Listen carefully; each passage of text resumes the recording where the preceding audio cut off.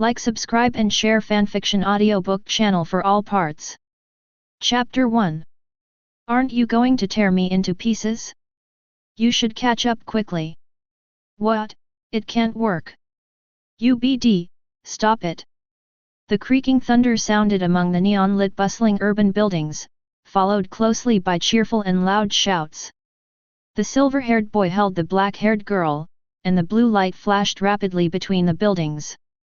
If you look closely, you can see that these lights are not real lights, but entangled thunder and lightning.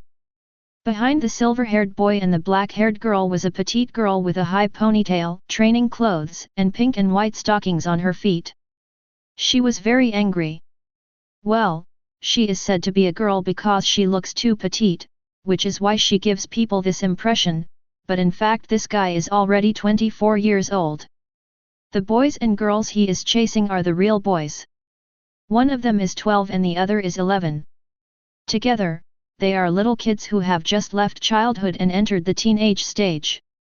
However, these two little kids were surrounded by thunder and lightning and were quickly shuttling on the roof of the building regardless of the huge gap. If we put it in the previous life, it would be impossible to do it. Yes, the boy is a time traveler. The world traveled through, which is now the world, is an anime in the past life called Hunter x Hunter. The boy was lucky enough to travel through time and become the second male lead, Killua Zoldyck. As for Killua, she is holding Killua's younger sister in this life, Killua Zoldyck. Chasing the two of them is Maki Kaumashini, a member of the world-famous Phantom Troupe. As for why Killua provoked this guy, it's a long story. To put it simply, Killua ran into this guy when he was on a mission, and there was a little conflict, and then this guy started chasing Killua. It's more of a pursuit than a debt collection, and Killua is trying to sneak this guy away. Otherwise, with Killua's speed, how could this guy keep up? The two of them are now maintaining a distance of 100 meters, and Maki behind him cannot catch up with Killua no matter how hard he tries. And this is the result of Killua keeping his hand. If Killua moved at full speed, this guy wouldn't even be able to see Killua's shadow, let alone hanging behind. Killua hanging on to Maki like this was just a sideshow after the mission. There is no way, the strong ones are so willful, and there are only a few people in this world who can catch up with Killua's lightning speed. As a time traveler, Killua is naturally not as ignorant as the original Killua, and he learned Nen early. Killua, the godly speed and lightning fire, and the godly speed thunderbolt Killua, were also developed. In addition, they also learned from Grandpa Zeno's Dragon Head drama series. The heads of the Zoldyck family are all set as conjurer, and Dad Nen has even developed other abilities. Grandpa Zeno's Dragon Head trick is very powerful, but the reason why Killua learned this ability is not because it is very powerful, but because this move is very cool. Flying in the sky, and sitting on the dragon's head, this ability is so cool. As for why Killua would spend effort to learn and developed by others, this is also due to Killua's golden finger. Yes, as a time traveler, Killua naturally has his own golden fingers. However, Killua's golden finger is a little weird. Killua didn't know if his golden finger was half disabled or if it was just like that. Killua's cheat sheet is a proficiency panel. Killua was a little surprised at first when he traveled to the world of Japanese comics and gained such a national-style ability. However, after being surprised, Killua quickly exclaimed, "It smells really good." With the existence of a proficiency panel, as long as Killua practices, he will definitely gain something, and he can clearly see his harvest. Although it doesn't look like much, it is actually very simple. Many people may not necessarily gain something if they practice hard, but Killua, who has this golden finger, will definitely gain something as long as he practices. Killua's cheat code is very simple: no matter how hard you work, you will gain something. Killua Zoldyck. Ability: Zoldyck Assassination Leave 5, 52010/10000000. Nen. Conjurer, Divine Speed Leave 5, 12300/10000000. Dragon Head Painting Leave 5, 4203/100000. Transmuter, Flower of Life Leave 5, 9860/100000. Gaia Energy Cannon Leave 5, 25600/100000. Enhancer, Body Refining Leave 5, 14500/100000. Life Ability Leave 5, 15203/100000. The Proficiency Panel records Killua's skills, which are divided into 3 categories. 1 is the assassination technique of the Zoldyck family. Killua practiced the assassination technique before learning Nen. After learning Nen, he focused on Nen. On development. Of course, the assassination skill training Killua has not fallen behind, but the training of Nen is more important. The second one is Nen. Killua's Nen started practicing when Killua was 9 years old, and it has only been practiced for 3 years now. In 3 years, Killua developed and cultivated Nen to level Leave 5. Nen's characteristics are destined by nature, and there are 6 types: Enhancer, Conjurer, Manipulator, Emitter, Transmuter, and the most special trait system. Only by practicing in line with its own characteristics can the Nen system be able to exert 100% of its power. But Killua is different. With the Proficiency Panel, Killua can practice all systems and exert 100% of the capabilities of these systems, even the characteristics. As long as Killua has been exposed to the Nen Chi of these systems, Killua's Proficiency Panel will allow Killua to remember the characteristics of this Chi and cultivate the Nen of this system. In the Zoldyck family, in addition to the Nen of the trait system, there are Nen of the other 5 systems. Therefore, Killua can now practice Nen of the other 5 systems in addition to the trait system, and exert its power 100%. In the past few years, Killua has developed 3 Nen systems. Needless to say, Conjurer's Speed and Dragon-Headed Play are 2 of them. There's not much to say about Enhancer, it just simply strengthens one's body and increases attack and defense power. The Nen Chi cultivated by Enhancer can strengthen the body. Many Nen people, even if they are not enhancers, will come into contact with and practice it, but they just cannot exert the maximum power like their own system. Killua's training enhancer is specifically used to strengthen his body. It enhances the power of his fists and feet. It is a basic strengthening ability. As for the remaining transmuter, it was specially trained by Killua.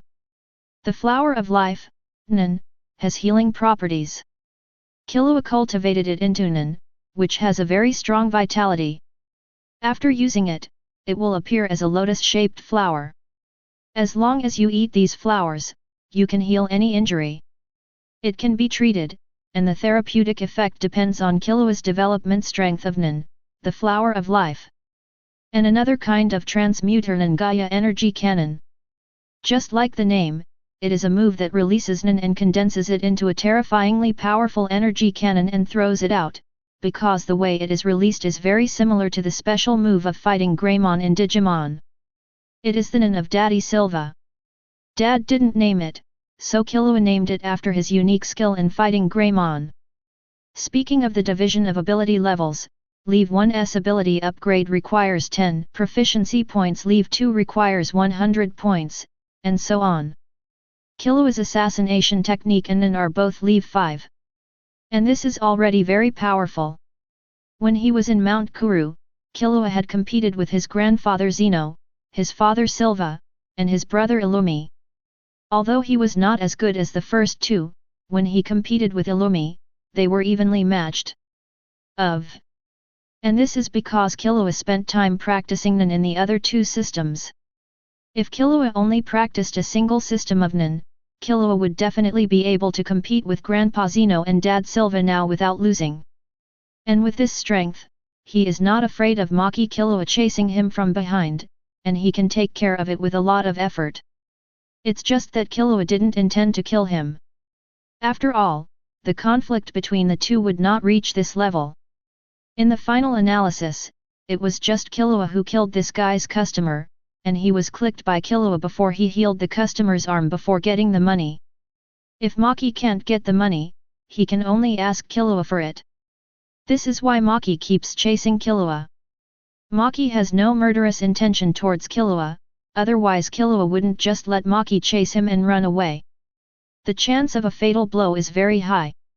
As for life ability, this ability includes Killua's various life skills and is the result of Killua's leisure time over the years. Brother, I'm sleepy.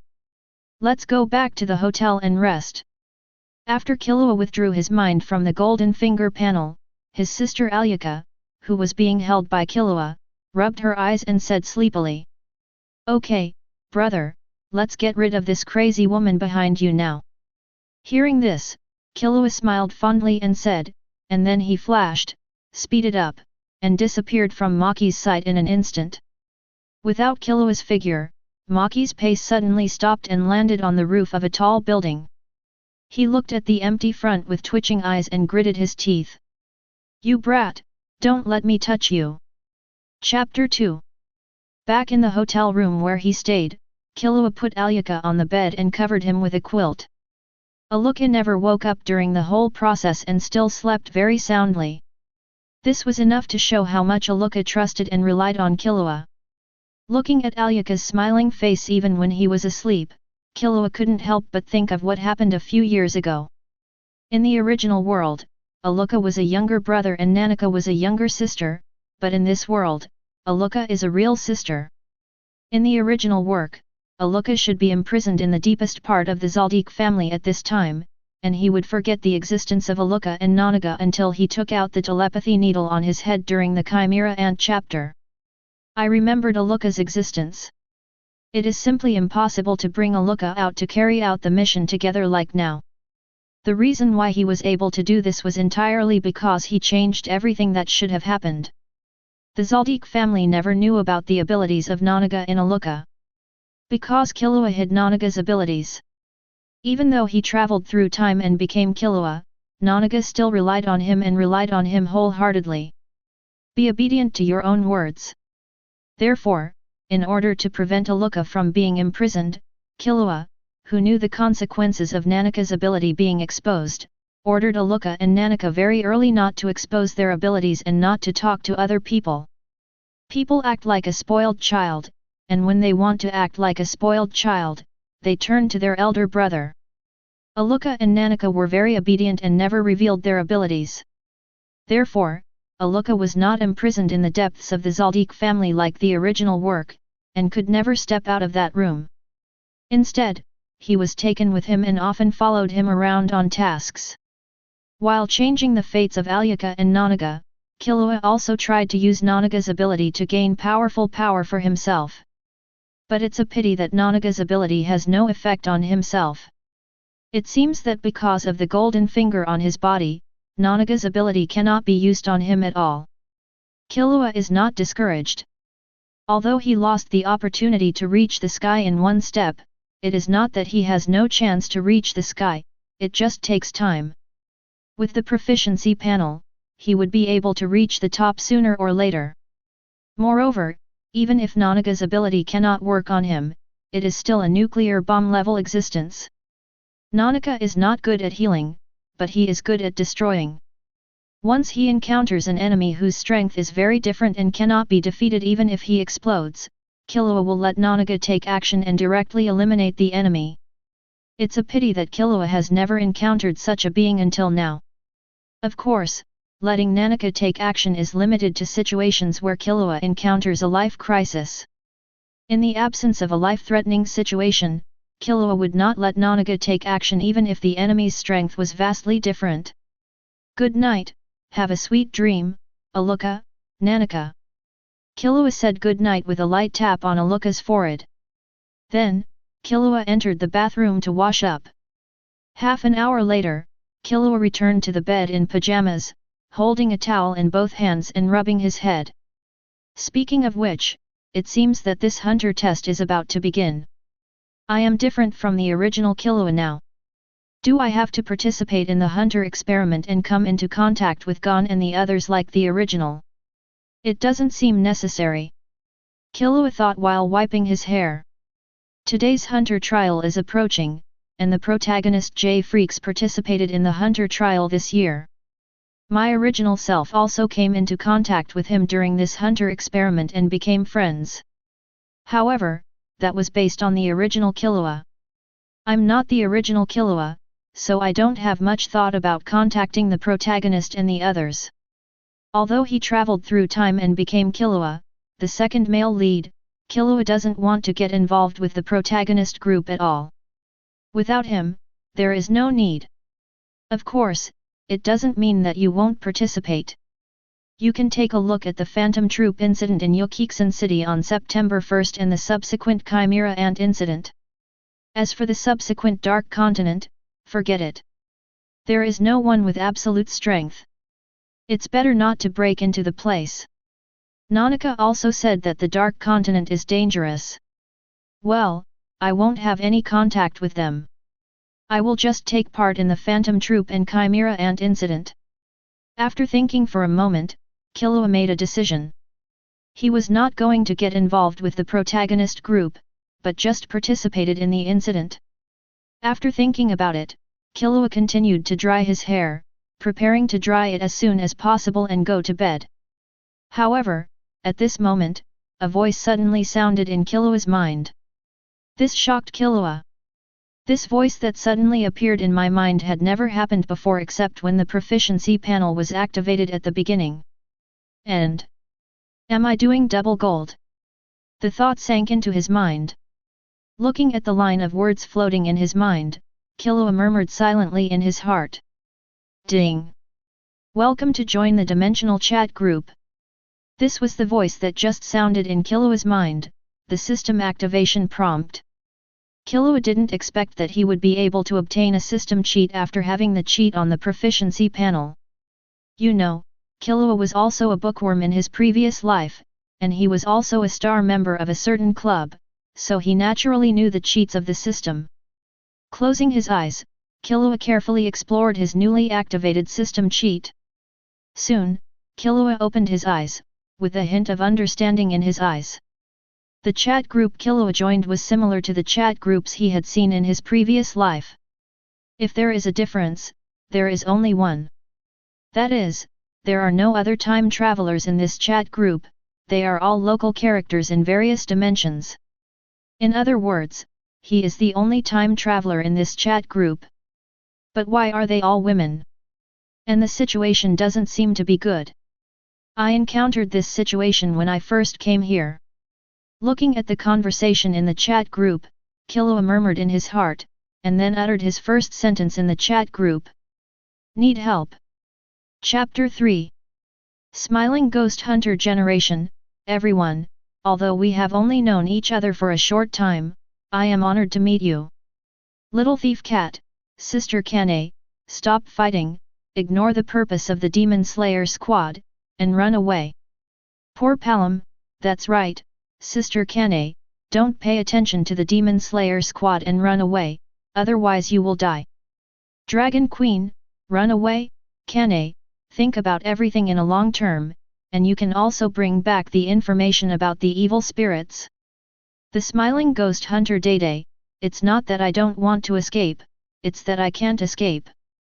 The difference in strength is too big, and I have no chance at all. Little Thief Cat, damn it, it's so hard to make friends, why do you want me to lose them? Ding! The young master of the assassination family has joined the chat group. Ding! It is detected that the number of people in the chat group has reached 5, and the new function is activated. Ding! The mission function has been activated.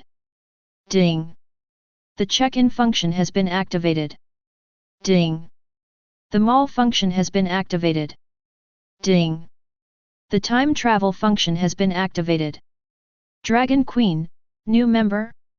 Little Thief Cat, new feature. Poor Param, mission. Sign in. Mall. Ding! The Ghost Hunter generation who detects the smile of a group member is in danger and now releases a mission. The young master of the assassination family, yes, mission. There is a mission in the mission function now. Do you need help? At Smiling Ghost Hunter generation. The young master of the assassination family, this mission seems to be to save you. As long as I accept it, I can go directly to your world to help you. Little thief cat, the new member adapts so quickly. Poor Param, mission? A mission to save Kanae's sister? You can go to Kanae's world. Me, Kanae is so strong that your life is in danger. If I go, I will only be a hindrance. I'm sorry, Kanae. The smiling ghost hunter, it's okay, Lily, don't come over, it will only ruin your name. Smile.jpg. Dragon Queen, I took a look at the mission function. It is indeed to rescue Kanae. As long as you accept this mission, you can go to Kanae's world to help Kanae. Dragon Queen, I will take over the mission right away. The young master of the assassination family, I have already accepted it. It seems that I can only take on this mission by myself. Sorry, leave this first mission to me. Task name, Withered Butterfly. Mission introduction, Kanae, the flower butterfly in the world of Demon Slayer, Kimetsu no Yaiba, has encountered an unprecedented crisis and is on the verge of death. Please go to the rescue in time. Task reward, 500 points. Dragon Queen, are you strong enough? Little thief cat, newcomer, please save sister Kanae. Poor Palam, me too, Lily is here to please you, Mr. Newcomer. 400 years ago in the fairy tale world, in the kingdom of Dragonov, Irene Dragonov, who had just used additional magic to become a dragon slayer, had not yet inherited the name of Berzarian, so let's use kingdom as our surname. When he saw the taskbar sent by Killua, he frowned immediately. If Killua had the ability to save Kanae, she wouldn't mind being robbed of the mission, but she was worried that Killua wouldn't be able to save Kanae, which would be miserable for Kanae, and the newcomer might also be trapped. Immediately, Eileen sighed slightly. To be honest, her own strength is not very strong. She has just become a dragon slayer and is not very strong. This time the mission function suddenly appeared. After understanding it, she wanted to take over the mission and help Kanae escape from the evil ghost. She didn't know if she could really help, but she couldn't just watch her new friend die. If Killua really has the ability to save Kanae, she will be very grateful. It would be fine if Berzarian could also come along. Unfortunately, the world-traveling ability derived from this mission function can only teleport herself there. Otherwise, if she takes Berzarian there, she can kill even the so-called Ghost King of that world. The young master of the assassination family, okay. Seeing the requests from several friends in the chat group, Killua smiled slightly and agreed. As a time traveler, Killua definitely knows the situation of the chat group better than several natives from other worlds in the group. The task function is the task posted by the chat group. You can get various rewards by completing the task. The points rewarded by this mission can be used to purchase various items in the chat group mall. However, Killua still doesn't understand what this mall is about. Because there is nothing in the mall, it is empty. However, it doesn't matter. Since it is a system function of the chat group, it is definitely not rubbish and will definitely be of great use. And beyond that is the sign-in system. The sign-in system allows members of the chat group to sign in once a day. What you get by signing in are the points of the chat group, ranging from 1 to 100. It depends on your luck. If you are lucky, you may get into your soul and get 100 points directly. If you have a bad tone, you may get 100 points. Give you a guarantee, which is a few points. Killua has just used the check-in, and with good luck, he got 30 points. In addition, several people in the chat group Killua felt a little unsure. Little thief cat, this guy might be Nami from the One Piece world. As for poor Palam, in Killua's memory, the words Palam seem to be the name of the small human race in the Dikuo world, and the famous and specially marked poor Palam in the Dikuo world seems to be Lily Luca er. Damn it, because this guy was really pitiful before he met the protagonist Belle. As for the Dragon Queen, Killua is not sure, because there are many people called Dragon Queen in Killua's memory. The one I am more familiar with in my memory is Irene Bears-Arian, the mother of dragon slayers in the fairy tale world. As for the last smiling ghost hunter, Killua didn't even have to guess, as everyone else in the group had already called him out. Kane, Butterfly Kane, the style of the Demon Slayer squad in Demon Slayer, Kimetsu no Yaiba. The smiling first-generation Butterfly Kane, the second-generation Butterfly Ninja is the one who lives her life as her sister. The current situation should be the battle between Butterfly Kane and Shanxue Erduma. Except for the battle with Tong Mo, Butterfly Kane has never encountered any life or death crisis as a flower pillar. Shaking his head slightly and not continuing to study the chat group, Killua prepared to use the mission's world travel function to go to the world of Demon Slayer, Kimetsu no Yaiba. However, at this moment, Killua suddenly saw that Butterfly Kane's message appeared in the chat group panel. The smiling ghost hunter, Mr. Newcomer, although I also want to live, I don't want to harm you. If you are not strong, please do not come to my side. Seeing this news, Killua was slightly startled, then smiled gently. The young master of the assassination family, quite gentle, worthy of Kane, the style butterfly. The young master of the assassination family, however, with my strength, it is more than enough to deal with a child. Time Travel. Chapter 4. In the world of Demon Slayer, Kimetsu no Yaiba, in a small town at night, the whole town is in darkness, without any lights. People in the whole town are in their own rooms, trembling and afraid to step out of the door. Why does this happen? This is all because of the violent sounds of destruction that continue to come from outside. At first, when the sound of destruction sounded, some people walked out of the house and went outside to look for the cause, but soon the screams started one after another. Moreover, after the screams were heard, the violent destruction still did not stop but intensified, and from time to time, a chilling and frightening sound was heard. This made the remaining people so frightened that they didn't dare to take another step out of the room. They hid in the house and shivered. Even some well-informed people have guessed what happened in their small town. While these people were hiding in the house, on the street, Butterfly Kane was struggling to cope with the freezing vampire technique that was constantly attacking her. The one who attacked Butterfly Kane was none other than Usage Erduma from the 12 Demon Moon. Tong Mo didn't use all his strength at this time, he looked like he was joking. But even so, Butterfly Kane was already exhausted. At this time, Butterfly Kane had been seriously injured, and there was bright red blood at the corner of her mouth. What hurt Butterfly Kane was not Tong Mo's frontal attack, but the ice shards flying in the sky. Breathing is a style that relies on breathing. Every battle requires inhaling a large amount of air and absorbing the oxygen in the air to make the internal organs and body functions greatly improve. Tong Mo's frozen vampire technique is the nemesis of most breathing techniques. Even if the frozen vampire technique used by Tong Mo did not hit Butterfly Kane, the ice shards scattered by it were enough to cause Butterfly Kane a huge trouble.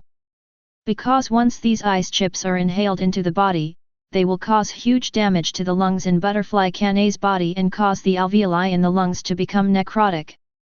Butterfly Kane had already breathed a lot of ice shavings at this time, which caused considerable trauma to her lungs.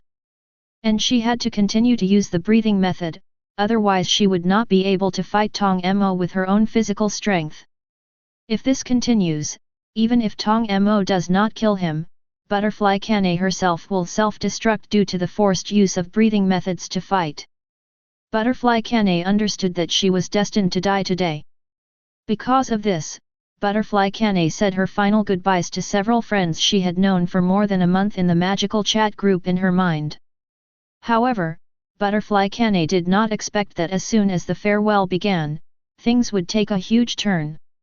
New people actually joined the chat group, and several new features were activated as a result. Even one of the functions is related to himself, and the task function actually issued a task to rescue himself. This surprised Butterfly Kane very much. However, after being surprised, Butterfly Kane accepted her fate again. Because as far as she knew, none of the friends in the chat group were as good as her. Even Irene's strength is about the same as hers. As for Nami and Lily, they are just three-legged cats. In this case, don't talk about saving yourself. If you come to him, you will only lose your life in vain. So she didn't want anyone to take over the mission and come to save her. However, before she could remind her, the new member took over the task. This surprised her and she quickly spoke to persuade him. However, after seeing the newcomer's vows, Butterfly Kane felt a desire for life in her heart. If possible, she wouldn't want to die. She still has two younger sisters waiting for her to return. You are so distracted when fighting with me, little girl, you are so interesting. Butterfly Kane deserted during the battle, and she deserted frequently. Tong Mo naturally saw this, but Tong Mo was not angry, he didn't have such emotions, he just found Butterfly Kane's situation interesting. Facing Tong Mo, the Butterfly Kane on the opposite side will naturally not respond. She will just try her best to defend against Tong Mo's attack, and use the flower breath move to blow the surrounding ice shards as far away as possible to avoid being sucked into it. Too many ice chips. Seeing Butterfly Kane like this, Tong Mo became even more interested. He waved the golden iron fan in his hand again, scattering a large number of lotus-shaped ice crystals, and then waved hard, sweeping these ice crystals towards Butterfly Kane. He liked this situation very much.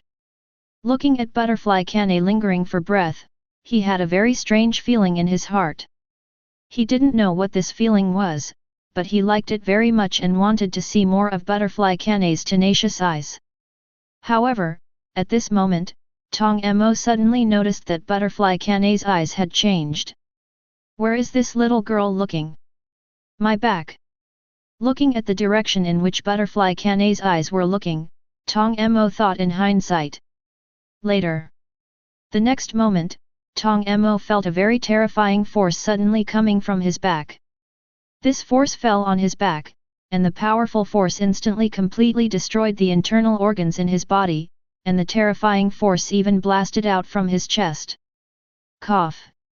Following a sound, Tong Mo knelt down involuntarily, and blood continued to cough out from his mouth. In the blink of an eye, he had already coughed up a large pool of blood. Ah, am I injured? Tong Mo thought in surprise as he looked at the blood on the ground. He could feel that the organs in his body were completely shattered.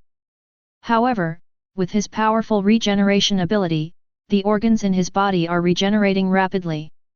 Raising his head, Tong Mo looked at Butterfly Kane. Looking at the boy next to Butterfly Kane, Tong Mo's face showed surprise. You were the one who hurt me just now. However, it is impossible to cause useful damage to me without using the Nichiren sword.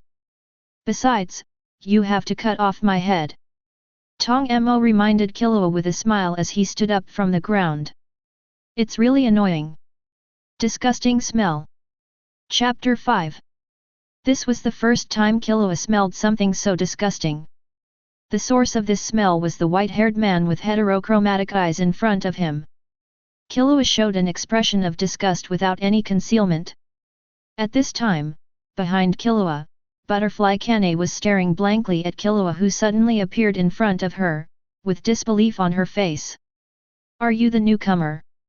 Butterfly Kane didn't expect that the new member who joined the chat group was actually a teenager.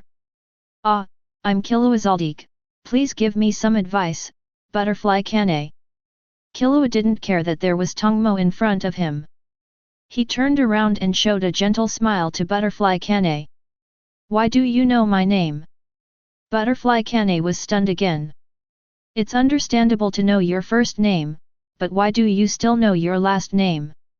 However, Butterfly Kane reacted the next moment. It seems that my name has been displayed in the mission. This immediately made Butterfly Kane a little embarrassed. The new function has just appeared and she is not used to it yet. Killua also knew what Butterfly Kane was thinking at this time from the change in Butterfly Kane's expression. Killua just smiled lightly and said nothing. After glancing at Butterfly Kane, Killua stretched out his hand and a ray of emerald green light shot out from Killua's hand and penetrated into Butterfly Kane's body. Then he turned around and looked at Tong Mo. Butterfly Kane was stunned and was about to speak. But the next moment, Butterfly Kane's expression changed. Because she discovered that her injuries were actually recovering quickly. In just 2 seconds, most of his injuries had recovered. This. Butterfly Kane looked at Killua's back in shock. He knew the extent of his injuries.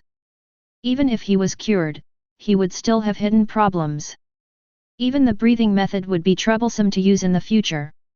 However, Killua shot a ray of light into his body with a wave of his hand, and his body quickly recovered.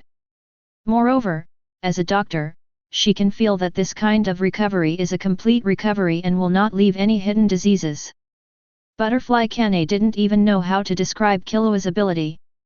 She just felt that Killua was very mysterious. At this time, Killua once again set his sights on Tong Mo. This guy Tong Mo is quite interesting. Killua and Butterfly Kane have been interacting for so long, but this guy didn't do anything, he just looked at Killua and Butterfly Kane with a smile. Why don't you take action? Killua asked calmly with the corner of his mouth raised slightly. I don't dare to do anything casually. The extremely terrifying sense of crisis coming from you is no joke. Holding the iron fan in front of him, Tong Mo replied with a smile. Although he kindly reminded Killua how to kill him before, that was just his character. He never underestimated Killua. After Killua destroyed his own internal organs with one blow, Tong Mo understood that Killua was also a very strong person. He felt a strong sense of crisis from Killua's body.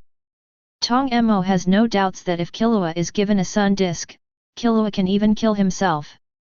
Killua didn't react yet, but Butterfly Kane did. She was very surprised after hearing Tong Mo's words.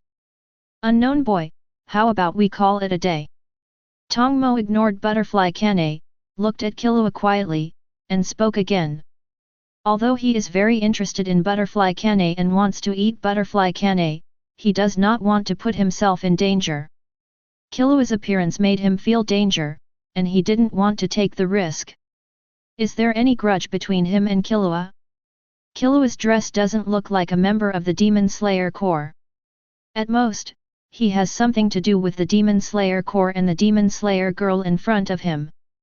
Killua was also a little surprised when he heard Tong Mo's words. Killua didn't expect that Tong Mo would make such a choice.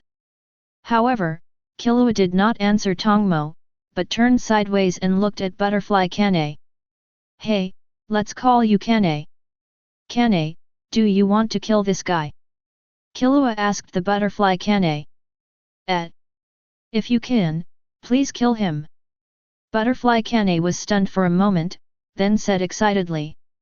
As a ghost hunter of the Demon Slayer squad, and also a pillar, even though Butterfly Kane sympathizes with evil spirits, she has never shown mercy to them.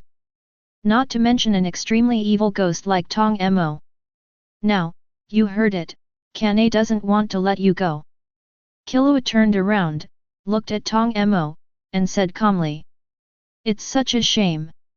In this case, then I can only kill you as an enemy. Tong Mo smiled with a look of regret.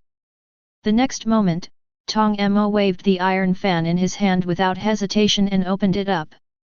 Along with the cold air, a huge ice bodhisattva with clasped hands appeared behind Tong Mo. Tong Mo pointed forward, and Bing Bo Sako opened his mouth. The cold air emerged and turned into ice crystals and swept towards the two of them. Not only that, the two giant hands of Ice Bodhisattva also turned into hand knives and slashed towards the two of them. Vampire Art, Fog Ice, Water Lily Bodhisattva.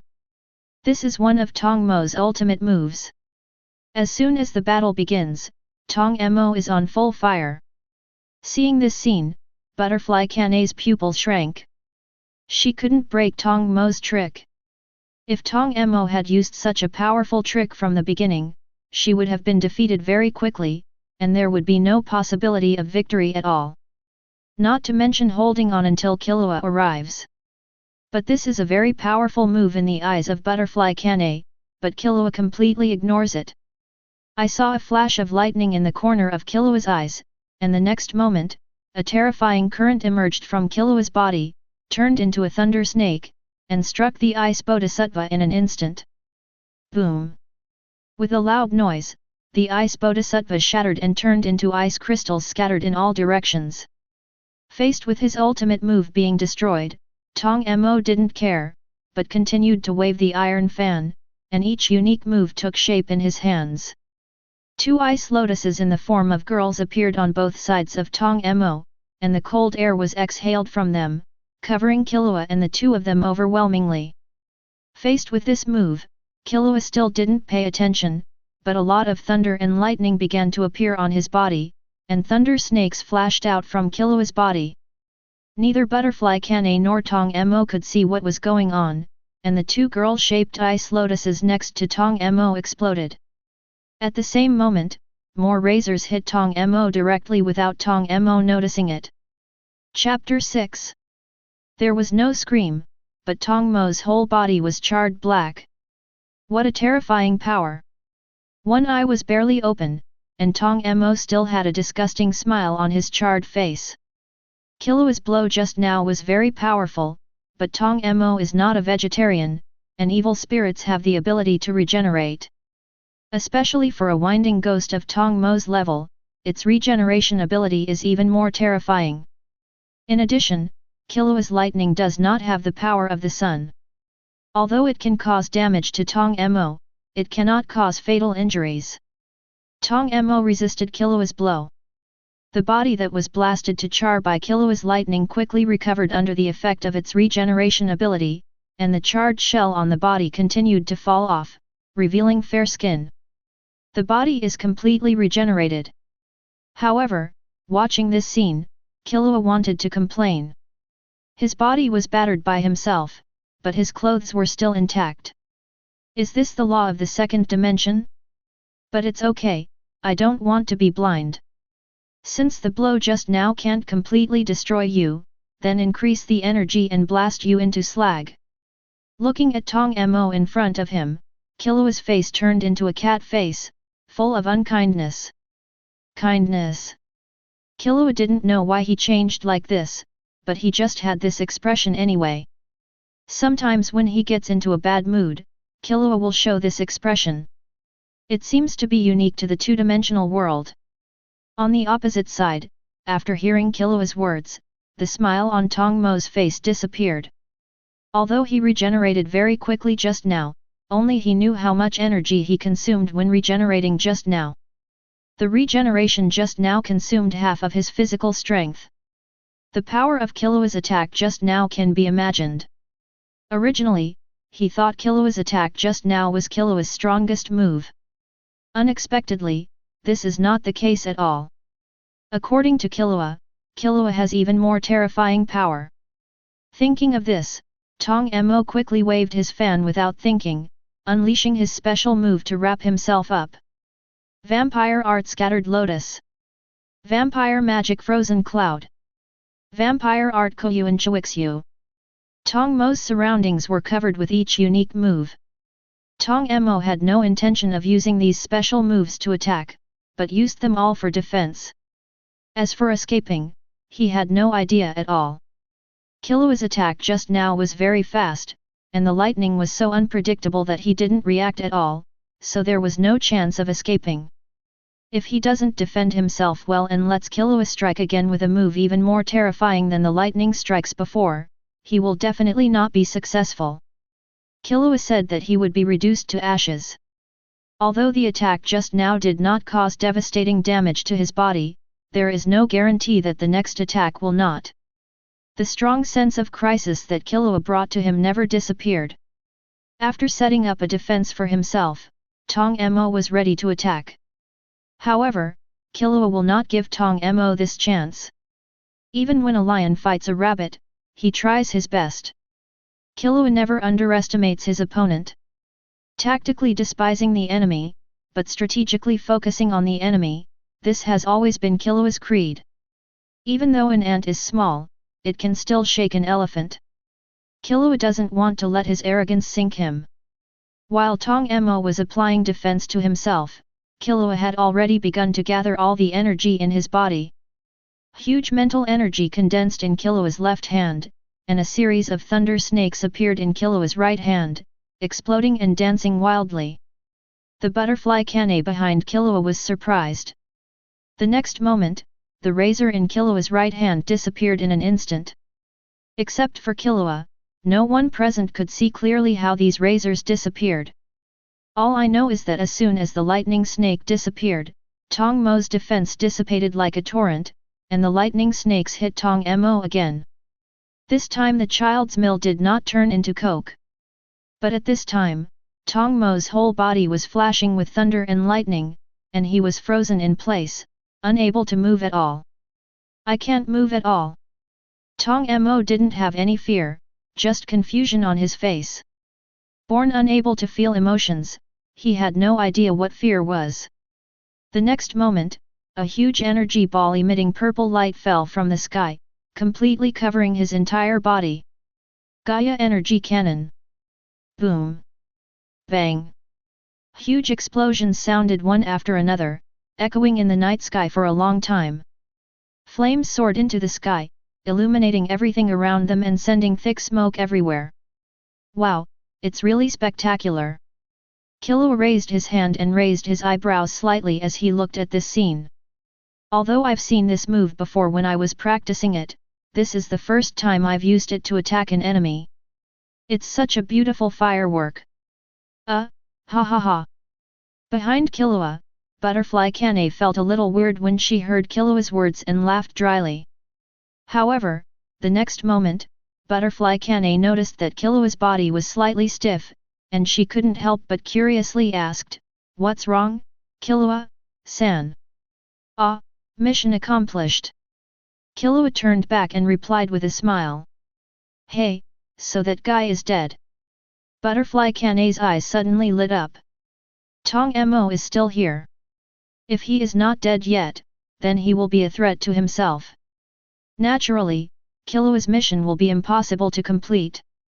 But now Killua says the mission is completed, so naturally it's because Tong Mo is dead and no longer poses a threat to him. Ah, it's done. Killua nodded and confirmed. Phew, thank you so much, Killua-san. After receiving Killua's affirmation, Butterfly Kane breathed a heavy sigh of relief, and then thanked her. It's okay. Since we are already friends in the group, we can also be considered friends in the future. When a friend is in trouble, it is natural to help. Killua smiled and waved his hand. Yeah, yes, then we are friends now, Killua-san. Butterfly Kane did not refute, and said with a smile. I already call you Kane, you can just call me by my name from now on. Killua nodded slightly and said immediately. Okay, Killua. Butterfly Kane's eyes lit up and she nodded quickly. Then, Butterfly Kane sent an invitation to Killua.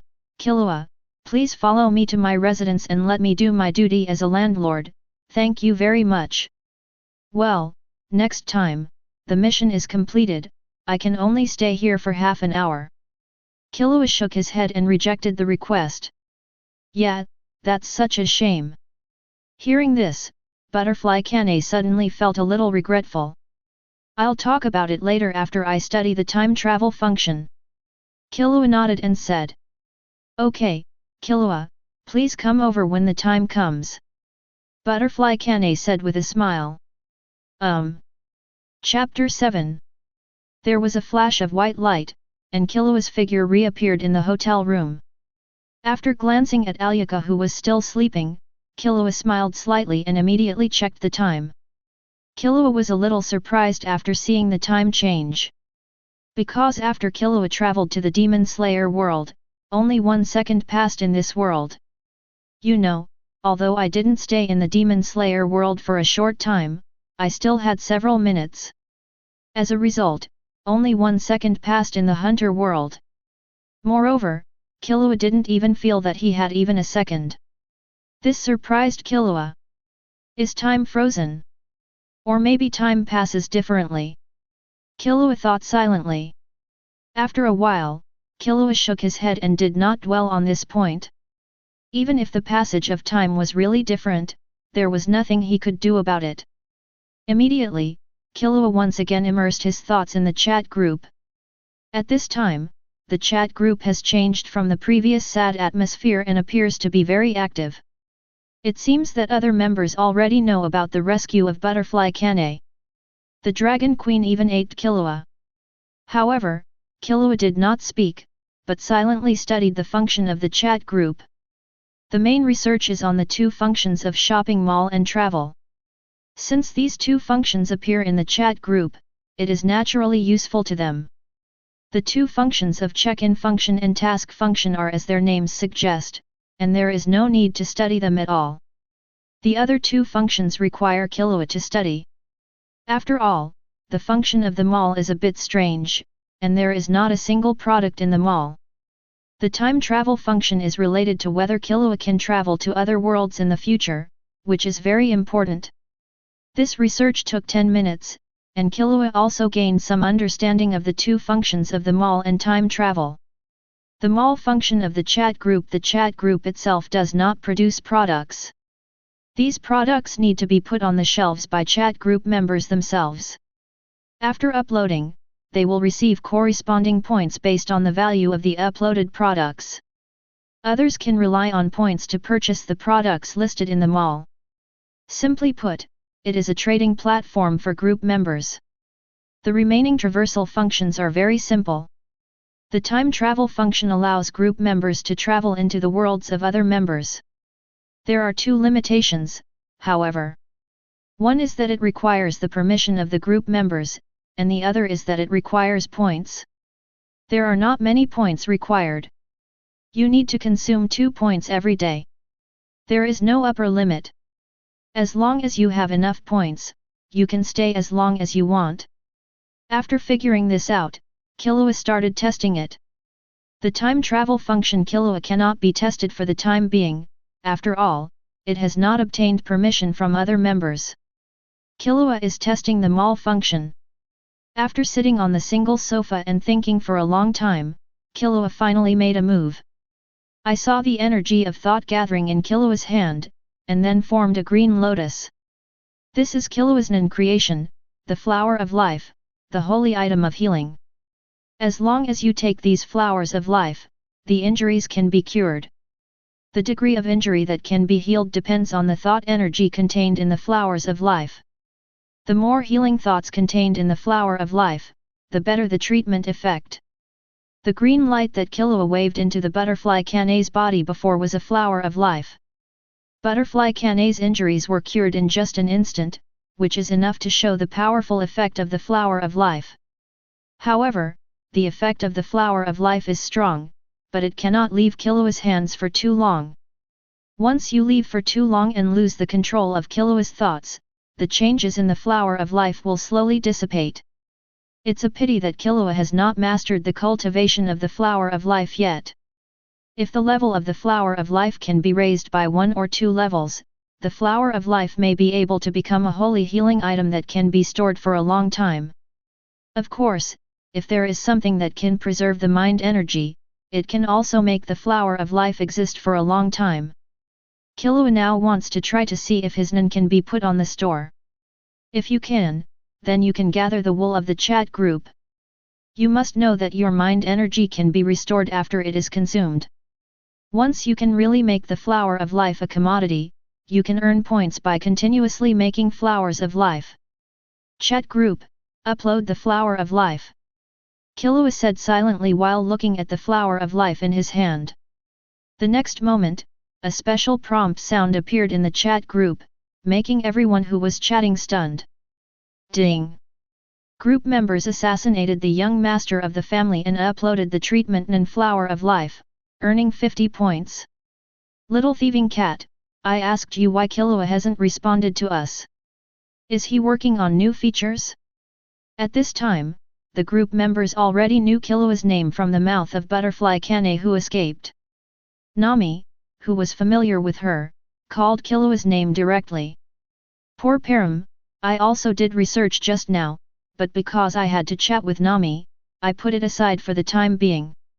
It seems that the newcomer Mr. Killua has already studied the new function of the mall. Lily, who was in a different world, covered in dirt and with scars on her face, looked at the chat group prompts with excitement on her face. She had also studied it just now, and roughly understood some of the new features of the chat group, and knew that the mall was a trading platform. Although she didn't understand it clearly yet, her intuition told her that this mall function could allow her to change her destiny. That's why Lily is so excited now after seeing Killua's actions. Dragon Queen, Mr. Killua, you seem to have adapted to the chat group quickly. You are really special.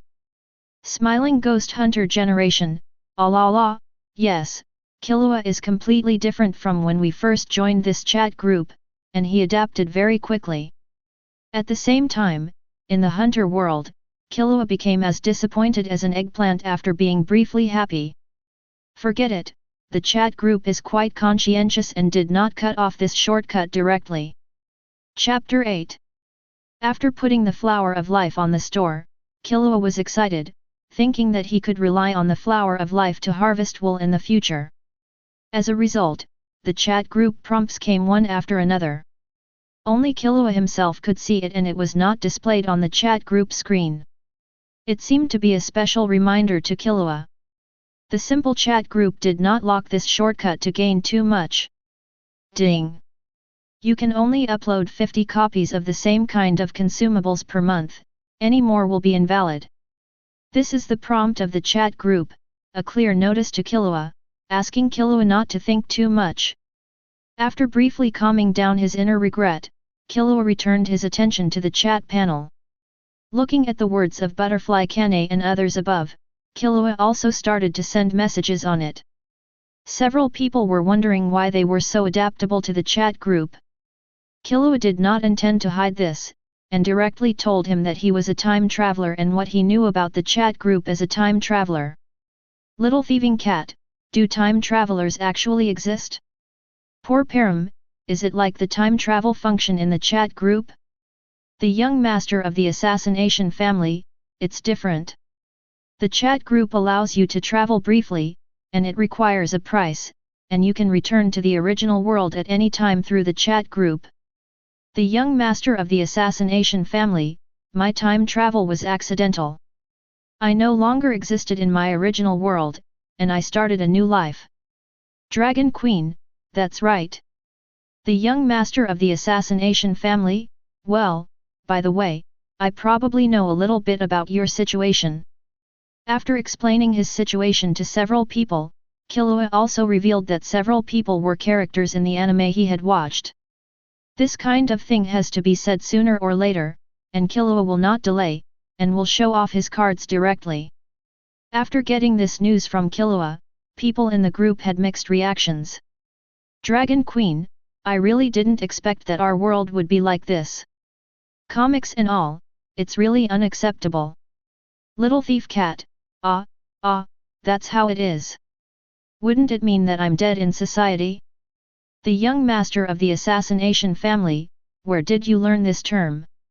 Little thief cat, well, I don't know. After reading the message you sent, this word automatically appeared in my mind. The young master of the assassination family.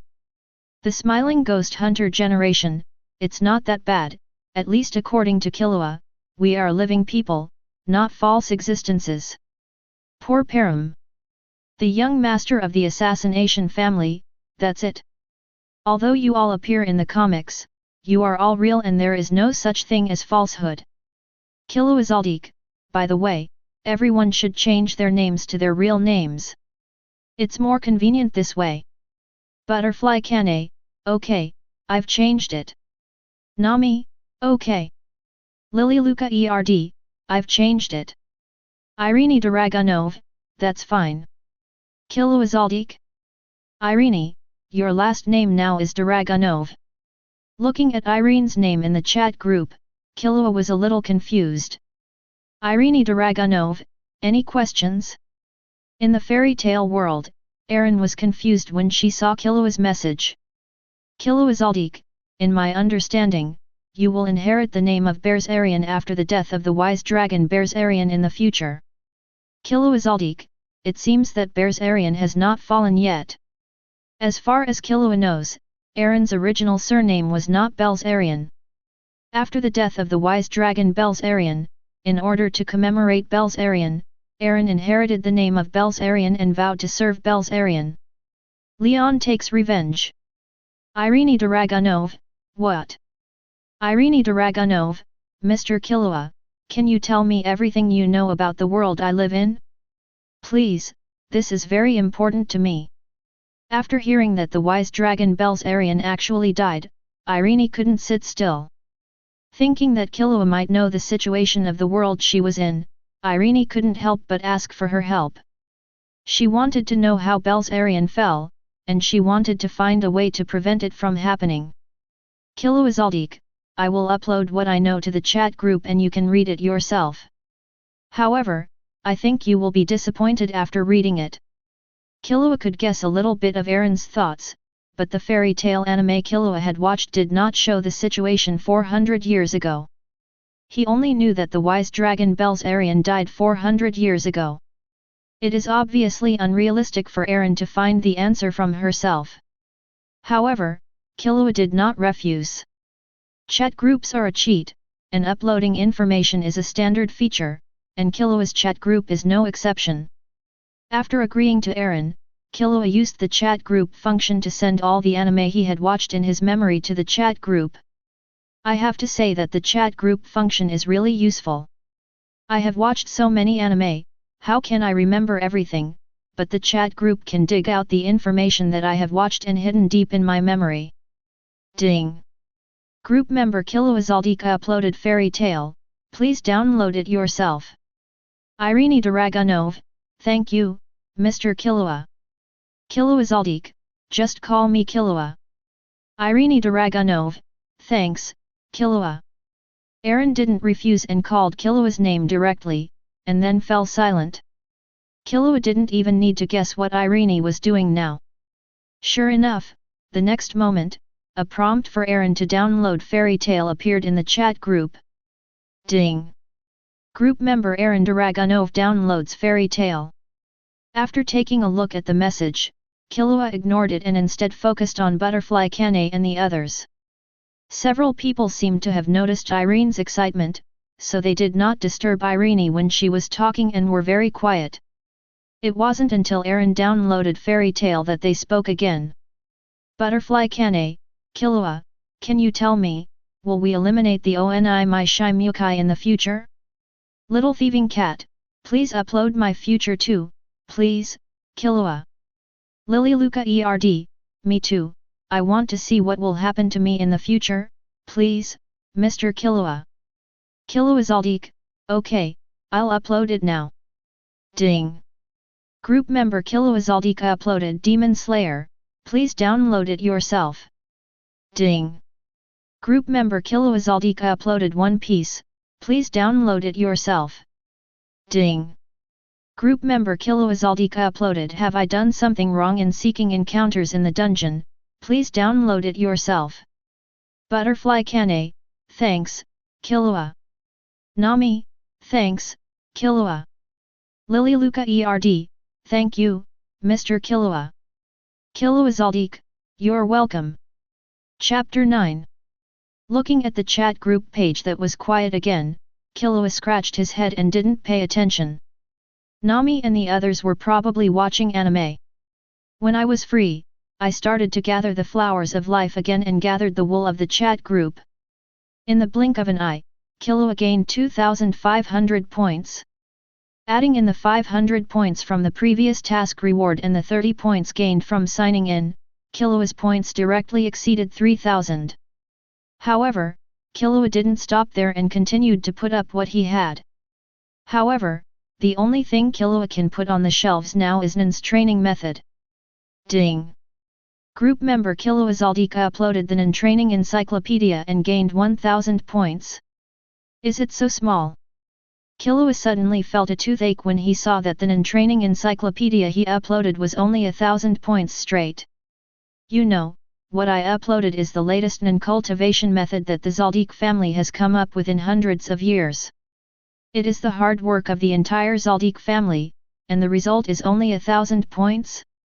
Killua thought it was at least 5,000 points. This gap makes Killua slightly disappointed and helpless. However, Killua quickly corrected his mentality and was not affected by this. Forget it, I don't know how to spend these points anyway. Looking at the more than 50 flowers of life he had listed in the mall, Killua was slightly speechless. The mall is a trading platform, and the items in it are listed by group members. Among the current group members, the only one who might be able to post something useful to her is Irene. After all, Irene is the queen of the kingdom of Dragonov, and she is accompanied by a titled giant dragon named Xianlong. She should have some good things in her hands. It would be great if Irene had the magic crystal of the Brontosaurus in her hand. His main ability is electricity, but when the electricity is used up, it needs to be replenished. If I can get a Thunder Dragon magic crystal, then I can completely replace mine and turn the electricity into thunder and lightning, and be self-sufficient. The destructive power of lightning is much more powerful than electricity. In addition, the thunder fruit in Nami's world is also a good choice.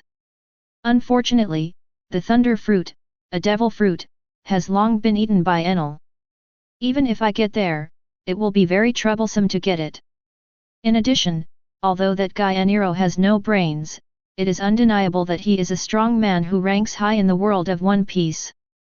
My current strength may not necessarily be able to defeat him. So my best choice is Fairy Tail's Thunder Dragon Magic Crystal. Let's wait until Aaron has finished watching Fairy Tail before talking to her. Detaching his thoughts from the chat group, Killua looked at his first golden finger. Seeing this, Killua was stunned. What is this end sign? Would you like some more? Also, why is there an extra line of numbers, points? Killua couldn't help but murmured as he looked at the changes on the proficiency panel. Killua Zoldyck. Ability. Zoldyck Assassination Leave 5, 52010/100000, plus. Nan. Conjurer, Divine Speed Leave 5, 12300/100000, plus Dragon Head Painting Leave 5, 4203/100000, plus. Transmuter, Flower of Life Leave 5, 9860/100000, plus Gaia Energy Cannon Leave 5, 25600/100000, plus. Enhancer, Body Refining Leave 5, 14500/100000, plus. Life Ability Leave 5, 15203/100000, plus. Points, 4030. I saw that several of Killua's skills now have a plus sign behind them. In addition, there is an additional column at the bottom. This number of points? No way. Looking at this familiar number, Killua's eyes twitched slightly and he murmured in his heart. Killua had just seen this number from another cheat, but it also appeared in the proficiency panel. Chat group, what's going on? Killua directly immersed his mind into the chat group and asked directly in his heart. Dear group members, this chat group is connected to the panel in the group member's body, and group points can be used on the panel. The chat group did not play charades and gave an explanation directly. Killua looked surprised when he heard the answer from the chat group. It was exactly what I thought, the chat group was actually linked to my cheat proficiency panel. Thinking of this, Killua's thoughts shifted again and came to the proficiency panel. Looking at several skills in the proficiency panel and the extra plus signs after the skills, Killua was silent for a moment, and then with a thought, he started testing. Killua added 100 points to the Zoldyck Assassination skill. The next moment, the proficiency panel changed. The original proficiency level of 52,000 directly became 53,000. In other words, the ratio is 1 to 10. Looking at this change, Killua came to a conclusion. Chat group points can be converted into proficiency, and 1 point can be converted into 10 proficiency points. As soon as he finished speaking, Killua felt something change happen to him. My understanding of the Zoldyck family's assassination skills has deepened, and my body's instincts have become stronger. There is no problem. As the proficiency level on the proficiency panel increases, I will also change and my various abilities will become stronger. It's just like the improvements I made during my previous training. 1000 proficiency levels are worth my 10 days of training. The Zoldyck family's assassination skills cannot be practiced 24 hours a day. Practicing for too long will cause damage to the body. Killua can only practice intensely for 5 hours a day. In other words, Killua can gain about 100 points of proficiency by practicing every day. It seems that I have found a way to use points for the time being. Dark blue, add more. This time, Killua added Nen instead of assassination. Killua added nearly 3000 points to the speed, and the remaining 1000 points were kept by Killua for emergencies. In an instant, Killua felt a huge surge of thought energy emerge in his body. Killua's rapid development also became more powerful, whether it was lightning, or lightning. Killua could feel that his strength should have improved by about 1 level. The feeling of increased strength made Killua feel extremely excited. The feeling of increased strength is really good. Killua closed his eyes and felt the changes in his body. Killua thought silently. Chapter 10. Killua's Nen's strength will increase 2 or 3 times with each level. The proficiencies in the proficiency panel are all real. Once the proficiency is improved, Killua's strength will increase, and there will be no need to upgrade his strength to become stronger. Moreover, as the level of ability increases, it becomes more difficult to improve proficiency.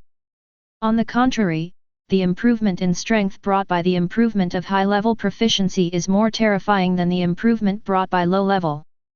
Killua's current Nen is Level 5, and the proficiency of Level 5 level has suddenly increased by 20,000. This can obviously improve Killua's strength. Killua's current level of strength, only Killua himself knows how strong this improvement is. If you can't understand it, you can explain it like this. Before, Killua could only draw with his old brother Yamai, but now Killua will definitely have the advantage when fighting with Yamai. There is a high probability that it will be 37, Killua 7, Ilmi 3. After trying out the benefits of points, Killua looked at the points in the chat group and his eyes began to shine. 1000 points is enough to cover 3 months of training. How could Killua miss such a good way to improve his strength? Killua, who was originally not interested in points because there was nothing in the mall, became interested in points. Next, Killua started thinking about how to get points from the mall. This research lasted a whole night, and it wasn't until Killua woke up that Killua stopped researching.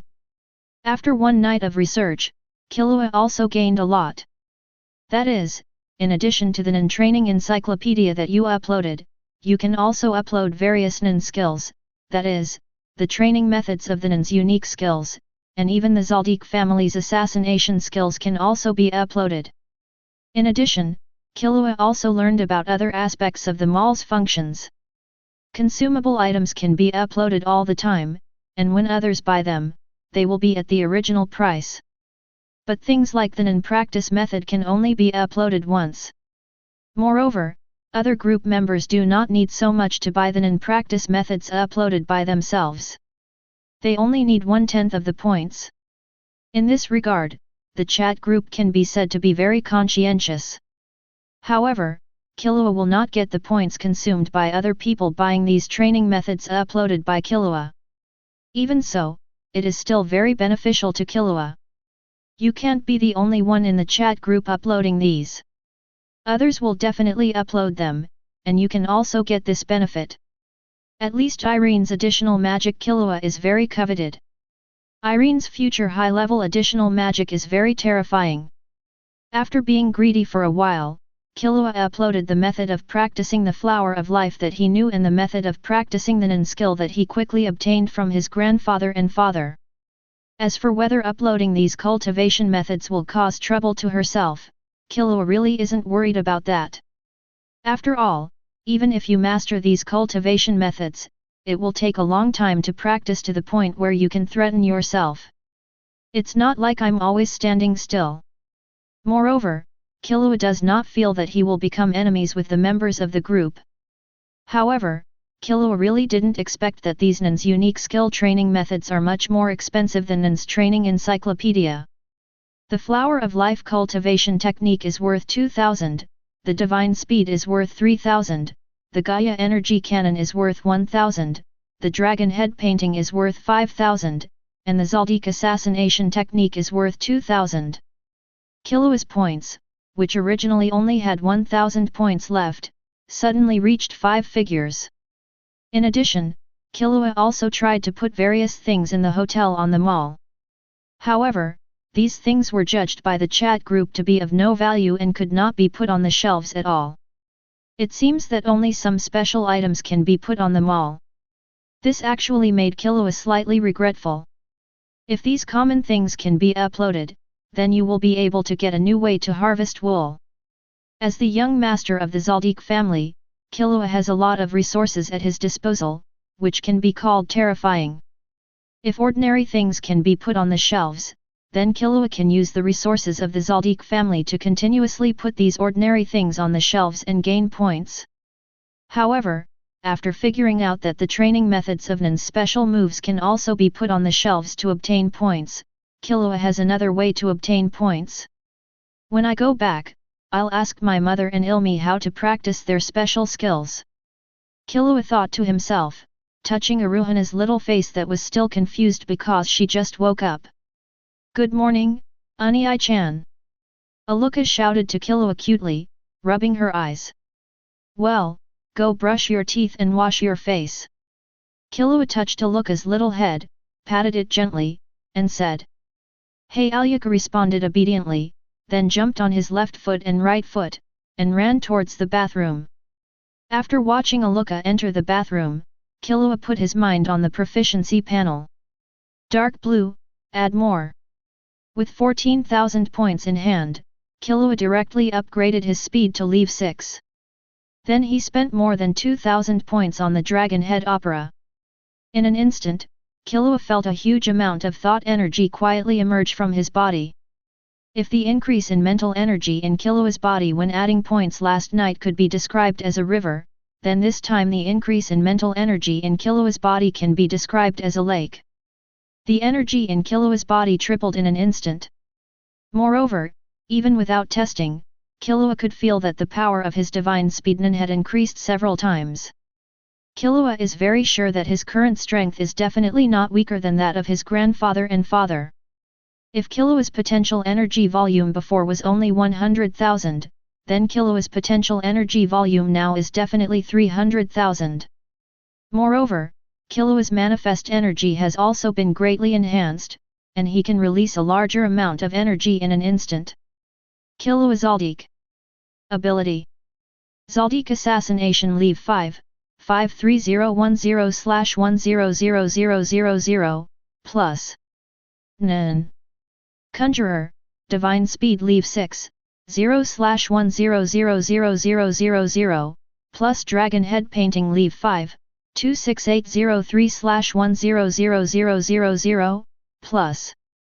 Transmuter, Flower of Life Leave 5, 9860/100000, plus Gaia Energy Cannon Leave 5, 25600/100000, plus. Enhancer, Body Refining Leave 5, 14500/100000, plus. Life Ability Leave 5, 15203/100000, plus. Points, 6,000. After sitting cross-legged on the bed for several minutes, Killua finally sorted out his soaring strength.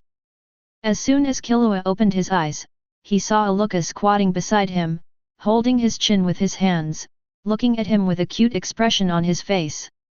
After seeing Killua open his eyes, a smile suddenly appeared on Aluka's face. "Ani-chan, I'm hungry." Well, let's go, eat, and go back after eating. Yeah, Unii-chan. Chapter 11. Killua also doesn't know how the chat group time is calculated. Anyway, there was not much movement in the group all night. Are they all watching their own anime? There was no movement in the chat group, and Killua would not continue to be in the chat group, so he took a look on the airship back to Killua Mountain. The airship Killua took was the exclusive airship of the Zoldyck family. It was a special trip and was very fast. Killua is not a fool. With such good resources, he must make good use of them. In just half a day, Killua returned to his home in Kukulu Mountain. As soon as she returned to Kukulu Mountain, Aluka, who had been crazy with Killua for half a month, immediately abandoned Killua and ran towards the huge amusement park Killua built for her. The amusement park is located in the middle of the Kukulu Mountains. Killua used the money he earned from doing tasks to build it specially for Aluka to kill time. It is a gift from Killua to Aluka, and it has all the amusement facilities. Because it was a gift from Killua, Killua treasured it very much. He often played in it and never got tired of playing with it. When Killua went on a mission and didn't take her out with him, Aluka spent almost all of his time there. By the way, because Killua stood up to all odds as his young master, Aluka was not forced to undergo the brutal training of the Zoldyck family, and naturally did not carry out the assassination mission of the Zoldyck family. Because Killua is very tough, the members of the Zoldyck family did not force Killua, so Aluka did not need to carry out the assassination mission without being exposed. By the way, the targets of the assassination missions performed by Killua are the leaders and cadres of the underworld. As for why this is the case, there are two reasons. One reason is due to the education Killua received in his previous life. Killua is not a pedantic person. Killua has no psychological burden if Killua attacks those who have committed heinous crimes. However, Killua cannot do it if Killua attacks those innocent people. The second thing is that the assassination bounty for assassinating these characters is very high. The bounty for each character target is not less than 100 million ring nuns, so the money comes quickly. Looking at Killua's happy back, Killua smiled faintly. Alan Yin, take care of Alyaka. Killua ordered calmly. Yes, Master Killua. Behind Killua, the tall but somewhat incomprehensible Yana Yin responded respectfully, and then quickly followed Aluka. Linen was originally Father Silva's exclusive housekeeper and the granddaughter of Zi Ponian, but Killua asked her to come over. As for why he came here, there are also two reasons. One is that Lin Yin's strength is outstanding among many butlers. Killua is still too young and has not yet cultivated his own exclusive butler, so he learned from his father Silva. I asked for a housekeeper and who could take charge of his own business. The second one is eye-catching. Although Linen's figure is not that good, her appearance is quite beautiful. If you were asked to choose a person to be a housekeeper between an uncle and a beautiful girl of equal ability, which one would you choose? Killua chooses beautiful girls, nothing else, just eye-catching. After watching Amosan follow Alyaka, Killua turned around and started doing his own thing. Go to my mom, my brother, and my great-great-grandfather and ask them for their nin skills. Ah! Killua, you're here to see mom. Before reaching mom's room, the door to the room was quickly opened, and mom wearing a kimono and an electronic eye on her face rushed in from inside. He came out, screamed and hugged Killua. Faced with this scene, Killua was speechless, but he did not avoid it, but allowed his mother to attack him. In my previous life, I had seen from some forums and postbars that the Zoldyck family was controlled by Killua. But in this life, Killua is very responsible to tell you that what is said in forums and postbars is correct. Members of the Zoldyck family are Killua controllers. Whether they are members of the Zoldyck family or the butlers in the Zoldyck family, there is no one who dislikes Killua. Whatever Killua wants, the Zoldyck family will give it to him. This is also the reason why Killua doesn't want Alyaka to practice and has a firm attitude when performing assassination missions, and the Zoldyck family will agree. If it were other members, they would have been taught a lesson long ago. Of course, this is also because Killua has a good personality, is gentle to everyone, treats everyone equally, and can get along with everyone. Okay, Mom, you've hugged me enough. Let me go when you've hugged me enough. I came to see you for business.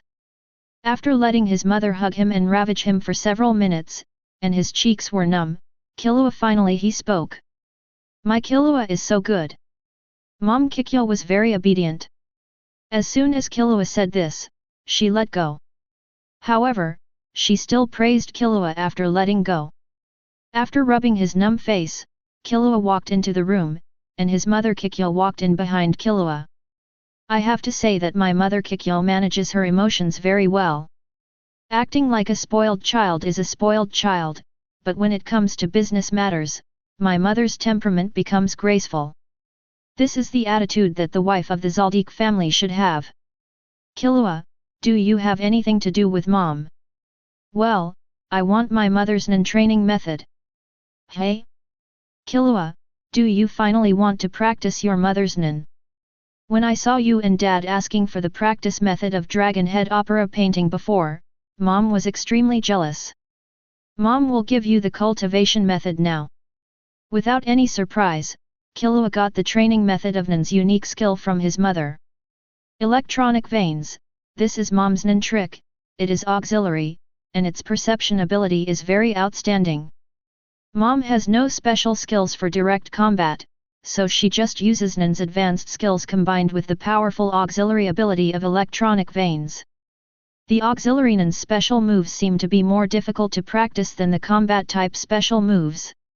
Killua actually got the same points as his grandfather's Dragon Head play after uploading it, which surprised Killua. However, Killua did not delay. After getting the unique skill training method from his mother, Killua continued to move towards the next goal. Do you want my special skill training method? A trace of doubt appeared on Yi Mi's indifferent face. Okay, come with me and I'll give it to you. Ding! Group member Killua Zoldyck uploaded to the Needle Network and gained 2000 points. Chapter 12. The Needle Net is a field-like ability. Ordinary needles can control the person who inserts the needle within a certain range. The specially made needle is the one inserted into Killua's head by Ilmi in the original work, and can ignore distance. However, that kind of needle is difficult to make. This trick is not very difficult to practice, it is the same as Killua's speed. However, the strength of Nen's unique skills does not depend on the skill itself, but on the user. The foundation of Nen is Nian Qi. As long as your Nen Qi is strong, even if Nen is not strong, you can still exert terrifying power. Killua, you still haven't changed your habits. As a killer, picky eating is not advisable. Every time Killua comes to see Yi Mi, Killua will be scolded by Yi Mi, and this time is no exception. Ilmi is very kind to Killua and dotes on her very much. Whatever Killua wants, Ilmi will find a way to get it. But there is one thing that IL fans are very dissatisfied with, and that is Killua's assassination code. In Ilmi's view, as a killer of the Zoldyck family, as long as the reward is sufficient, he can kill anyone. It's wrong to be picky like Killua. However, Killua will not change his principles just because of Ilmi's scolding. Covering his head, Killua ran away from Yi Mi. Seeing Killua running away, Yi Mi frowned slightly, but finally sighed. My younger brother is very qualified to be the next head of the family. The only flaw is the so-called principle. It would be nice if this maxim were abandoned. However, given his personality, he doesn't seem to be able to listen. After leaving Ilmi, Killua went to Kalito again and obtained the Nen paper cutting practice method from him. As for his father and great-great-grandfather Maha, Killua did not go there.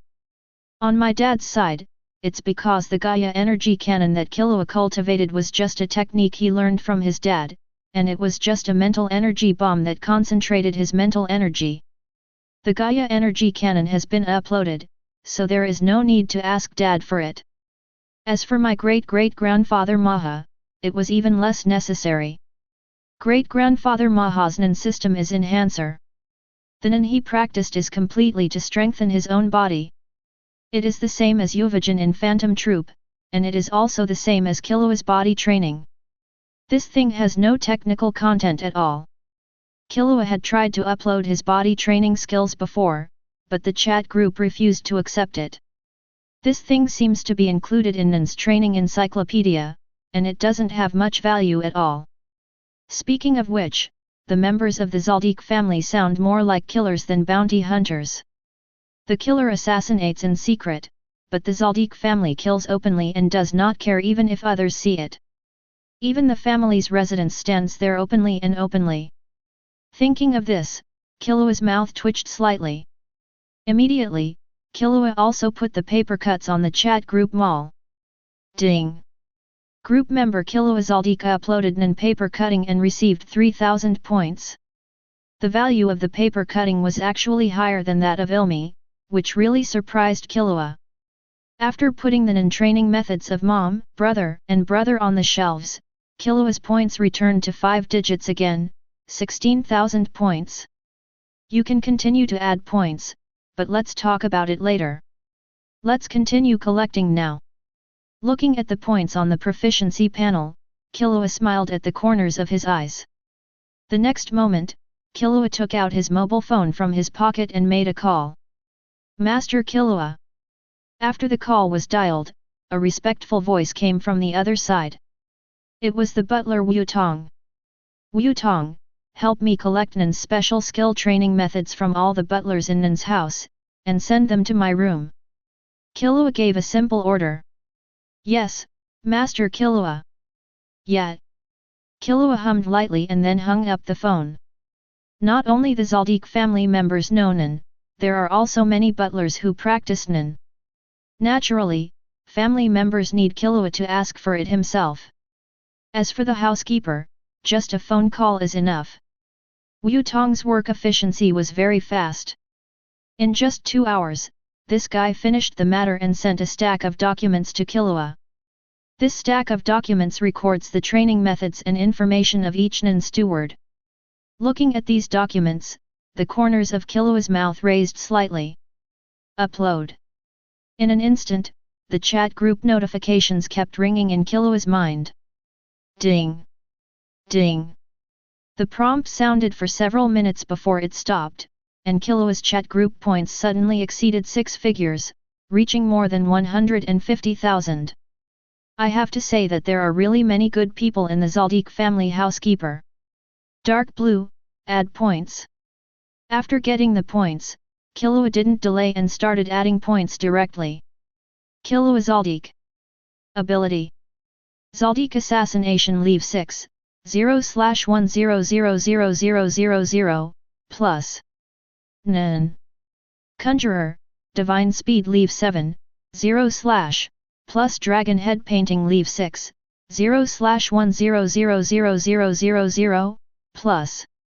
Transmuter, Flower of Life Leave 6, 0/10000000, plus Gaia Energy Cannon Leave 6, 0/10000000, plus. Enhancer, Body Refining Leave 6, 0/10000000, plus.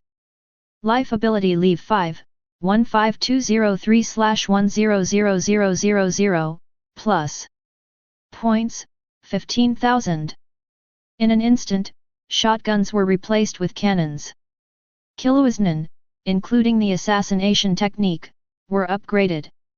The energy in his body surged rapidly. The terrifying increase in strength made Killua feel a little dizzy. The feeling of rapid improvement in strength was truly enjoyable. Even with his eyes closed, Killua couldn't help but curl up the corners of his mouth. After 5 minutes of digestion, Killua fully grasped this surge in strength. The energy of thought suddenly increased tenfold. It's really terrifying. The mental energy in my body now is completely comparable to that of the Ant King. Feeling his growing strength and the huge mental energy flowing in his body, Killua murmured in his heart. Killua's strength is not simply stronger, but all round. Moreover, Every skill upgrade of Killua means that Killua has been deeply cultivating this skill for a long time, and as he cultivates this skill deeply, his mental energy will also become stronger. But this time, Killua raised several skills to a level at once, especially the speed of the skill, which was raised to level 7. It is conceivable that the improvement of these skills will enhance Killua's mental energy. Now Killua can be said to be the strongest person in the entire Zoldyck family. After tasting the sweetness of the chat group points, Killua made a decision. Continue to look for ways to practice Nin's unique skills. Chapter 13. Finding other people's Nin tricks is not an easy task. Most people will not tell others about their unique skills and methods. Telling others about your cultivation methods means leaking your own information. Anyone who is not a fool would not do this. Only the most trusted people will give it. Just like mom and brother. As for the butlers of the Zoldyck family, the butlers of the Zoldyck family are all trained by the Zoldyck family. The Zoldyck family knows their roots well and makes no difference whether they make friends or not. Of course, there is another type, and that is people like Killua who have absolute confidence in their own strength and are not worried about their intelligence being leaked at all. What should we do? Killua was sitting at his desk, holding a pen and thinking as he turned it around. And just when Killua was thinking about how to get other Nin's special skills and training methods, there was finally movement in the chat group, and Killua, who had been paying attention to the situation in the chat group, discovered it immediately. Speaking of which, the chat group Killua joined was somewhat Buddhist, and it was designed to avoid disturbing messages. If you don't enter the chat group page, you won't even know the people inside are chatting. Even if various prompts appear in the group, they will not disturb you. Unless a group member likes you, a prompt will appear in the chat group. Lily Luca ERD, Arnold, is anyone here? Seeing Lily's question, Killua gave a direct reply. Killua Zoldyck, finished reading? Lily Luca ERD, I've finished reading. Thank you very much, Mr. Killua. Killua Zoldyck, just call me Killua. Killua Zoldyck, what do you think after reading it? Killua is very curious about what Lily Luca will think after knowing her future. Lily Luca ERD, no idea. Seeing this, Killua was a little surprised. Logically speaking, after knowing her future, Lily should have some feelings. Why is it so dull? However, the next moment Killua understood why Lily said that. Lily Luca ERD, I'm still young now, and there are still several years before the boy named Bell Crown comes to Orario. Killua Zoldyck, well, this is a bit troublesome. Lily Luca ERD, thank you Mr. Killua for your concern, but I am not ready to rely on the boy named Bell Crony. Lily Luca ERD, with the existence of the chat group, I believe that I can grow up so that I will no longer be bullied. Lily Luca ERD, and, at this point, I want to thank Mr. Killua. Killua Zoldyck, I told you to just call me Killua, but why are you thanking me? Killua is a little confused, why do you want to thank me all of a sudden? Lily Luca ERD, Mr. Killua is Mr. Killua, and I am going to practice the Nin uploaded by Mr. Killua. In a remote and small room in the wrong world, Lily, who was only 10 years old, looked at the chat group in her mind, her face full of determination. Killua had already informed these group members about the situation of the chat group before. So she also got to know the chat group.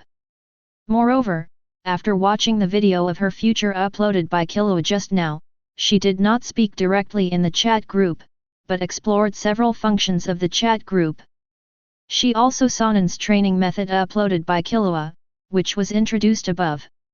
She believes that as long as she practices Nin, she will definitely grow up quickly.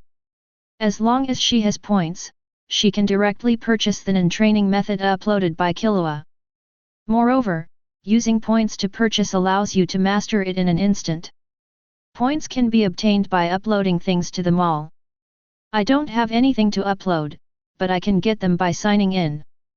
Chat groups can check in every day and get different points. I just signed in once and received 10 points. According to this situation, I only need to sign in for another 10 days before I can obtain the power of Nen.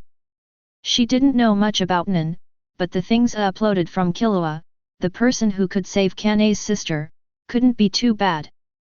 Killua Zoldyck, I see, then I hope you grow up quickly. Seeing what Lily said, Killua also reacted, smiled and gave his blessing.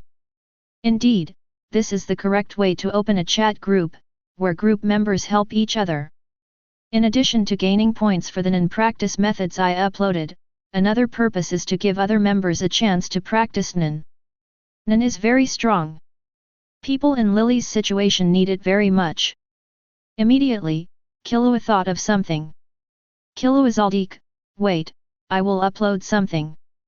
You can buy it after you have points. It will be useful for your practice. Lily Luca ERD?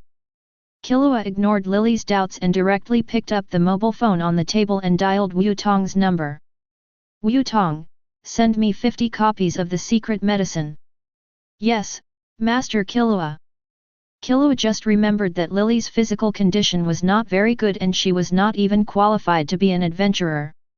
Nen's practice requires a strong body or vitality.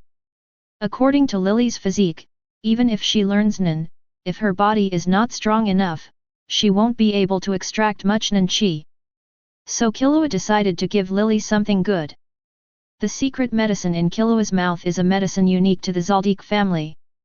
It is used to repair hidden diseases caused by practice, and it also has the effect of improving physical fitness. When Killua first used electric current to practice, he used it with secret medicine. Otherwise, how could Killua, who was only 3 years old at the time, have survived? Even if the people in the hunter world are in good physical condition, they cannot withstand such a build. Soon, Wu Tong came over with the secret medicine. This time Wu Tong didn't need to notify others. It was taken directly from the warehouse, so it didn't take much time. After rejecting Wu Tong, Killua uploaded all the secret medicines to the mall. The secret medicines were still valuable and the mall did not reject them. Ding! Group member Killua Zoldyck uploaded 50 copies of Zoldyck's secret medicine and received 500 points. Lily Luca ERD, what is this? Killua Zoldyck, the medicine I use to practice can improve a person's physique. Your physique is too weak, and the effect of practicing mind energy is not very good. If you practice it with the secret medicine, you will get twice the result with half the effort. In another world, Lily was stunned for a moment when she saw the message from Killua. The next moment, tears flowed down uncontrollably from the corners of her eyes. These days, she is very satisfied with the company of her friends in the group. Although the people in the group sympathized with her after learning about her experience, because the chat group had no function at the beginning, the people in the group sympathized with her, but they failed to give her any substantial help. Killua was the first group member to extend a substantial helping hand to her. Lily Luca ERD, thank you Mr. Killua. Killua Zoldyck, you're welcome, we're all friends. Chapter 14. Butterfly Kane, I've finished watching it. Although the final ending is very tragic, it's really great to be able to kill Kibuyoshi Mukai. Killua Zoldyck, that's great. Do you know what the people in the world before I traveled called your world? The Blade of Pillar Destruction. Killua Zoldyck, the 9 pillars all had stripes in the end. Even after killing Demon Meishi Muzan, there were still pillars alive, but not many survived.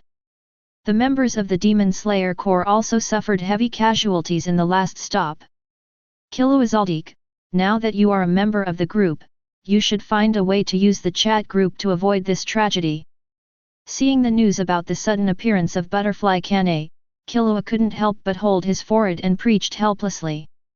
At the last stop, almost all the demon slayers were dead, but when Kane Butterfly even said yes, Killua couldn't help but want to complain. Butterfly Kane, yes, now that I have joined the chat group and these functions have appeared in the group, I should really find a way to avoid these. Butterfly Kane, Killua, I have told the Lord about the demon-slaying demon lurking in Asakusa, Tokyo. Next, the Demon Slayer team will do their best to search for the Demon Slayer.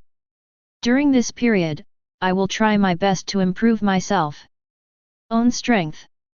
Butterfly Kane, however, I feel that even if I start to think of ways to improve my strength now, I can't guarantee that I will eventually destroy Oniiwu. Butterfly Kane, so, can you ask Killua to come and help us when the time comes? After being scolded by Killua, Butterfly Kane also reacted and knew what she should do now. What she should do now is to find ways to avoid the tragedies she saw. And if you want to do this, you need enough strength. However, she didn't know if she could improve her strength to the point where she could destroy Guiwu Shiwu.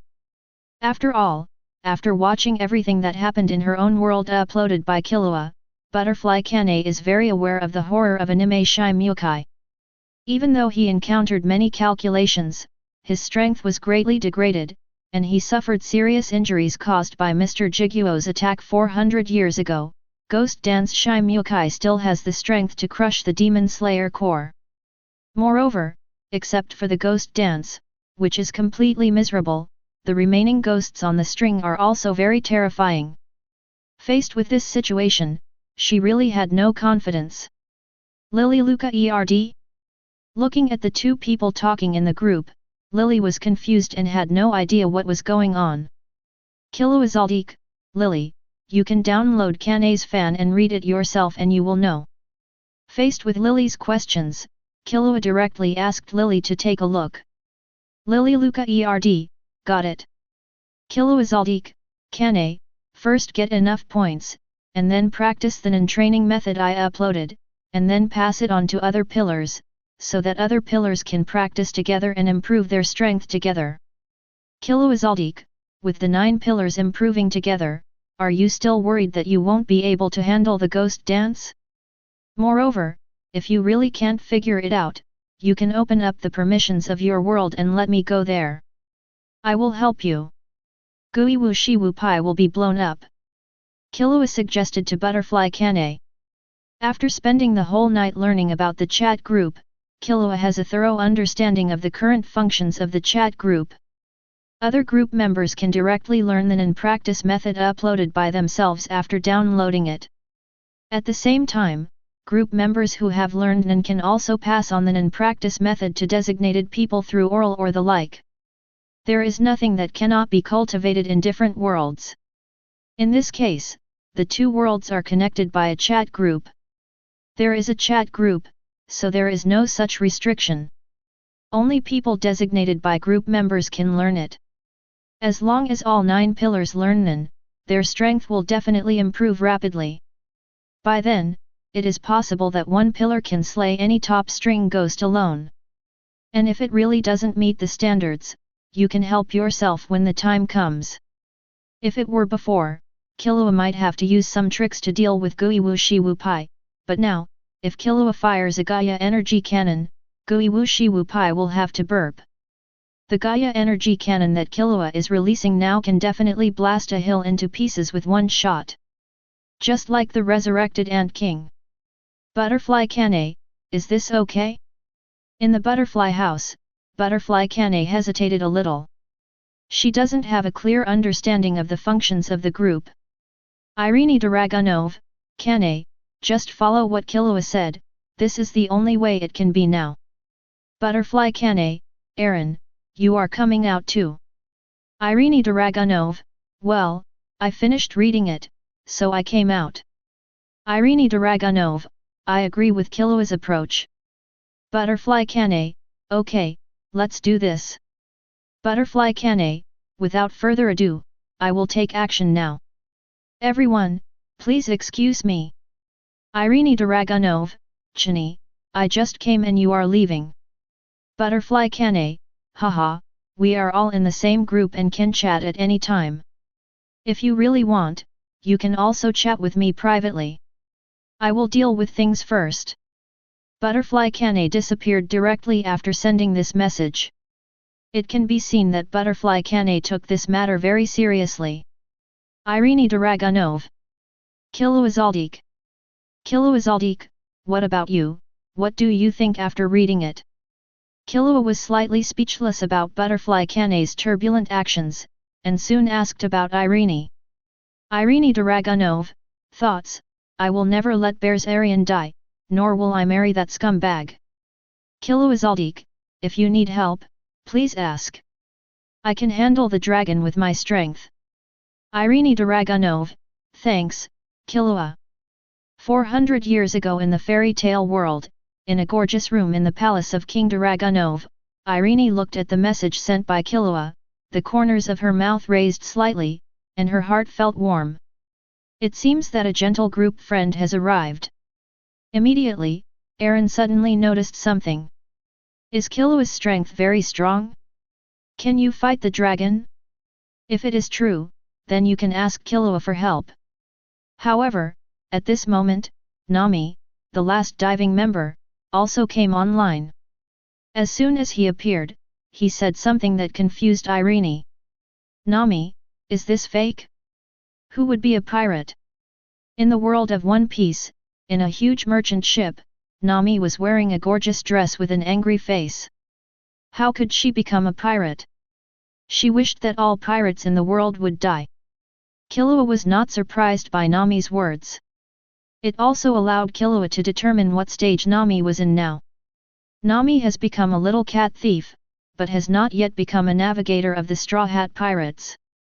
At this period, Nami was not moved by Luffy and hated pirates very much. Killua, well, now that you have joined the chat group, the future will naturally change. If you don't like being a pirate, then don't become one. Killua Zoldyck, by the way, Nami, do you want me to help you destroy the dragon pirates? Nami. Nami, really? Do you have this strength? Killua Zoldyck, yes. Chapter 15. Aaron Berzerian, I had thought about helping Nami before, but at that time the chat group didn't have a time travel function, so I couldn't get through. Eileen Berzerian, since there is a time travel function now, let me go there too.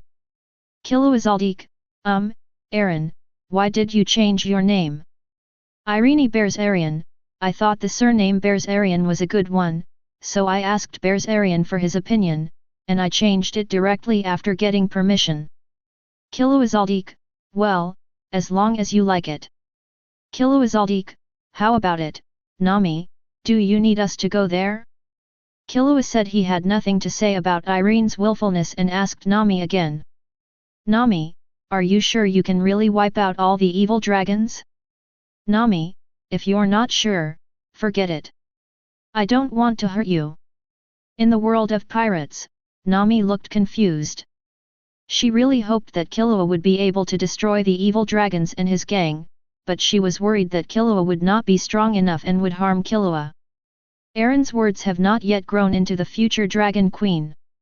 Killua Zoldyck, enable the time travel permission, I will go there now. Aaron Berzerian, turn it on, Nami, don't worry, I'm sure. Although the strength of the evil dragon group is not bad, I can handle it. Nami, Sister Aaron, have you also watched my episode? Irene Berzerian, well, I've watched everyone's videos. Killua Zoldyck. Killua really doesn't know what to think now. The time in the chat group is really confusing. Nami, okay, I will activate the time travel permission now. Seeing Nami's words, Killua directly opened the panel of the time travel function. Sure enough, it was no longer empty and an option appeared. One Piece.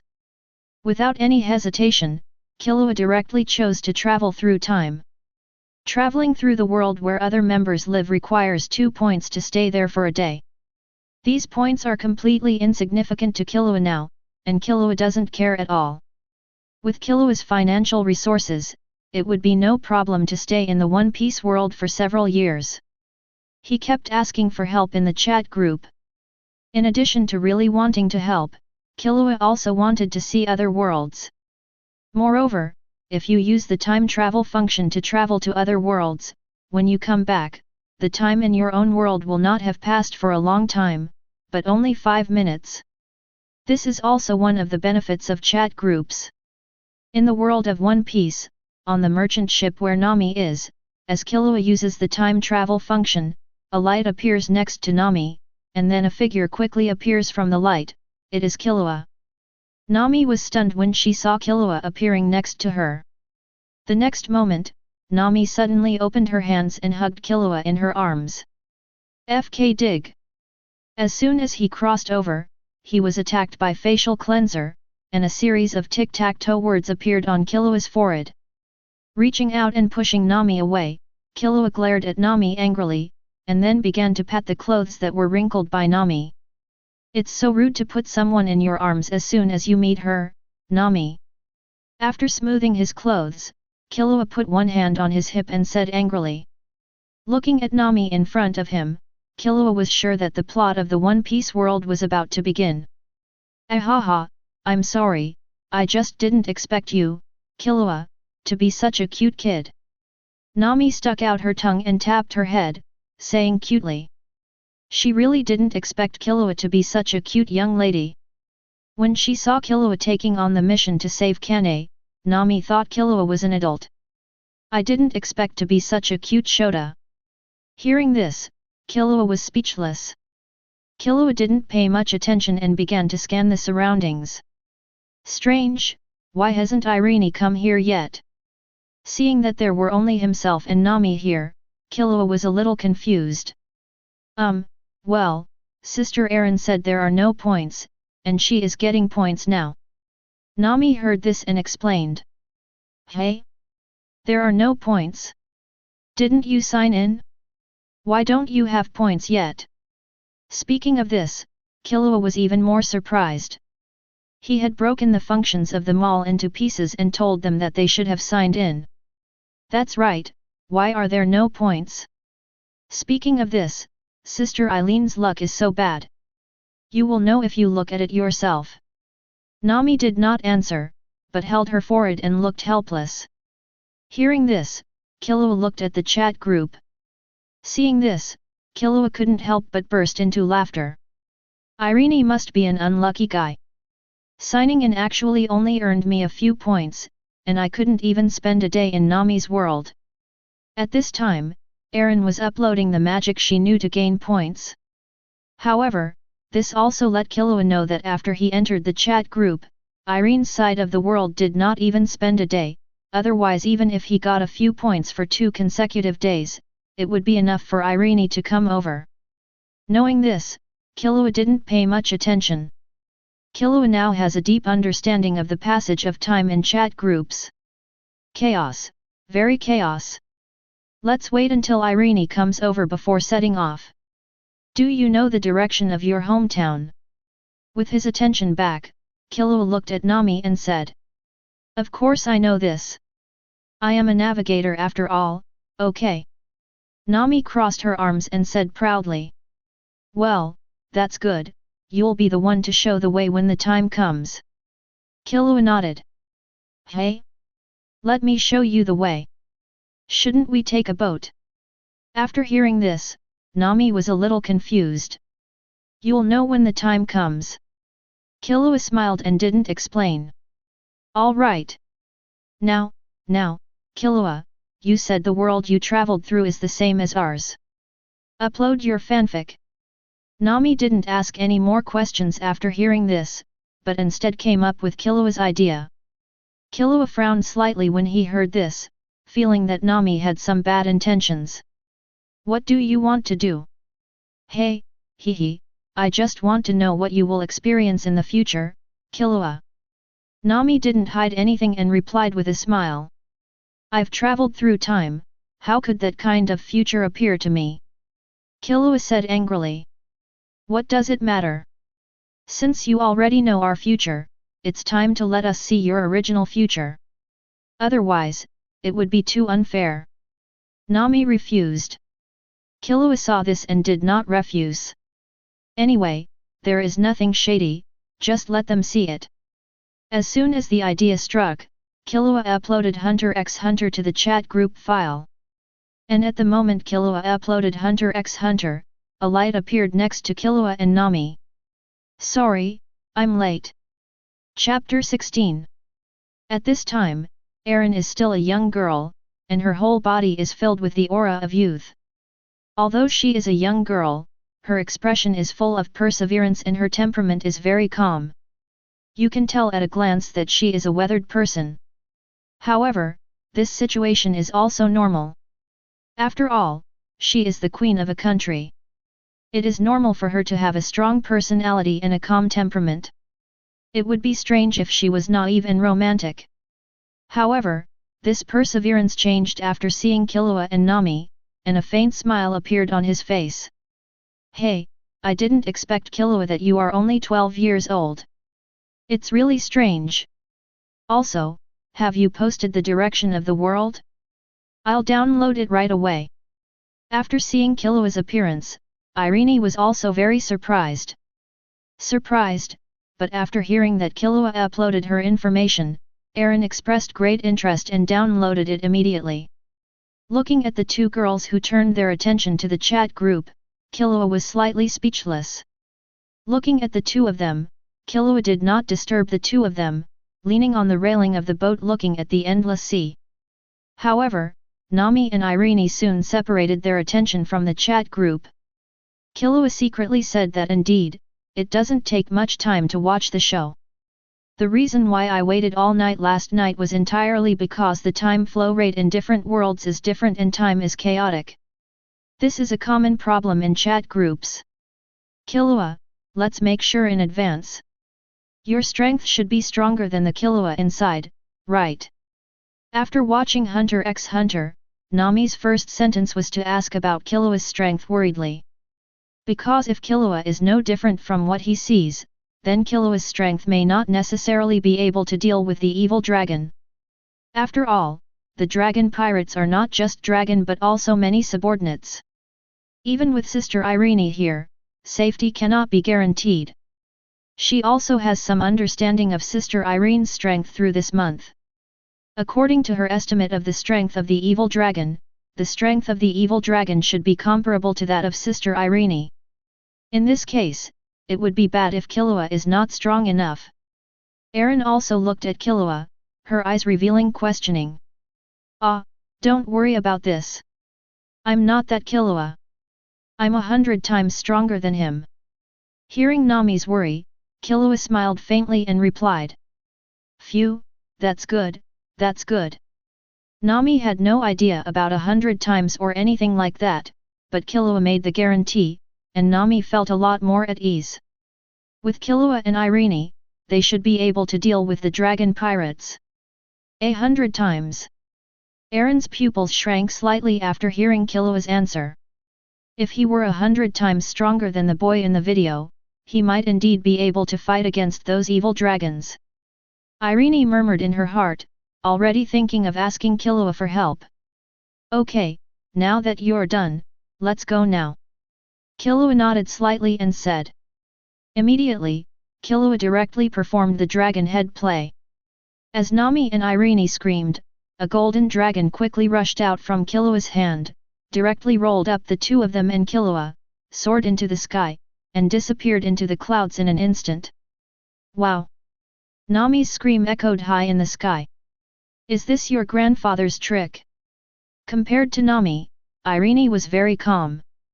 She had experience riding a dragon, so she was not panicked by this sudden situation.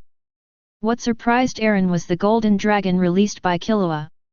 She had just seen this golden dragon.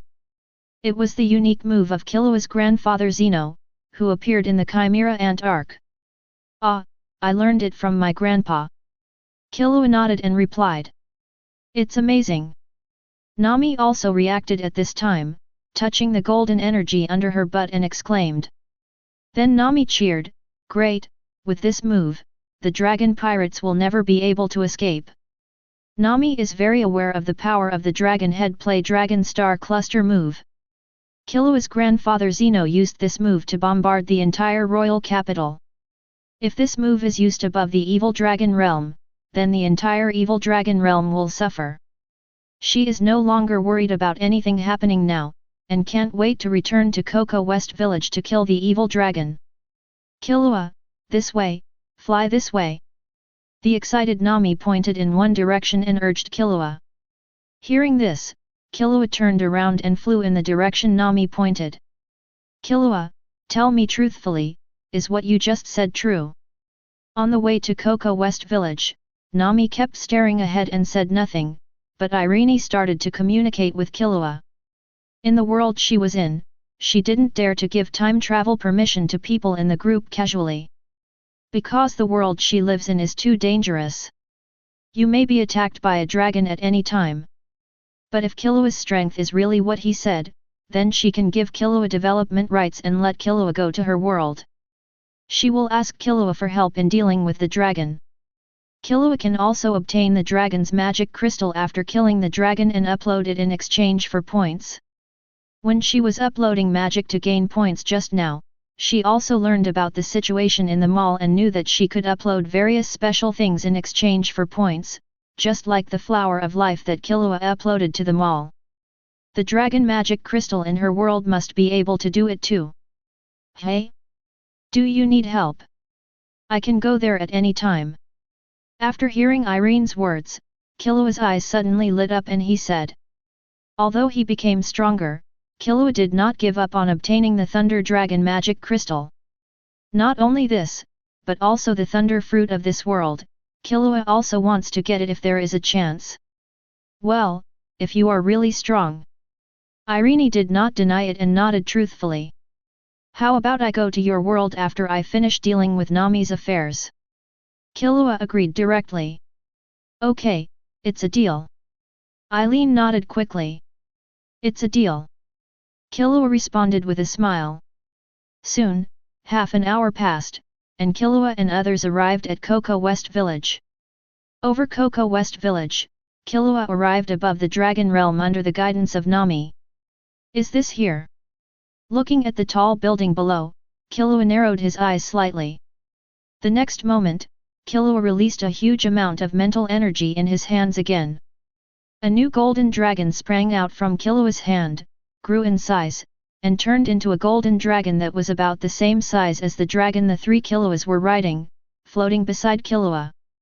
Without any hesitation, Killua waved with one hand. The golden dragon fell down with lightning speed and exploded in one go. Dense golden light spots cover the entire evil dragon realm. Dragon Star Group. Chapter 17.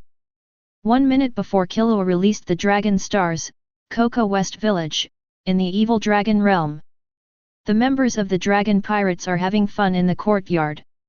The leader of the pirate group, the evil dragon Damajindeo, was sitting on a chair, holding a wine glass in his hand and pouring rum into his mouth.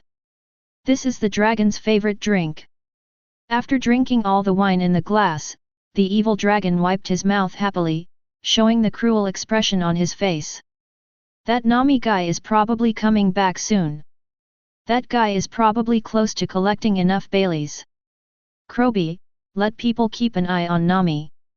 After she comes back this time, she can contact Colonel Mouse to take action. The evil dragon faced a tall fish with 2 pigtails on his head and fins on his hands. The man ordered. Understood. Krobi responded after finishing the wine in his glass. Krobi is a key member of the dragon pirates and the strongest one besides the dragons. Nami probably doesn't even know that. We have no intention of fulfilling our agreement with her. This is Chirp.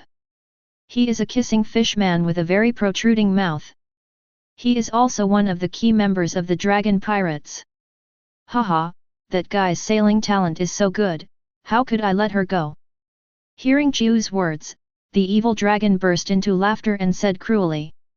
As soon as these words came out, the fishmen in the entire courtyard burst out laughing at Nami's stupidity and naivety. However, one fishman did not. Instead, he raised his head and looked straight at the sky. Hey, Zioba, what are you doing? The evil dragon noticed Zioba's unusual behavior and asked strangely. Hey, it just feels like the sky is weird today. It's obviously a sunny day, but it gives me a very strong sense of oppression. Zioba came back to his senses and explained. When you say that, I feel the same way. Isn't it because the sun is too strong, which is great for us fishmen? Probably not. In the past, the sunshine was stronger than today. As soon as Zioba said this, the other fishmen immediately started discussing. They also feel like Zioba, but most of them think that the sun is too strong, so they feel depressed. After all, as fish people, their bodies have a high demand for water. If the sun is too strong, it will easily make them feel depressed. Excessive water loss. This is also the reason why they have a huge swimming pool in their dragon realm, just to get into the water frequently. On the other hand, Evil Dragon's face darkened slightly after hearing Zioba's words. He felt this way too. Not long after this feeling appeared, he thought it was an illusion in his mind, but hearing that so many of his friends had this feeling made the dragon feel something bad in his heart. But he didn't know what was going on with this unpleasant feeling. Involuntarily, the evil dragon also raised his head and looked towards the sky. At this glance, the evil dragon's pupils suddenly shrank. I saw a violent light group that did not belong to the sun suddenly appeared high in the sky. Before the evil dragon could react, the light group exploded violently, turning into dense light spots and falling downwards. Moreover, looking at the way these light spots are getting bigger and bigger, the speed is absolutely very fast. In the blink of an eye, they have appeared 100 meters above the evil dragon field, and they are still landing at a faster speed. Be careful, the evil dragon quickly warned. But it was too late. These light groups landed so fast that when the evil dragon issued a warning, the light groups had already landed and bombarded the evil dragon's territory head-on. Even he was hit head-on by a huge ball of light. In an instant, dense bombing sounds resounded throughout the evil dragon domain, and the screams of the fishmen continued incessantly. The huge explosion resounded throughout the sky, and everyone in Kokoyasi village heard the huge explosion. One by one, they either walked out of their homes, or stopped what they were doing, and turned their attention to the evil dragon's domain. Direction. What happened in the dragon realm? Is someone attacking the dragon realm? On a hillside, in an orange orchard, a blue-haired girl looked blankly at the location of the dragon realm and murmured in a low voice. This beautiful blue-haired girl is really Nami's sister Nakako. Nakajayo didn't know what happened in the evil dragon realm that such a terrifying explosion would occur. But she did hope that the dragon realm would disappear because of this horrific explosion. As for her sister Nami's safety, she is not worried. Because Nami ran out again some time ago. Every time I come back, I will come to see you first. Nami didn't come to find him, which meant that she hadn't come back to Koko West village yet. At the same time, above the dragon realm, the three Killuas looked at the explosion scene below without any mercy. Killua and Eren looked calm, while Nami was very excited. Kill them all! Kill them all! Nami seemed to be stunned and kept mumbling these words. Eileen on the side sighed slightly when she saw Nami like this, stretched out her hand to hold Nami in her arms, and comforted her gently. But Nami's mouth still didn't stop, and she kept mumbling. You can imagine how much pressure Nami has accumulated over the years. Now that she sees hope in front of her eyes, Nami seems to be releasing all the pressure like this. The bombing of the Dragon Star cluster only lasted for 1 minute and then stopped. However, just 1 minute is enough to make the entire evil dragon realm riddled with holes. Let's go down and have a look. After the dragon stars stopped for a minute, the smoke below gradually dissipated. Killua said to Nami and Irene, and then controlled the golden dragon to fly down. The golden dragon was very fast, landing almost in the blink of an eye, not even a minute was needed. At this time, the evil dragon realm was completely in ruins, with ruins and ruins everywhere. The three of Killua barely managed to find a place to stay. As soon as she stepped on the ground, Nami couldn't wait to look for the evil dragon and the culprit. Killua and Irene hurriedly followed after seeing this. Although the dragon realm was bombed, who knows if there are any survivors. However, it is obvious that Killua's dragon star cluster is very powerful. The evil dragon realm is not that big, and the power of the dragon stars is enough to destroy the entire evil dragon realm several times. No fishman in the evil dragon's realm is immune, and Nami quickly found the evil dragon. Chapter 18. Under the ruins, blood spilled everywhere, and Killua and the others saw all kinds of broken limbs and arms. If it were ordinary people who came here, they would definitely spit them out. But none of the three people here now had such a reaction. Killua is a killer and has seen too many such tragic situations, even worse than this. Furthermore, this was originally caused by Killua, so naturally this situation cannot happen. As the queen of a country, Irene has been leading the entire country to fight against the killing dragons. The horrors she has seen are definitely no less tragic than those of Killua. As for Nami, the fishmen in the dragon realm are all Nami's enemies. How could Nami have an uncomfortable reaction just because these people died miserably? Nami wished that all these fishmen would die. At this time, in front of Killua and the others, the evil dragon was not dead yet, but was already dying. Under the bombardment of the dragon stars, a huge gap appeared in this guy's body, and half of his body was gone. In this situation, he is not dead yet. I have to say that the fishman's vitality is really strong. Speaking of which, Whitebeard was like this when he was in the war. Half of his face was blown away by Akainu, but he was still able to continue fighting like a normal person. It can only be said that most people in the One Piece world have very good physiques and strong vitality. I didn't expect, it was you. When the dying evil dragon saw Nami appearing in his lifetime, his pupils shrank immediately, and he burped after leaving a few broken last words. Looking at the completely dead dragon, Nami's whole body softened and she collapsed directly on the ground. After being stunned for a moment, Nami covered her face and started crying. Neither Killua nor Irene bothered Nami, because Nami needed to do so at this time. The emotions accumulated in Nami were completely released and vented at this moment. Irene stood beside Nami to accompany her, but Killua did not. Killua opened the circle, searching for fish that had slipped through the entire dragon's territory, and carried out last-ditch attacks. After a search, Killua discovered that not a single fish in the entire evil dragon realm had slipped through the net.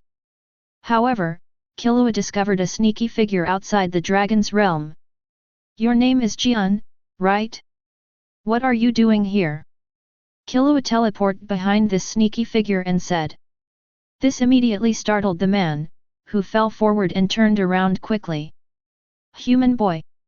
The uncle whose face was covered with scars was panicked at first, but when he saw Killua, he was stunned and couldn't help shouting. This person is none other than Aegean, the police stationed in Coco West Village. After seeing a young man like Killua appearing behind him, Jian stopped panicking and calmly stood up and dusted himself off. "Young man, why are you here? Do you know what happened here?" After dusting off, Jian asked Killua. He came quietly after hearing the explosion here and wanted to see what happened here. After all, this is the realm of evil dragons. If such a big explosion occurs here, it may have an impact on Coco West Village. As a resident police officer, this is his duty. "Ah, the evil dragons are dead, they were blown up." Killua didn't hide it and said with a smile. "What? Who did it?" "The Navy." Jian was shocked when he heard that the evil dragon was dead, and asked quickly. The first thing Aegean thought of was the Navy's move. Although the Navy came to attack the evil dragon several times before and was destroyed by the evil dragon, in Jian's heart, the only one who can attack the evil dragon's territory is the Navy. Pirates are impossible. "It's me. Nami asked me to help deal with the dragon, so I came and blew up the dragon field." Killua explained calmly. "Nami. Nami is back. I have to say that Ken really cares about Nami." The information revealed in Killua's words is that this guy caught Nami immediately. "Well, we are in the evil dragon realm now." Killua nodded. Hearing this, Jian turned around and ran towards the evil dragon realm that had been reduced to ruins. Looking at the furious Aegean, Killua smiled slightly and shook his head. Taking steps, Killua is ready to return to the dragon realm. However, as soon as he started taking steps, Killua stopped and turned his head to look into the distance. Where Killua looked, a blue-haired girl was running towards her. Nojijao. Killua recognized the girl's identity at a glance. Young man. Nakajao, who was running over, also saw Killua with a look of surprise on his face. She didn't know why Killua, a young boy, was near the Dragon Realm. This is not a nice place. However, she had no time to dwell on this. Nakajao began to search around the evil dragon's territory. Seeing Nakajao's actions, Killua raised his eyebrows, guessing Nakajao's thoughts at this time. If you are looking for Jian, he has already entered the evil dragon realm. Killua reminded kindly. Killua was sneaking around looking for something outside the evil dragon's territory, and since Aegean had just been so sneaky and hiding nearby, Killua knew very well that Nakajao was probably here to find Aegean. As for Nakajao specifically looking for fishmen like the evil dragon, it's impossible to think about it. Little brother, you saw Aegean go in. Hearing Killua's words, Nakajao shouted out in surprise, and immediately asked anxiously. Don't call me little brother, I'm not little anymore. Killua rolled his eyes angrily. Come on, come in with me, Nami is in there too. Killua said calmly and walked towards the dragon realm.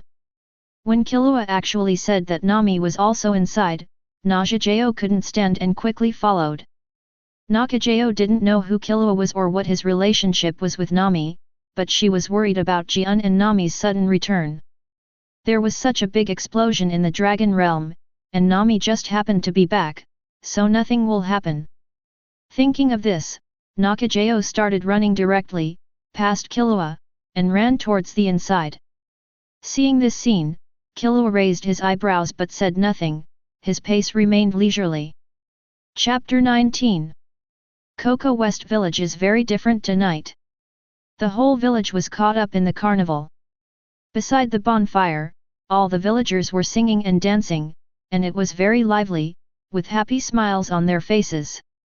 This kind of scene was impossible to see in the past. In the past, due to the oppression of the dragon pirates, Coco West Village has always been in dire straits. They basically stayed at home at night, and the whole village was deserted. Where can it be as lively as it is now? Mr. Killua, I'd like to propose a toast to you. At the edge of the bonfire, Jian held the wine glass, touched the drink in Killua's hand, and said loudly. Killua responded with a faint smile and raised the cup in his hand. Jian, on the other hand, drank the wine in his hand directly into his stomach after Killua responded. I haven't seen such a lively scene for a long time. I haven't seen the dragon since it appeared here. Mr. Killua, thank you very much for destroying the dragon pirates and saving our Coco West village. The light of the bonfire imprinted on Taken's face, and Taken's face flashed with a trace of trance, and he murmured in a low voice. With one sentence, he thanked Killua loudly. Mr. Killua, thank you very much. Aegean's words were unanimously agreed by the surrounding Kokoyasi village. They all raised their cups or barbecues and shouted in unison to Killua with a bright smile. Expressed gratitude. Who can understand their suffering over the years? Today they are finally completely liberated. Nami is my friend, and you should help your friends. Killua said with a faint smile. No matter what, it was Mr. Killua who saved us. If you need anything in the future, just tell us through Nami. As long as we can help, we will not refuse. Aegean nodded and did not say thank you or anything else. A solemn promise was made. In response, Killua didn't say anything, just smiled lightly. Hey, was it fun? At this moment, Nami's voice came from behind Killua. I saw Nami, Nakajao, and Irene arriving behind Killua at some point. The three of them were not here before, saying they had something to do.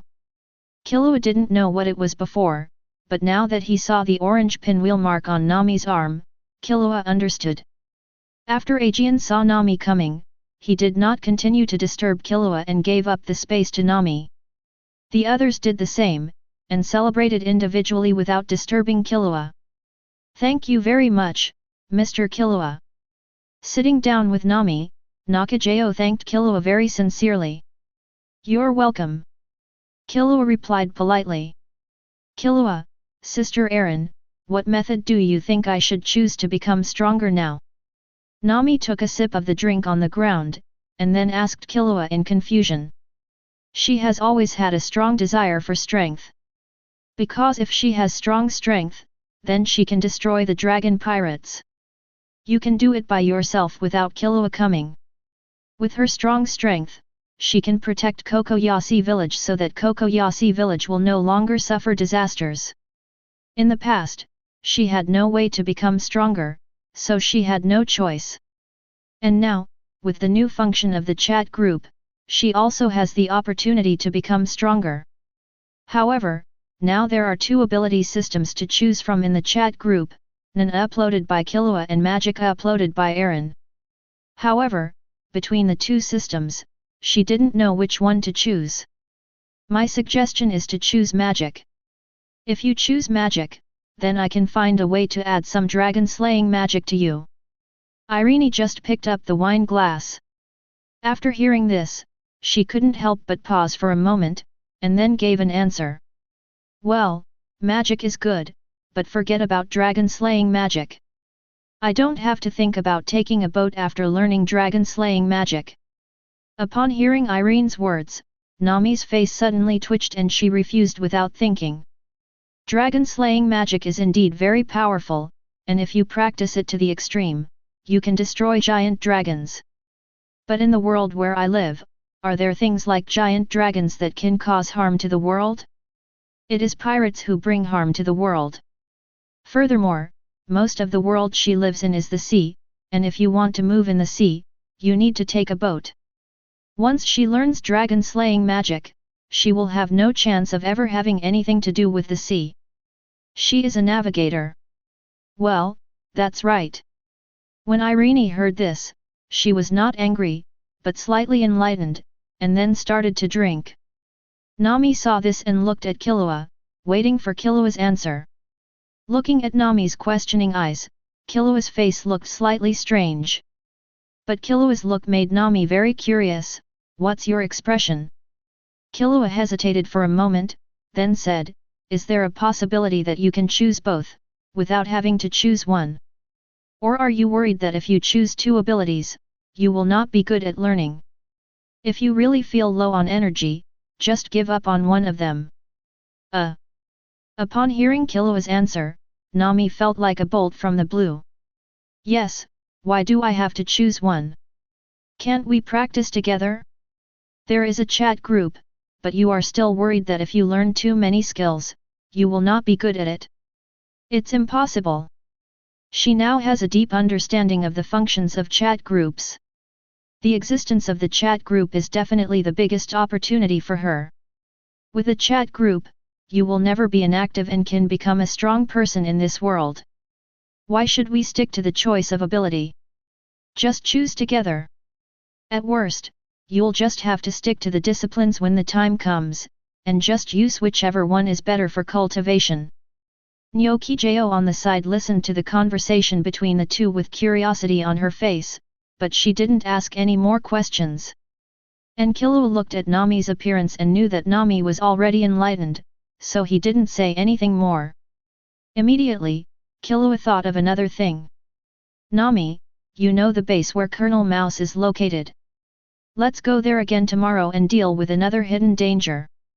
Ah, yes, I almost forgot, thank you, Killua. Chapter 20. Killua and Irene stayed in the One Piece world for an extra day to help Nami solve the hidden danger of the Rat Colonel. This guy is also a scourge, Killua can kill him without any burden.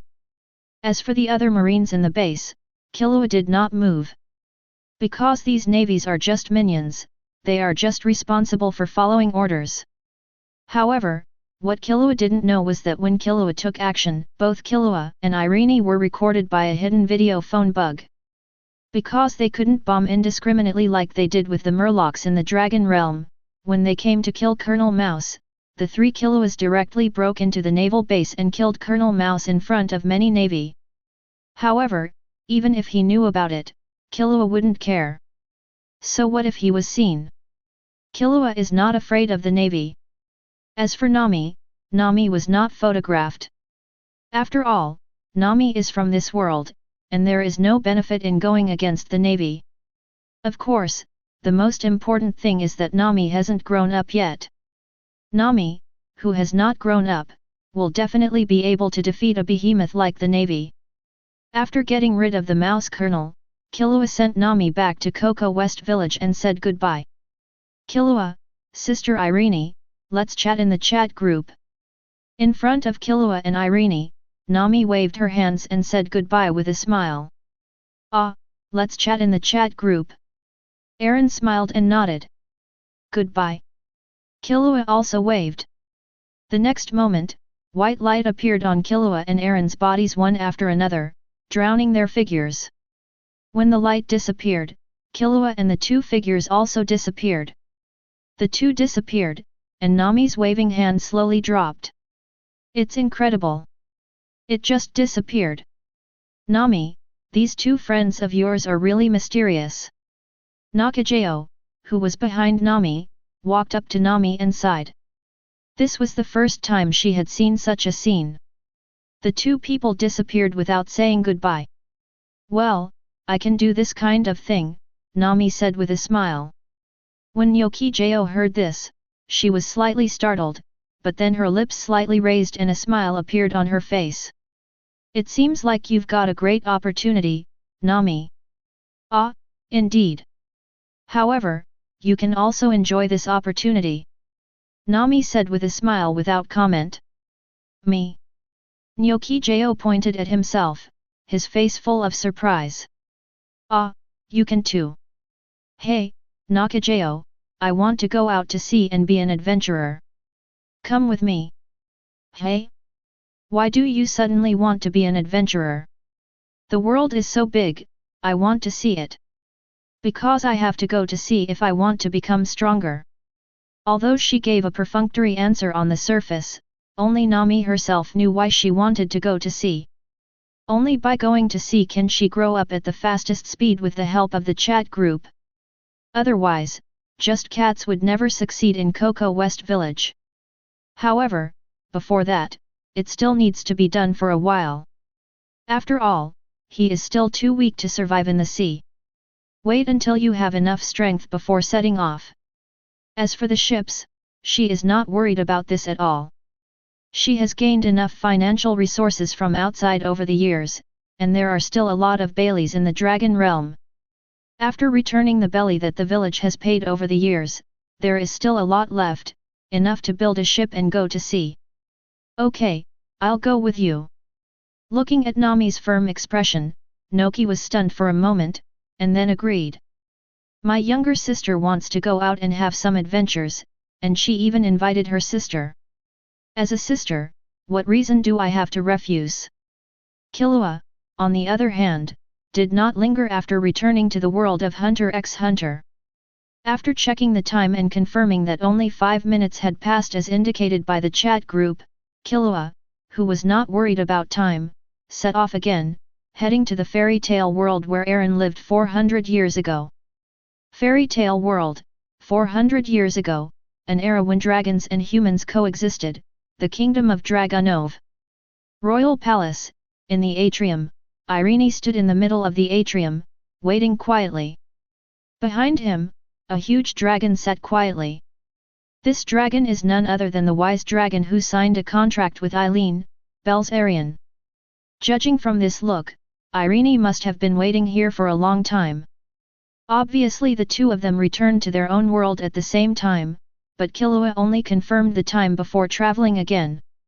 But it seemed like a long time had passed on Irene's side, and even the wise dragon Belzerian was called.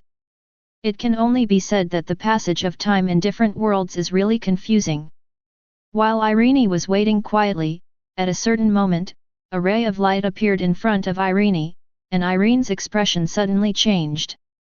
Behind him, Belzerian also stood up and looked at the light that appeared in surprise. It's incredible. Even I can't feel any signs. Belsarion opened and closed the dragon's mouth slightly, and made an old but powerful voice. Eren didn't speak, just looked expectantly. The next moment, the light disappeared, and Killua's figure appeared in front of a man and a dragon. Welcome to the kingdom of Dragonov, Killua. Irene welcomed Killua. Yes, I'm here. Killua nodded gently, and then looked at Belsarion behind Irene. As expected of a dragon, very powerful.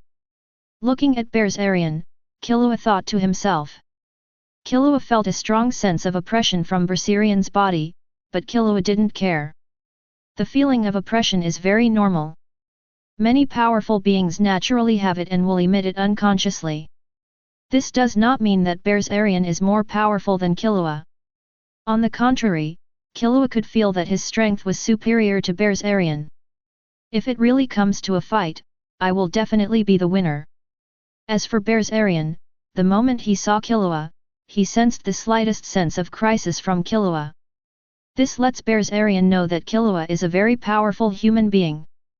Belsarion was very interested in Killua's origins. At this time, Eren spoke. Killua, let me introduce you. This is Belsarion, the dragon who signed a contract with me. Belsarion, this is Killua Zoldyck, my friend. Please give me your advice, Killua Zoldyck. Please give me some advice, Belsarion.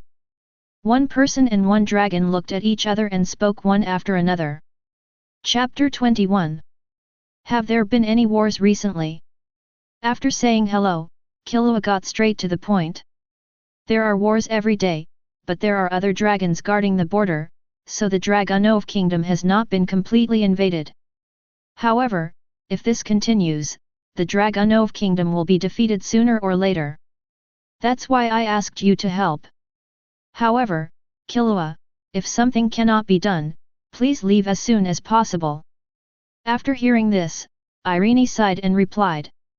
This era is completely different from the era 400 years later that I saw in fairy tale, and it is very difficult. The original Ishgard was a very harmonious continent where humans and dragons coexisted. However, after the western continent was completely destroyed by the evil dragon clan, the evil dragon clan came to Ishgard, and Ishgard fell into the flames of war. There are too many evil dragons, and there are also dragons in the continent of Ishgard who do not want to coexist with humans. This has led to an increasing number of evil dragons. Their number alone is several times that of the affinity dragons. The dragon clan of the affinity faction is no match at all. The evil dragons have appeared in Ishgard for several years. In the past few years, several countries have been reduced to dust due to the rampage of the evil dragon clan. And those countries that were destroyed have completely become the world of the evil dragon clan, and only the people are left to survive, avoiding the dragon life. The giant dragons of the affinity faction also suffered heavy losses due to successive battles, and their numbers continued to decrease. One day, Belsarion came back and said something to her. We're going to lose. This sentence made her make up her mind and put forward the plan in her heart. It didn't take long for her to become the first dragon slayer. However, she alone as a dragon slayer is definitely not enough. Therefore, during the recent period, she has been preparing to create the Dragon Slayer Mage. The existence of the evil dragon clan made her feel unparalleled pressure, which made her feel very depressed. However, at this time, she joined the chat group inexplicably. The appearance of the chat group made her feel a lot more relaxed.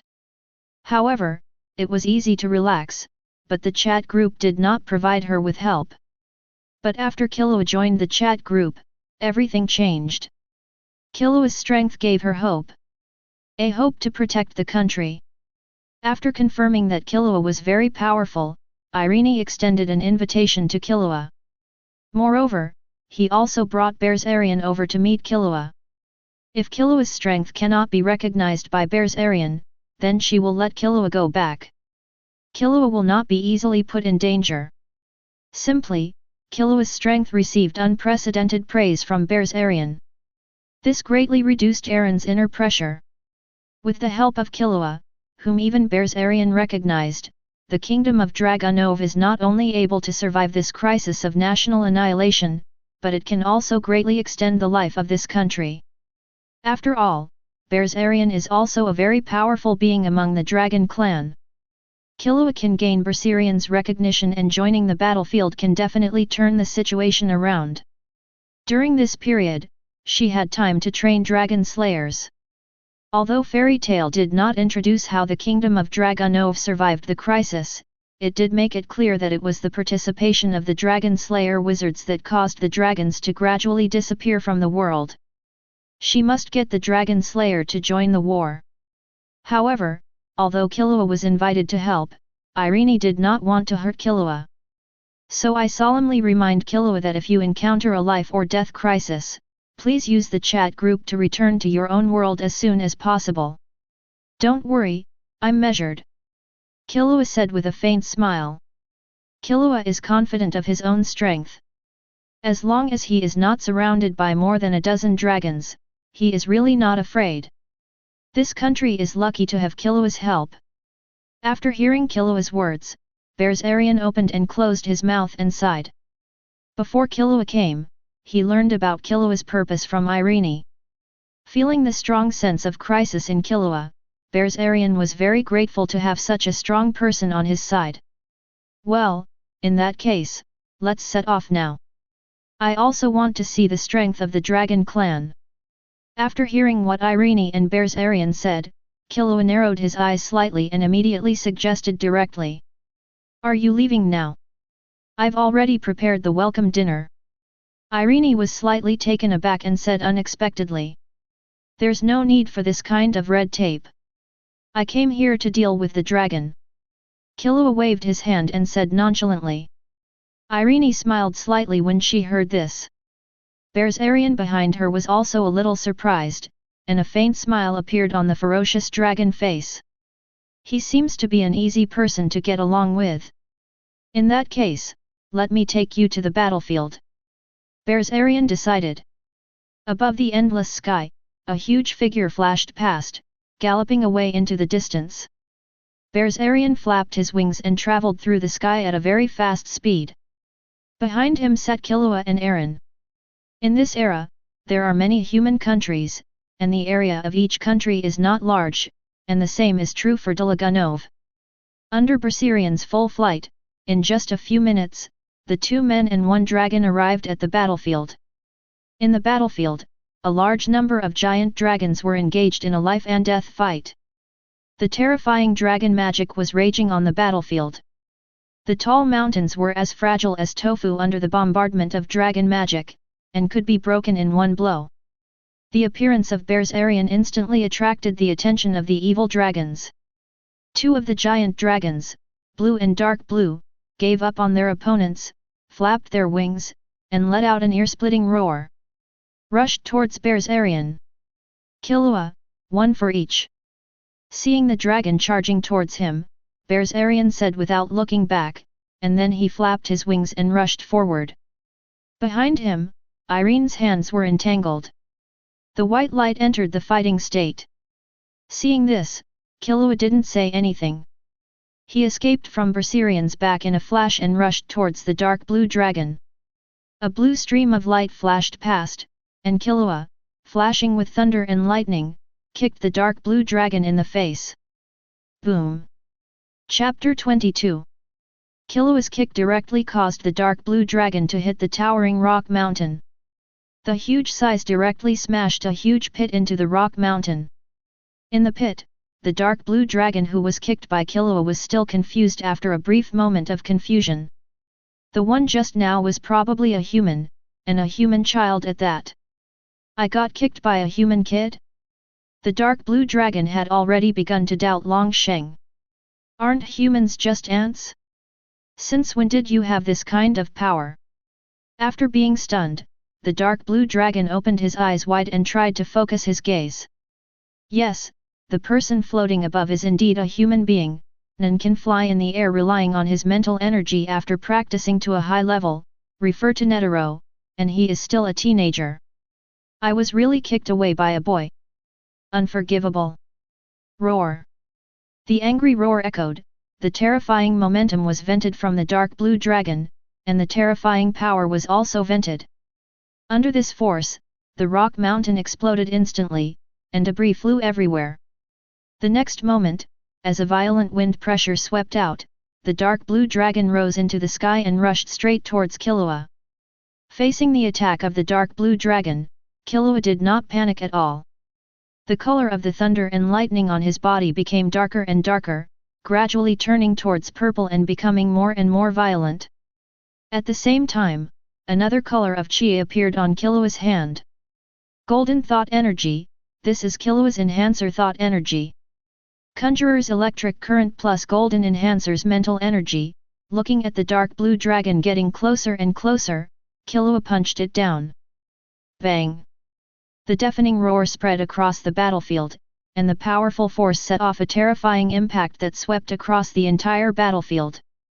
The azure blue thunder beam reached through the sky and the earth, and the entire battlefield was affected by this powerful impact. Some of the dragons that were relatively close and fought hard to separate were even rushed away by the impact. After the impact, all the dragons stopped fighting and looked in the direction of Killua in surprise. Seeing this, all the dragons were immediately shocked. In their sight, in the thunderous beam that penetrated the sky and the earth, a human boy was floating quietly in it, holding a glowing blue crystal in his hand, and at his feet, a broken dragon body quietly lying there. Although I have known for a long time that your strength is extraordinary, I really didn't expect this kind of scene. Berzerion looked at this scene, and his heart was extremely shocked. He had strong expectations for Killua, hoping that Killua could bring them powerful help, but Killua really didn't expect that Killua actually gave him such a big surprise. He had just fought with his opponent, but Killua directly defeated his opponent. As soon as he came, he killed a giant dragon in seconds. During this period, there was not even a minute, not even half a minute. Berzerion, who is that human boy? A giant blue dragon flew to Berzerion's side and asked Berzerion. This giant blue dragon is the giant dragon of the Affinity faction. It has been fighting bloody battles on this battlefield before and has never left. When Berzerion arrived just now, he was the first to notice it, and he also saw Killua and Irene on Berzerion's back. He had previously wondered why Berzerion brought Irene and an unknown human boy over. Now he kind of knows. Although the dragon was shocked, this human boy was an absolute strong man, and he was even higher than their dragons. At least none of the giant dragons in their faction have this kind of strength. He actually killed a giant dragon whose strength was almost the same as his own. Even though he saw it with his own eyes, he still couldn't believe it. Killua was invited by Eileen to help us. Berzerion opened and closed his mouth and explained. It would be great. With such a powerful reinforcement, this battle may be able to turn around. Hearing Berzerion's words, the blue dragon suddenly became excited. Irene, good job. The blue dragon looked at Irene on Berzerion's head again and said. Eren was smiling and nodded. Great, Killua is so strong and will be of immeasurable help to our side. At this moment, Berzerion suddenly discovered that all the dragons of the killing faction had made the same action, which was to flap their wings and fly in the direction of Killua. Seeing this scene, Berzerion's pupils suddenly shrank. The next moment, Berzerion roared to the sky and issued an order as the leader. Organize them with all your strength and don't let them get close to Killua. Berzerion knew exactly what these murderous dragons wanted to do. These killing dragons regard humans as food and will never allow such a powerful existence to appear in food. They will not allow food to stand on top of their heads and show off their power, so they must kill Killua as soon as possible. Following Berzerion's roar, many dragons from the Affinity faction took action, blocking their opponents and blocking their steps. Even so, there were still 7 or 8 killing dragons that broke through the blockade of the Affinity dragons and flew towards Killua. But when faced with this scene, Killua didn't panic at all. Instead, he was extremely calm, and even had a faint smile on his lips. Killua, if things go wrong, leave immediately. Standing on Berzerion's back, the user's newly acquired Wise Dragon Slayer magic assisted Berserkarian in dealing with the enemy, and Irene shouted to Killua. Stand up. Ah, don't worry, I'm measured. Killua murmured softly. However, let's upload this thing to the mall now. There is no place to put it. If you need to buy it back later, there will be no handling fee anyway. Upload. Ding. Group member Killua Zoldyck uploaded the Ice Dragon Magic Crystal and gained 50,000 points. Oh, a Dragon Magic Crystal is worth so much, you are really lucky. Hearing the notification from the chat group, Killua's shield made his eyes shine, and he looked at the charging dragon with extremely hot eyes. The next moment, Killua flashed and turned into lightning and rushed out. Chapter 23. After killing the dark blue dragon, Killua already has a full understanding of his own strength. Among the dragons present, no dragon could defeat him in a duel. Moreover, there are differences among the dragons present. That's the difference between an ordinary dragon and a wise dragon. The sage dragon is a giant dragon with a title. It is called a sage dragon. Its strength exceeds that of an ordinary dragon. The two are not on the same level. Ordinary giant dragons are common among the dragon clan. As for why Killua knew, it was because Killua analyzed the threat these dragons brought to him. Except for the Xianlong and a few dragons in the field, the remaining dragons are all ordinary dragons like the dark blue dragon that he killed. But when I killed the dark blue dragon just now, I only used 3 levels of strength. With only 3 levels of strength, I killed the dark blue dragon instantly with one blow. You can imagine how strong I am. So faced with the siege of several giant dragons, Killua was not afraid at all. Especially among these giant dragons, there is none of the level of Berserkarian. If you want to kill yourself, fine, let's see if you can withstand one of your own punches. However, as soon as Killua moved, dragon roars of various attributes densely covered Killua. Ice, fire, earth, water, wind, thunder, crystal, and so on. After the roars of several attributes were released, they actually came together and turned into a colorful roar, and its power was greatly increased. Faced with this situation, Killua was a little surprised, but still not panicked. With a thought, the thunder and lightning transformed by Killua moved in a snake-like manner to easily avoid the fusion roar. Increased power? Then you have to hit yourself.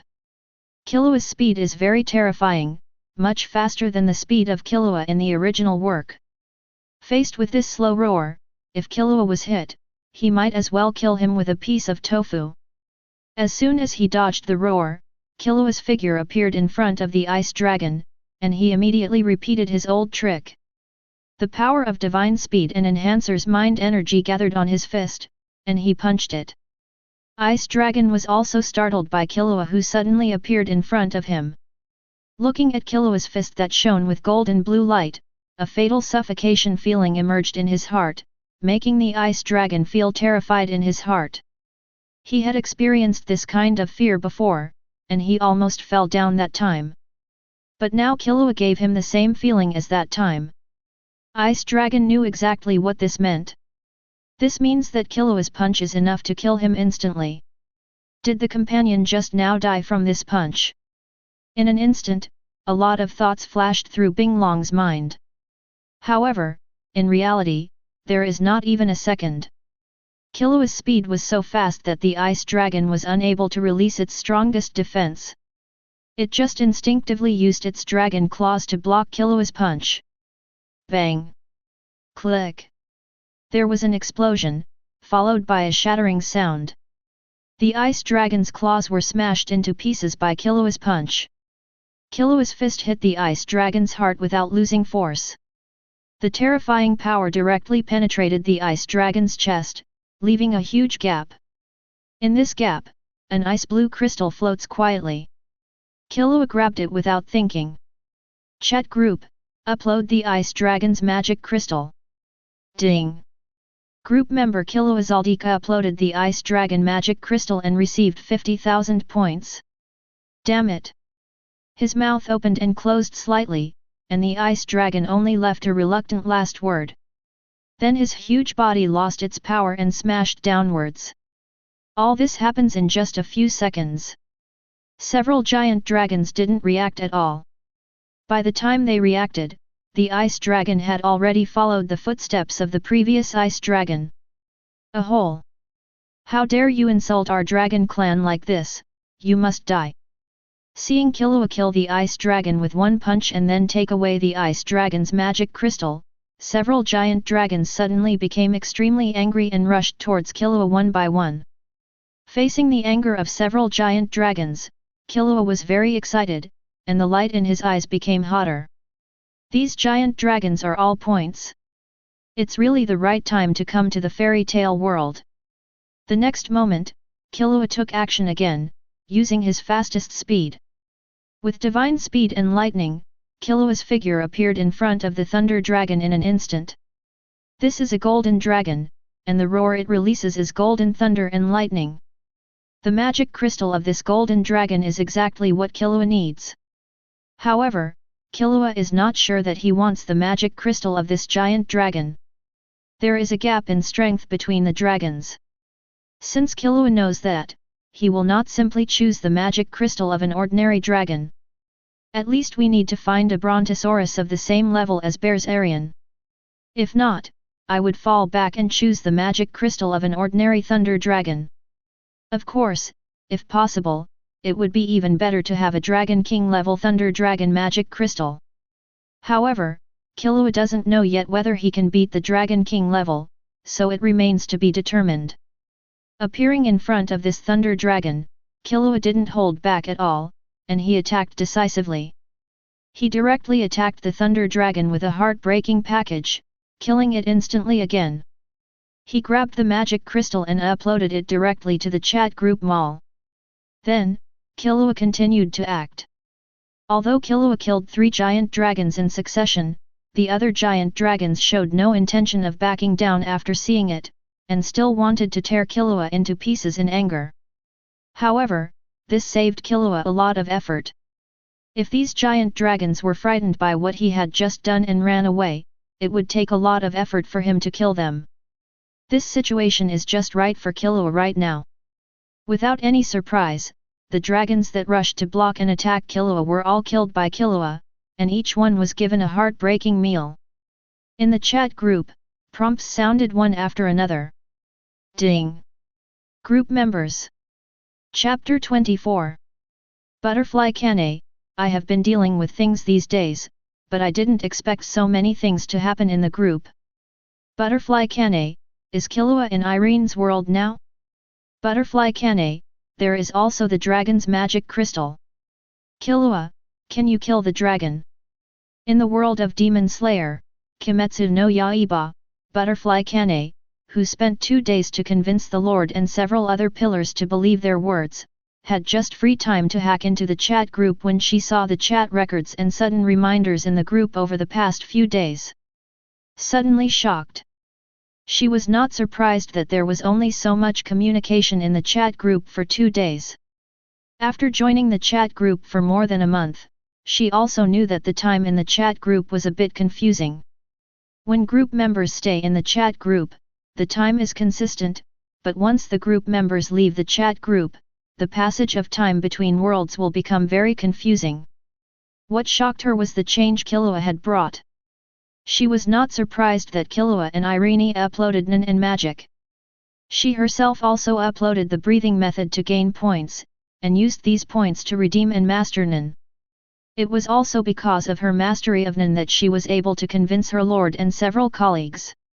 Although they can't see Nen, they can express the effects of Nen themselves. The effect of Nian covering the body to achieve invulnerability easily made the lord and others believe in the existence of Nian and agreed to his plan. These were all small things. What shocked her was the fact that Killua uploaded the dragon magic crystal in the chat group. These magic crystals were definitely not given to Killua by Irene. If Irene had any, she would have uploaded them herself to gain points. Therefore, the only possibility is that Killua killed the dragon himself and obtained it from the dragon. This was what shocked her. She has watched everyone's anime and knows how terrifying the dragon is. Except for dragon-slaying magic, there is almost no magic that can kill dragons. Even if the Ghost King Killua is innocent, he is still an ant in front of the giant dragon, and he is an ant that can be killed. But with this kind of existence, Killua killed so many heads in just a few seconds. She had already overestimated Killua's strength. She believed that Killua had the strength to kill Guiwu Shiwupei, so she entrusted Killua to come to the rescue if they couldn't deal with Guiwu Shiwupei. Yet, even so, he still vastly underestimated Killua. With this kind of strength, Killua might be able to evaporate Guiwu Shiwu with just one casual move. Lily, Mr. Killua is the most powerful of the group. Lily is very smart, otherwise she would not have become a strategist after joining the Hestia Familia. Butterfly Kane can think of this, and she can also think of it after watching everyone's anime. In her opinion, Killua is the strongest member in the chat group now. Butterfly Kane, I agree with this. Regarding Lily's statement, Butterfly Kane raised her hands in agreement.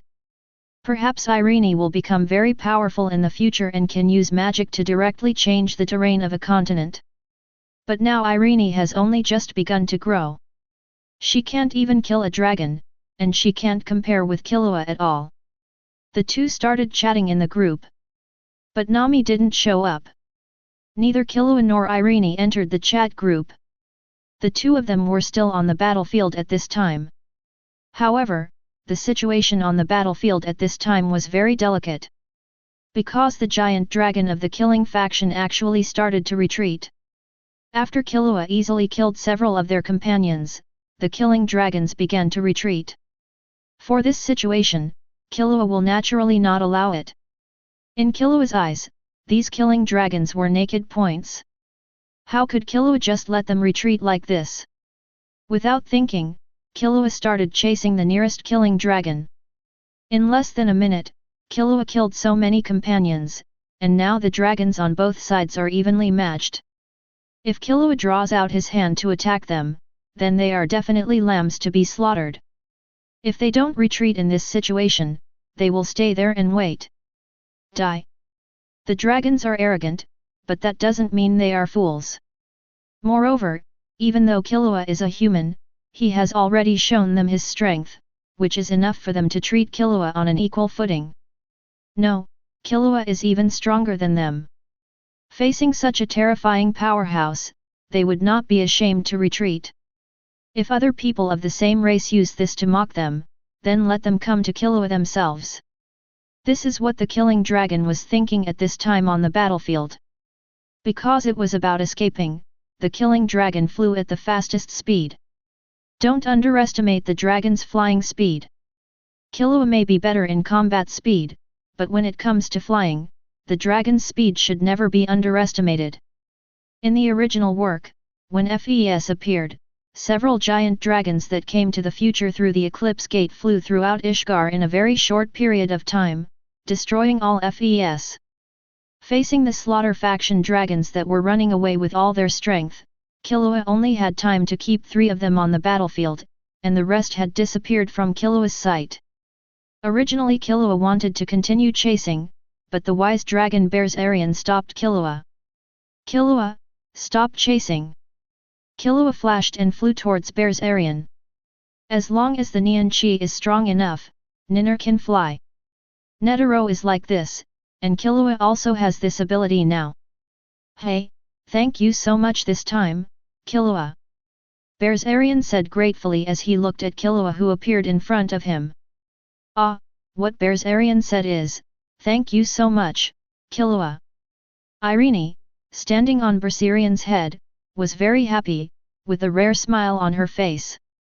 Ever since the killing dragon came over from the western continent, she has rarely smiled, and the smiles on her face are even rarer. You're welcome.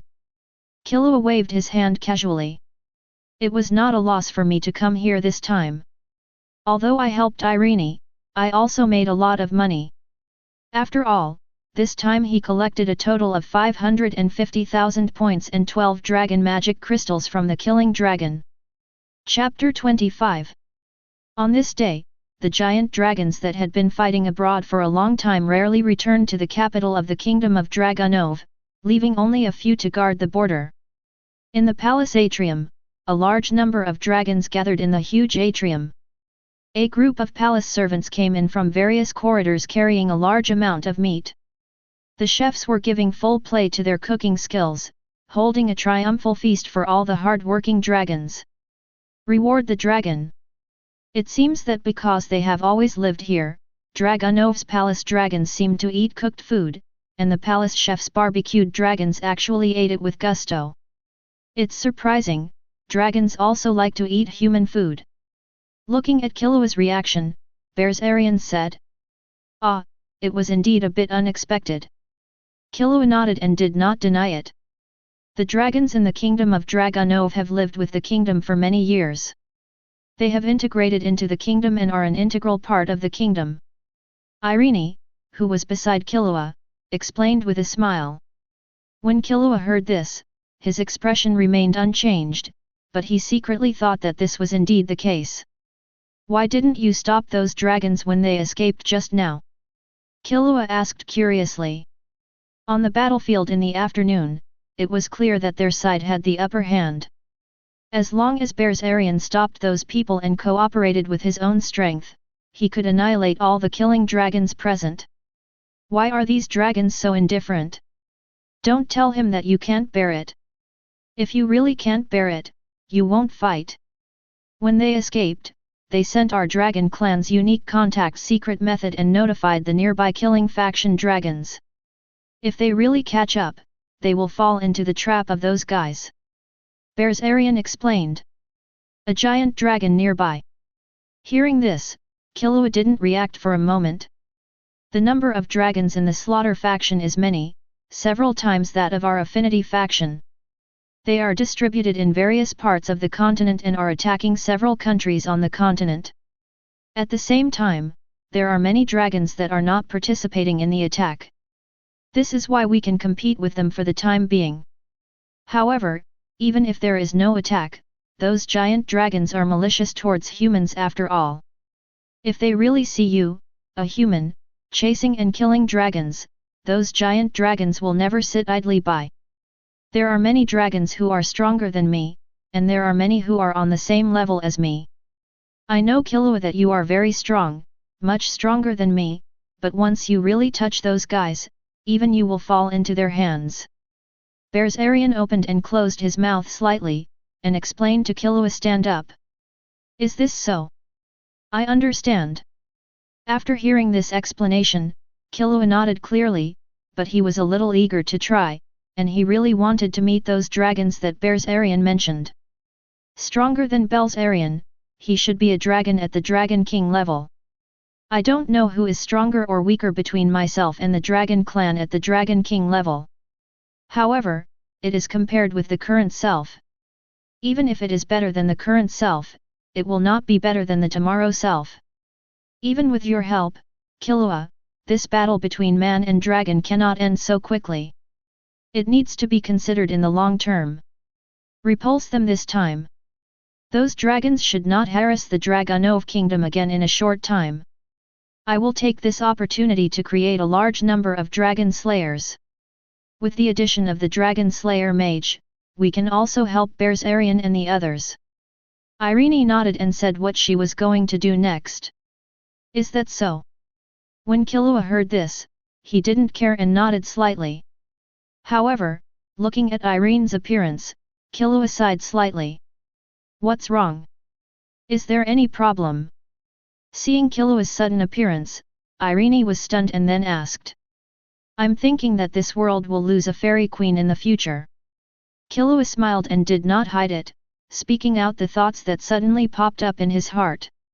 Erin was stunned again, and then her cheeks turned slightly red. The fairy queen Urza Shakarat mentioned by Killua is her own daughter in the anime.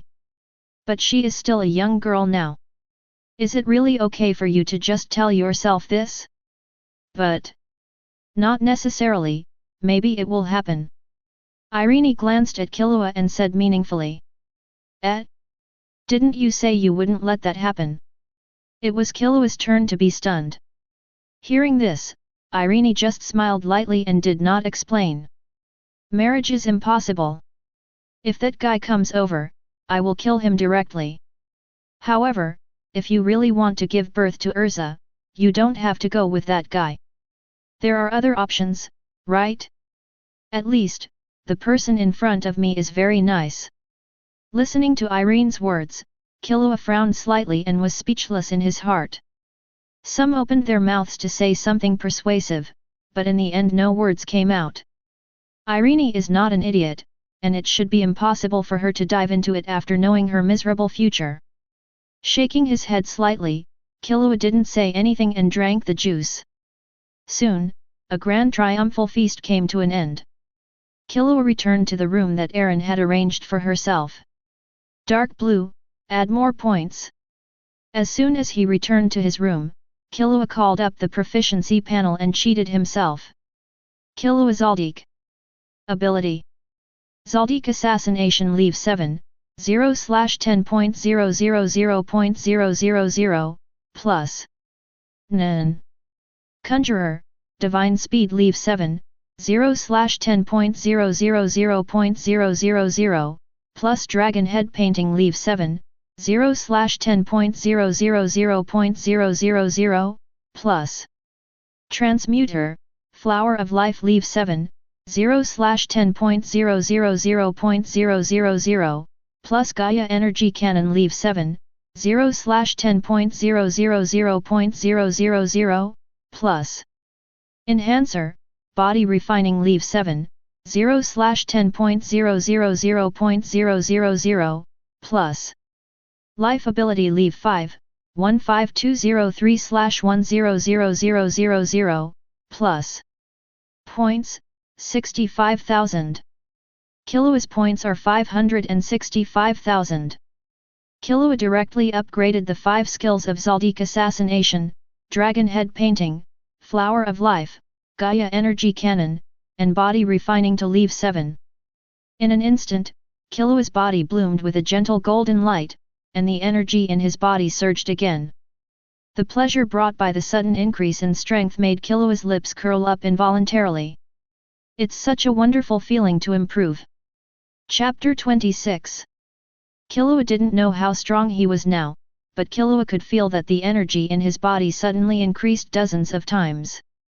The upgrade of Fornan skills has brought about earth-shaking changes to Killua. This change gave Killua a vague feeling of expansion, a feeling of not caring about everyone. However, Killua soon calmed down. Killua's character has always been peaceful, but this time he only developed this mentality due to his sudden increase in strength. But Killua's own character is enough to handle this change. Now I can definitely kill a dragon of Berserion's level with one punch. I just don't know if I can kill a Dragon King level dragon instantly.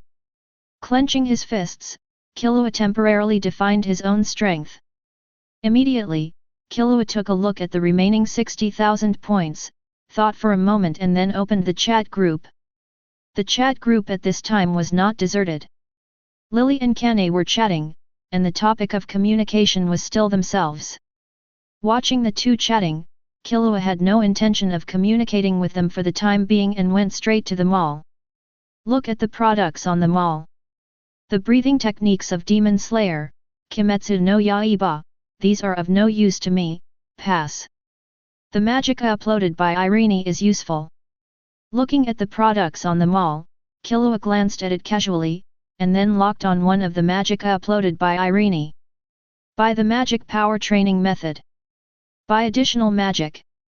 Purchasing the magic cultivation method costs 100 points. Purchasing additional magic costs 5,000 points. The magic power training method is the same price as the Nin training method uploaded by Killua. And the additional magic is very scary. That's right, it's 5,000. Even if Killua only requires 1/10 of the uploaded points to purchase, it still costs 5,000. It can be seen that the value of the additional magic uploaded by Eren is very high. 1/10 is 5,000, and the points obtained by Eren for uploading this magic are 50,000. A magic spell costs 50,000, which is a score that cannot be matched by the training methods of all members of the Killua Zoldyck family. After purchasing, Killua closed his eyes and began to receive magic training methods and additional magic. The huge amount of information pouring into Killua's mind did not have any bad effects on Killua. There was no phenomenon of excessive information overloading the brain. Everything was very gentle. After the information about the magic cultivation method appeared, magic power naturally appeared in Killua's body. The emergence of these magical powers is completely incompatible with Niankai well water, and there is no conflict at all. Killua's physique has been strengthened by the level 7 enhancer Nen. It is already very terrifying. Even without the use of telekinesis, Killua's physique is comparable to that of an ordinary giant dragon. Perhaps because of Killua's powerful physique, Killua obtained a very large amount of magic power during his first magic refining. A huge amount of magic power flowed through Killua's body, flowing like a river. Immediately afterwards, information about additional magic also poured into Killua's mind, and Killua naturally mastered the additional magic. With this mastery, Killua understood why the price of the additional magic uploaded by Irene was so high.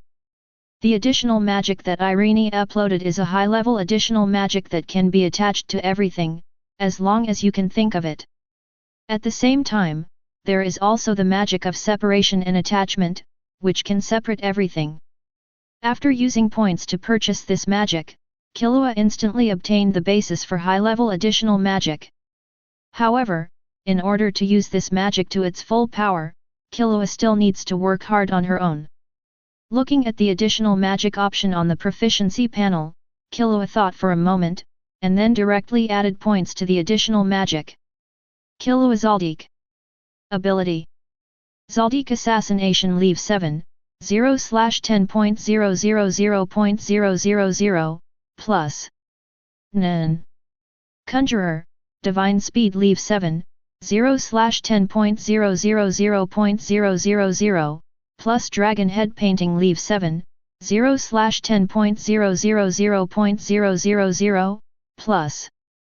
Transmuter, Flower of Life Leave 7, 0/10.000.000, plus Gaia Energy Cannon Leave 7, 0/10.000.000, plus. Enhancer, Body Refining Leave 7, 0/10.000.000, plus. Magic. High-level additional magic, Leave 6, 0/100000, plus. Life Ability Leave 5, 15203/100000, plus. Points, 53,890. Killua directly used more than 10,000 points to strengthen the high-level additional magic to level Leave 6. In an instant, a large number of experiences in practicing additional magic emerged in Killua's mind. As Killua absorbed this information, Killua gradually mastered various advanced additional magics. Immediately afterwards, the magic power in Killua's body also increased visibly to the naked eye, and a blue light appeared all over his body. If the magic power before was 1, then Killua's magic power now is 10, a full 10-fold increase. The soaring magic power still didn't cause any commotion, and was firmly restrained in Killua's body. Killua slowly opened his eyes, and the blue light flashed away. Speaking of which, it seems that I can now add dragon magic to myself and become a dragon slayer like Irene. Feeling his current additional magic attainments, Killua murmured while touching his chin. Killua is not against the dragon-slaying magic. Although dragon-slaying magic has the disadvantage that it cannot be used as a means of transportation, it is not a problem at all for Killua who has mastered the Leave 6 level additional magic. Killua can separate the uncomfortable feeling of changing in transportation with just one detachable attachment. This is the horror of level 6 additional magic. Moreover, Killua doesn't care even if he doesn't master additional magic. Killua had previously considered using the Thunder Dragon Magic Crystal to become a Dragon Slayer. No access to transportation? Then it's okay for me to float on the vehicle. If it really doesn't work, I can still fly, it's not a problem at all. Moreover, additional magic has another great use, hehe. Chapter 27. After finishing dealing with magic, Killua turned his attention to the chat panel. When Killua was buying additional magic, Irene entered the chat group at some point and was already chatting with Lily and Canoe. As for Nami, there was still no movement. It wasn't like there was no movement. Nami would send messages from time to time, but no one responded, so she went diving again. Killua looked at the chat group records. Lily and Canoe asked about Irene after Irene appeared. They were curious about what happened to Killua and Irene today. Irene did not hide this, and truthfully told Lily and Nami that she joined the dragon battlefield today and Killua killed 11 dragons in seconds. Although the two had some guesses about Killua's situation, after getting the answer from Irene, the two were still shocked by Killua's strength. However, as the three of them chatted, they talked about their respective futures. Everyone does not want their original future to happen and wants to change this future. Irene wants to protect the dragons of the Dragonov Kingdom and prevent them from being sacrificed. She also wants to cut the general who she was married to in the original book into a stick. At the same time, she also wants to find a way to prevent the birth of the Black Dragon King Akulanakia. Lily, on the other hand, wants to rely on the chat group to become stronger, and then rely on her strength to leave the Samo Familia and join the Loki Familia, and go on adventures with the Loki Familia. Kane, on the other hand, is ready to do what Killua proposed, try her best to prevent the members of the Demon Slayer Corps from dying and change the miserable future. While chatting, the three of them talked about Killua again. Because the world of Killua is very special, the three of them are also a little curious about it. Especially curious about the situation in the Dark Continent. Watching the three people speculating on various situations in the Dark Continent, Killua also became slightly interested and prepared to join the three people's conversation. However, at this moment, Nami, who had been diving, suddenly appeared. Moreover, the way she appeared made Killua slightly speechless. Nami, help, Killua, that old man Garp is coming to my side. Irene bells Arian, Garp, has he returned to the East Daxia Sea? Lily Luca Erd? Butterfly Kane, what happened? Killua Zoldyck. Killua, open permission, I'll go over now. I wanted to chat with a few people, but Nami suddenly asked for help. Killua had no choice but to put aside her plans to chat for the time being and went to the One Piece world. Although Garp is a good marine in the original work, who knows what this unattractive guy will do. So Killua thought it would be better for him to go over and take a look. Nami, keep it on. Irene bears Arian, Killua, come and take a look. Killua Zoldyck, well, I'll go over now. Killua Zoldyck, Aaron, remember to call me when the dragon invades again. Aaron bears Arian, I know. After explaining to Irene, Killua chose the time travel function and traveled directly to the world of One Piece. After Killua left, the communication in the chat group continued. Butterfly Kane, it's a pity that I can't see Nami's side of the world. Aaron bears Arian, if you want to see it, just come along. Lily Luca Erd, I want to watch it too, but I'm saving points now, so I can't spend them casually. Aaron bears Arian, Lily, haven't you collected enough points yet? Aaron had already known from the chat history that Lily was going to practice Nin uploaded by Killua. But Aaron didn't expect that Lily's points were not enough. Both the magic power cultivation method she uploaded and Killua's Nin cultivation method only require 100 points, and it can be completed in 3 or 4 days with such a few points. Lily Luca Erd, I have bad luck. I haven't scored more than 10 points after signing in for 5 days. Looking at this situation, it should take about 10 days to collect 100 points. In the wrong world, Lily rubbed her forehead with helplessness on her face. She originally received 10 points for signing in for the first time. She thought this was the minimum and thought that she should get 10 points every day. Unexpectedly, she did not get even 10 points for the next 4 days. It's 5 o'clock on the second day, 7 o'clock on the third day, 8 o'clock on the fourth day, and 5 o'clock on the fifth day. As of now, she has only 45 points, which is not enough. Butterfly Kane, it's so pitiful. It would be great if the chat group could give away points. Irene bells Arian, yes, if you can give away points, I can give some to Lily, so Lily you can practice as soon as possible. Nami, cultivation is too slow. It would be great if the chat group had a function to assist practice. Ding! After detecting the wishes of more than half of the group members, new functions are now available.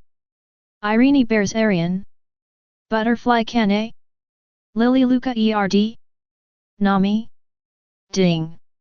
The live broadcast function has been activated. Ding! The red envelope function has been activated. Ding! The training function has been activated. Aaron bears Arian, this. Butterfly Kane, this chat group is too humane, isn't it?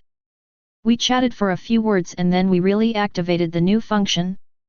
Butterfly Kane, if I had known, I would have chatted more when chatting before. Lily Luca ERD, Sister Kane, just be content. Lily Luca ERD, chat group, I love you. Nami, what is this live broadcast function? Killua Zoldyck, the live broadcast function is for watching live broadcasts. You will know it when you turn it on. Nami, oh, Killua, suddenly appeared next to me, it will scare people to death. Killua Zoldyck? In the world of One Piece, Killua, who had just traveled here, saw Nami's words in the chat group and his head was filled with black lines, and he glared at Nami in front of him fiercely. Is this something I can control? This is how chat groups are delivered. Okay, where is Garp? Killua rolled his eyes and asked directly without intending to talk nonsense with this guy. Here, look, that dog-headed warship is definitely Mr. Garp. Nami said, pointing in the direction of the sea. Hearing this, Killua looked over. It's really him. Looking at the iconic dog head, Killua murmured. Chapter 28. What appeared in Killua's sight was a huge warship with a dog's head on the bow. No one except the naval hero Garp uses this logo on warships. It is Garp's exclusive symbol. What is this guy Garp doing here? Killua was really confused about Garp's appearance in Coco West Village.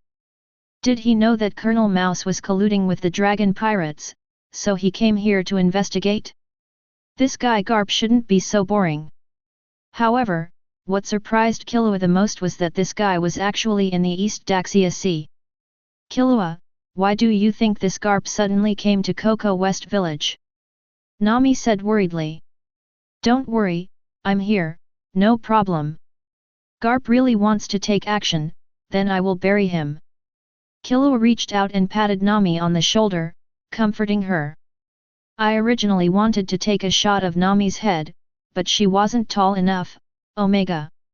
Although he is already very strong physically, his height is still the same as the original Killua. I don't know why. Okay, you stay here, I'll go over and take a look. After saying that, Killua's figure disappeared instantly. Looking at Killua disappearing in the wind and fire, Nami twitched the corner of her mouth slightly, and immediately entered the chat group again to study new features with Eren and others. Now that Killua is here, this place is left to Killua. On the other side, on the sea dozens of miles away from Kokoyasi village, on Garp's warship, Garp was lying on a recliner and sound asleep, with his trademark big snot bubbles on his nose. Big and small. Behind Garp is the upright Adjutant Bogart.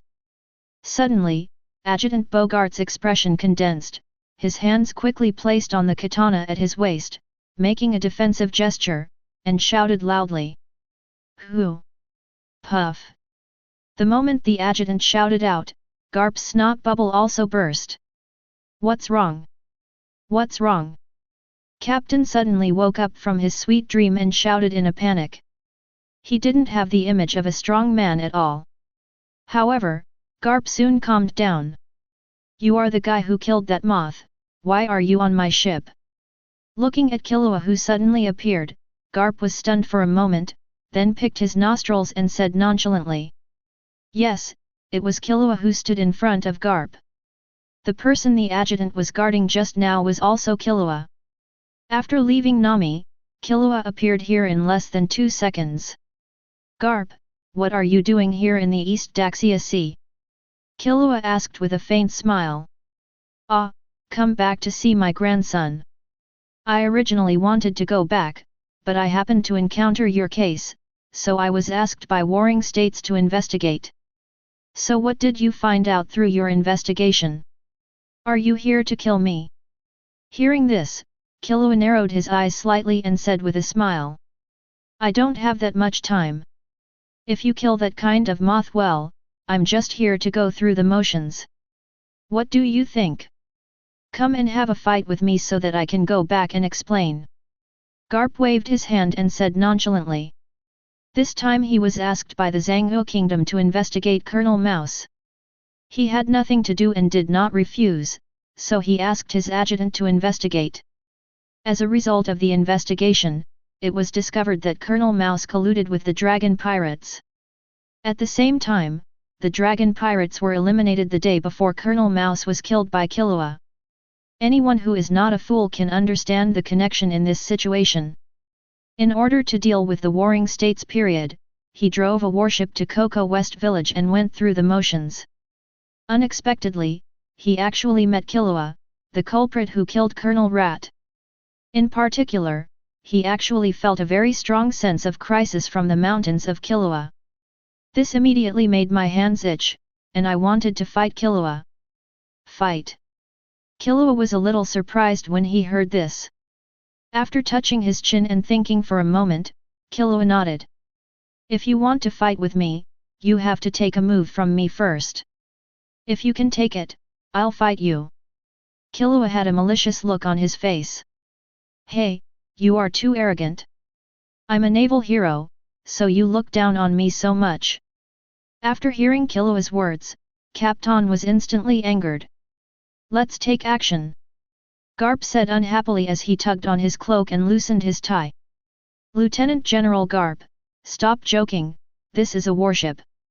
Seeing Garp's appearance, the adjutant on the side quickly stopped him.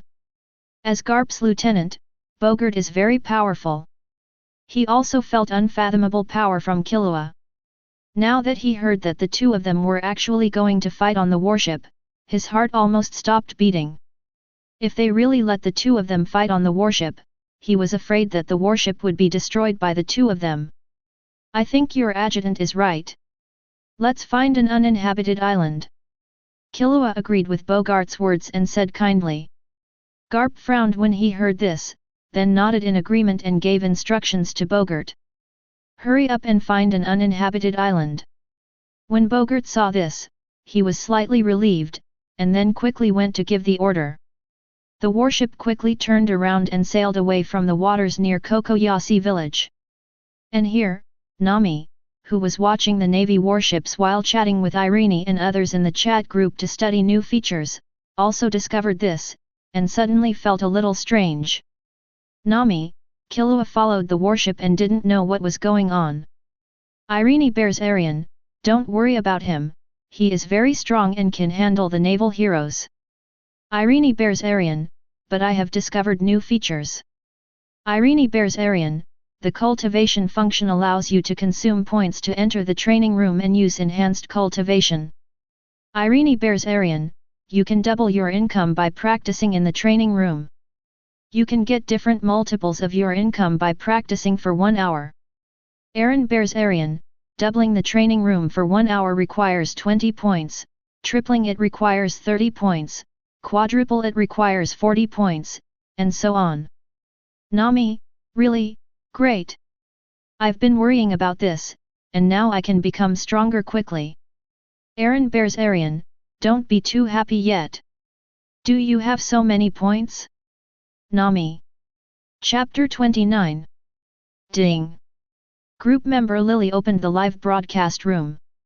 Just when Nami was excited about the appearance of the training room, a notification sound suddenly appeared in the chat group. This prompt immediately stunned Aileen and several others, and then they all clicked on the live broadcast room. As soon as they entered the live broadcast room, several people saw a petite girl staring blankly at the screen. Aaron, is this a live broadcast? Butterfly Kane, are you Lily? Nami, the little humans are really so small. Lily Luca ERD, this live broadcast seems to be able to pass on the situation of the person live broadcasting to other people. Lily Luca ERD, that's really rude. I'm only 10 years old. It's normal for me to be so young. Nami, sorry, don't be angry. Seeing Lily's bulging cheeks in the live broadcast, Nami replied sarcastically. Aaron bears Arian, I see, Nami, since you can see the situation around the person broadcasting, Nami, can you turn on the live broadcast?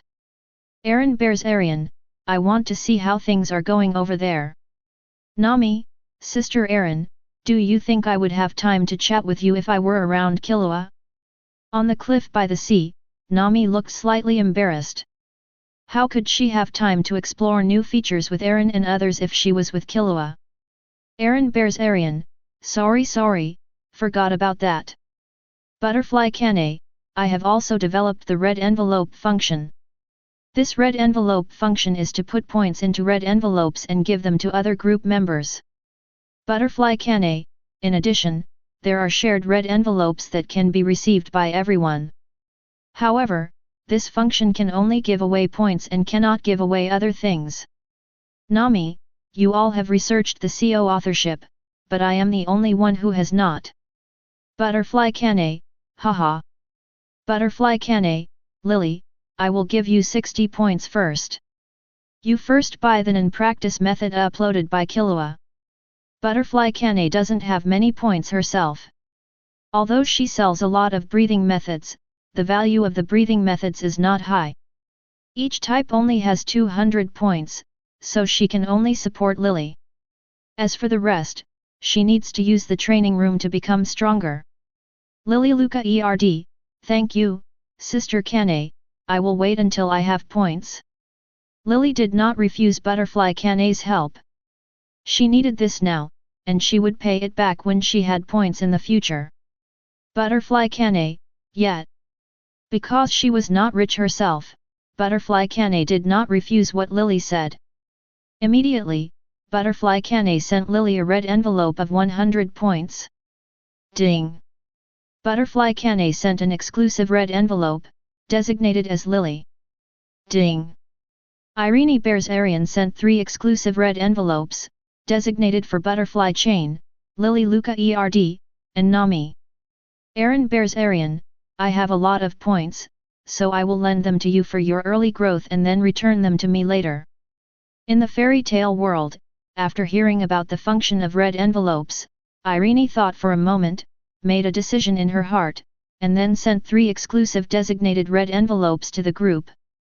The atmosphere in this group is very good and she likes it very much, so she doesn't mind helping the members in the group. She has a lot of points. Although the magic inheritance of the Dragonov Kingdom is not very powerful, the additional magic she has learned can reach up to 50,000 points, so she is not short of points now, and it is okay to support the group members. As for funding Killua, that was something she hadn't even thought about. Killua is the richest guy in the group. After uploading so many nin tricks and training methods, and 11 dragon magic crystals were uploaded yesterday, Killua now has 7 or 800,000 points, so there is no need for her to provide funding. Nami, 1,000 points, long live Sister Irene. Thank you, Sister Irene. I will pay you back when I have the points. Butterfly Kane, I'm so sorry, but thank you Aaron. I need points to practice now. Lily Luca ERD, thank you, Sister Irene. Thank you so much, Sister Irene. None of the 3 refused Irene's kindness. Now they all need points to improve their strength. Moreover, they all know how many points Irene has received for the various magics uploaded. Of the 5 people in the group, Aaron is the second richest. So they were not polite and would pay it back later. Aaron bears Arian, we are all friends, no need to be polite. Eileen bears Arian, okay, I'm going to practice now. Finally, a function has appeared that can help us become stronger. Don't waste time. Butterfly Kane, yeah, take me one. Lily Luca I'm coming too. Nami, I'll just wait until Killua resolves the matter. Soon the group fell silent. Except for Nami, Irene, and other 3 people spent their points to enter the training room to practice. It's really weird. Even if the warship left, why didn't Killua come back? Nami looked at the warship getting further away in the distance with a monocular telescope, and her face was full of confusion. Nami at Killua, what happened? A somewhat worried Nami teased Killua in the chat group. Killua Zoldyck, it's okay, I'll discuss it with Garp, and now we're going to find the uninhabited island. Killua, who was arguing with Garp, heard the prompt from the chat group and saw Nami in 8, so he explained. Nami, oh, please be safe. If it doesn't work, just go back. Killua Zoldyck, no problem, don't worry, although Garp is powerful, he is not my opponent yet. Nami, yeah, as long as you are sure. Seeing Nami's concern, the corners of Killua's mouth raised slightly. The atmosphere of this chat group is really good, and the group members have very good personalities. Lily and Irene have not turned into the kind of characters that they have in the future, they are both kind-hearted. Hey, you kid, why are you laughing all of a sudden? At this time, Garp across from Killua suddenly said. I thought of a good thing. Killua replied with a slight smile. How long does it take to reach the uninhabited island? It's almost here, about 10 minutes. Chapter 30. Haha, there is no one on this island, so you can do whatever you want. On a small island with 5 people, Garp threw the cloak behind him and said with a smile while stretching his muscles. He has met many strong men, including Roger, Golden Lion, Whitebeard, Count, Kaido, Big Mom, etc. But this was the first time he encountered a young and strong man like Killua. In particular, Killua made him feel a very strong sense of crisis, something he had never encountered since growing up. Therefore, he is now very interested in Killua and wants to have a fight with Killua immediately. Of course, it's not a fight, it's just a simple fight, a battle. In front of Garp, Killua stood casually with his hands in his pockets. On a cliff 500 meters away from the 2 of them, Bogart, Garp's adjutant, was staring at the open space where the 2 were with a solemn expression. As Garp's adjutant, Bogart is very powerful. He was qualified to participate in the Battle of God's Island 30 years ago, competing with many of today's great pirates. But even among the big pirates of the Rocks pirates at that time, he did not feel such a strong sense of crisis from them, not even Garp. Killua was the first existence that gave him such a sense of crisis. Therefore, he was very serious about this battle. However, Bogart soon became stupid. Boy, are you ready? After moving his hands and feet for a while, Garp's fighting spirit reached its peak, the expression on his face became serious, and the aura on his body became more and more terrifying. Killua didn't speak, but took one of his hands out of his pocket, stretched out 2 fingers and waved gently to Garp. Seeing this scene, Kyopo's pupils suddenly shrank. This was the first time that he had been treated like this, so provocatively, and his completely nonchalant behavior made Garp feel impulsive in a rare way. The next moment, the 6th Navy shave was used by Garp, and Garp's figure disappeared instantly. When it reappeared, it was already beside Killua. It was so fast that no one could see it clearly. It appeared in front of Killua in an instant, and its fist was already in place. It was only 1 centimeter away and would hit Killua's face at any time. However, even within such a centimeter, Garp could never get close. I saw Garp coming and going as fast as he could. His whole body turned into an afterimage and shot back, directly smashing into the forest. The powerful force pushed Garp's body and kept flying backwards, destroying everything along the way. Likely destroyed, thick smoke billows. How is that possible? On the cliff, Adjutant Bogart looked at this scene with his eyes almost popping out of his head. His boss made the first move, but was sent flying by a punch. This was the first time he had seen this happen. He had seen Garp being blown away before, but this was the first time that he was blown away as soon as he made a move. Especially this time, his boss Garp had a high fighting spirit.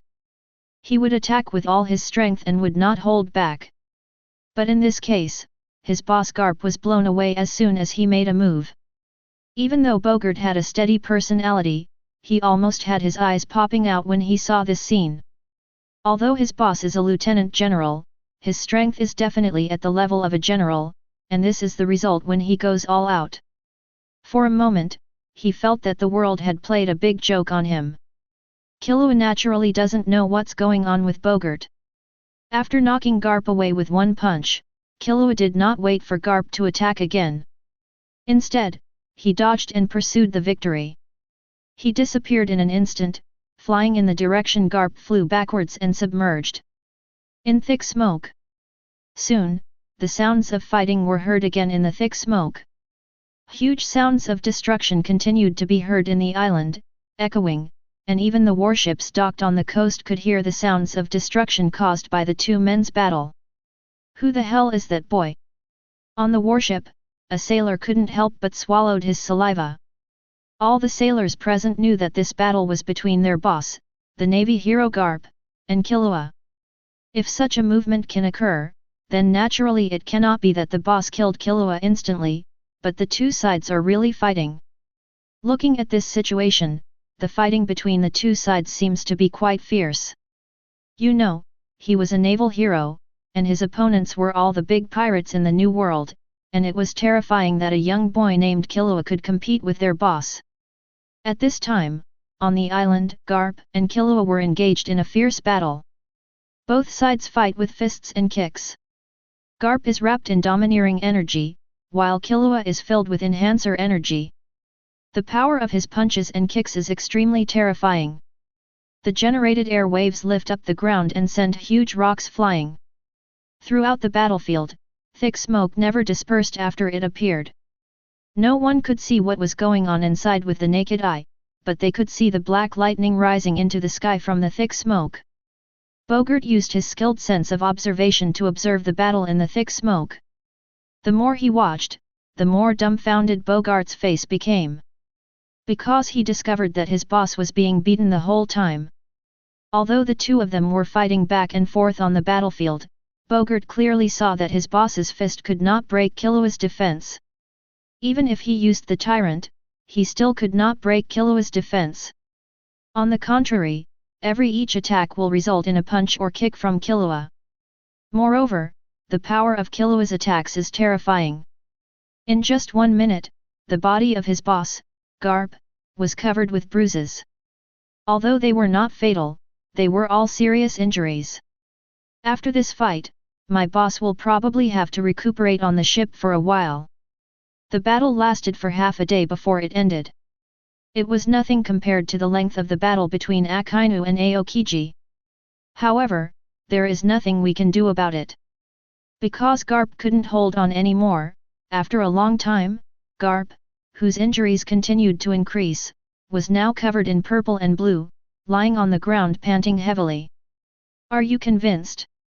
Killua, who was completely unharmed, stood beside Garp with his hands in his pockets and said with a slight smile. Is your kid a monster? Garp glanced at Killua and said weakly. Chapter 31. Monster. It seems that you can indeed say that about me. Hearing Garp's words, Killua was slightly startled, and then laughed. Indeed, which 12-year-old boy has such terrifying strength? Ha ha ha, boy, come and be a marine.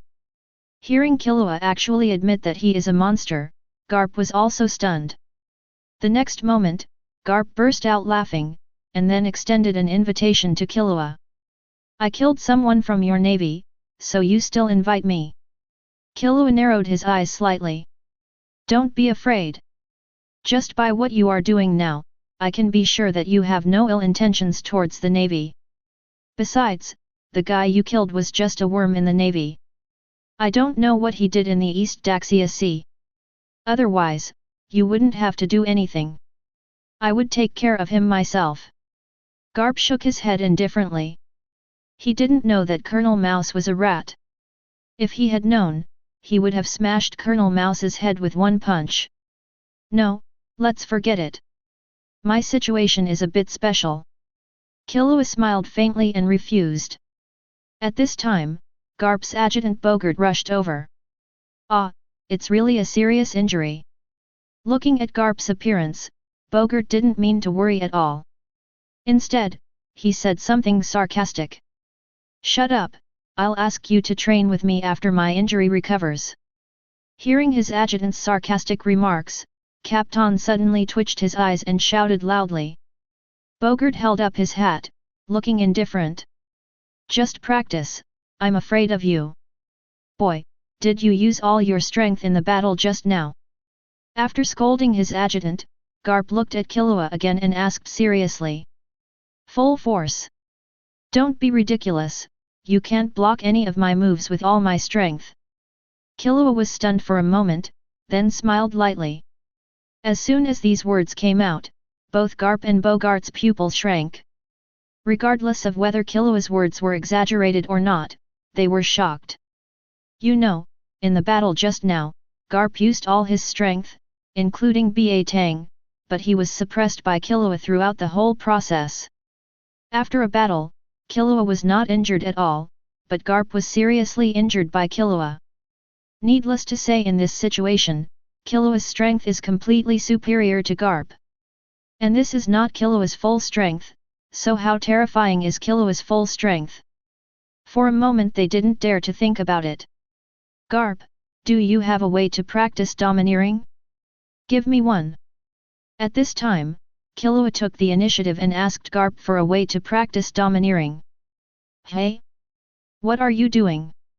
Garp and Bogart were both stunned. Of course it's training. Killua curled his lips slightly. Why do I want this? What else can I do besides training? As soon as these words came out, Garp and Bogart's eyes widened. Didn't you just use your haki to fight me? Garp's eyes twitched wildly, his face full of disbelief. He just thought that Killua had been using domineering entanglement to fight him, but now Killua told him that he didn't know how to do domineering at all. How does Garp accept this? For a moment, Garp felt that he was really old and couldn't keep up with this era. Bogart on the side also felt the same way, with a look of discomfort on his face. However, let's not talk about it. Enhancer Nian Chi is really similar to haki. Is there any? Looking at the two people's reactions, Killua urged without feeling surprised. One Piece world Killua should come here often in the future, and the natural ability users in this world need the power of the system of haki in addition to their attributes being incompatible, otherwise they will not be able to deal with them. Killua didn't know if his Nian Chi could deal with people with natural abilities, so he thought about learning haki. This way, you won't be so passive when encountering natural elements in the future. Bogart, give him a domineering training manual. Hearing Killua's urging, Garp said to Bogart without delay. The domineering training manual is in the warship. Let's go back to the warship together. Bogart leaned down, helped Garp up, and said to Killua. Then he jumped up in one step and headed towards the warship. Rush in the direction.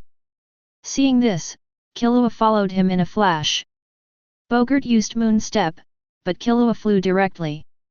Boy Killua, your ability is really convenient. Garp sighed as he looked at Killua flying beside him. In response, Killua smiled and said nothing. Soon the two returned to the warship. The sailors in the warship looked like they had seen a ghost after seeing Garp's appearance, as if they couldn't believe that their boss would become like this. However, all this had nothing to do with Killua. After getting the domineering training manual from Bogart, Killua said goodbye to the two of them and left. Hey, Bogart, am I unable to keep up with this era? Looking at Killua's retreating back, Garp said with a slightly melancholy tone. Stop thinking nonsense, this kid is just an exception. Bogart held up his hat and said calmly. Yes, it is indeed an exception. Garp felt a little better. On the other side, after saying goodbye to Garp, Killua headed back to Coco West Village. After flying for more than 10 minutes, Killua returned to Coco West Village and saw Nami waiting there. Nami also saw Killua and waved to Killua excitedly. Is the matter done? As soon as Killua landed, Nami couldn't wait to ask. Well, it's done. The Navy won't come looking for trouble in the future. Killua nodded, then threw the domineering training manual over. Nami took it hurriedly. What is this? Nami turned it over curiously and asked while turning it. The domineering training method will be uploaded to the mall later. Killua explained. Why don't you upload it yourself? Nami was stunned when she heard this. After I upload it, I can't buy it myself. Once you upload it, I can directly purchase it and instantly master it. Well, then I can't buy it anymore. Nami immediately gave Killua a look. I just took a look at this thing. 5,000 points, do you want it? Killua ignored Nami's eyes and said with a half smile. As soon as these words came out, Nami's eyes suddenly turned into money symbols. Just leave this kind of thing to me. Nami said righteously, holding the domineering training manual tightly in her hands.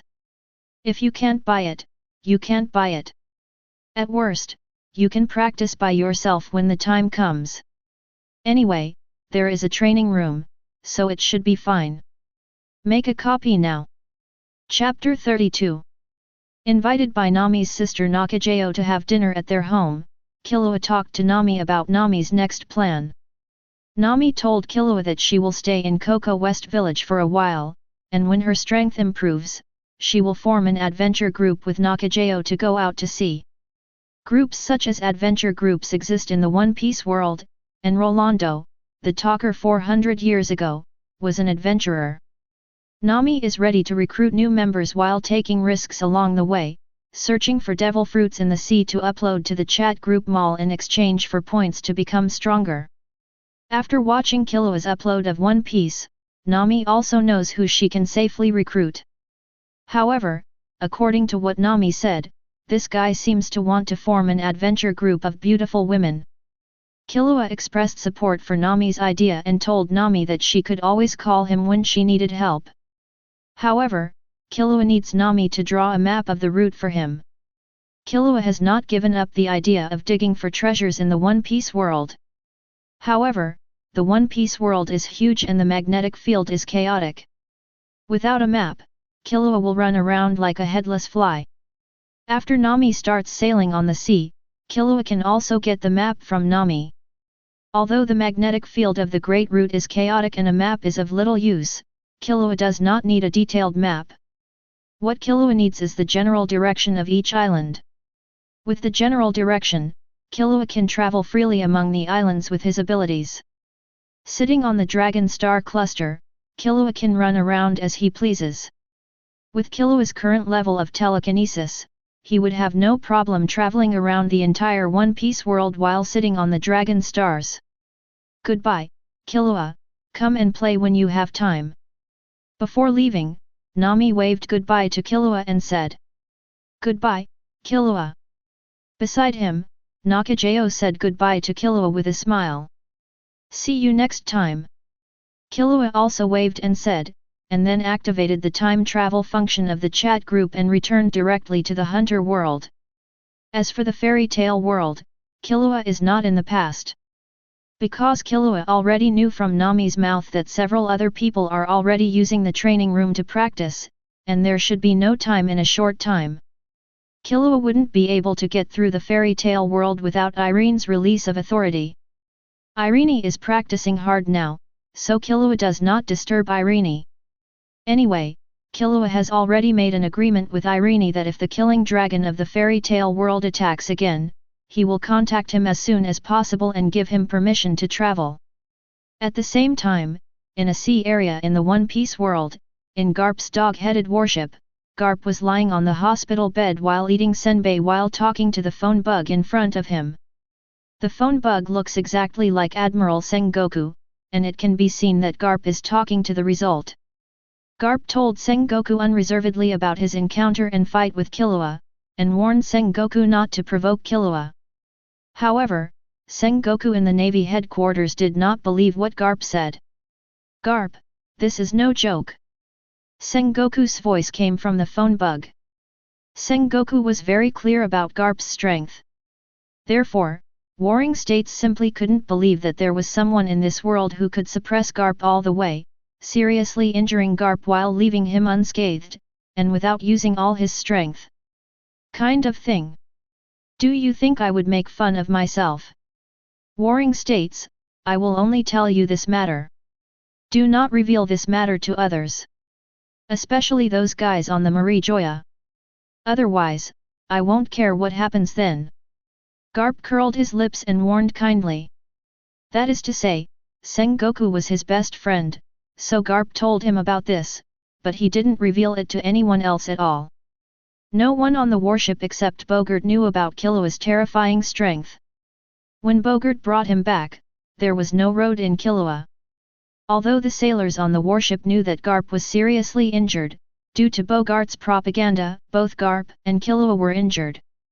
The reason for doing this is that the people on the warship will know about Killua's strength and reveal this matter.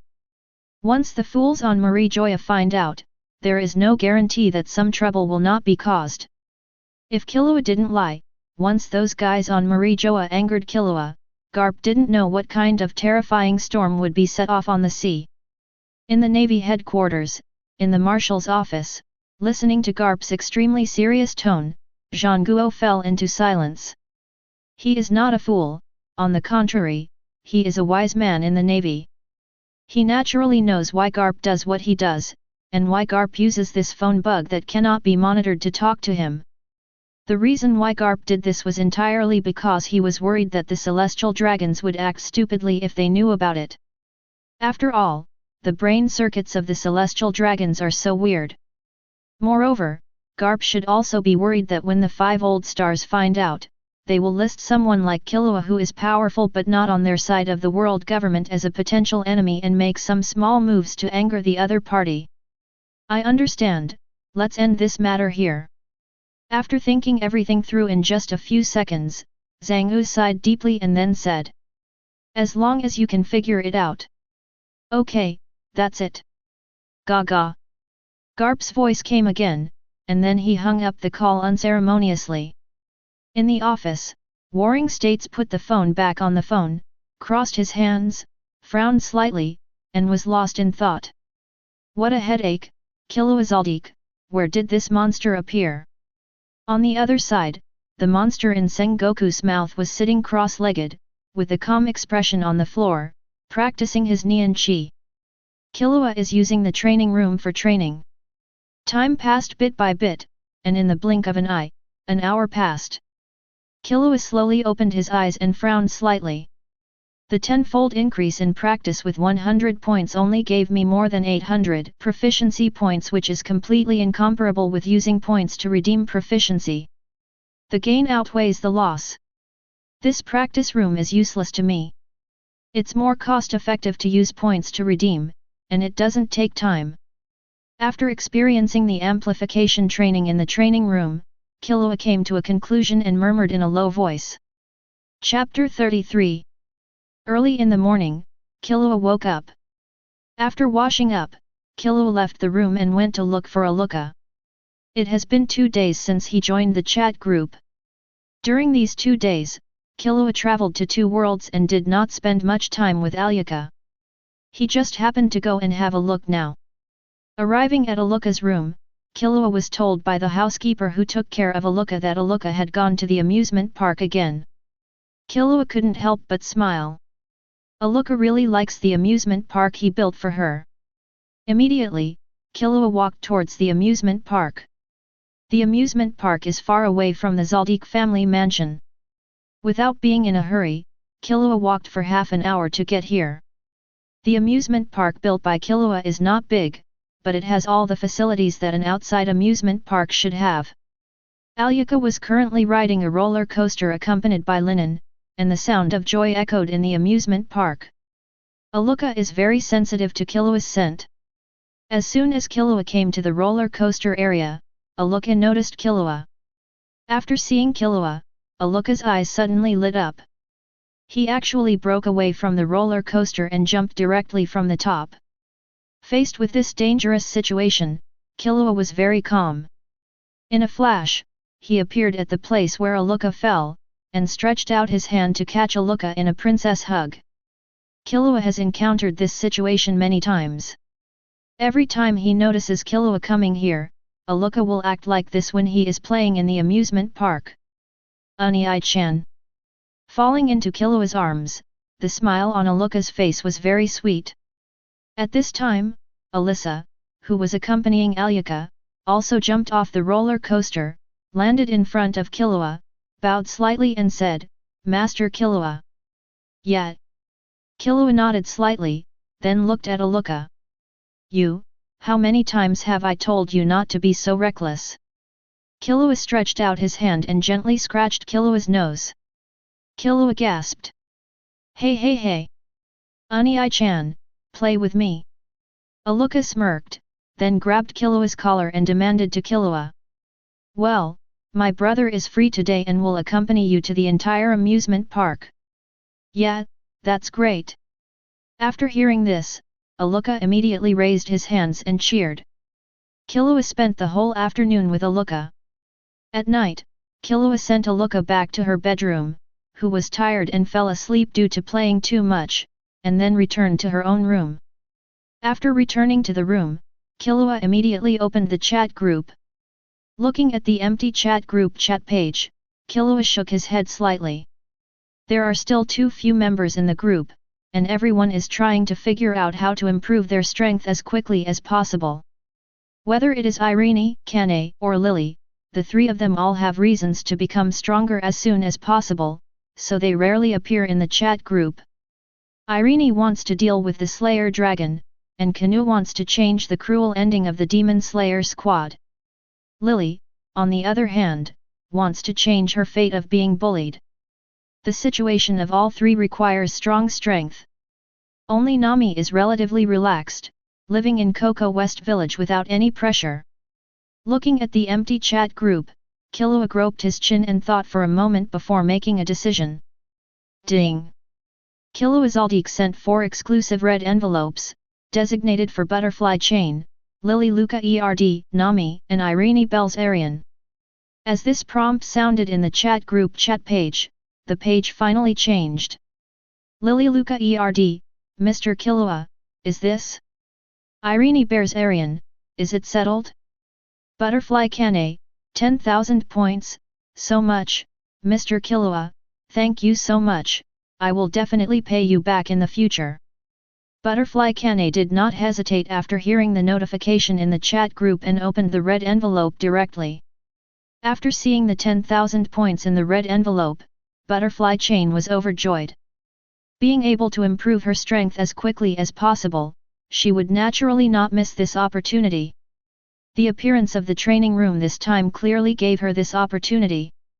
If you want to use the training room, points are essential. She has already uploaded everything she can to get points, and the points she has obtained are not many. Such points cannot be used in the training room for too long. Even the 1,000 points given by Aaron can't last long. Now Killua's 10,000 points are just what she needs. So she wasn't pretentious. Just like Aaron did before, just wait until you become stronger and have the ability to gain points before returning them to Killua. Nami, 10,000 points, great, long live Killua. Killua Zoldyck, I give it to you for practice. Remember to return it to me later. Killua directly gave 10,000 points to all 4 of them. Anyway, I can't use it now. As for the training of Haki, Killua has not started yet. The purpose of practicing Haki is to prevent yourself from being passive when dealing with people with natural fruit abilities. And Nami hasn't gone to sea yet, and she hasn't drawn a sea chart to give to herself, so don't worry. Lily Luca Erd, Mr. Killua, thank you very much. I will definitely repay Mr. Killua well in the future and I will definitely give you points. Like Butterfly Kane, Lily is in great need of points now, so she kills Killua without any courtesy at all. Eren bears Arian, thanks then, Killua. Irene was not pretentious, and she was not worried that Killua would not have points to use for Killua, a big dog player. You know, if you search the records on the chat group page, you can also see the points records obtained by Killua by uploading various items. How could 7 or 800,000 points be used without points? However, Irene really guessed wrong this time, and Killua only has more than 10,000 points now. After chatting with a few people in the group for a while, several people went offline one after another, saying they were going to practice hard. Killua didn't say anything about this. He sent a goodbye message to several people and then withdrew from the chat group. The chat group I joined is different from the chat groups I've seen in my previous life. There are very few people in the water group, and most of them are thinking of ways to improve their strength. However, this is only a temporary situation. After all their points are used up, maybe the chat group will become lively. Before exiting the chat group, Killua took a look at the chat history of the chat group, smiled lightly, and murmured in his heart. Murmured. Not long after Killua exited the chat group page, a person visited Killua. Killua, I'm going to take the hunter license test, do you want to come with me? Said the eldest brother Yimi in front of him. Hunter license? Okay, I'll go there too. Killua thought for a moment, then agreed. Chapter 34. There was nothing to do anyway, so after his brother Yimi invited him to participate in the hunter trial to obtain a hunter license, Killua agreed. I just wanted to see if I could get their trick training method from a few examiners in the Hunter Association. If you can get the best, it's no loss if you don't get it. The next day, after comforting Aluka, Killua got on the airship with his eldest brother Ilmi and rushed to the city where the Hunter Association's examination venue was located. For others, it may be necessary to go through various pre-exam tests to get to where the examination center is. But it's not difficult for the Zoldyck family to know where the exam venue is. Yimi had long known the location of the examination venue for this hunter test, and Killua and the two went straight there this time. Without much effort, Killua and Ilmi entered the underground passage where the first test was conducted. At this time, many candidates have gathered here. As soon as they entered here, Killua and Yami attracted the attention of many candidates. These candidates looked at Killua and Ilmi with hostility in their eyes. It can't be considered hostility. Most of the looks can only be said to be looking at the opponent, and only a few people's looks are full of ill intentions. Seeing these people, Killua's eyes narrowed slightly, and an invisible aura swept away from Killua's body. The next moment, most people were so frightened by the breath released by Killua that they collapsed to the ground. Nan's Nian Qi is simply beyond what these ordinary people can bear. Not to mention someone of Killua's level. Click, click, click. At this time, the voice of his eldest brother Ilmi came from beside Killua. At this time, Ilmi was already suffering from the disguise of Jitalai, so this was the sound he made. Kind. Yimi is telling Killua not to cause trouble. In response, Killua just shrugged. After getting the card from the bean-faced man, he took the skateboard and walked towards the edge of the passage. He leaned the skateboard against the wall, put one foot against the wall, put his hands in his pockets and closed it. My eyes calmed down. When the others saw this scene, they relaxed a little. However, after this experience, these candidates all knew that Killua was not easy to mess with, and they did not dare to mess with Killua at all. However, there is one person who is exactly the opposite of the other candidates. It's Hisoka, who's already here as well. The aura Killua released just now made Hisoka very excited. Although the aura on his body was well hidden, Killua could feel that this guy was ready to attack at any time. This guy has such a personality. When he meets someone he is interested in, he will want to do something with him. In the original book, after Hisoka fell in love with Crollo Lucifer, he tried every possible means and tried his best to fight Crollo. However, Killua is not worried about Hisoka's current state at all, because his brother Ilmi is taking care of it. Ilmi just stood in front of Hisoka, with his face covered with needles, and moved his mouth slightly a few times. After making a few clicking sounds, Hisoka's breath calmed down, and his face was filled with disgust. If your brother agrees to fight with me, then that's okay. I will find a way to make him agree to fight me. After feeling disgusted, Hisoka said with an evil smile on his face. Click, click, click. Time passed slowly in Killua's sleep. At a certain moment, Killua opened his eyes slightly. Because Killua felt that someone was actually approaching him, and there were more than one. After the shock just now, there was someone besides Hisoka who dared to approach me. It was really interesting. They were definitely new candidates. However, when Killua opened his eyes and saw the situation in front of him, Killua was slightly startled. Because the three people who appeared in front of Killua were Gon, Kurapika, and Leorio. Because no one dared to approach me, there was an open space around me, so it attracted the attention of Gon, a curious guy. Probably another reason is that I am about the same age as him. I'm J Freaks, what's your name? Gon seemed very familiar from the moment he came up. He introduced himself directly to Killua and asked for Killua's name. Haha, Killua. Although he didn't want to get involved in the affairs of Gon and the three of them, Killua didn't have any ill feelings towards the three of them. They all came to find him. Killua's attitude was not too bad. He sighed slightly and put the name was given, but the surname was not given. Killua, do you want to go together? After Killua reported his name, Gon directly extended an invitation to Killua to join him. This kind of super familiarity made Killua slightly speechless, and he refused without thinking. I'm sorry. I want to be alone. Can you just leave me alone? Killua said flatly. Hey, is that so? That's really embarrassing. Gon, who had been rejected, felt a little embarrassed and laughed dryly, rubbing the back of his head. Hey, Gon, since he doesn't want to, then forget it. Leorio behind Miss Zai said. Although Kurapika on the side did not speak, it could be seen from his expression that Kurapika had the same idea. The three people left here quickly. Killua closed his eyes again. This time Killua did not fall asleep, but immersed himself in the chat group. However, this time when Killua entered the chat group, he found that someone was actually sending messages, which surprised Killua. Nami, dang dang dang, from now on, please call me Nami, the angel of heaven. Killua Zoldyck, weather angel? Has your name been developed? Nami, hehe, it's been developed. It's based on the moves of my original future self.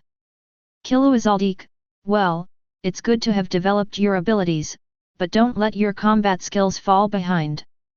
No matter how strong Nan is, it needs to be supported by strong combat skills, otherwise you will not be able to use this Nan on the enemy.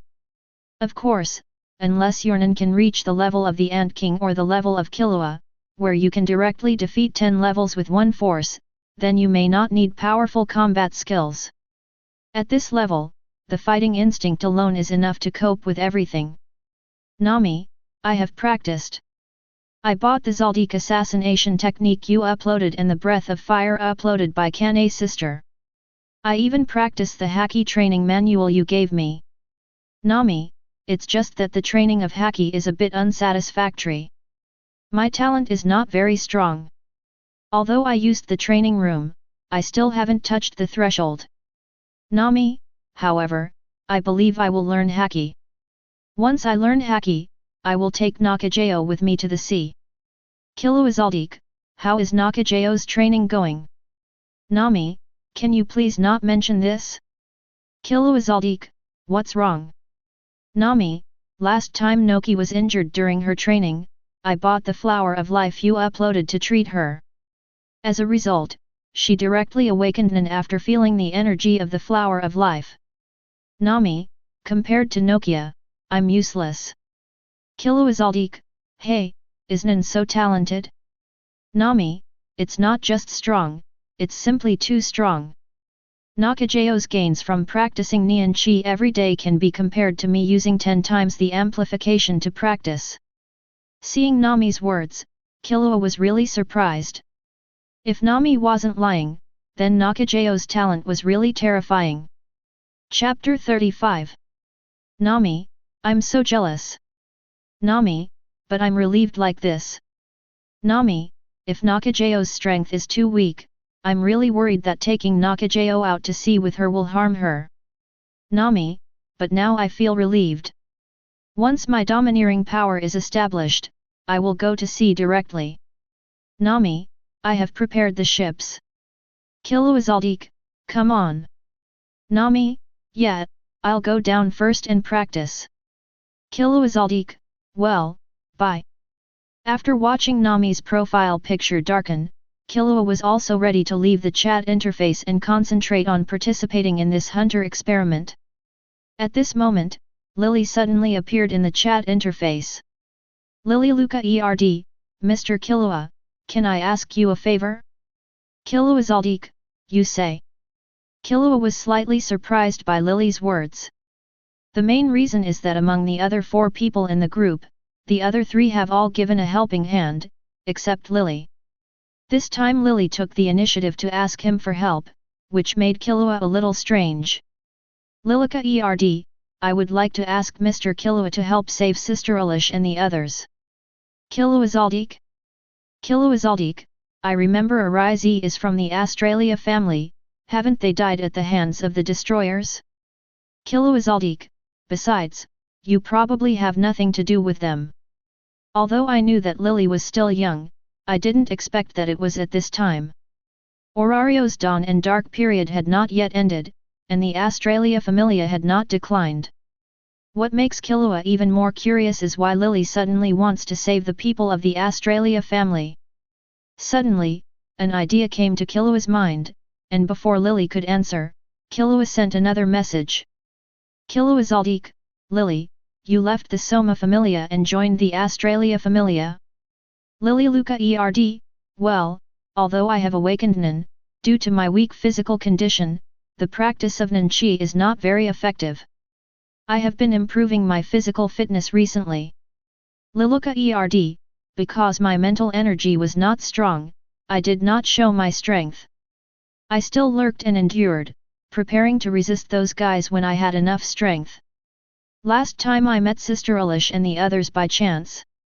When they saw that I was being bullied, they helped me.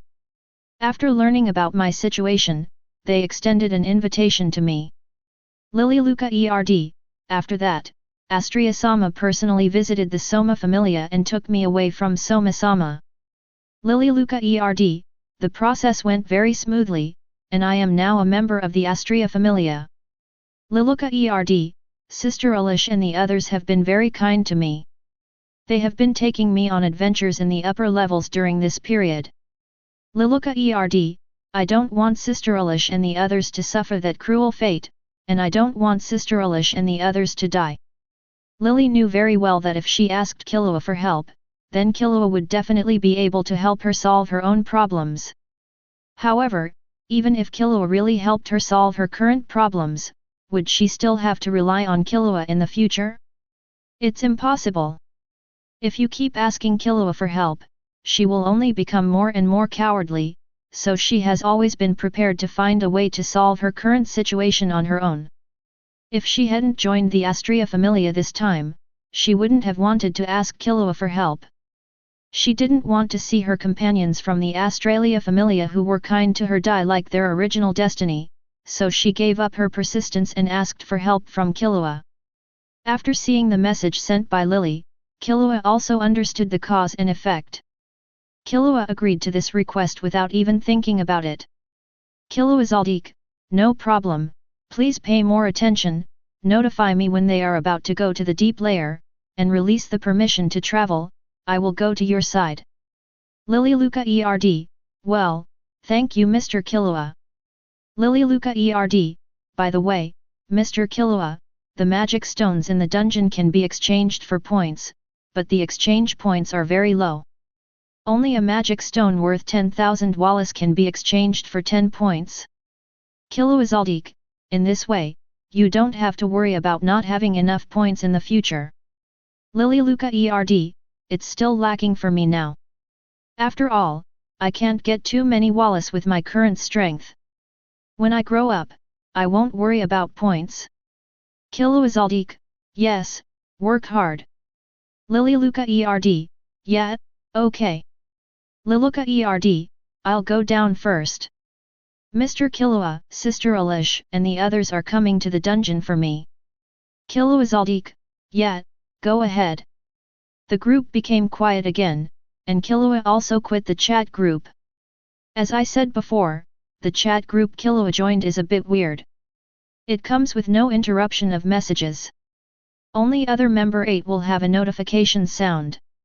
At other times, you need to enter the chat group page yourself to see the messages in the group. This situation has both good and bad aspects. The good aspect is that it will not disturb the group members and will not give the enemy an opportunity to take advantage of them due to being disturbed during the battle. The bad thing is that you can't know what's happening in the group in real time. When you enter the chat group may have become quiet again, and you can only see other people's chat records. And if you want everyone to chat together, you need all of 8. However, in the current group, except for Killua, all the other group members are making great efforts to improve their strength, so there are very few people chatting in the group, and Killua will not go out of his way to disturb them. Killua flipped through the pages, but there was very little information. Shaking his head slightly, Killua exited the chat group and fell asleep again. 10 minutes later, a bell rang, followed by a vibration. A wall in front of everyone slowly rose. The examiner Sassy made a grand appearance. The first test also began. Everyone followed Sassy, rushing towards the second examination room. Killua stood on the skateboard and followed Satsuki slowly, very comfortable. Although Killua can fly, Killua was not prepared to cause such a commotion, so he brought a skateboard as a means of transportation when he arrived. A few hours passed quickly, and a large number of candidates fell on the road due to exhaustion, but Killua was relaxed and content. Gon didn't talk to him this time, making Killua's journey very smooth. Not long after, everyone reached the end of the passage and came to the ground. After a while, everyone entered the Shimile wetland under the leadership of SACI and rushed to the next examination room. The Wet Melly wetland is very dangerous for ordinary people, but for non-people like Killua, it is not a problem at all.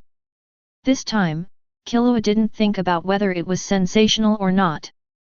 He sat cross-legged on the skateboard that was driven by mind energy and followed Satsuki unhurriedly. This situation made the candidates who were following Sassy widen their eyes and look extremely surprised. It also made Sassy beside him look strange and look sideways frequently. This was the first time he saw Killua, a small nin who was able to fly with the help of his mind energy.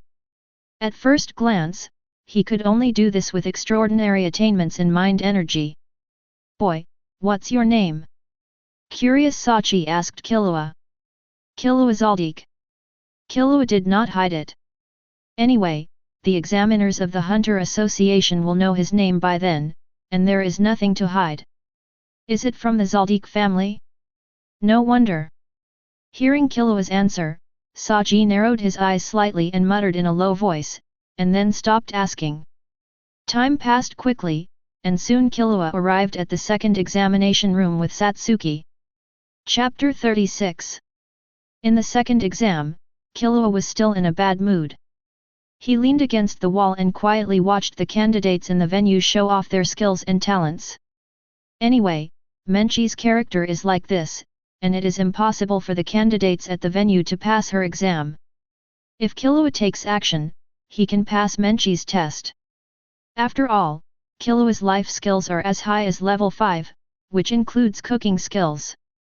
But Killua didn't intend to take action.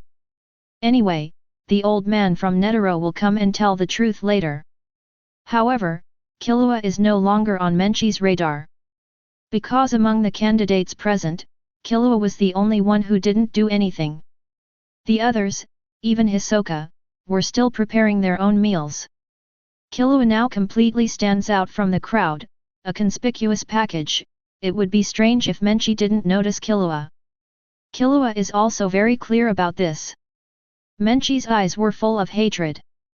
Killua was not a fool to feel it, but Killua didn't care at all.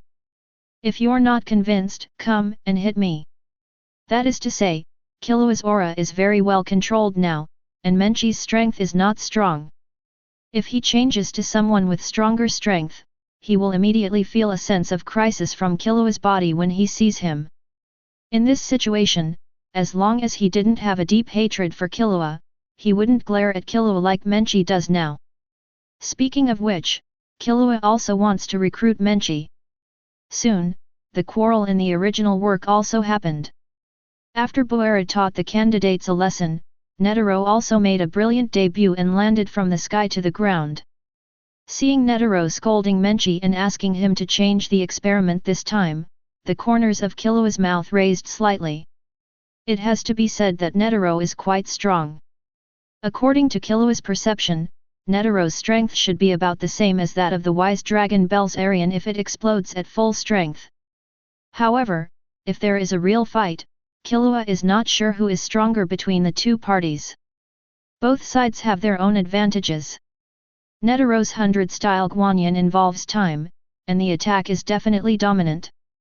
As for Belzerian, as a dragon, his body is naturally very powerful, and it goes without saying that he has physical strength. After defeating the Dragon Clan and attending the triumphal feast of the Kingdom of Dragonov, Killua heard Belzerian say that when they fought with the dragons of the killing faction, they often killed 10 people in one fight. Days and half a month. This physical strength is terrifying. On the contrary, Netero is already old and frail and unable to fight a protracted battle. Therefore, if there is a fight, I really don't know who will win and who will lose.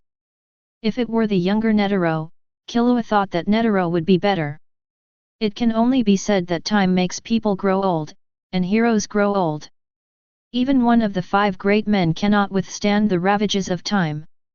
Leaning against the window in the corridor, looking at the clouds outside, Killua thought silently. At this time, he was already on the airship, Netero's airship. Now everyone is on their way to Toha Mountain in Shimile Wetland. I didn't expect that someone like you existed.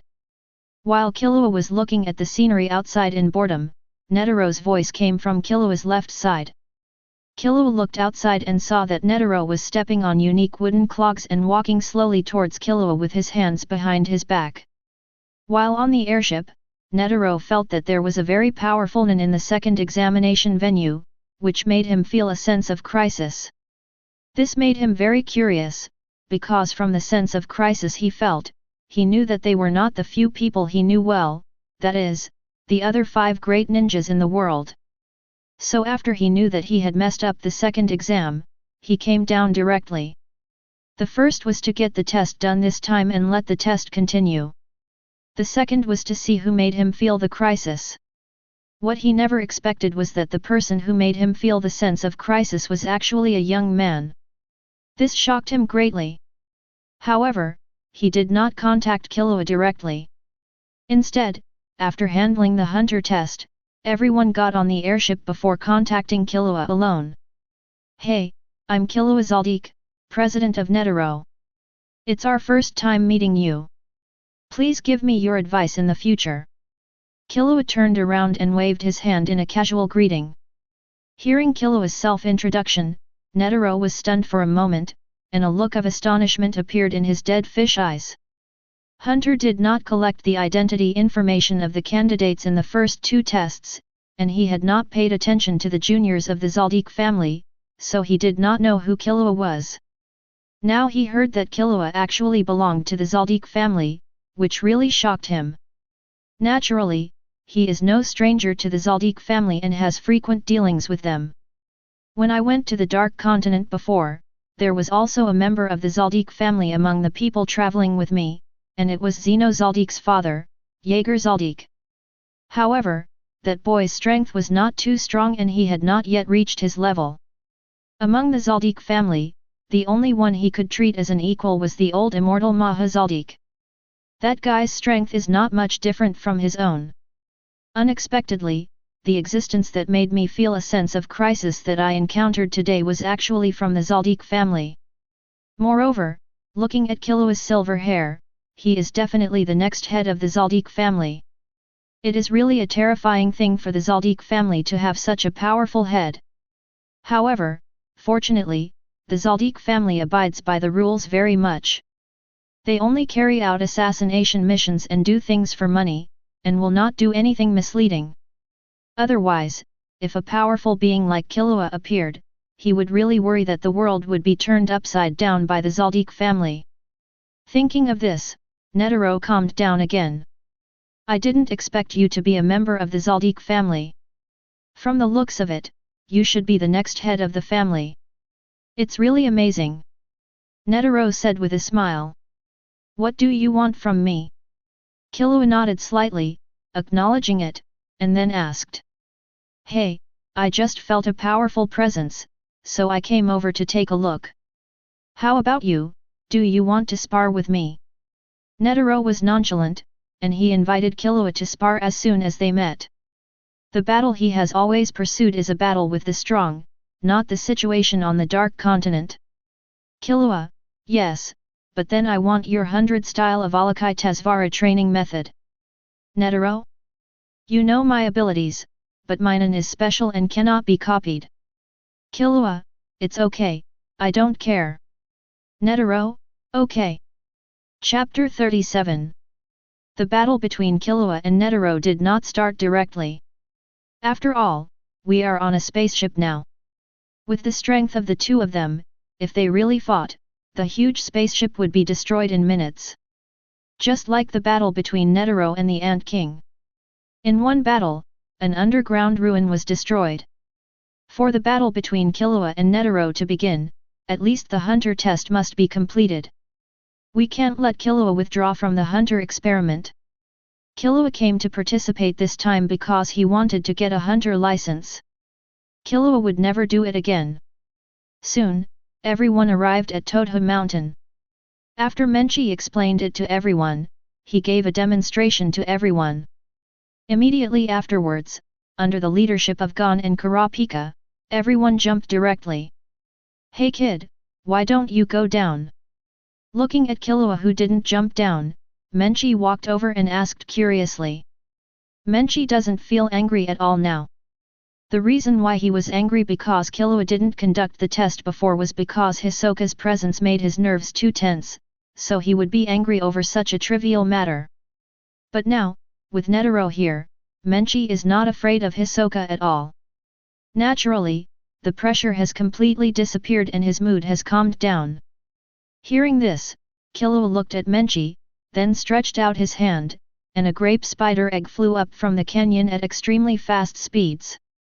This scene surprised everyone present, except Netero, even Satsuki, who had long known that he was a nin. Because they all saw a purple mental energy arm extending from Killua's hand toward the canyon below, and brought up the grape spider egg from below. The nearest grape spider egg above is hundreds of meters away. There is no way they can do this if the thought energy is hundreds of meters away from the body. Their practice is not enough. This also means that Killua's training in Nin is far superior to theirs. They adults were actually no match for a child, which made them all a little embarrassed. Are you a monster? Menchi curled his lips, slightly depressed. The thought energy can leave the body without dissipating. With her cultivation, she can only reach about 30 meters. This is already the limit, and it is still difficult to achieve this. How can she be like Killua, who can directly leave the body for 100 meters? And also looked relaxed and freehand, without any difficulty at all. Want to learn? Killua shook the grape spider egg in his hand and said with a smile. You teach me. Menchi frowned slightly. If someone teaches her these advanced application skills, she will naturally not miss it. After becoming a hunter, she only received guidance from a senior hunter and learned various nin techniques. She slowly mastered such advanced skills by herself and gradually became stronger. And if you have a teacher who is very accomplished in nin to teach you, then the improvement of your own strength must not be underestimated. There is one condition. Killua stretched out his other hand and raised a finger. What conditions? Menchie's eyes suddenly lit up when he heard this. Since it is a condition, then we can negotiate. Be my personal butler. Killua replied with a smile. Killua has long wanted to form an exclusive butler. The head of the Zoldyck family can choose the exclusive butler from the family's butlers, or he can convince the nin from the outside and ask them to surrender and join. Killua just likes Menchie. There are two reasons why Killua likes Menchie. The first is Menchie's talent. Menchie's strength is pretty good. Although it cannot be compared with Hisoka, it is not much weaker. According to Killua's prediction of Menchie's strength, he should be on par with the weaker members of the brigade. And Menchie is not much older than himself. He has such strength at such an age, which means that Menchie has very good talents. With this kind of talent, if you train yourself, you can definitely stand on your own.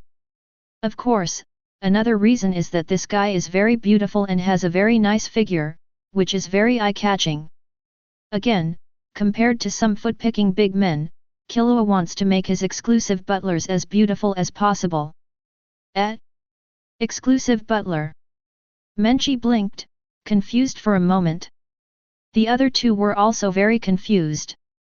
Obviously, they didn't know what Killua meant.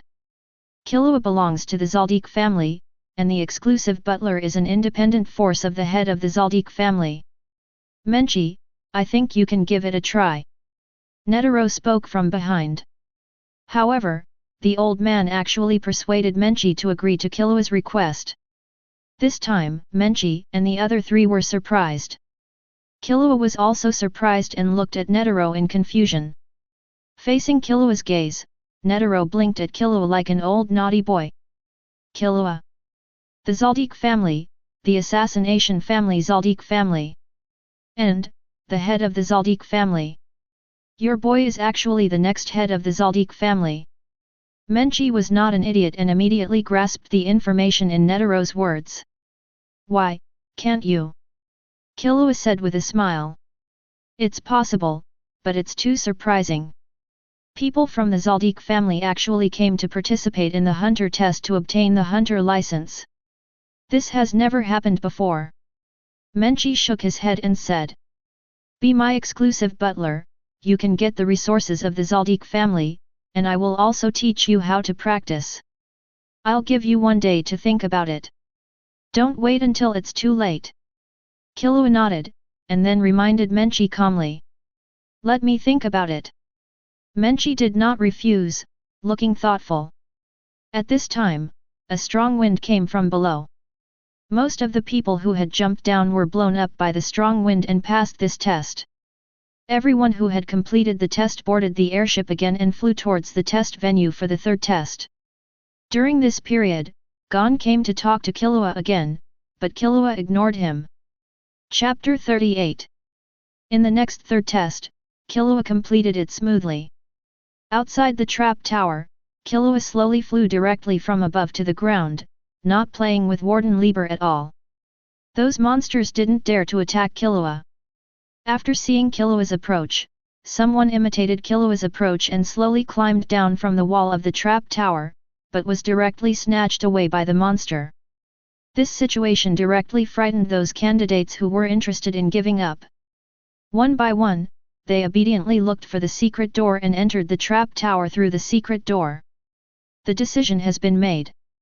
Killua, who was sleeping against the wall on the ground of the trap tower, opened his eyes and looked at Menchie who was slowly walking over and said. I promise you, I will be your direct butler. Menchie agreed very coolly. Yesterday, after the second test, Menchie immediately approached Netero, the president of the association, and asked what Netero meant by his previous remarks. And Netero did not deal with Menchi, and told Menchi about the situation of the direct butler of the head of the Zoldyck family. After learning what it meant to be a steward directly under the head of the Zoldyck family, Menchi decided to join. The direct butler of the head of the Zoldyck family only takes orders from the head of the family, and even other members have no right to give orders to them. The direct steward can enjoy the resources of the entire Zoldyck family, and can mobilize up to 10% of the resources. As long as there is no threat to the Zoldyck family will not care. The task of the direct housekeeper is to obey the orders given by the head of the family.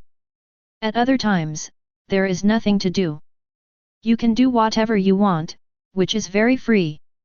Being able to mobilize 10% of the resources of the Zoldyck family, especially after learning from Netero how much 10% of the resources were, Menchi was really frightened, and then made the decision without hesitation. Accept Killua's invitation. Then you will be my direct butler from now on. Here, take this. This is the Zoldyck family's unique contact phone. I will contact you through this when I need you to do something. After this test, you and I will go back to Kurula Mountain and arrange your situation. Then there will be no problem. Killua smiled, took out a flip phone from his pocket and threw it away. Okay. Menchi reached out to catch it and made an okay gesture to Killua. Then I'll go back to the airship first. Contact me if you need anything. Menchi put his phone in his trouser pocket and said goodbye, preparing to leave.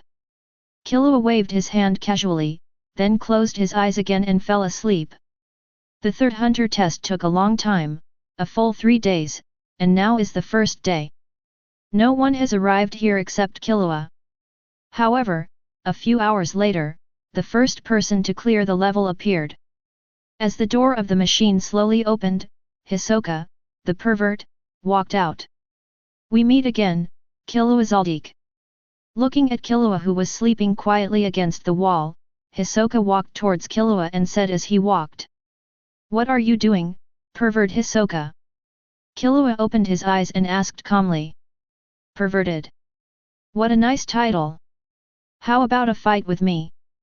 Faced with the title given by Killua, Hisoka did not feel any discomfort. Instead, he accepted the title calmly and then extended an invitation to fight to Killua. Hearing this, Killua's mouth twitched slightly. The next moment, Killua straightened up and sighed slightly. Let's get started. After this fight, don't pester me. Killua said calmly and indifferently. Ah, yes. Seeing Killua agreeing to fight with him so easily, Hisoka's expression suddenly became excited. With a wave of his hands, a deck of playing cards appeared in Hisoka's hand, spinning rapidly in his hand, and the energy in his body also exploded. The pink thought energy came into view, but Killua's expression remained calm, as if he had no intention of taking Hisoka seriously. Faced with Killua's reaction, Hisoka was not only not angry, but even more excited. The hands of the rotating poker paused slightly, and the next moment, the rotating playing card was launched towards Killua with lightning speed.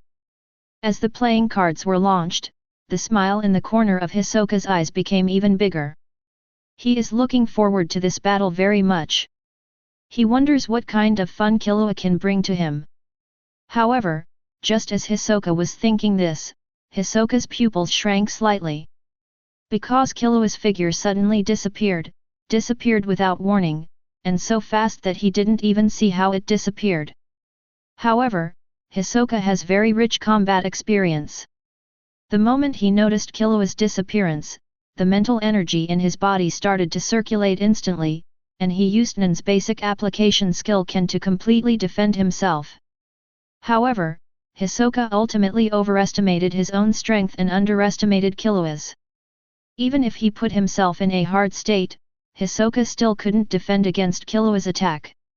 The moment Hisoka's heart had just formed, Killua had already appeared behind Hisoka and slashed Hisoka's neck with a knife. The powerful power of thought broke through Hisoka's hardness and knocked him out directly. With just one blow, Hisoka rolled her eyes and fell to the ground. I didn't kill him, don't worry. Looking at the old man walking out of the machine door, Killua put his hands back in his pockets and said calmly. Click, click, click. The old man's voice is still weird now, but Killua knows what he is talking about. It's okay, it doesn't matter if you kill him. I have to say that the relationship between my brother and Hisoka is really weird. Without paying attention, Killua returned to the wall where the skateboard was placed. This time, Killua changed his posture and sat down directly. His hands were drooped on his knees, his head hung down and he fell asleep. Time passed bit by bit, and at a certain moment, Killua, who lowered his head, suddenly opened his eyes. Is it starting so soon? And there are also tasks, which is really interesting. Chat group, traveling through the wrong world. Chapter 39.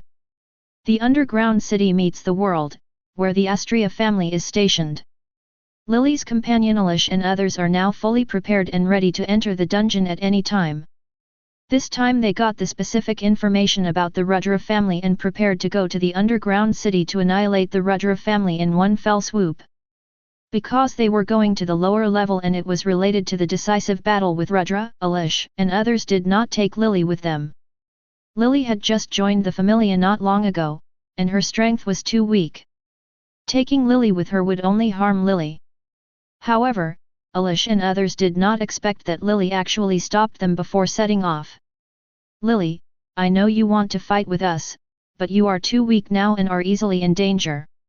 We may not be able to spare time to help you by then. So you should stay at home. Alexei bent down on her knees, reached out and patted Lily's head gently, comforting her with a smile.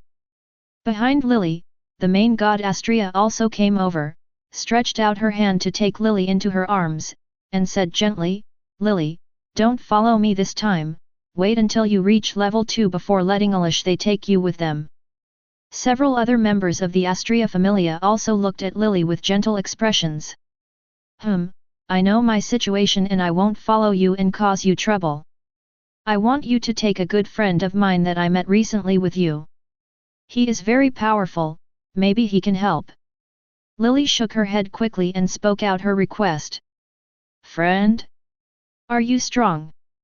In response to Lily's words, Alize did not directly refuse, but asked about the strength of the friend Lily mentioned. Because she knew Lily's character very well and was very cautious. When she and others met Lily before, it took a lot of effort to convince Lily that she and others were not bad people. Being able to become friends with Lily and gain Lily's trust in a short period of time is worthy of her trust alone. This time she was dealing with the Rudra familia of the Dark faction. If there were more powerful and trustworthy adventurers, she would naturally not turn them away. Several other people were surprised when they heard this. It's very strong. Killua's strength is stronger than that of the entire Astria familia together. Lily solemnly nodded and said firmly and affirmatively. Everyone was stunned when they heard this, obviously they didn't expect Lily to say that. Okay, let your friend come over. After being stunned for a moment, Alish quickly came to her senses, a bright smile appeared on her face, and she agreed with a wave of her hand. I have informed Killua to come over, he will be here soon. After hearing Alish's promise, Lily immediately opened the chat group, and 8 went to Killua. 2 seconds later, a gentle light suddenly appeared in front of Lily, surprising everyone. My friend is here. Seeing the reactions of several people, Lily explained quickly, fearing that her companions from the Australia familia would do something bad. Which, apart from being startled by the appearance of the light at first, the members of the Australia familia quickly calmed down and began to communicate with each other. Teleportation magic. So good. Well, it's very convenient. I also want this kind of magic. I can go from one place to another in a blink of an eye. Obviously, the members of the Astria familia are well-informed people and are not too surprised by the teleportation magic. Lily's face was full of questions. By this time, the light had dissipated, revealing Killua's figure. Hey, this is the first time we meet, everyone from the Astria familia. Looking at the many familiar figures, Killua looked calm and waved to everyone. But at the moment Killua appeared, Astrea, the main god of the familia behind Lily, narrowed her eyes slightly. He has a gentle and kind aura all over his body. He doesn't seem to be a bad person. Astrea is the goddess of justice and can see through a person's character. Her family only accepts those who are just and kind. The reason why she accepted Lily was because she saw her kind nature and knew Lily's suffering past but still maintained her kind nature. Therefore, she felt pity for her, and then she set off to the Samo Familia in person. The main god of the family clan, Soma, took Lily in his hands. "Welcome to the Australia Familia, Killua." Immediately, Astrea spoke gently and welcomed Killua. "I'm Killua Zoldyck, please give me some advice, Astrea." Killua nodded slightly and replied indifferently. He didn't have the respect that people in this world have for gods, and his tone was very flat. Astrea didn't care and smiled gently. The members of the Astrea family also had no reaction. "You are the Killua that Lily calls you. I am Alize, please give me some advice." Alize pointed at herself and introduced herself generously. She was not surprised because Killua was a teenager. "I am Kagaya Gojo, and I will be my comrade who will fight alongside me. Please give me your advice." "Lila, please give me some advice." "I am Niz, please give me your advice, Mr. Killua." "I'm Nyan, please give me some advice." "Astai, please give me some advice." "This is Liana." "I'm Selty, please give me your advice, Killua." "Iska, please give me some advice."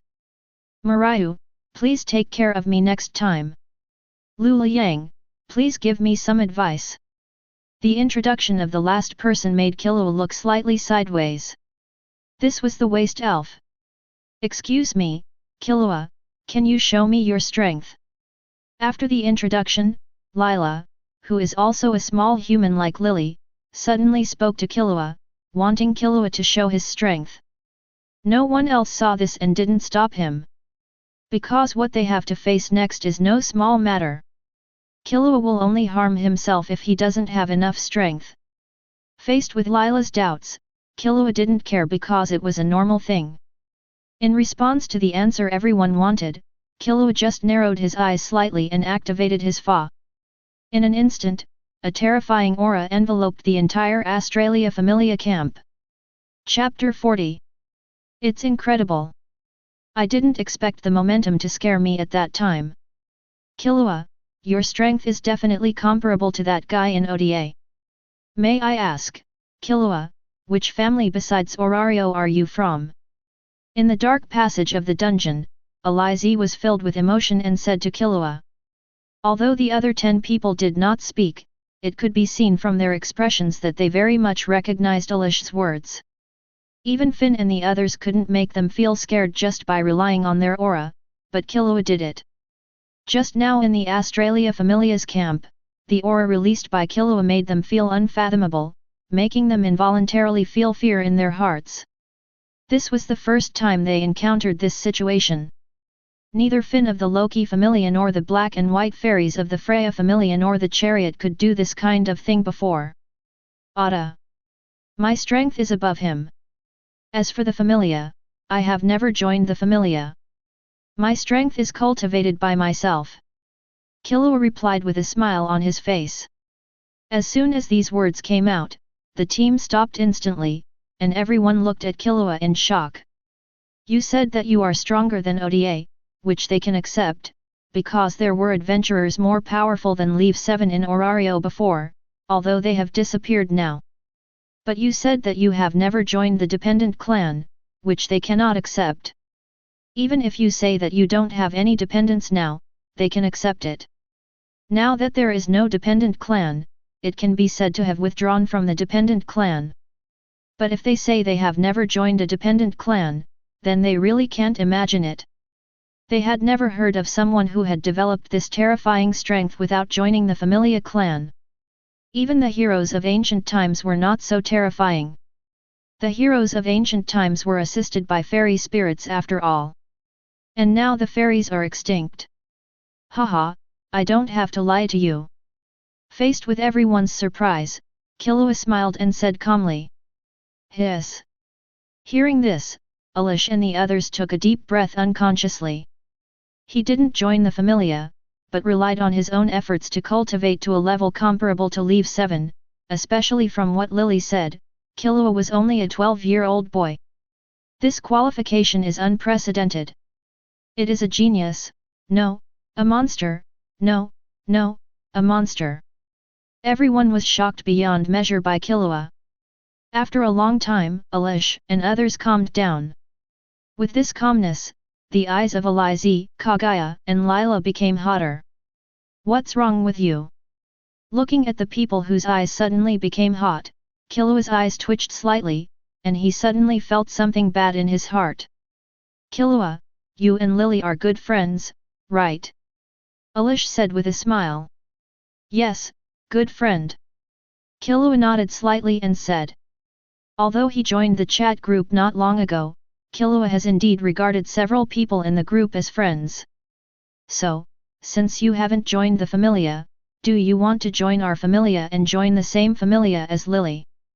Kohano Kagaya held a fan to his mouth and said with the same smile. Our Astria familia are all beauties. As long as you join the familia, it's up to you. The little human Lila said to Killua in a persuasive way. She discovered that Finn was nothing compared to Killua. In response, Killua simply rolled his eyes. Don't think you don't know that the Astria familia only accepts female members and has never recruited male members.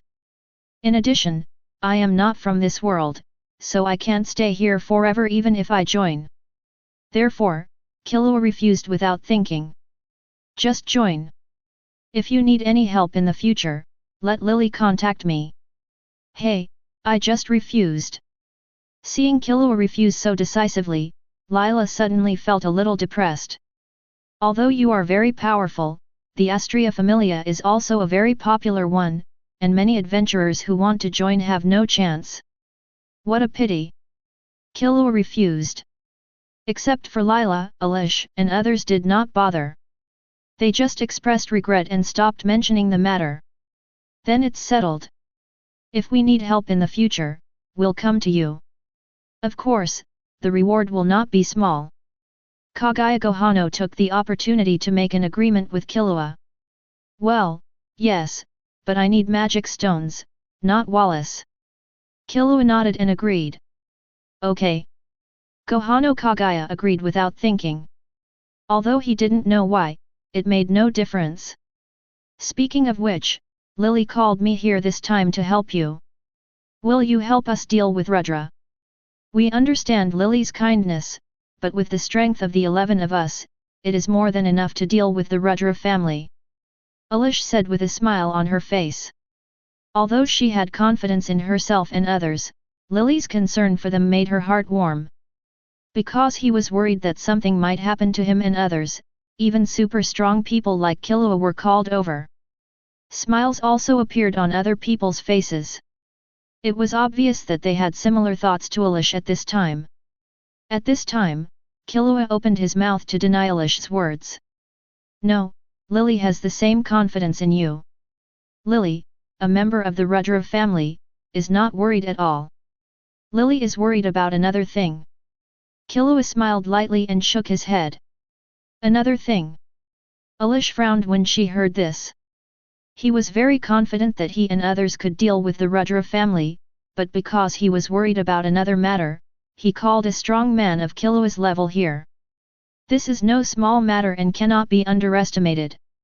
Killua, can you tell me what's going on? Alize asked anxiously, and the others also looked solemn. Obviously, the members of the Australia family are not stupid and can think of this. For some unspeakable reason, Lily predicted that all of you except Liu would be wiped out this time, but she couldn't stop it, so she called me over and wanted me to protect your safety. Killua didn't hide it either. Explained with a smile. Lily did not ask Killua to tell Alish and others the reason. This was Killua's own initiative. It can be regarded as helping Lily deepen the bond with the Australia family. In order to save you, I have invited all the Leave 7, above, level combat power here. I am good enough to you. As soon as these words came out, Alish and others were stunned. Premonition. I see. In that case, I'll leave it to you, Killua. After being stunned for a moment, Alize chose to believe that although precognitive magic was rare, it was not impossible. And there was no need for Lily to lie to them. It would be even more impossible to summon a strong man of Killua's level to deceive them. But it did happen. This means that Lily is very sure about the future of herself and others, so she does this. It is better to believe that it exists than to believe that it does not exist. So Alize asked Killua for help immediately. The others also nodded and solemnly asked Killua to express their gratitude. Chapter 41. The purpose of the group was very clear, so there was no delay on the way and they headed straight to the lower level. Along the way, the group also harvested the newly emerged Goliath on the 17th floor. Because this time they had the purpose of destroying the Rudra family that was raging in the dungeon, and Goliath's magic stone was too big, so Alize and others did not want to be delayed because of Goliath's magic stone. The Goliath stone fell directly into Killua's hands and was uploaded to the chat group mall by Killua. Goliath's magic stone, which is not an enhanced species, is not very big, at least not compared to the enhanced species that Belle, the red-eyed rabbit, encountered. It is about half a person tall. Uploading the half-human Goliath magic stone to the chat group mall directly earned Killua 1,000 points. According to Lily's ratio of 10,000 to 10, this Goliath magic stone is worth 1 million Wallace in the dungeon world. It can only be said that high-level adventurers really make money, just kill any Goliath. Able to obtain 1 million Wallace. By the way, things like magic stones that are pure energy and have no special effects will not be listed as commodities after group members upload them to the mall. They seem to be swallowed up by the chat group itself. Lily has uploaded a lot of magic stones these days, but they are not in the mall list. The same is true for Killua's upload this time. The list is still the same, and there are no magic stones. Everyone's feet were very fast, and after half a day, everyone reached the 27th floor. During this period, Lila, a small human, did not give up the idea of letting Killua join the Australia Familia. She has been tempting Killua with various temptations, hoping to get Killua to join the Australia Familia. Killua didn't change his mind about this, but he teased the guy a lot, making the guy so angry that he kicked Killua's foot and ran to Niz's side to sulk in anger. This scene made the others laugh. It also brought Killua closer to Alish and others, so they could at least communicate freely. Let me make it clear first that I will not take action against Rudra. With your strength, you can also deal with those guys. I will just watch during this period. When you are really in danger, I will take action. After arriving on the 27th floor, Killua reminded Alish and others. Ah, you don't need Killua to deal with those guys in Rudra. We can do it ourselves. Alize waved her hand and said confidently. She wasn't kidding. Although she is at level 4 and has just been promoted not long ago, once her skills are activated, even adventurers at level 5 can be evenly matched. Moreover, other companions are also at Leave 3 and Leave 4 levels, so they can easily deal with crappy family members like Rudra.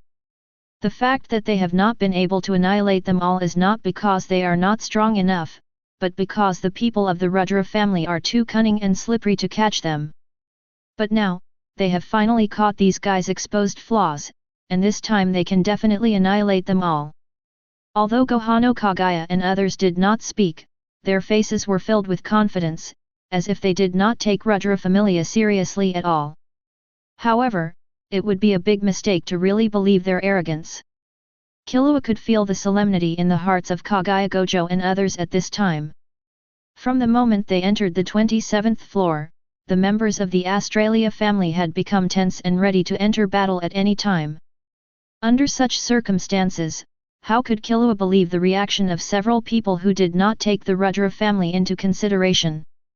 After a simple exchange, everyone headed towards the 27th floor. Members of the Rudra family are indeed here. It didn't take long before the members of the Australia family met head-on with the members of the Rudra family. A fierce battle ensued. As for Killua, he stepped aside early, used his assassination skills to hide, and watched the battle quietly. While watching the game, Killua also started the group live broadcast. There are reminders for group live broadcasts. As soon as Killua's group live broadcast was opened, other members of the group entered the live broadcast room one after another. Butterfly Kane, is this a dungeon? Irene bells Arian, well, it should be the dungeon. Lily didn't call Killua there just now. Lily should have asked Killua to save the members of the Australia family. Irene also joins the chat group when she is not training and managing the Dragunov kingdom. But at that time, the members in the group were not chatting and were practicing, so they did not disturb anyone. But she had read everyone's chat records and knew the information Lily requested from Killua. This time too, after being reminded by the notification that the live broadcast was started, she read the chat history as soon as she entered the chat group and found out about Lily calling Killua to the dungeon. Combined with Lily's previous request to Killua, it is not difficult to guess where Killua is and what he is doing at this time. Nami, is this the dungeon? Can I come over too, Lily? Lily Luca ERD, welcome, Nami. Lily Luca ERD, today is the time for Sister Alish and the others to go to the dungeon to pursue the Rudra Familia. I was worried that something might happen, so I entrusted Mr. Killua to accompany them. There was also a mission in the chat group. Killua Zoldyck, there is a mission. This is the second mission in the chat group. I won both the first mission and the second mission, hehe. Seeing Killua and Lily's words, Aaron and the others were slightly startled, and then they opened the mission function panel in unison. Sure enough, the task function panel is no longer empty, and a huge task introduction is hanging on it. Looking at the mission function panel, Aaron and the other three were silent for a moment. Butterfly Kane, no, isn't there a reminder when a task appears? Why is it so quiet? Nami, yes, I don't know at all. I can't see the task reminder at all. Aaron bears Arian. Killua Zoldyck, I don't know this, but I have a guess. Killua Zoldyck, the first mission is to rescue Kane. It is related to the life and death of the group members. It is more important, so the chat group will remind you. Otherwise, no one will notice. Kane was probably killed by Shangxian Tu in the first place.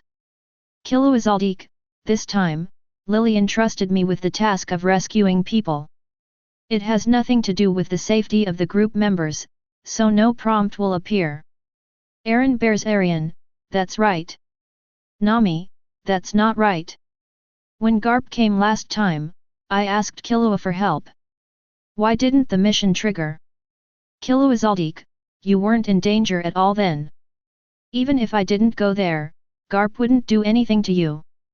He was just here to go through the motions and nothing would happen. The chat group would trigger the mission. Strange. Killua Zoldyck, I should have taken the initiative to bring up the matter of dealing with the evil dragon, so the mission was not triggered. Butterfly Kane, in that case, you should check the mission panel frequently in the future, otherwise a mission might appear at any time. Butterfly Kane, but what is the blessing of this world? Chapter 42. Task Name, The Redemption of Justice. Mission Introduction, the Astria Familia in the wrong world is about to decline.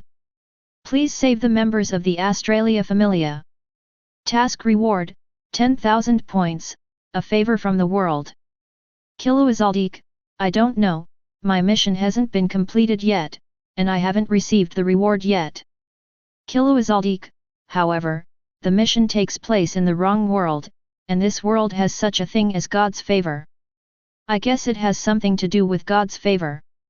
Eileen bears Arian, is it God's favor? It's a good thing.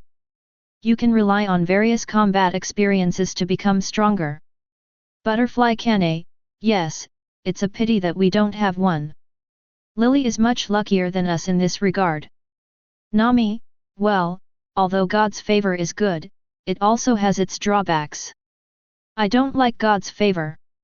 Once something happens to the God who carved God's favor for you, then your physical fitness improved by relying on God's favor will be completely sealed. The gain outweighs the loss. Lily Luca ERD, I can only say that there are gains and losses. The world is like this. Lilica ERD, Killua-sama, please protect Sister Alish and the others. Please. Looking at Lily's speech at the bottom of the live broadcast, Killua smiled slightly and promised, don't worry, I'm watching and won't let anything happen to them. Moreover, Juggernaut appeared after the Rudra family detonated the fire stone, and it has not detonated yet. However, just as Killua finished speaking, a violent explosion sounded in the live broadcast room, followed by a series of violent explosions, leaving only fire and violent explosions on the live broadcast screen. On the Orario ground, where the Astria Familia was stationed, Lily looked at the fire in the live broadcast, and her heart suddenly tightened. Although he knew that Alish and the others would not be harmed by this explosion, he still couldn't help but worry. What worried her even more was that the destroyer Juggernaut appeared next. In the anime uploaded by Killua, Arize, and others died in the hands of the destroyer Juggernaut not long after the Rudra Familia's fire stone exploded. Several of their companions had just appeared in Juggernaut. He was instantly killed. Although she was worried, Lily didn't dare to contact Killua at all now, fearing that Killua would be distracted by what she said. Others in the chat group also held their breath, did not continue to speak, and stared at the live broadcast. They had all watched the episode of Encounter on Earth and knew that the next step was the focus, so they didn't bother Killua. In the dungeon, Killua directly released the circle to the maximum.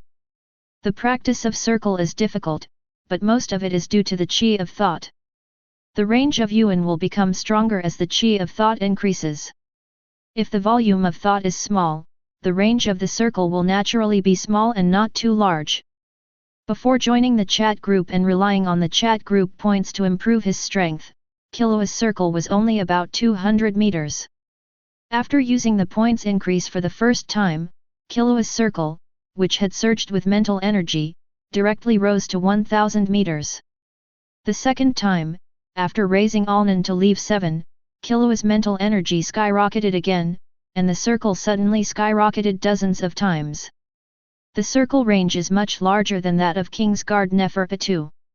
Killua, who released the circle to its maximum size, directly included dozens of kilometers around it within its monitoring range. In an instant, Killua felt a strange movement on the ceiling of the dungeon, and a life fell from the ceiling silently. Feeling this, Killua was instantly surrounded by lightning, and his figure disappeared from the place in an instant. When he appeared again, he was already in front of Nyan. Bang! A violent explosion sounded, and a violent impact swept across all directions. Nyan was directly thrown away by the impact and hit the ground heavily. Nyan, who was sitting on the ground, had a look of horror on her face, cold sweat broke out on her face, and she looked forward in confusion, where she was standing just now. But at this time, Alish and others realized it later. What happened? Everyone, be careful! A terrifying monster appeared. I was almost killed. Hearing the voice of his companion, Nyan came back to his senses and quickly warned. However, when the others saw this, they quickly put on a defensive posture and looked solemnly at the position where Nyan was just now. What happened? Kohano Kagai looked solemn and frowned. Nyan was at level 4, not much weaker than her and Alish, and he was almost killed instantly without even being able to react. How strong is it to be able to do this? You need at least level 6. The other members of the Astria family had the same idea at this time, so they all felt as if they were facing a formidable enemy. Soon, a strong wind swept through, blowing away the dust and revealing the situation inside. After seeing the situation on the field, everyone was slightly stunned.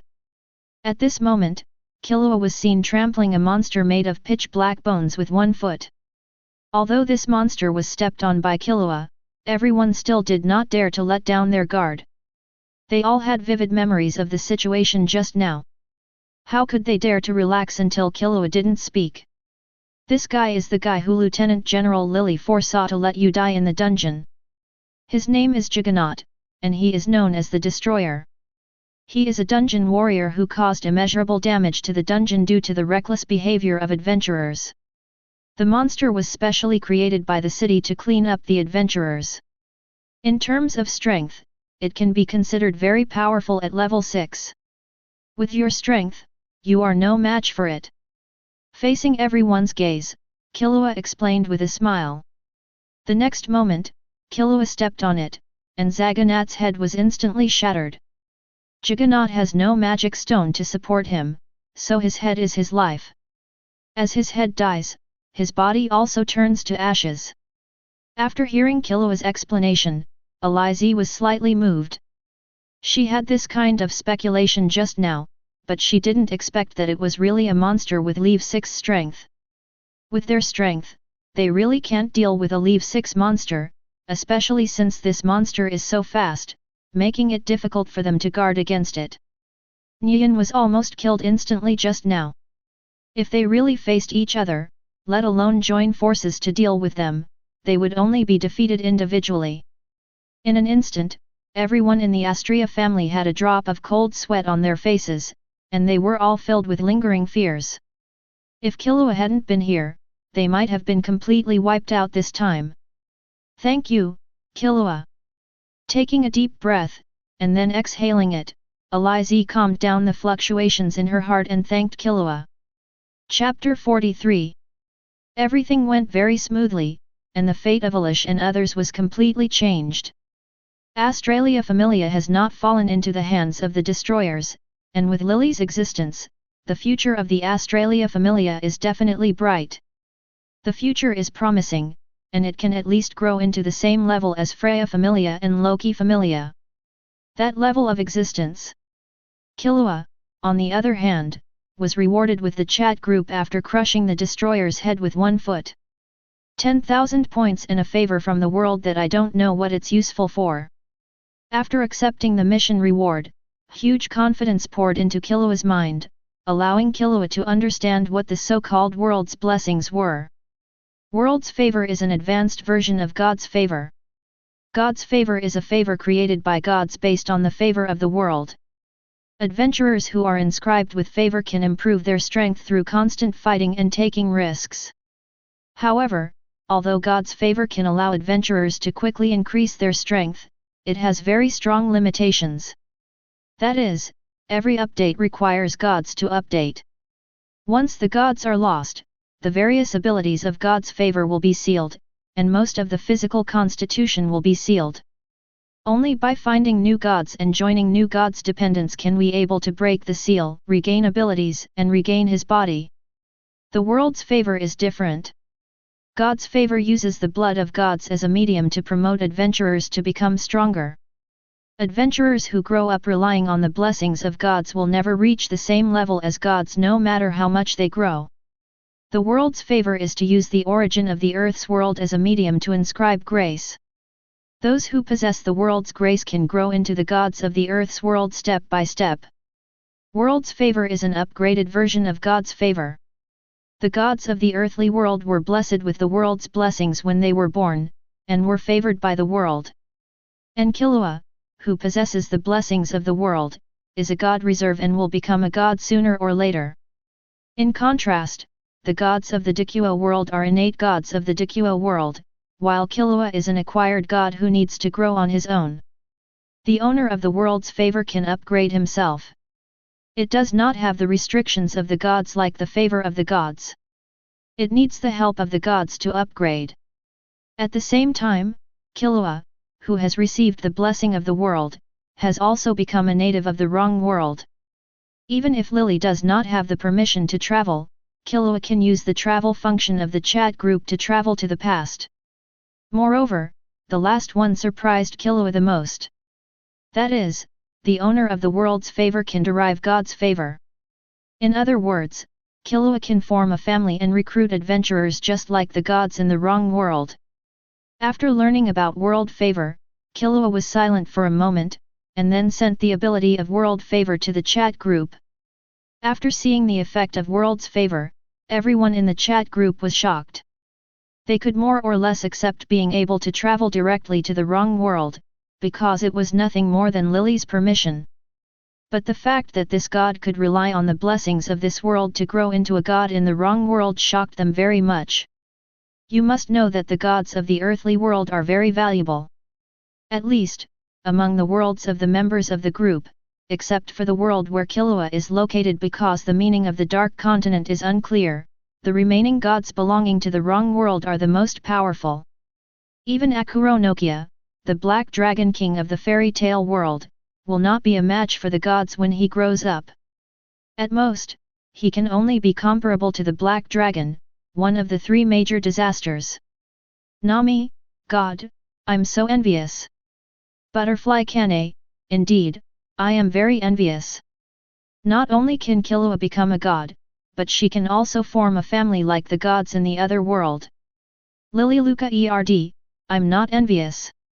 Nami, Lily, although you also have grace, it is obviously not comparable to the previous one. Lily Luca Erd, so what? Lily Luca Erd, with the chat group, we will have the same opportunity as Mr. Killua, just wait and see. Irene bears Arian, Lily, you are quite open-minded. Irene was also quite envious of the mission reward Killua received this time. After all, it was an opportunity to directly point to the gods and form a family. If she had this, she could definitely put an end to the war in Ishgar continent. Favor needs fighting to upgrade, and the Ishgar continent where she is now is full of wars, so there is absolutely no shortage of it. At the same time, she can also form a family, inscribe favors to the newly created dragon slayers, and speed up their growth. Killua Zoldyck, okay, now that you're all together, I have something to tell you. Killua Zoldyck, apart from Irene and I, Nami, Kane and you two, there are almost no ways to gain points. Killua Zoldyck, if you want to rely on the training room to become stronger quickly, you need points. The points obtained by signing in are obviously not able to meet your training needs. Killua Zoldyck, and you have seen what Lily told me before. Killua Zoldyck, the magic stones of the monsters in the dungeon can be exchanged for points, so I think Nami and Kane can come here and adventure with Lily. Killua Zoldyck, I will probably come to Lily's place often in the future. Killua Zoldyck, what do you three think? Among the people in the group, Irene and I don't have to worry about not having enough points at all. After all, Irene and I can obtain dragon magic crystals by killing the dragons in the fairy tale world, and get points from them all at once. And Lily now has a major channel to earn points. Only Nami and Kane were missing. If Nami wants to gain points, the most reliable way is to find devil fruits. Obviously, Nami's current strength is still too weak and she cannot gain a foothold in Haishan. But there is really no such thing on Kane's side. Except for a few breathing techniques, there are no other malls that look good on Kane. So Killua thought about asking Nami and Kane to come to Lily's side, and follow Lily into the dungeon to kill monsters and obtain magic stones in exchange for points. Nami, is this okay? Butterfly Kane, Lily? Both Nami and Kane were very moved by Killua's proposal. Although they have the help of Killua and Irene, they have used up a lot of points these days. If they don't find a way to get points, they will be left with nothing. Lily Luca Erd, I don't have any objection. I've always had this idea. However, it's the dawn of darkness here, which is very dangerous. In addition, the dungeon is also very close to Wuxi County. I'm afraid that something might happen to Nami and Kane. So I never dared to mention it. Lily Luca Erd, at this time in Orario, someone will die at any time because of the dark faction. Liluka Erd, I'm lucky, I have Sister Alish and the others accompanying me, and I have just joined the Astria Familia not long ago, so I don't dare to ask my companions in the familia to take Nami and Kane with me. Killua Zoldyck, this matter is very simple. I just need to ask Alish and the others. Killua Zoldyck, now that I have saved the Australia Familia, I believe that the Australia Familia will not refuse such a small thing. Killua Zoldyck, as for the Dark Faction, if you really encounter the Dark Faction, you can just call me and I will come and deal with them. Irene Bells Arian, I also want to go over there. I don't have many points anymore. Although my strength has improved a lot, I still don't know if I can kill the dragon in a life and death battle. In addition, the dragon has also been killed recently. Without harassing the Dragonov Kingdom, you cannot obtain magic crystals for points by killing dragons. Aaron Bears Arian, one more thing, Killua, please give me a favor for the Dragon Slayer that Dragonov and I played. Killua Zoldyck? You sure? Irene Bears Arian, well, I'm sure I need the favor of God. Nami, in that case, you can also portray it for me. By the way, you can also portray it for my sister Nakako, okay, Killua? Butterfly Kane, I want it too, Killua. By the way, I'm also busy portraying the members of the Demon Slayer Corps. Butterfly Kane, moreover, I said before that I would invite you to come here to show your kindness as a landlord. I have been busy and have no time. This time it is just right. Aileen and others made the same choice unanimously. Killua Zoldyck. Killua Zoldyck, okay. Chapter 44. Killua didn't know why some people in the group did this. Although favor can speed up the process of becoming stronger, in the end it is also restrictive. After you inscribe a favor, you will be bound by yourself. It can almost be said that you will live and die with yourself. There is no doubt about this. However, it's not surprising when you think about Killua. Favor really doesn't have any shortcomings except that it requires the help of the god who carved the favor when upgrading. The only drawback is that after the god ascends to heaven, the benefactor will lose most of his power. In the wrong world, this is what happens after the gods ascend to heaven. If you are here, you will die and the favor will be sealed. Will you die? Obviously not. Having figured this out, Killua was no longer surprised. However, Killua did not immediately go to the world of Nami and others to grant favors to a few people. Instead, he followed Alize and others towards the ground. Alize and others said that they would hold a dinner for Killua to thank Killua, and they were so sincere that Killua was too embarrassed to refuse. Soon, Killua and others returned to the surface. As soon as they returned to the Australia Familia, Alize and others held a thank you banquet for Killua with great fanfare. Originally, Killua was worried that Astria would discover him now that he had the favor of the world. However, after meeting Astria, Killua realized that he was overthinking it. Astria was not aware of the world's blessings at all, and her attitude towards Killua did not change at all. She was just very grateful to Killua for saving her children. At the banquet, members of the Astria family kept asking about Killua. It was obvious that a group of girls had a very good impression of Killua after being rescued by Killua. They wanted to know about Killua. They seemed to have something to do with Killua. Special ideas. This made Killua, who had never experienced this kind of thing, feel very tired to deal with it. After attending the thank you banquet and taking care of Butterfly Kane and others, Killua ran away in despair. Haha, Killua is so cute. Watching Killua run away, Alize put her hands on her hips and laughed. Indeed, Killua-chan is indeed very cute. Kohano Kagaya on the side said with a wicked smile on his face. It's such a pity that I didn't ask little Killua what he likes. The little human Lila had a look of pity on her face. She is very interested in Killua now. More interested than Finn. She wanted to know how Killua had grown to such a terrifying stage at this age.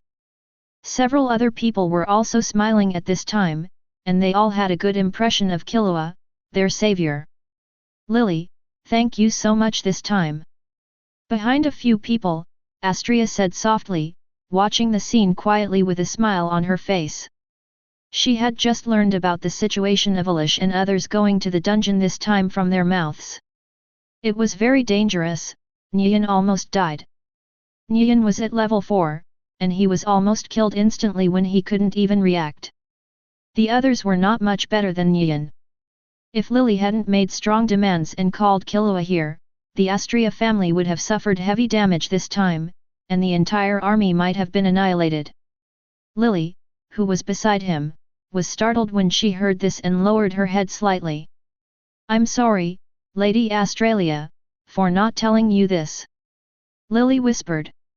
She didn't know what method to use to make Astria and the members of the family believe in her words, so she decided to kill first and then call Killua for help. Originally, Lily had never thought that the members of the Australia family would be killed until only Hayate, Ryu and Ryan were left. Unexpectedly, Killua exposed this matter. She didn't complain about Killua, because she knew Killua was doing it for her own good. She just didn't know how to explain it after it was revealed. She couldn't reveal anything about the chat group at all. And the excuse of Killua's precognition magic is not 100% certain. It appeared in the foreknowledge magic dungeon, but was not popular. Because precognitive magic is very strange, it only appears various signs, allowing adventurers to guess by themselves. It is impossible to give the future so clearly, so even if the future is predicted, it is basically useless. Just like future Cassandra. Well, I'm very happy that Lily has this kind of heart. Seeing Lily's reaction, Astria was slightly startled, then reached out and gently stroked Lily's head, comforting her softly. She was very happy. Lily's behavior had clearly shown that Lily had regarded the Australia Familia as her own home. How could she be angry with Lily for hiding this matter? "Lady Astria, thank you. As I said, Lily, you are not wrong. There is no need to act like this." "Yes, Lady Australia." On the other hand, after leaving the world of Jikuo, Killua went directly to the world of One Piece. "Killua, long time no see." After Killua came over, the first person to greet Killua was not Nami, but Nakajao, who was with Nami. At this time, Nakajao was not surprised by Killua's sudden appearance. Waving with a smile on his face. She had already known from Nami that Killua was here to benefit her, so she was very happy about Killua's arrival. "Welcome, Killua." Nami put her hands on her hips and smiled. "Looking at you, Nami should have told you about the matter. Then let's start now." Killua nodded slightly and said with a smile.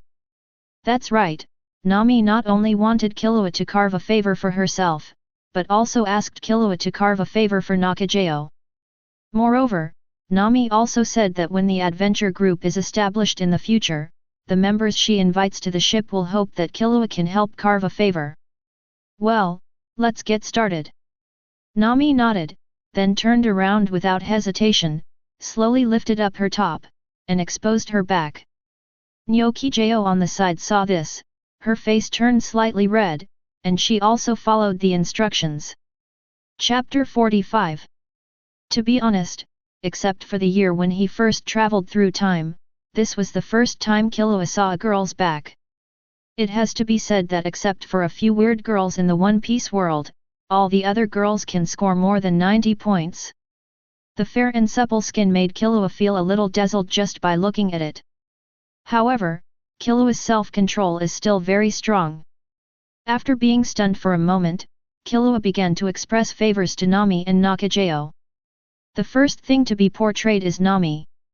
After biting his finger and letting blood flow from it, Killua began to carve Nami's body according to the method of carving the favor he had received.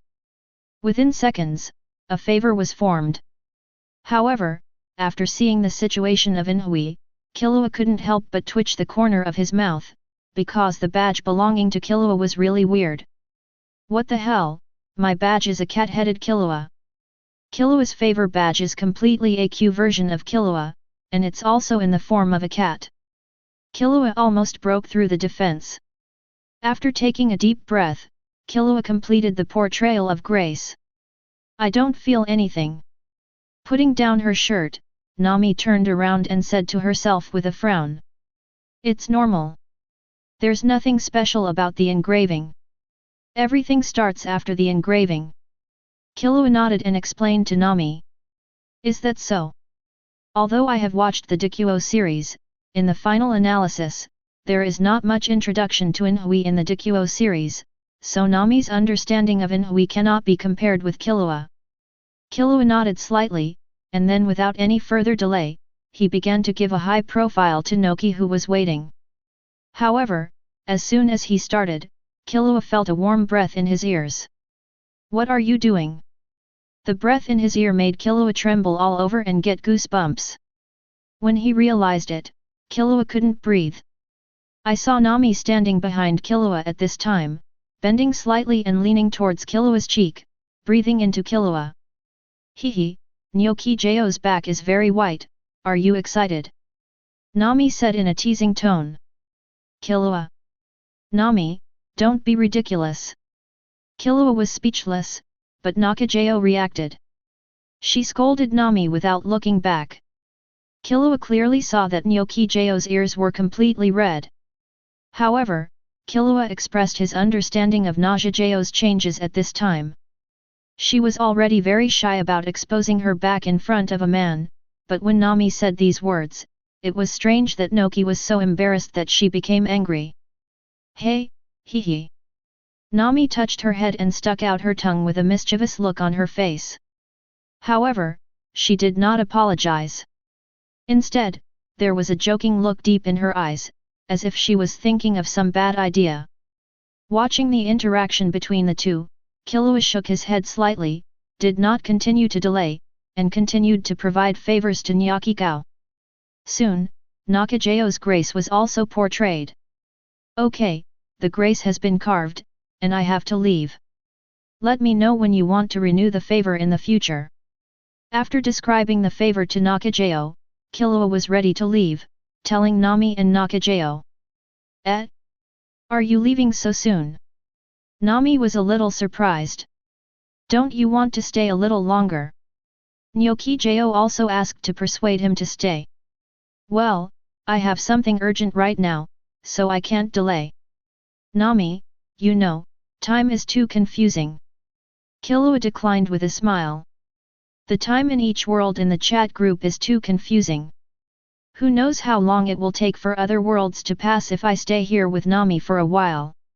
He now still has Irene and Kane to portray Inhui. Yet, I almost forgot about that. In that case, I won't keep you. Come and play when you have time. Nami suddenly realized and immediately stopped trying to keep Killua. Well, goodbye.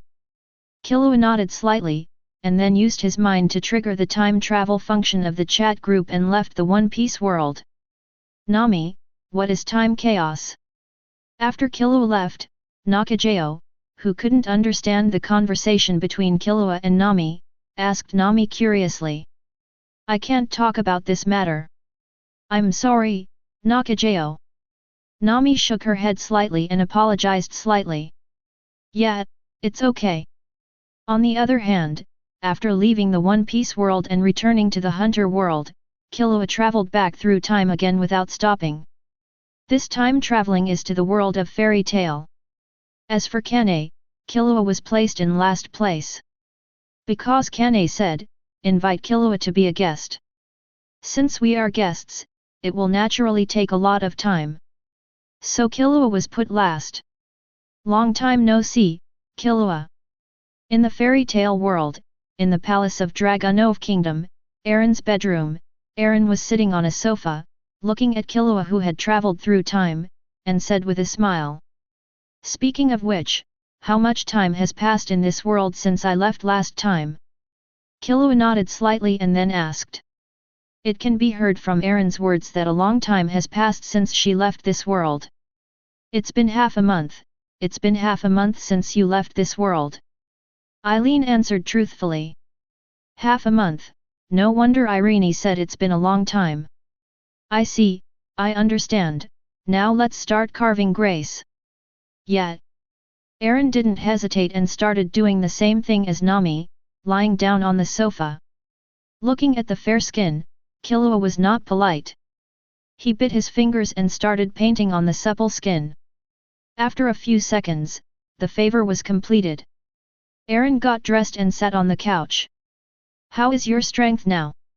After giving Irene a favor, Killua did not leave immediately, but asked about Irene's improvement in strength. In the past half month, I have used all the points I earned in the training room. In the past half month, my strength has increased dozens of times.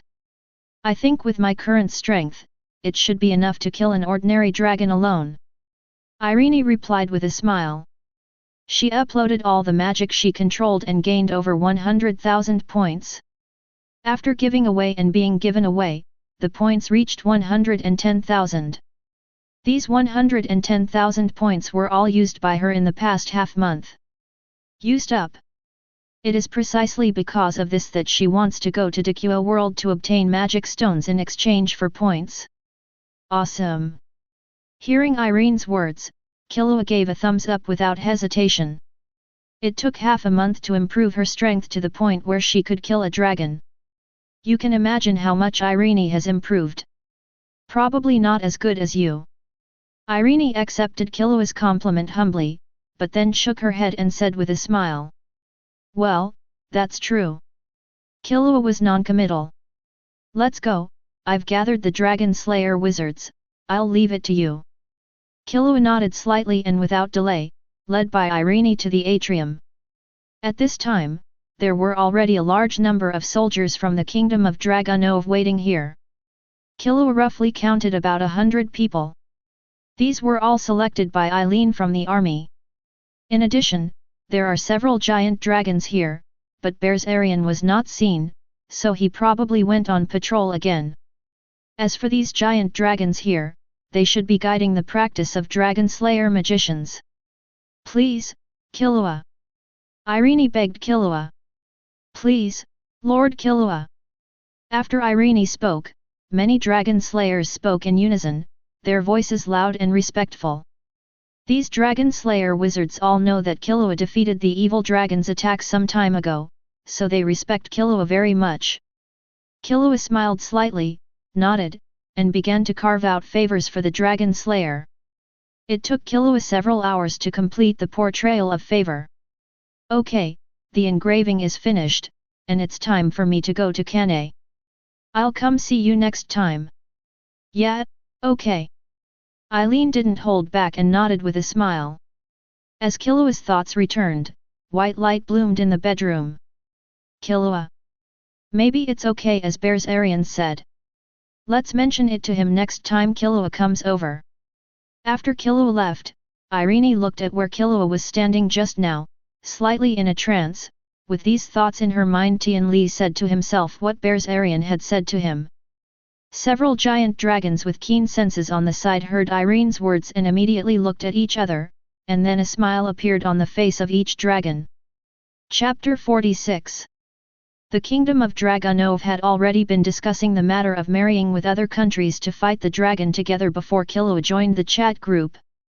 As the king of a country, she decided to take the lead and use herself as a candidate for marriage with other countries. It wasn't until she learned about her future from Killua that Aaron gave up on the idea.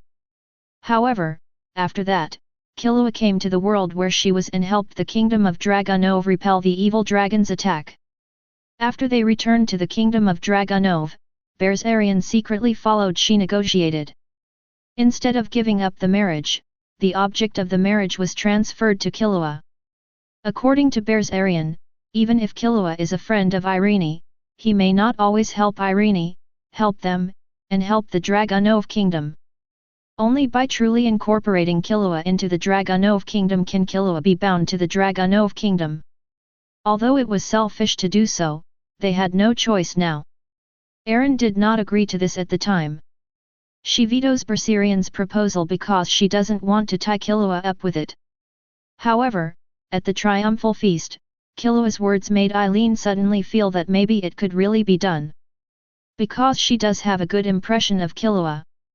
She knows that the world she lives in is dangerous, but Killua still comes to help. With this thought, there is a trend that becomes increasingly uncontrollable and continues to grow. Until she met Killua face to face again this time, Eren found that she really longed for this in her heart. It seems to be a good thing for both the Dragonov Kingdom and himself. Moreover, the age gap between her and Killua is not big. She is now 16 years old, only 4 years older than Killua. Killua naturally didn't know what Irene was thinking at this time.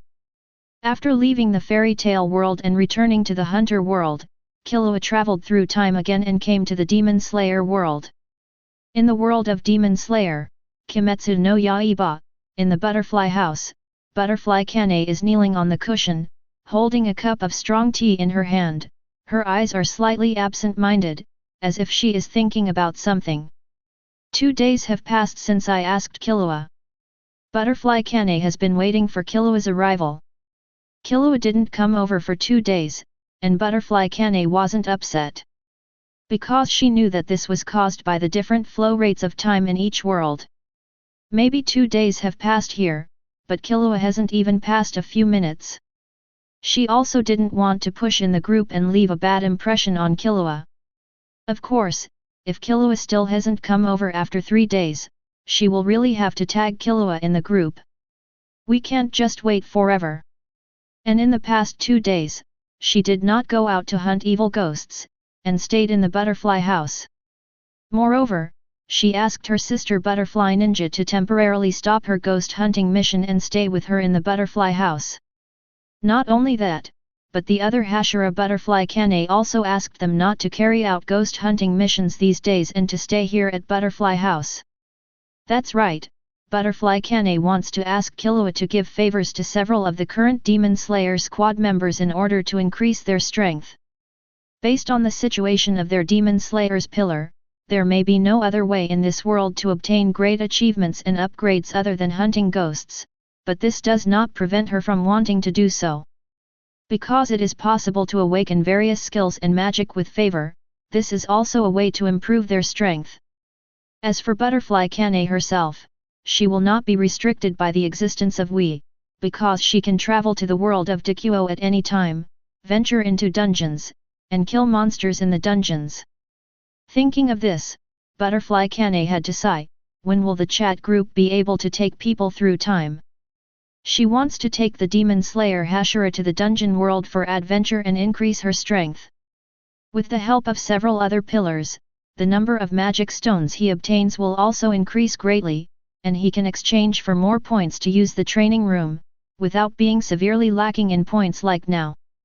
Over the past month, she has been using the training room that has increased 100-fold, and has long since consumed all her points and the points given by Irene and Killua. Although she has consumed all her points, it has also greatly increased her strength. Now she is the number 1 member of the Demon Slayer team. She now has no doubt that if she meets Tong Mo again, she will be able to kill Tong Mo alone. As for the Black Death Mao and the Ghost King Guoshai Wubai and Shang Xian 1, she couldn't be sure. Although she had watched the anime, she had never encountered him in real life, and she was not sure whether she could beat him. While her thoughts paused, Butterfly Kane brought the strong tea in her hand to her mouth and took a sip. However, at this moment, a white light suddenly appeared in front of Butterfly Kane. This immediately made Butterfly Kane's eyes light up, and she was overjoyed. Killua did not use the time travel function to come here, and the way she appeared when she received the mission before came here was not like this, but she learned about it from Nami and Irene. This situation is a sign that group members have crossed over. In other words, Killua is here. Thinking of this, Butterfly Kane quickly stood up. The next moment, the light dissipated, and Killua's figure with one hand in his pocket appeared in front of Butterfly Kane. "Hey, Kane, I'm here to see you." Looking at the Butterfly Kane in front of him, Killua waved to it and said with a smile. "Long time no see, Killua. Welcome to my world." Butterfly Kane welcomed with a delighted smile. "Yeah." Killua nodded slightly and chuckled. After a simple greeting, Butterfly Kane took Killua's hand and ran outside in a hurry. What's wrong, Kane?" Seeing Butterfly Kane's reaction, Killua was slightly surprised. "Let me show you a little beauty." Butterfly Kane turned around, winked at Killua cutely and said, "Killua?" Soon, Killua was pulled into a room by Butterfly Kane. Looking at the three no girl sitting on her knees in the room with a cute face, she slowly asked a question. "Is this the little beauty? Isn't this Chanel?" "She is indeed a little beauty, she is cute and cute, I really want to hold her in my arms and ravage her." Chapter 47. Mr. Killua, thank you very much for your visit. In a spacious Japanese-style room in the Butterfly House, Yubayashiki Yoshiya, who had not yet suffered from a serious curse and had no scars on his face, greeted Killua respectfully. "Yes, Yubayashikiya is here too." After learning that Killua had arrived at Butterfly House, Yubayashikiya rushed over immediately.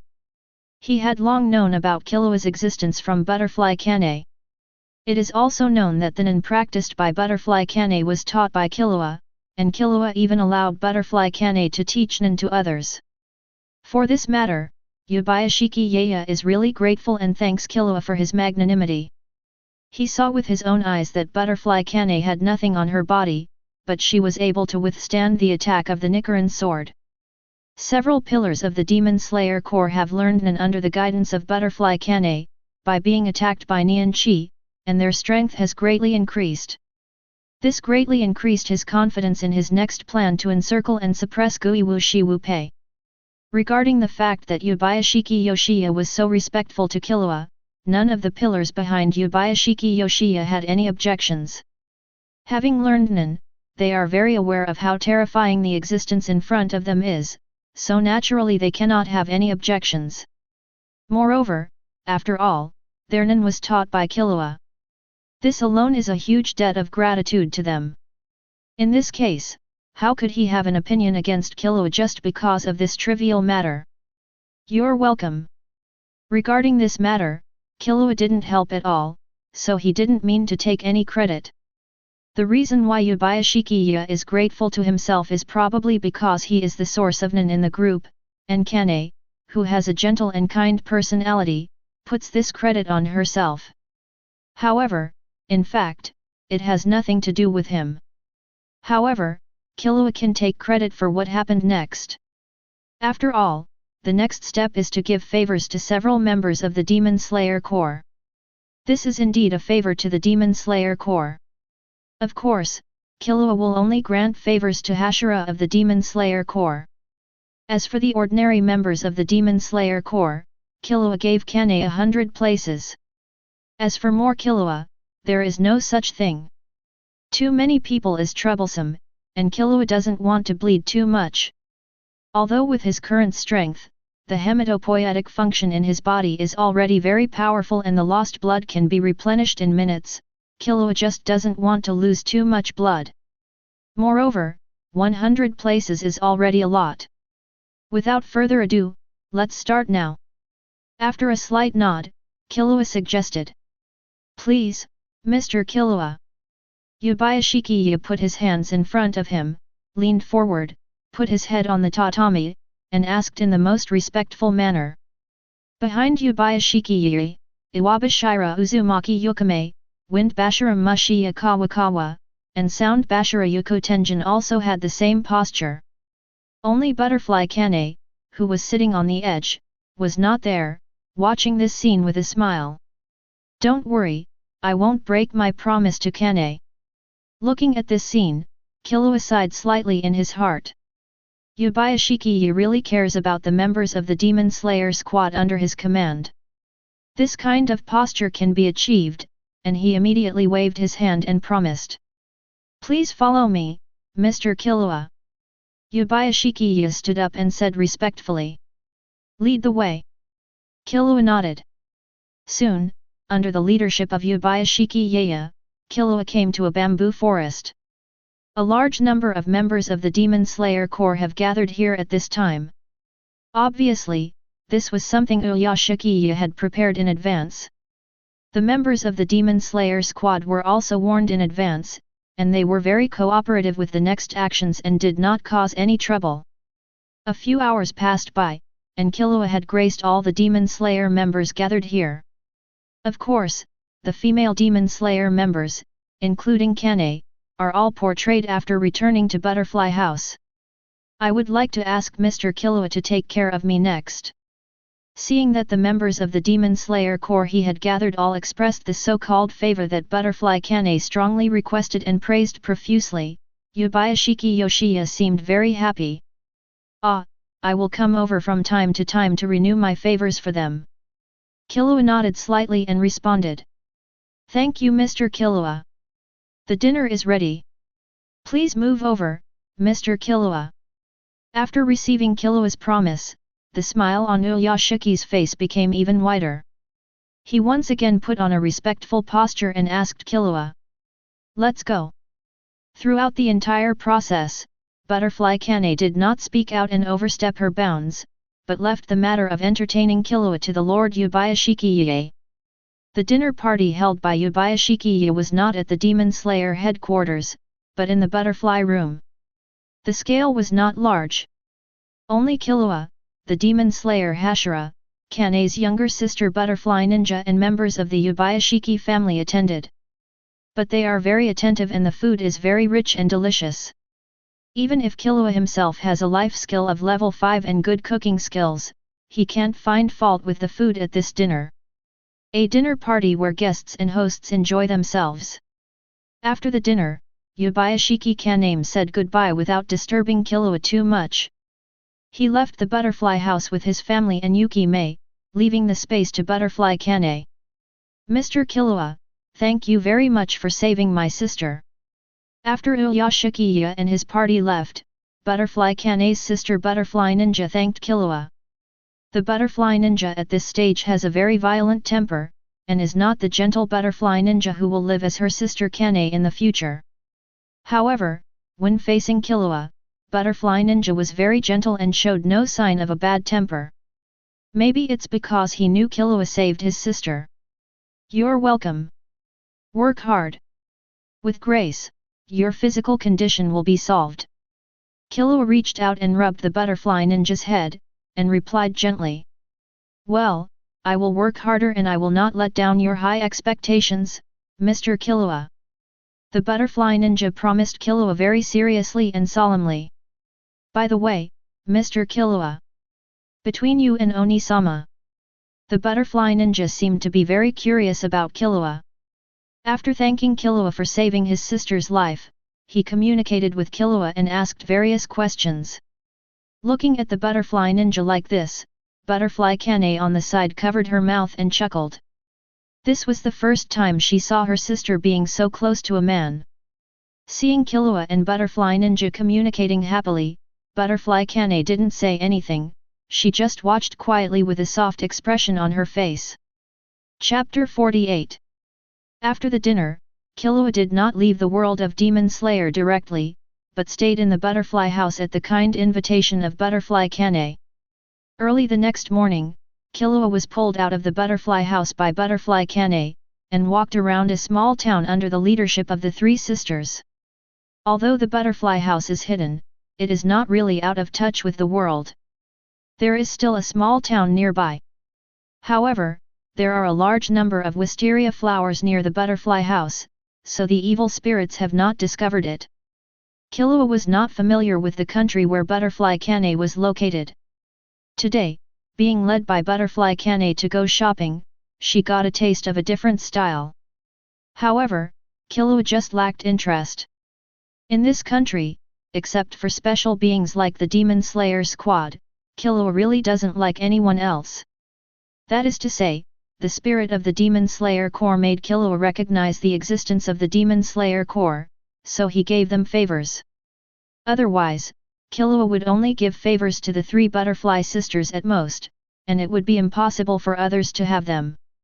Throughout the day, Killua and the four of them visited several small towns. On the third day, Killua said goodbye to Butterfly Kane, used the time travel function to leave the Demon Slayer world and return to the Hunter world. At the bottom of the trap tower, Killua returns here. The trap tower is still very quiet at this time. Apart from Killua, the only ones left are the unconscious Hisoka and Killua's brother. I didn't pay any attention to Killua's body erupting with intense light from time to time, then disappearing and then coming back again a few minutes later. On the other hand, in the control room inside the trap tower, Lieber, the examiner of the third session, looked at Killua's move and his eyes twitched. He didn't know what happened to Killua, but Killua's disappearance from time to time gave him a headache. In this case, should he disqualify Killua? It seems that he can't, because there is no rule that he can't leave.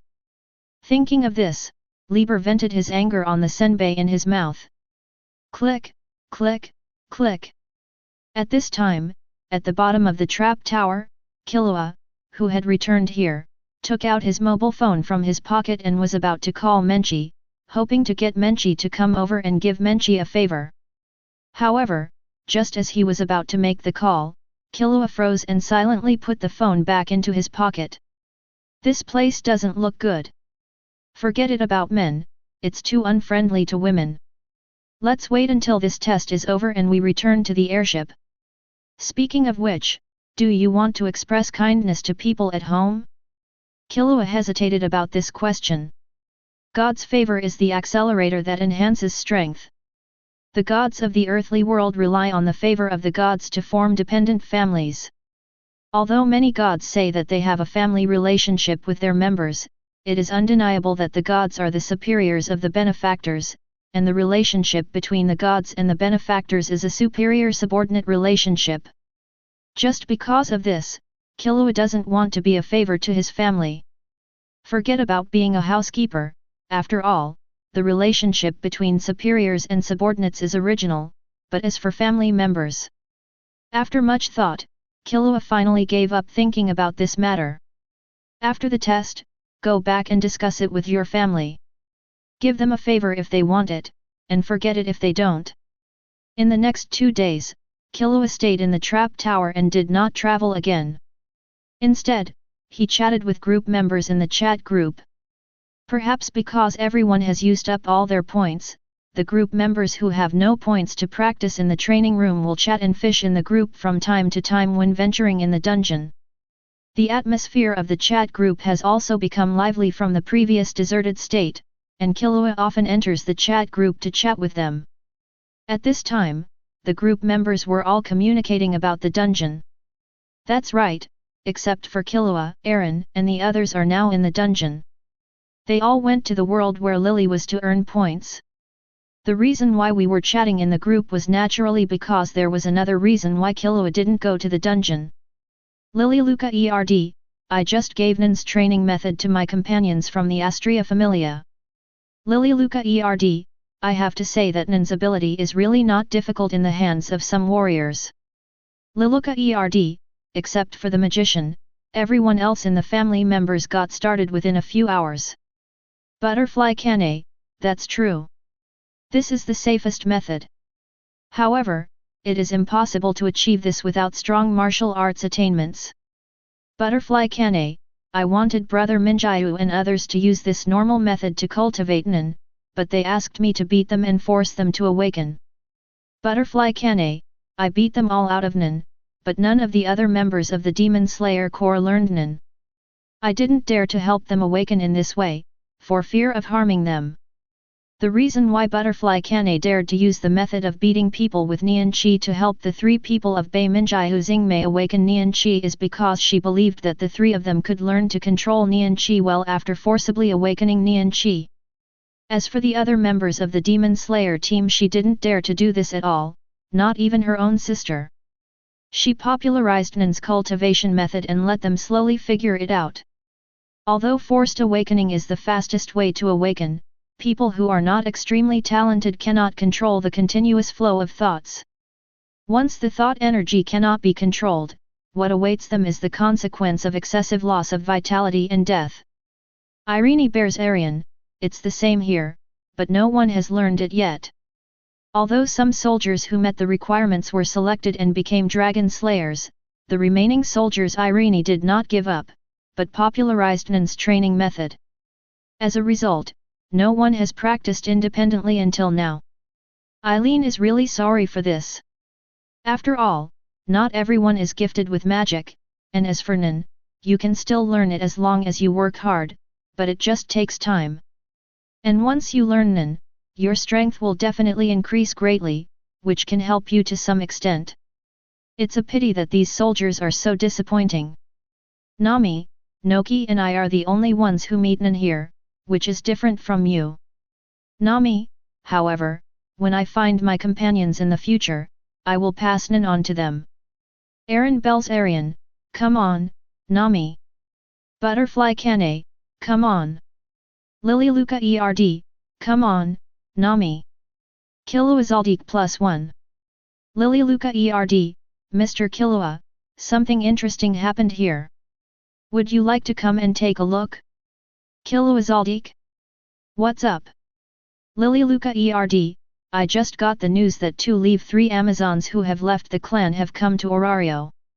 They are now openly searching for their dependents. Many gods are very concerned and have sent their dependents there. We are also now looking for them. I want to go over and have a look. Mr. Killua, do you want to come over and see the excitement? Killua Zoldyck, 2 estranged Amazons? Tiona? Lily Luca ERD, it should be them. Aaron bears Arian, hey yeah, is that so? It's a pity that I'm in the dungeon now, otherwise I would have gone to see it. Butterfly Chain, +1. Nami, +1. Killua Zoldyck, you can just go back and cross over again. Aaron bears Arian, forget it, points are still important. Butterfly Chain, +1. Nami, +1. Killua Zoldyck, interrupt the repeater. Killua Zoldyck, you guys are so quick to apply what you learned. Nami, hey. Butterfly Kane, you didn't start it. Aaron bears Arian, exactly. Lily Luca ERD, me too +1. Killua Zoldyck. Killua Zoldyck, then don't go. Chapter 49. Killua was speechless about the fact that members of the group had learned to play repeaters. However, Killua didn't care for too long.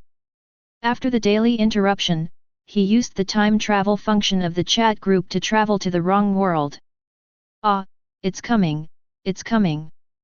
Before Killua came out of the light of time travel, she heard a lively voice, which seemed to be the voice of the Amazon Iska from the Australia Familia. After opening his eyes, Killua saw everyone in the Astria Familia. Iska, who had just heard the sound, was the closest to him. Her whole face was close to her, and she was only a few centimeters away. This made Killua the corners of his eyes twitched slightly, and then he took a few steps back calmly. Don't get so close, Iska. Haha, little brother Killua is still so shy. Hearing Killua's words, Iska burst out laughing. Killua still came to the wrong world in the past 2 days, just to renew his favors to Aaron and the others. It would be too troublesome to travel from world to world, so after some discussion, a few people decided to update it in the wrong world. Although Killua has only spent 2 days in the Hunter world, Aaron and others have been traveling back and forth in the Earth world for a month. Killua didn't know how much they had grown in a month. He only knew that after updating their favors twice, Nami and Kane's 5 favor values had reached B level, while Irene was only at C level. The 3 of them initially moved with the Australia Familia. However, half a month later, after becoming familiar with the situation in the dungeon, the 3 of them separated from the Australia Familia and started working together. As for the harvest of this half-month adventure in the dungeon, the 3 of them did not upload all of it to the mall in exchange for magic. Half of it was consumed by the 3 of them in this world. The 3 even bought a small villa in Orario. With the strength of 3 people, this kind of thing is completely possible. After all, if the strength of the 3 of them is compared with the world standard, Nami is at Level 3 level, while Butterfly Kane is at Level 4, not to mention Irene, who is spending all her points on training. After entering the chamber, Irene's strength has now reached level 6 in this world. Erin was not joking when she said she could fight an ordinary dragon. By the way, Lily has completely grown up now. During this period, Lily has been buying the secret medicine uploaded by Killua. After restoring her body to the level that a normal person should have, Nan's practice began to improve. Coupled with the function of the training room, Lily's current strength has reached level 3, which is similar to Nami.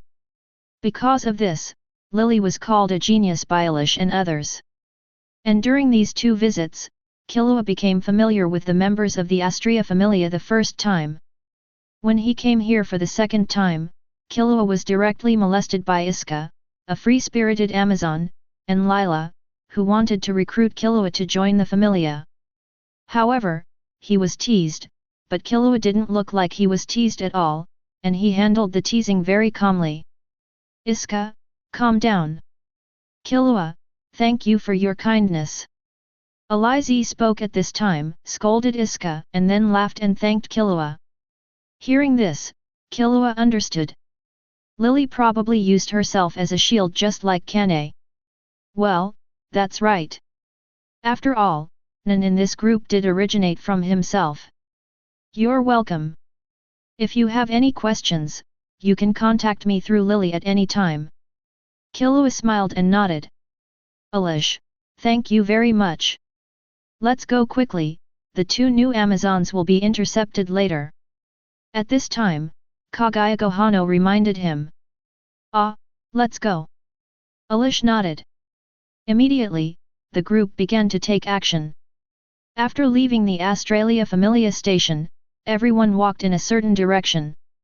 Soon everyone came to a square. At this time, the place was surrounded by adventurers and Orario residents, densely packed and noisy. Although there was a dense flow of people, Killua and the others reached the innermost area easily. After seeing the members of the Astrea Familia, the adventurers and residents huddled together stepped out of the way to allow Killua and others to enter. Everyone here understands the purpose of the Australia family coming here, so they are very knowledgeable. At this time, the crowd surrounded the innermost open area, and 2 Amazons of different sizes were standing in it. One has an innocent and romantic smile, while the other has his arms crossed in a calm expression. The figure of the Amazon with the innocent and romantic smile is very disappointing, but the one with arms folded is very explosive. These 2 people are the Amazon sisters of the future Loki Familia, Tioni and Tiona. However, I don't know if he will become a member of the Loki Familia now. After all, the purpose of the Astrea family members coming here this time was to see if they could be recruited. Looking at the surrounding situation, the members of the Loki Familia have not come yet. At this time, Killua's eyes were falling on Tioni. Looking at the 2 pairs of peaks held by Tioni's hands in front of him, Killua was filled with emotion. Although he is only 12 years old, he is so rich. Hey, kid, what are you looking at? Killua's bright and upright gaze naturally attracted Tioni's attention. Tioni has always been very aware of the fact that she is being stared at, especially her pride. Many lustful men present are like this. However, Killua's look surprised her. Others looked at her with more or less lust, but Killua's eyes were very clear, without any lust. Facing such a unique young man who was consistent with his own age, Tioni frowned and spoke immediately. I'm sorry, I just feel that your figure is too inconsistent with your age. Killua was slightly stunned when he was named, and then replied without any concealment. Elish and others around Killua were a little surprised when they saw this scene, but they didn't say anything. On the opposite side, Tioni was slightly startled when she heard Killua's words. Hey, little brother, are you also here to invite us to join the family clan? As long as you can beat us, we will join. At this time, Tiona beside Tioni spoke, looking at Killua with a smile and said. I don't. Hearing this, Killua opened his mouth to refuse, but before he could say anything, a hand appeared behind Killua and pushed Killua out. Killua stumbled and took a few steps forward. Turning around, Killua looked at Kagaya Gohano, who was holding out a hand behind her and with a sinister face, and glared at her fiercely. What's going on with this guy? Aren't you coming here to recruit him? Why did you push me out? However, speechless, Killua stood up straight and looked at the two Amazon sisters. Okay, let the horses come over. Chapter 50. Lily Luca Erd. Irene bears Arian. Lily, what's wrong? Butterfly Kane? Nami, +1. Lily Luca Erd, Killua-san and I were watching a play, and Kagaya-san pushed Killua out. Lily Luca Erd, Killua will be able to help you add 2 new partners later. Irene bears Arian. Butterfly Kane, Angry Snake and Great Cut-Off are going to be our companions? Nami, according to the information Killua uploaded, we are almost inseparable. Nami, after all, when Tioni and Tiona first came to Orario, they invited them to fight against the many familiars in Orario with the idea that they would join whichever clan could defeat them. In the end, they were defeated by Loki. The Familia picked Peaches and were defeated by Finn, the leader of the Loki Familia, and joined the Loki Familia. Butterfly Kane, now that Killua takes action, it is naturally impossible for the two sisters to win. Eren bears Arian, unless Killua lets it slip, but I don't think that's possible. Eren bears Arian. Lily, turn on the live broadcast so we can take a look. Lily Luca Erd, okay. Ding. Group member Lily Luca Erd opened the live broadcast room. As soon as Lily's live broadcast room opened, Eren and the others entered the live broadcast room directly and watched the live broadcast. In the live broadcast, Killua was waving to 2 Amazons with great contrast. The faces of the 2 Amazons looked a little immature, but one could vaguely see what their future looks like. Looks like I'm late. When Lily opened the live broadcast room, another Familia faction came here. It was the Loki Familia, and the one who spoke was Finn Timna, the leader of the Loki Familia. You came so slowly, Finn, but you are indeed late. Alish put her hands on her hips and said with a smile. Is this young man a new member of your Australia Familia? Finn nodded slightly as a greeting, and then asked curiously. Killua was standing in front of them, and apart from their Loki Familia, they only had the Australia Familia. Finn naturally classified Killua into the Australia Familia. I also hope that Killua is a member of the Astria Familia. After all, Killua is so strong. But, unfortunately, Killua is not. Hey, Kagaya, let's see, you did a good job. Alize shrugged and replied with a hint of regret.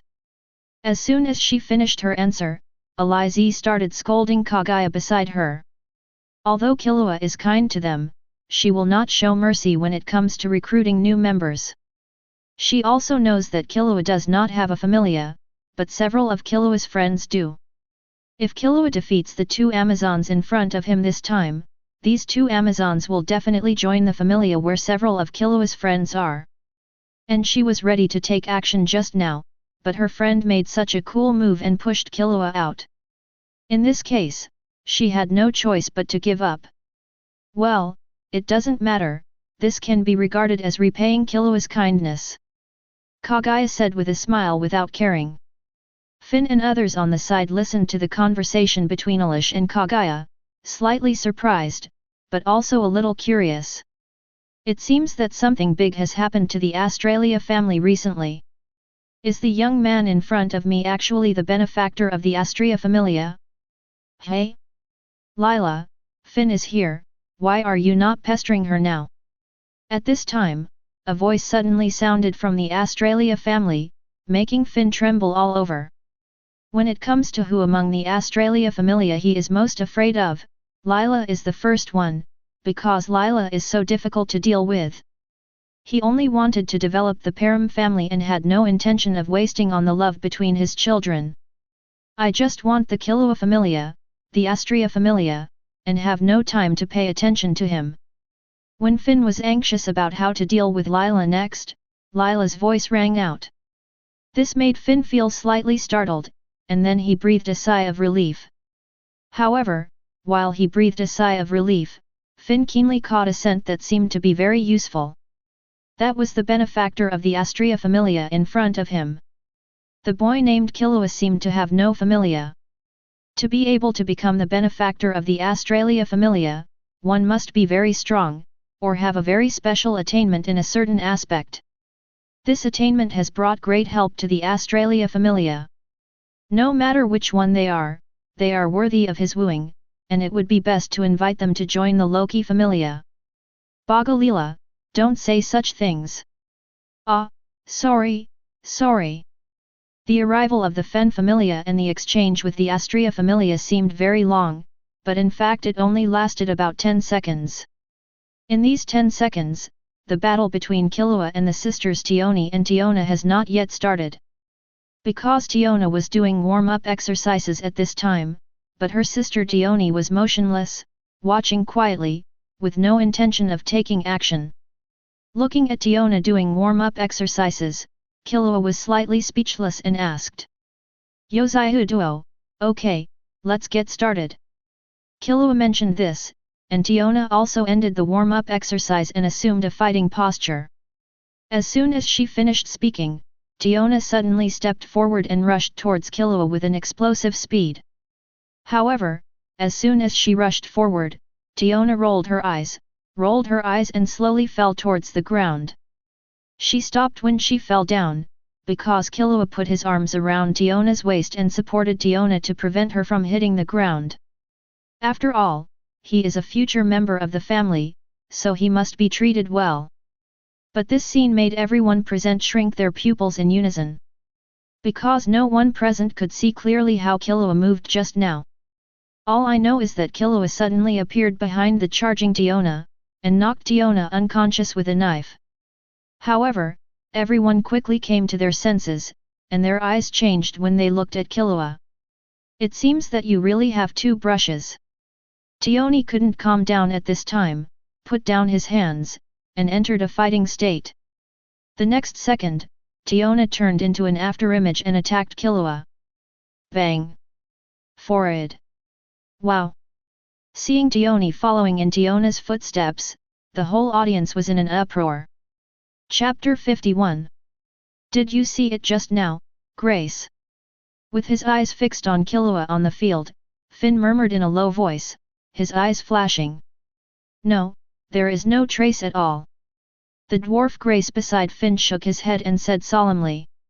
This is a good opportunity. Finn nodded and then said solemnly. What a good opportunity. Grace came to the front when Killua was fighting Tioni, so she didn't hear what the Astralia family said, so she seemed a little confused by Finn's words. This young man named Killua does not have a family. Finn did not explain too much, but said lightly. Upon hearing this, Grace's eyes suddenly flashed with light. There is no familia, which means that any familia can potentially recruit Killua to join. And once Killua is recruited into his family, he will buy one and get two free, and the two Amazons defeated by Killua will also be included in the family. More importantly, Killua, who showed speed that made it impossible for both him and Finn to see clearly, is definitely not weaker than them. Once Killua is successfully recruited, the strength of the Loki Familia will definitely skyrocket. With the addition of a level 6 combat force, even the Loki Familia couldn't calm down. For a time, two of the three giants of Loki Familia had various thoughts in their hearts. So strong. On the side, Leave 4-Sword Girl Ace looked at Killua on the field and murmured in a low voice. Killua, right? I'm Finn Timna, the leader of the Loki Familia. Do you have the honor to invite you to dine with me? As Ace murmured, Finn stood up and held his hands in his hands. Killua, who was holding Tioni and Tiona in his arms, said. Hey! Killua, who was about to send the sisters Tioni and Tiona to his villa here, was slightly stunned when he heard this, and his eyes unconsciously forgot about the past. Sorry, maybe next time. Killua smiled slightly and responded after seeing familiar faces such as Finn. Yeah, that's such a shame. Please be kind next time. Finn was not dissatisfied with Killua's rejection and sent out a second invitation with a smile. Ah! Killua nodded slightly, then hugged the Amazon sisters and disappeared from everyone's sight in a flash. Give it up, Finn, Killua isn't that easy to recruit. We, Lila, have tried our best to get Killua to agree to join the Australia Familia. The Australia Familia was also ready to leave after seeing Killua leave. Before leaving, Alizé reached out to Finn. N's shoulders were lined up and he said with a smile. Well, it depends on people. Finn didn't care about this, and still had a faint smile on his face. It doesn't matter whether you succeed or not, at least you tried hard. He has always been optimistic. Everyone's attention was previously attracted by the sisters Killua and Tioni, so they did not notice the situation on Astria's side. But this time, everyone's eyes were on this side. As soon as Alish said these words, the adventurers who were not stupid instantly captured the important information. Their eyes flashed, and then they quickly left. Here. It's troublesome. Looking at everyone's reactions, Grace sighed with her forehead in hand. Alish, you did a good job. Kaguya Gohano, who was on the side, was also holding his forehead at this time. Lila's slip of the tongue just now left her speechless, and now Alish, the leader of the group, actually spread the matter openly and openly. Finn was also ashamed of this. Alish, go back quickly. Gohano Kaguya glared at Alish, then turned and left. The others also sighed helplessly and followed Gohano Kaguya towards the Australia Familia station. Hey, wait for me. Upon seeing this, Alish quickly followed. Grace, let's collect information about the boy named Killua. Finn said as he watched the Australia family members leave. Leave it to me. Grace promised. Ace, what's wrong? At this moment, Finn suddenly noticed that Ace next to him was in a state of trance, and he couldn't help but asked worriedly. That boy is about my age, how come he has that level of strength? Ace glanced at Finn and expressed her inner doubts. Hearing this, Finn was stunned for a moment, and then a wry smile appeared on his lips. I want to know too. Finn also wanted to know why Killua could possess such great strength at such an age. He was certain that Killua was not a small human race like him. His physique was completely different, and his height was also obvious. Killua was a human being, and his age was the same as his appearance. Why do you have level 6 or higher strength at this age? You know, he was still hanging around at level 2 when he was Killua's age. It's so irritating that people are so different from each other. Finn sighed deeply and turned around to leave. Ace took a deep look at the direction in which the Australia family members were leaving, and then followed Finn's footsteps and left here. On the other side, after leaving the square, Killua took sisters Tioni and Tiona directly back to the villa bought by Eileen and others. Putting the two of them on the sofa, Killua quietly waited for them to wake up. The force Killua used just now was not heavy. With the physical constitution of Tioni and Tiona, the two sisters could wake up in a few minutes. During this period, Killua was not idle either. He opened the chat group with his mind and looked at the chat group records.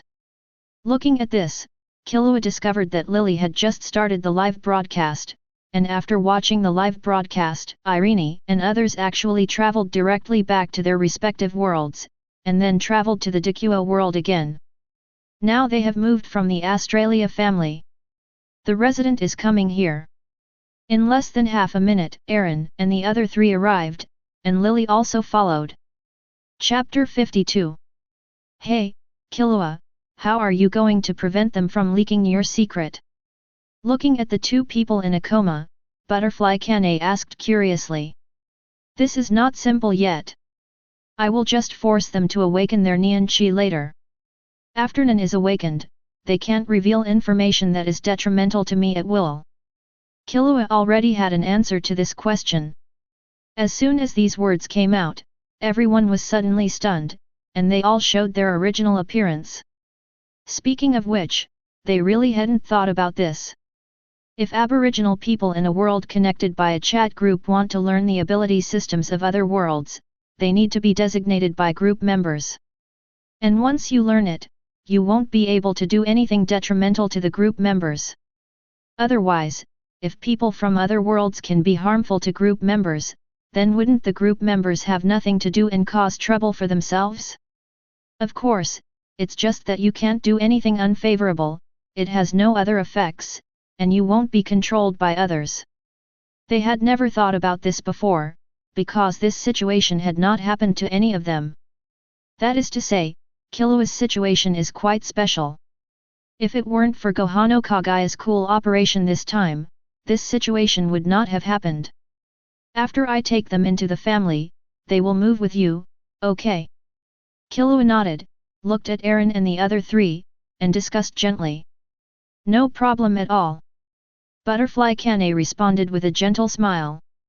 Since we are members of the same family, it is natural for us to take risks together. Irene also nodded with a smile. Speaking of which, Killua, since you have set a precedent to recruit the familia in this world, do you want to develop and expand the familia in this world? Nami also nodded, but she asked Killua if he wanted to develop and expand the familia. Irene and Butterfly Kane heard this and nodded in agreement. Lord Killua, I think what Nami said makes sense. Nami, Sister Kane, and Sister Irene are all from other worlds. They can't stay in this world forever. Then only Tioni and Tiona will be left. It's impossible for them to be the only ones. 2. Lily also spoke at this time and expressed her thoughts. It would be fine if Killua didn't recruit members of the familia in this world. Now that he has, it would be better to simply expand the familia. After all, Eren and the others are all passers-by in this world. Although they can come here, they cannot stay in this world forever. They also have their own world, and their loved ones need to be accompanied. Hearing this, Killua fell into deep thought. It seems like this is really the case. Since you have chosen to recruit Tioni and Tiona into the familia, you need to be responsible for them. We can no longer be as casual as before. It is indeed necessary to develop and strengthen the dependent clan. Although Irene and others can travel through time at any time, the time in the world connected by the chat group is so confusing. Who knows how long it will take for Irene and the others to stay in their own world for a minute. However, I am not familiar with this world. It will be very troublesome to recruit dependents. Leave this matter to us. We have been in this world for a month and have learned a little about it, which is enough to handle this kind of thing. Hearing Killua's move, Irene patted her chest and hugged her. Let's do this. It seems that the Zoldyck family is going to grow in this world. Butterfly Kane said with a gentle smile. As the family grows stronger, the wealth of the family will definitely increase continuously. Nami was still as obsessed with money as ever, her eyes turning into money symbols. The Zoldyck familia is a family founded by Killua in this world and named after the Zoldyck family. Anyway, there are so many gods in this world, and they are all kinds of strange. Even the gods themselves cannot determine how many familia there are, so the creation of Killua's familia is very simple. Even when creating the familia, Killua himself didn't need to go there. Irene said that the main god of the familia was not an Orario, and asked a female elf employee of the guild to look at the numerically blocked favor behind it and then founded it. The members of the Australia familia were surprised by the creation of the Zoldyck familia. They even wondered if Killua had joined the familia. Otherwise, why would Killua's surname be the same as that of the Zoldyck familia? However, the suspicions of Elize and others were directly fooled by Killua by claiming that his surname was given by the gods. Anyway, he also had the blessings of the world, and Astria could not see that Killua was lying. In addition, Killua really had no favor from the familia, so the suspicions of Elize and others dissipated not long after they arose. Seeing Nami's reaction, everyone present raised their eyebrows. The little thief cat is indeed a little thief cat. A few minutes passed quickly. Tioni and Tiona also made some movement on the sofa. Their eyelids were trembling slightly, and they might wake up at any time. At a certain moment, Tioni, as a sister, suddenly opened her eyes and stood up from the sofa. After seeing Killua in front of him, Tioni seemed to have thought of something and relaxed. Tioni exhaled heavily, then looked at Killua with firm eyes, and said slowly, "I would like to admit defeat, Tiona, and I will join your clan." Ah! As soon as Tioni finished her words, Tiona woke up suddenly, and she woke up screaming, with cold sweat on her face, as if she had dreamed of something terrible. "Now that we're all awake, let's get started." Looking at the two sisters, Killua nodded slightly. "Take us to see the Lord God." Tioni glanced at Tiona. After seeing that Tiona was fine, she looked back at Killua and nodded. However, from the corner of his eye, he glanced at Irene and the others beside Killua. It seems that these people are Tiona and I's next companions. "Don't worry, there is one more thing to do before I take you to see the Lord God," Killua said with a smile. "Is there something you need to do?" Tioni frowned slightly. Chapter 53. Wow, is this the Nin you're talking about? Tioni couldn't help but exclaimed as she looked at the air flowing from her body. Because she could feel that after gaining this power, her strength suddenly increased several levels. "Wow, what is this? What is this, Nin? It's so amazing." The sister Tiona on the side was already dancing excitedly. The forced awakening of the two sisters went smoothly. After Killua used Nian Qi to stimulate their stomata, they easily controlled the Nian Qi based on their martial arts attainments. "Ah, this is Nian Qi. It is the exclusive ability of Zoldyck Familia and Australia Familia. And this is just the basics. Let Irene and the others slowly teach you to develop this ability in the future." Killua replied with a smile. "Yeah, I know. Irene, Kane, and Nami, please give me more advice in the future." Tioni nodded, and then said to the three of Irene. Killua had just introduced the two parties, so Tioni also knew the names of Aaron and others. "Please give me your advice, Irene, Kane, and Nami." Tiona also stopped controlling the mental energy she had just mastered, ran to the three of them, leaned forward slightly, and showed a smile to the three of them. With an innocent smile, he said, "Please give me some advice, Tioni, Tiona." Aaron and the other three responded in unison with smiles on their faces. "Hey, can you take us to see the Lord God now?" After their respective exchanges, Tioni looked at Killua again and urged Killua. Tiona on the side was also excited and looked at Killua. "That's me. I founded the Zoldyck Familia, and I am the main god of the Zoldyck Familia." Faced with the urging of the two sisters, Killua said with a smile. "Eh?" The two sisters exclaimed in unison. "Are you surprised? Because you are so strong, how can you be a god?" Tiona shook her head violently, and then explained her confusion. Sister Tioni was also in disbelief at this time. As we all know, gods in the lower realm will have their divine power sealed and become ordinary mortals. Even the gods of the martial god type can only compete with level 2 adventurers at their strongest. If they really have to fight against level 2 or above, adventurers above level 2 will use all their strength to seal the power of the martial god. It is absolutely impossible to be an opponent. "Killua is special," Aaron said with a smile. Killua also nodded, and then told the world about the favor. "I can't believe there is such a thing as worldly favor." After listening to Killua's story, the two sisters were in a daze and murmured while sitting on the sofa. In this regard, Killua and others did not disturb the two sisters to accept the facts and looked at the sisters quietly. The two sisters simply had strong psychological endurance, but within half a minute, the two sisters accepted this fact. "Hey, it doesn't seem to make any difference. Lord God, please change the favor for us now." Tioni took a deep breath, spit it out, then looked up at Killua and said firmly. Tiona on the side had the same reaction. "Just call me Killua, no honorific required." Killua smiled and nodded. "Okay, Killua. Killua." The sisters were not pretentious. Killua ordered so, and they also shouted directly. "Lie down on the sofa, and I will renew my favor for you now." Amazon's character is bold and unrestrained, and he doesn't care that Killua is a man. He just lies down on the sofa, unbuckles his straps, and directly exposes his back in front of Killua. Tiona on the side followed suit and turned to urge Killua. Killua, hurry up, it's been a long time since I've updated. I've forgotten what it feels like to increase my strength.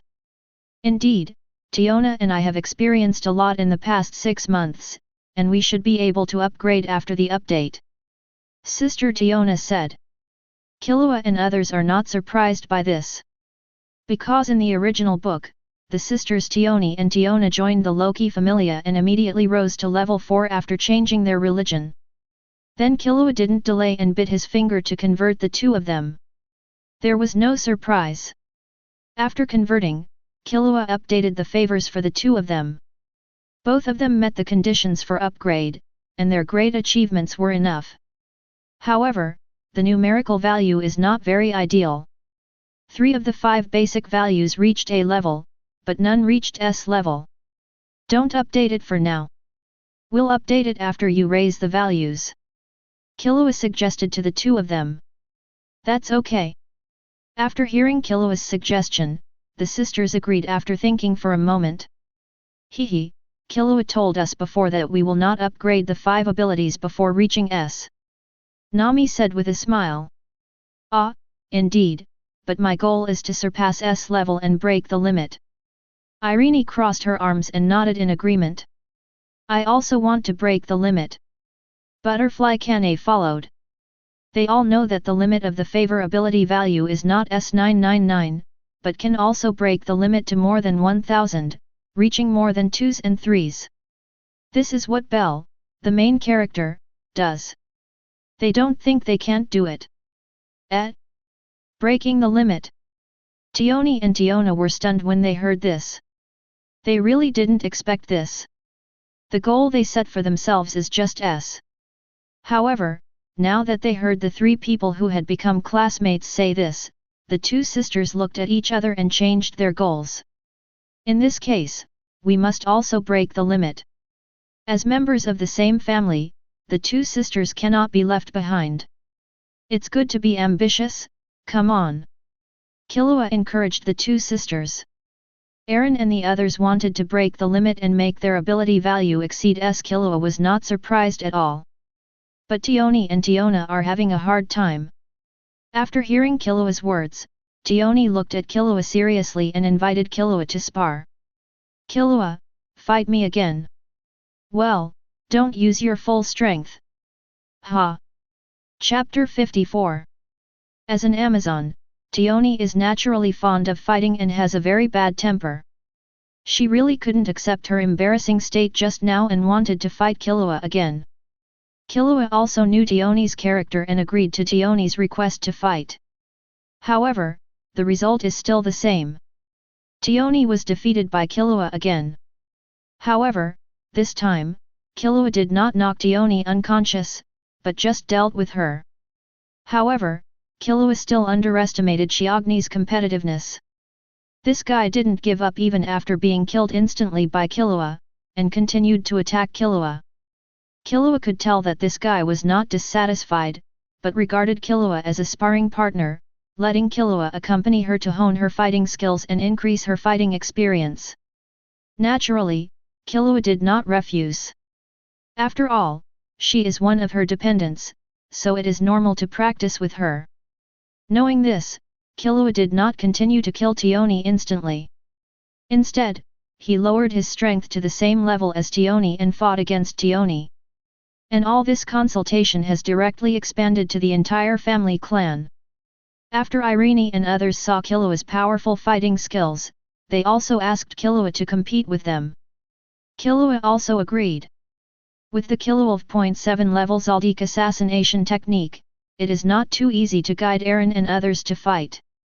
Although the Zoldyck assassination technique is called assassination technique, it actually contains the assassination techniques and combat skills honed by generations of Zoldyck family members.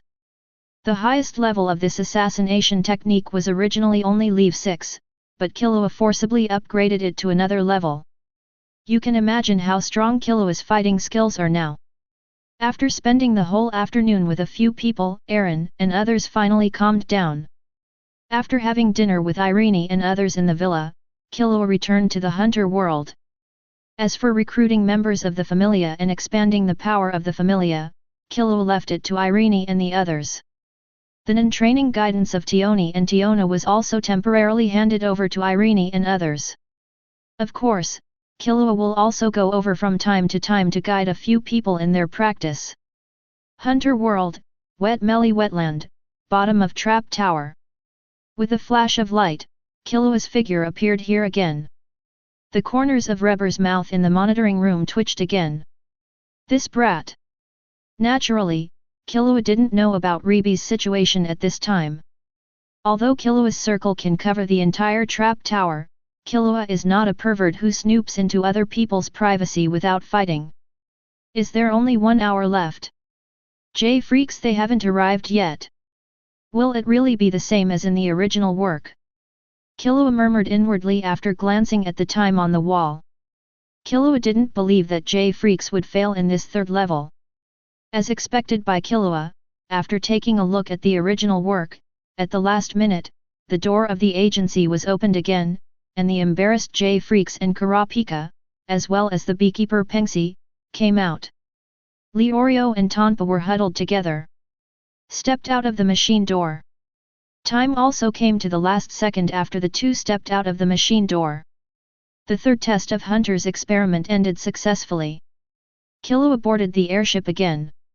However, not long after boarding the airship, Killua was approached. Killua, President Netero asked me to bring you a message. In Killua's room, Menchi put one hand on his hip and said to Killua. Hey? What did the old man say? Killua was a little curious. Old man, you should respect President Netero. Menchi's eyes twitched slightly when he heard Killua addressing Netero. I didn't call him an old naughty boy, but I was already complimenting him. Killua curled his lips and said calmly. Hearing this, Menchi fell silent and rarely refuted. Because Chairman Netero's character is indeed that of an old naughty boy, this is really irrefutable. Tell me, what did Netero say? Killua asked. President Netero asked me to tell you that the fourth trial should be resolved as soon as possible and then come back to him. Menchi was slightly itchy. The president was completely derelict in his duties. The fourth test requires the candidates to fight on the island and stay for a few days before they can come back when the time is up. This is why she didn't refute Killua's claim that Netero was an old naughty boy. This old man, can't you wait so much? Okay, I get it. By the way, since you're here, let's take care of something. Killua rubbed his forehead and was speechless. Soon, Killua remembered the favor. What's going on? Menchi asked confused. Come on, come to the bed, take off your clothes and lie down. Killua patted the white bed and said something shocking. As soon as these words came out, Menchi's face turned red in front of Killua. What are you thinking about, you little brat? Menchi, whose face was red, ate and grinned and yelled at Killua. Ah! What are you doing?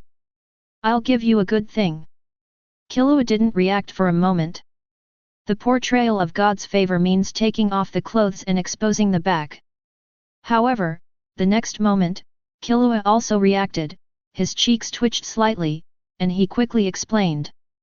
Because the two sisters were very bold and unrestrained when they changed their favor before, Killua really forgot for a moment how easy it was for others to misunderstand him. Following Killua's explanation, Menchi's expression slowly recovered. Really such an outrageous ability? Menchi looked at Killua in disbelief. You'll know once it's carved. Come on, don't waste time. Killua patted the sheets again impatiently. If you are not happy to give you good things, I won't give them to you later. Seeing that Killua didn't look like he was lying, Menchi was doubtful and followed Killua's instructions and lay down on the bed, exposing his fair back in front of Killua. Killua didn't hesitate, biting his finger and giving Menchi a favor. As light blue light emerged, a grace value table composed of sacred characters slowly appeared behind Menchi. Okay. Seeing the favor completed, Killua patted Menchi on the back and reminded. I don't feel anything at all. Menchi stood up and cleaned up, then felt his own situation and frowned. You need to go through various battles to change and grow. You have just carved the favor now, how could there be any changes? Killua shook his head in amusement and explained. Okay, I understand. Menchi heard this, and although he was still dubious in his heart, he still believed Killua verbally. Chapter 55. The fourth test began soon, and Killua and others were sent to a small island. This fourth test is purely a test of the candidate's various survival skills and abilities. Killua did not stay on the island for too long. After getting the number plate he needed from a candidate, Killua went straight back to the ship. Then, under the arrangement of the Bean-Face Man, he boarded the airship and headed to where Netero was waiting. The battlefield is set deep in the Shimile wetland, on an uninhabited plain. Yes, there are plains and wetlands. The world of Hunter is so weird. There was not a shred of life in the entire plain. As for the reason, just look at the old man wearing a heart-shaped t-shirt in the middle of the plain. This old man is none other than Netero. At this time, Netero exuded an extremely terrifying aura. This aura covered hundreds of meters in radius, and made the creatures in the entire plain change their expressions. They did not dare to stay in the plain. After Netero emitted this terrifying aura, every creature rushed to leave. This resulted in the current scene. At a certain moment, Netero opened his eyes and looked up to the sky. I saw an airship flying slowly towards this side. Are you here? A hoarse voice came from Netero's mouth, and Netero's eyes were full of fighting spirit. At this time, he was completely different from before. The next moment, a figure appeared outside the airship, turned into a stream of light and shot towards Netero. Buzz! With a muffled sound, Killua's figure appeared 2 meters in front of Netero, floating in mid-air, completely ignoring physical inertia. Hey, old man! Killua slowly stood on the ground, stretched out his hand and waved to Netero, saying hello. It seems that you take this battle very seriously, even wearing this suit. Killua glanced at Netero, and then said with a slight surprise. Heart-shaped t-shirt, this is what Netero will wear when fighting with all his strength. In the original book, Netero wore this suit when he fought against the Ant King. It can be seen that Netero attaches great importance to Killua. Do you even know this? Maha told you. Netero was slightly surprised. Not many people know about my situation. The only one in the Zoldyck family who knows about it is Maha Zoldyck. During the battle with Maha Zoldyck, he went all out and wore this heart-shaped t-shirt. Well, that's right. Okay, let the battle begin. Killua shrugged and said casually. Ah, get ready. Netero heard this and did not continue to dawdle. He spread his hands slightly and reminded with a solemn expression. Killua didn't respond. His whole body was instantly wrapped with lightning and he entered a state of divine speed. To be honest, with Killua's current strength, all he needs to do to deal with the Netero bug is to use Enhancer's mental energy. However, in order to show respect, Killua still used the divine speed state. Buzz! As Killua entered the state of rapid speed, Netero also moved. I saw Netero's hands moving slowly, bringing up a series of afterimages. It was an afterimage caught in the cracks of time, and ordinary people couldn't see it clearly. Even the strong ones who can see clearly are mostly helpless because Netero's move already involves time. 100 Styles Guanyin, this is Nen created by Netero after praying continuously and punching for 3 years to gain an attack speed that transcends time. At this time, the movements performed by Netero were really the opening hand prayer of Guanyin. This starting position takes less than half a second from start to finish, no, not even half a second. Often when the enemy sees Netero's starting move, the attack of Beishi Guanyin has already hit the enemy, which is a complete instant kill. Of course, these are just ordinary people. Some extremely powerful Nen people are still capable of breaking Netero's Bei-Shi Guanyin. After all, Nen is full of strange things, and there is no guarantee that there will be a Nen who can restrain Netero Bei-Shi Guanyin. However, what Killua took was not. Killua directly chooses to fight head-on. Fight against Netero's 100-style Guanyin with great speed.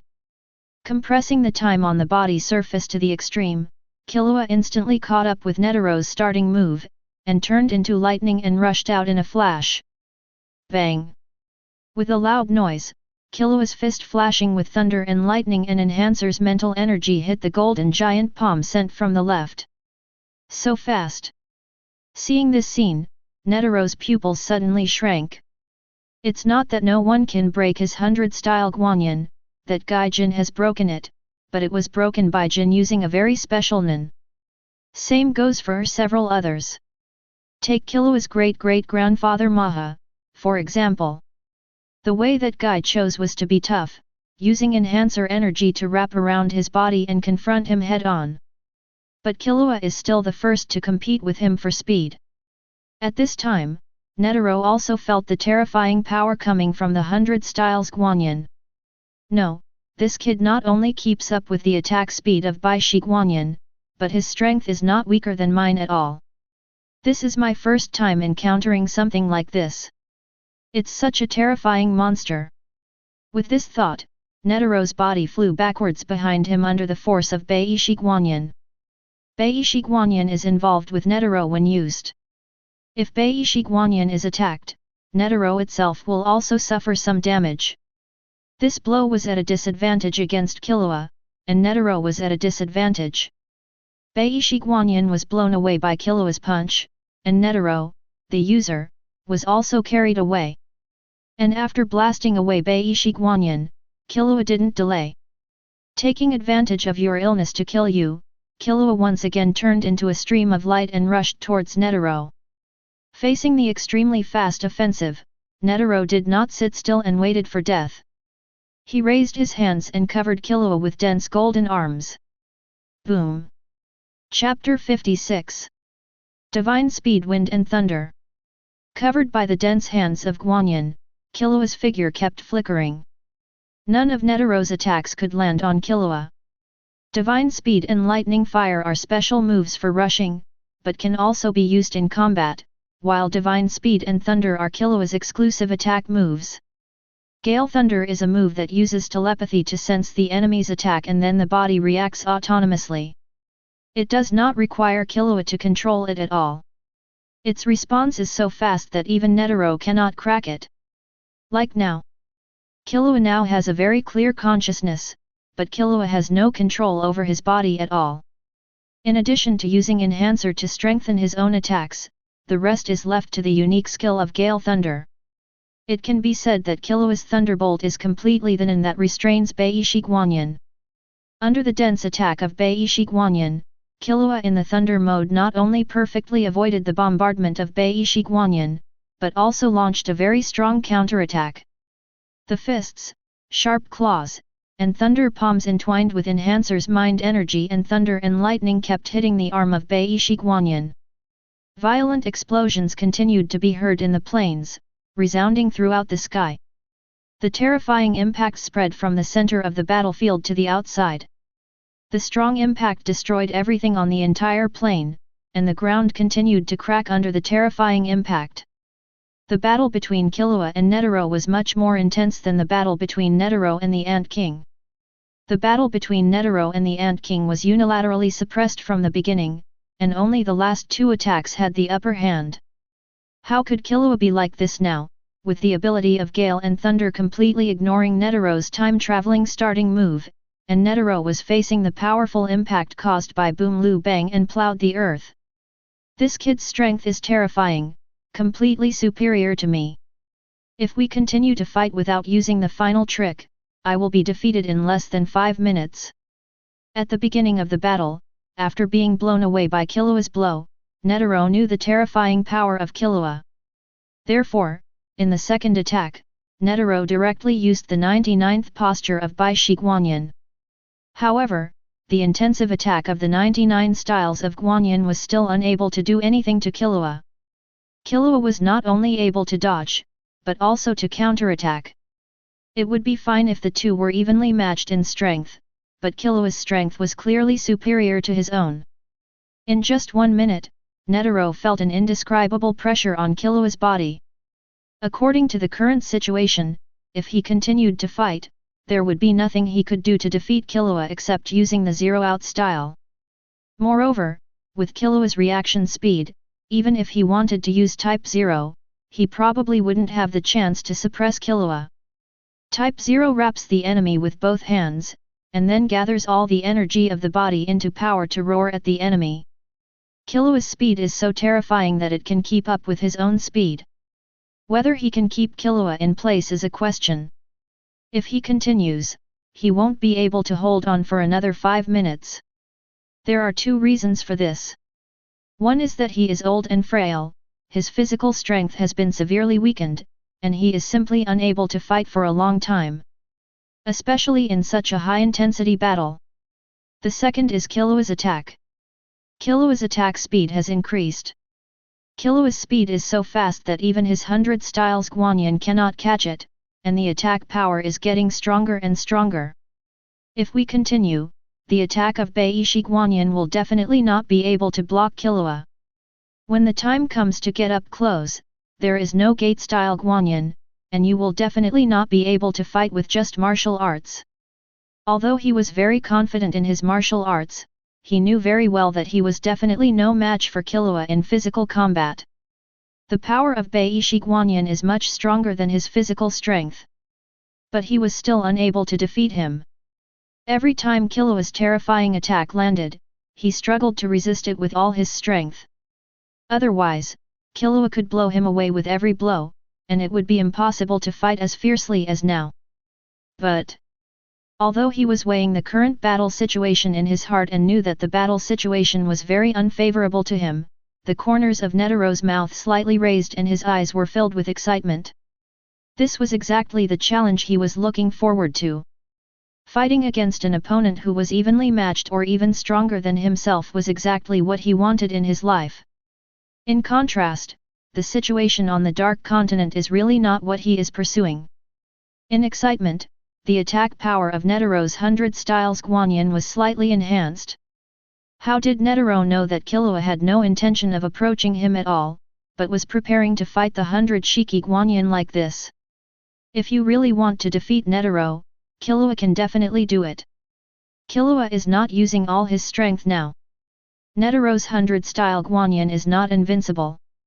If the speed is fast enough, Netero's starting stance can appear in front of him before he even takes off. Killua, who is in a super speed state, can use lightning and stone fire to appear in front of Netero in an instant. With one punch, even if Netero reacts, it will be too late to activate the 100 styles of Guanyin. Please give me flowers. The Ant King relied on his powerful physique and terrifying speed to defeat Netero. At the beginning, the Ant King also appeared in front of Netero in an instant. However, the Ant King did not use the fastest speed at that time, so he was caught and hit by Netero. Afterwards, the Ant King's speed became faster and faster, and Netero's 100 style Guanyin became more and more difficult to cope with the Ant King's attacks. When Bai Mi Yishu, the Ant King removed his hands and feet. Killua dared to say that his current full speed was definitely faster than the Ant King, and more than a little faster. It's just that Killua didn't use it. Killua is just accompanying Netero in a fight now. He is not an enemy, so he needs to go all out. Killua also noticed Netero's reaction at this time. While dodging and counterattacking, Killua did not forget to look at Netero. Seeing Netero's reaction at this time, Killua also raised the corner of his mouth. Netero is very happy, and he is not. This guy Netero is as good as Garp. It's good to have 1 or 2 intense battles like this once in a while, as it makes it easy to relax. Thinking of this, Killua's attack became more powerful. Under this power, the arms of Netero's 100 style Guanyin were destroyed one by one, and then reborn one by one. Netero on the opposite side became even more excited when faced with this scene. Unexpectedly, Killua didn't use all his strength just now, which made him even more excited. He wanted to see how far Killua's strength had reached. "You brat, let me see how far you have reached." With this thought, Netero poured all his energy and spirit into the 100 Shiki Guanyin, and the 100 Shiki Guanyin's attack power increased again. Don't get me wrong, this is not the Type 0, it is just some superficial usage of the Type 0. It will not be the same as the real Type 0. After using it, your energy will be exhausted and you will become a shriveled old man. However, after this battle, Netero's energy and spirit will definitely be severely damaged, and it will take at least several months of recuperation to recover. Killua also noticed it and guessed what it was in an instant. Faced with this situation, Killua narrowed his eyes slightly and prepared to follow Netero's wishes and increase his attack power again. Boom! Boom! Boom! The violent impact of the battle swept across the earth, and the earth-shaking roar resounded through the sky and lingered for a long time. Chapter 57. Are you a monster? Netero was lying on the ground dirty on the broken plain, with no good place. He was breathing heavily and said with slightly absent-minded eyes. On the side, Killua stood intact, looking down at Netero with a smile. This scene seems familiar. It was the same scene after the battle with Garp in the One Piece world. This battle only lasted 10 minutes. The high-intensity battle caused Netero to consume almost all of his energy in 10 minutes. As a result, after 10 minutes of high-intensity attacks, he was not able to leave even a single scratch on Killua's body. This made Netero fully understand how terrifying Killua's strength was. After playing against Killua, Netero dares to say responsibly that Killua is the #1 Nen player in the world. None of the top 5 Nen players in the world is Killua's opponent. No matter how strange the Nen of several other Nen users are, they are definitely no match for Killua. He finally saw that Killua didn't use all his strength at all. Even if he defeated him so easily, it was still not Killua's full strength. Killua's strength is unfathomable and well hidden. No matter how weird the Nen of the other top 5 Nenists are, they are no match for Killua. Killua is the kind of strong man who can defeat 10 masters with one force. No matter how strange the nemesis is, it will not have any useful effect when used on Killua, and will only be directly destroyed by Killua's powerful strength. Even if you use the restriction and oath, it is still of no use. It's a good fight, right? Killua didn't answer, but asked with a smile. Ah, what a hearty battle! Netero was stunned for a moment, and then laughed. Boy, do you want to be the president of the Hunter Association? After laughing, Netero turned his head, looked at Killua, and extended an invitation to Killua. Forget it. I will take over the Zoldyck family in the future. One Zoldyck family is annoying enough, but adding a Hunter Association will be annoying to death. Killua was stunned by Netero's words, and then gave up. He waved his hand and refused. Besides, there is another dependent family.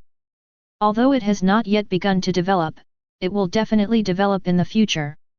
Why do you need so many forces? Yeah, that's really a pity. I have been worried that no one will be able to control the 12 branches and deal with those guys after I die. If you can serve as the president of the Hunter Association, you will definitely be able to suppress them. Netero said with some regret. You'd better find another job. By the way, don't forget to give me your Nen practice method. Killua waved his hand, refused again, and told Netero not to forget the practice method of Beishi Guanyin. Zhongguan is not very interested in the practice method of Beishi Guanyin. The main reason is that Killua wants to see if he can obtain the timeless prayer that Netero obtained after 3 years of punching his fists by downloading the practice method of Beishi Guanyin. If you can get it, you've earned it. Although Beishi Guanyin didn't play a big role in Netero's hands, it was against him. If it were anyone else, Netero would be hammering one after another. Even the Ant King would beg for a hammer at the beginning. After being hammered for a long time, he found an opportunity to remove Netero's legs. Others have to be beaten when they come. I know, I'll give it to you when I get back. However, even if you learn my 100 styles of Guanyin, you still won't be able to reach the state that I have achieved. That's my business. After a fight with Netero, not long after, the bean-faced man flew over and picked them up. After returning to the airship, the bean-faced man has been complaining about Netero, saying that Netero likes to mess around and cause him trouble. Netero ignored the bean-faced man's complaints and smiled. However, complaints are complaints. After complaining, Dumianren became worried about Netero. Because this was the first time he saw Netero in such a miserable state. President, is Killua Zoldyck's strength really so terrifying? I actually let you get hurt like this. I am not injured, this is caused by myself. However, Killua is indeed terrifying. I am no match for you. Netero smiled and shook his head. There are indeed no injuries on his body. The reason why he is in such a mess is because he has exhausted too much energy. When fighting Killua before, Killua clearly had the strength to break through the 100 Shiki Guanyin, but he failed to break through and instead fought with his own 100 Shiki Guanyin. It seems to be a simple battle, without thinking about the outcome. Yeah, that's really shocking. After receiving Netero's affirmation, the bean-faced man was shocked. In the future, when I die and something happens to the Hunter Association that cannot be handled, you can go find him. Netero nodded and then warned. Although the Zoldyck family is a family of killers, they are more like bounty hunters. As long as they can afford a high bounty, they can ask members of the Zoldyck family to do things. However, most of them are just assassinations, and only a few are other commissions. As long as the reward is sufficient, Netero believes that he can hire Killua. President, please don't say such unlucky words. Hearing this, the bean-faced man was a little angry and corrected him. Ha ha ha ha. On the other side, Killua is also on the airship at this time, in the room arranged by Netero. Killua is currently renewing favors for Menchi. This guy said that he had been discussing with Buera all day yesterday, and wanted to see if the favor Killua had painted for him had improved. 2.2 So after knowing that Killua was on the airship, he ran over directly. Favor is an accelerator that makes you stronger. When you fight, it will subtly improve your strength, but it is very weak. Only when you upgrade will you gain sublimation, and your strength will suddenly increase significantly. If you don't feel it now, even if it is updated, there won't be much improvement. While dripping blood on Menchi's back, Killua instilled the information of favor into Menchi. Well, you've said this before. I just feel that my strength has improved a bit after fighting with Buera for a day, so I want you to show me. Menchi waved his hand and said. Killua was a little surprised when he heard this, but he didn't say anything and updated Menchi. Chapter 58. With this update, Killua discovered that Menchi's favor has really improved. Although the value is not much, it has indeed improved. I didn't expect what you said was true. Looking at the paper in his hand, Menchi was surprised and completely believed in God's favor. Immediately, Menchi narrowed his eyes, with a faint smile in his narrowed eyes. It seems that my strength will improve faster in the future. Thanks, kid. Menchi was very happy to receive such good news and smiled at Killua. Call me young master. Killua glanced at her angrily and corrected him. They are all my direct stewards, and they are not called young master yet. No way, I'll just call you by your name from now on. Killua. Haha, forget it, it's up to you. Killua didn't pay too much attention to this, sighed and put the matter behind him. Hey, Killua, you must be very strong. You said before that you would guide me in my practice. Now you can practice with me. Menchi burned the favor attribute paper in his hand, then looked at Killua and said enthusiastically. His strength has been improved by competing with Buera. If Killua guides his training, how much faster will his improvement be? 21 Ah, yes, I will guide you in the competition after we return to Kukula Mountain. Killua nodded and agreed. This is something that was agreed upon before. It is also the responsibility of the future head of the family to help the direct housekeeper improve his strength.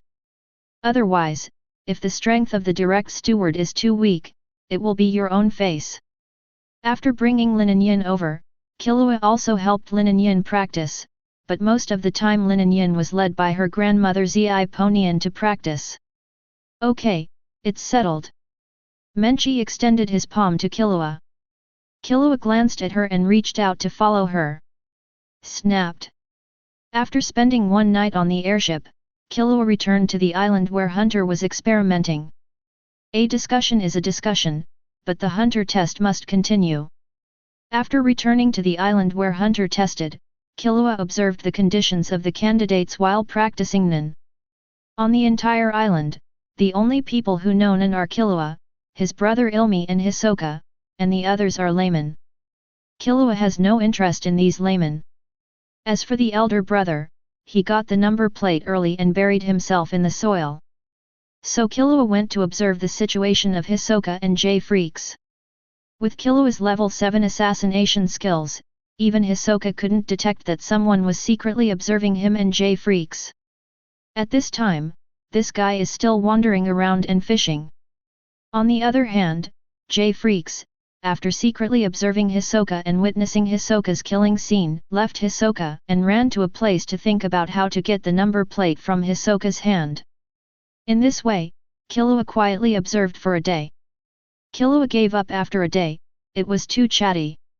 Finding a tall tree, Killua lay directly on the thick trunk and immersed himself in the chat group.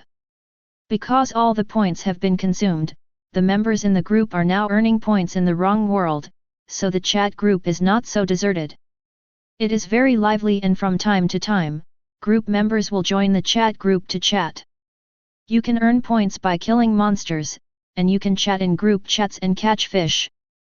Nami, speaking of which, no new members have joined us for a long time. Nami, I don't know when new members will join the chat group. As soon as he entered the chat group, Killua saw Namafa's message. Butterfly Kane, yes, no new members have joined the chat group since John joined it. Lily Luca ERD, it doesn't matter if there are new members joining. Lily Luca ERD, I think it's good as it is now, and the atmosphere in the group is very good. Lily Luca ERD, if you join a villain, it won't ruin the good atmosphere in the group. Killua Zoldyck, probably not. Aaron Bears Arian, maybe. There will definitely be new members in the future, but we can't guarantee whether the new members will be good or bad. Killua Zoldyck, it doesn't matter. If the person joining is a bad person, I will tell you when the time comes and everyone will block him. The chat group has a blocking function, which allows you to block the information of group members that you don't want to see, out of sight and out of mind. That's why Killua said that the chat group he joined was very user-friendly. Butterfly Kane, yeah, when the time comes for new members to join, Killua, you have to take good care of it. Nami, it would be great if it had the function of kicking people. Killua was not surprised at all that Nami would say things like kicking people, because he told everyone about the chat group in his previous life when he first joined. Killua Zoldyck, this is what I don't understand. Killua Zoldyck, almost all the chat group novels I read in my previous life had group owners or administrators, but our chat group doesn't have one. It's really weird. As Killua's message was sent, the chat group suddenly reacted. Ding! The wishes of group members have been detected, administrator rights are now enabled, and group members are asked to vote. Aaron Bears Arian. Lily Luca ERD. Butterfly Chain +1. Nami +1. Killua Zoldyck. 710. Killua Zoldyck, this is so humane. Irene Bears Arian, +1. Lilukatas +1. Butterfly Chain +1. Killua interrupt the repeater. Nami, hey, Killua, I haven't sent it yet. Killua Zoldyck, okay, let's deal with this sudden prompt first. Aaron Bears Arian, this is the voting administrator or group leader in the novel you mentioned before, so I will vote for you. Butterfly Kane me too. Lily Luca ERD+1. Nami, me too. Killua Zoldyck, that's it? Irene Bears Arian, otherwise, what else can I do? Since I am the administrator, I naturally want the strongest person in the group to be the best. Butterfly Kane, that's right. Lily Luca ERD, Sister Eileen is right. Nami +1. Killua Zoldyck, well, in that case let's start voting now. After seeing the messages sent by several people, Killua was slightly silent and started voting without being too entangled. Since you all choose yourself, then you should be the administrator. Ding! Voting has been completed. Congratulations to group member Zoldyck for becoming the group administrator. Chapter 59. Nami, how, what rights do you have after becoming an administrator? Butterfly Kane, I also want to know if it is the same as what you said before Killua. Aaron Bears Arian, Killua, you said before that you can ban people. Can you do it after becoming an administrator? Lily Luca ERD, Sister Aaron, what are you doing? You want to ban us? Irene Bears Arian, how is that possible? I'm just curious. At this time, in the Hunter world, on the island where the fourth Hunter experiment was conducted, after Killua completed browsing and obtained the permissions as an administrator, Killua secretly said that it was true. Killua Zoldyck, after becoming an administrator, I gained 3 kinds of permissions. Killua Zoldyck, the first is the permission to invite people. The chat group will send invitation quotas to me from time to time, and I will issue the invitation. Killua Zoldyck, the second and third types are the same as what I told you before, kicking and banning people. Nami, hey, is that true? Then Killua, try the muting function. Killua Zoldyck OK. Ding! Group member Nami was banned by the administrator for 10 minutes. In the world of One Piece, Nami stared blankly at the prompts in the chat group, then looked at the muting sign at the bottom of the chat page, and her eyes twitched slightly. I must have brought it upon myself. Lily Luca ERD, haha, Nami, you are bringing this upon yourself. Aaron Bears Arian, Nami, are you speechless? Butterfly Kane, asterisk this is a method of punishment. Ding! The administrator has unbanned group member Nami. Nami, phew, I really can't send messages in the group after being banned. Killua Zoldyck, this is the ban I told you. You can ban members you don't want to see. Killua Zoldyck, other than that, you can kick people out of the group. Killua Zoldyck, however, I cannot use this function by myself, I can only initiate voting. Killua Zoldyck, if you want to kick someone, you need to initiate a vote. If more than half of the group members vote in favor, I can kick the person out of the group. Aaron Bears Arian, pretty good. Butterfly Kane, I have to say that the chat group is really humane. Lily Luca ERD, didn't Lord Killua say that there is another function, the function of inviting people? Does Lord Killua now have an invitation quota? Nami? Lily, don't you refuse to invite new group members? Lily Luca ERD, Lord Killua now has the authority to invite new members. It's useless for me to exclude them. Could it be that I really don't want to invite them? Lily Luca ERD, the reason why Lily doesn't want new members to join is because she is worried that a bad person will come. But we can vote to kick people. If a disgusting new member does come, in addition to blocking, we can directly kick him out and you don't have to worry about this kind of problem at all. Killua Zoldyck, I currently have 3 invitation quotas. Do I want to invite them now?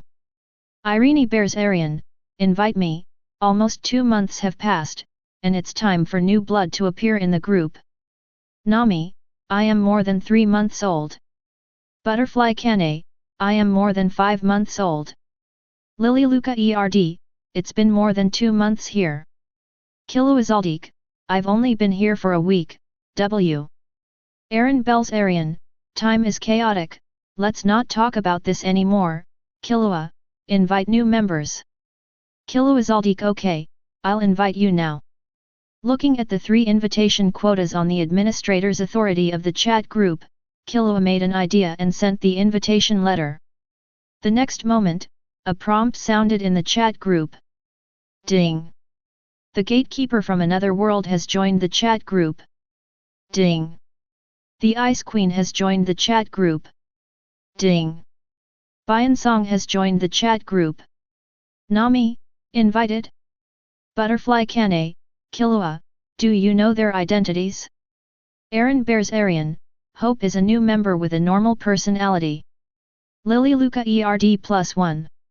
Seeing Kane's question, Killua frowned slightly. The first new member, Killua, is unknown. As for the second one, Killua had some guesses. As for the third one, Killua knew his identity at a glance. Komatsu, the chef in Prisoners of Gourmet and Aru's partner. Good guys, this chat group has invited members from an incredible world. That's the world of the Gourmet universe, and it's very scary. The world of Hunter. At least Killua doesn't think the world of Hunter x Hunter can be compared to the captive world of Gourmet. Even though the world of Hunter, the cosmic taipan snake that Aru encounters when he goes to the universe after the finale of Gourmet Food has a capture level of 30,000 higher. The ability to capture the Super Earth, a captive world with a level of tens of thousands, which can cause harm to delicious food, and the ability to capture the cosmic taipan snake with a level of up to 530,000 can be imagined. Moreover, the taipan snake in the universe is not necessarily the strongest in the universe. There are also existences such as the so-called god of food and food demons of various colors. The food demon in Aru's body alone is very terrifying. Not to mention the red ghost, Zhao's, the blue ghost and the white ghost are both very powerful and terrifying existences, especially sincere ones. Everyone in the group was a little confused when they saw that Killua had no reaction. Nami, Killua? Butterfly Kane, are you reminiscing? Aaron bears Arian, could it be a role that Killua doesn't know about? Lily Luca ERD, I hope it's a positive role. Ding! Group member Killua Zoldyck uploaded Prisoners of Food, please download it yourself. Killua Zoldyck, I only know the information about the third new member, the other 2 are not sure yet. Nami, is that so? But it doesn't matter, I'm going to watch it first. Lily Luca ERD, going together. Aaron bears Arian, together. Butterfly Kane together, together. Killua. Chapter 60. Ice Queen, chat group, what the hell, is it an illusion type Taigu? Gatekeeper of another world, illusion type arm? Looking at the messages sent by the 2 newcomers in the group, Killua was slightly in a trance and immediately determined their identities. Killua Zoldyck, Esteth, Alves. Taigu, a special weapon in the world of Red Eyes, arm, a magic prop in the legend of the Demon Soldier. In the world of Zhan Qi Tong, the only one who can be called the Queen of Ice is Esteth, one of the Empire's great generals. Esteth drank the demonic essence of the Taigu demon god and gained frozen power. Its strength can be said to be the ceiling of the world of Zhan Kai Tong, but it is only a slight love brain. In the finale, he froze himself and the body of the male protagonist Tajmi, and then turned into ice shards and disappeared. As for Alves, he is a member of the Crusaders in the legend of the Demon Soldier, a beautiful boy with high strength. When he was 10 years old, he was branded with zombie tattoos by the Phantom during the war. In order to destroy the resurrected Phantom and chess troops, the Gatekeeper clown is activated and Jinta is summoned to his magical world. Ice Queen, oh, do you know me? It seems to be a genjutsu type Taigu. However, if you can hit 007 me silently, it's not bad. Come out and fight with me. Gatekeeper of another world, who are you? What is your purpose? Seeing Estetha's confidence and Alves' vigilance, Killua didn't pay attention. He explained everything about the chat group, and uploaded both Zhang Kaitong and Demon Soldier Legend to the group file. Ding! Group members have uploaded the red eye, please download it yourself. Ding!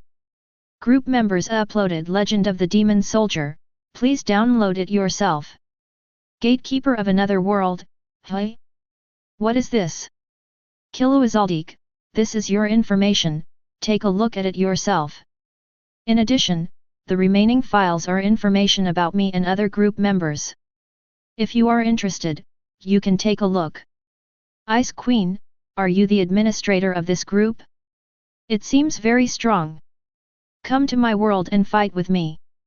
In the world of Red Eyes, on the northern border of the Empire, in a tent, the Empire's General Asteth was sitting on a gorgeous general's chair with his thighs crossed, a joking smile on his face. There were 3 people standing on both sides below it. They were Asteth's 3 capable men, the 3 beast warriors. She didn't know whether this was true or not, but she could confirm it as long as she found the person. Now she doesn't know where the troublemaker is, so she can only force this guy to come out. However, Asteth didn't think that his simple words could make the other party appear in front of him. Since the guy in the dark chooses to be sneaky, he is naturally a villain who dares not appear in front of him and only dares to cause trouble in secret. Killua Zoldyck, okay, you open the time travel permission, and I will go to your world now. Seeing Asteth's message, Killua narrowed his eyes slightly and agreed directly. He is very interested in different worlds, and he has wanted to visit other worlds since he joined the chat group. When this hunter trial is over, you don't have to worry about the hunter trial and you must take a walk around each world. Asteth was slightly startled when she saw the message from Killua. This guy really dared to appear in front of him. Immediately, Asteth found the time travel function according to Killua's explanation just now, and started operating it according to Killua's explanation. Ice Queen, okay, I have opened the permissions, come here. Cutting through the world with red pupils, Asteth raised the corners of her mouth slightly, with a look of amusement on her face. She just wanted to see if the person who was causing trouble in the dark would dare to come out and see her. Killua Zoldyck, coming soon. Killua replied, and then turned on the time travel function. At this time, there were 2 worlds that could be traveled through. The first is the world of Dikuo, and the second is the world of Jean Crimson Eyes. Killua chose to kill the world of Crimson Eyes without even thinking about it. With a flash of white light, Killua's figure disappeared from the Hunter x Hunter world again. In the world of Jean Crimson Eyes, seeing the message from Killua, Asteth narrowed his eyes, expanded his perception to the limit, and waited for Killua to appear. However, the next moment, Asteth's eyes lit up. Because right in front of her, a white light suddenly appeared. Who? Below, the 3 beast warriors standing respectfully reacted instantly and surrounded the light. Stand back! Asteth waved his hand directly and ordered the 3 of them. But, Lord Asteth! Leva, the leader of the 3 beast warriors, heard this and spoke quickly. I said stand down. Asteth's face turned cold and he scolded sternly. Yes, Lord Asteth. Seeing Asteth's face, the 3 of them suddenly changed their expressions, knelt down on one knee, responded respectfully, and then slowly retreated out. At this time, the white light also dissipated, revealing Killua who had traveled through time. The 3 beast warriors hadn't completely exited yet and saw Killua's figure, but there was no reaction and they exited the tent. Hey, first time meeting, Asteth, I'm Killua, Killua Zoldyck.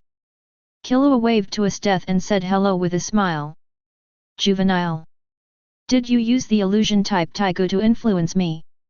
Asteth didn't expect Killua to be a boy who looked to be only 11 or 12 years old, and he frowned slightly. However, the next moment, Asteth put this accident behind her and put a playful smile on her face again. As I said, that's a chat group. Killua corrected with shame. It doesn't matter if it's a chat group or not. Since you dare to show up, it means you have accepted my invitation to fight. Come on, come out with me. Asteth retracted his legs and stood up, walking towards the outside of the tent. He said as he walked without directly attacking Killua. Killua was slightly surprised when he saw this. He didn't expect Asteth to be so calm. After shrugging, Killua set off to follow. Chapter 61. The place where Asteth is located is a foreign land in the north. Outside the tent, there is ice and snow, and the cold wind howls. However, neither Killua nor Asteth felt anything about the bone-chilling cold, completely ignoring the cold weather. Because Asteth has the ability to freeze, she naturally won't have such troubles. Killua, on the other hand, covered his body with thought energy, isolating the bone-chilling cold from the outside. The two soon arrived on an ice field. Although the three beast warriors saw Killua and Asteth leaving the military camp, none of them followed them. Asteth's order just now made them understand that their boss didn't want to be disturbed now. "You are really good if you can let me get hit. Come on, take action." After taking Killua to the ice field, Asteth turned around with a wanton smile on his face and attacked Killua. He waved and looked like he didn't take Killua seriously at all. Killua had no intention of continuing to explain Asteth's attitude. This Ice Queen obviously doesn't believe it. Judging from her current performance, even if she appears in front of her through time travel, she probably won't change her mind. Probably because the scene just now was caused by the so-called genjutsu type Taigu. One of the easiest ways to convince her is to defeat her. This guy believes in the superiority of the strong. As long as you defeat her, it will be easy to convince her. Therefore, in the face of Asteth's provocation, Killua did not hesitate, and appeared in front of Asteth in a flash. Killua's speed made Asteth's pupils shrink and she wanted to defend herself. However, it was too late. Neither the Taigu nor the sword at his waist could make it in time. Although Asteth has completely transformed the demonic appearance and demonic essence into his own power, it still takes time to activate it. There was no time to pull out the long sword at her waist, because Killua had already appeared in front of her, so close. Asteth only had time to move her arm before Killua's fist landed on her abdomen. The next moment, Asteth turned into an arrow and shot out. It flew directly several hundred meters and crashed into a small iceberg, collapsing the iceberg. Forward. Seeing this scene, Killua's expression suddenly froze, and he became a little worried about Asteth. "I always remember that Asteth is the ceiling of this world's combat power, but I forget that she relies on the appearance of the demon god and the essence of the devil to be the ceiling of her combat power. Although her own strength is strong, it is not too high. Compared with his ability, he can be considered weak. Was the blow you just gave too hard?" Killua scratched his face, thinking awkwardly. However, Killua thought too much after all. After all, Asteth is a being who completely drank up the demon god's appearance and demon's essence and controlled it.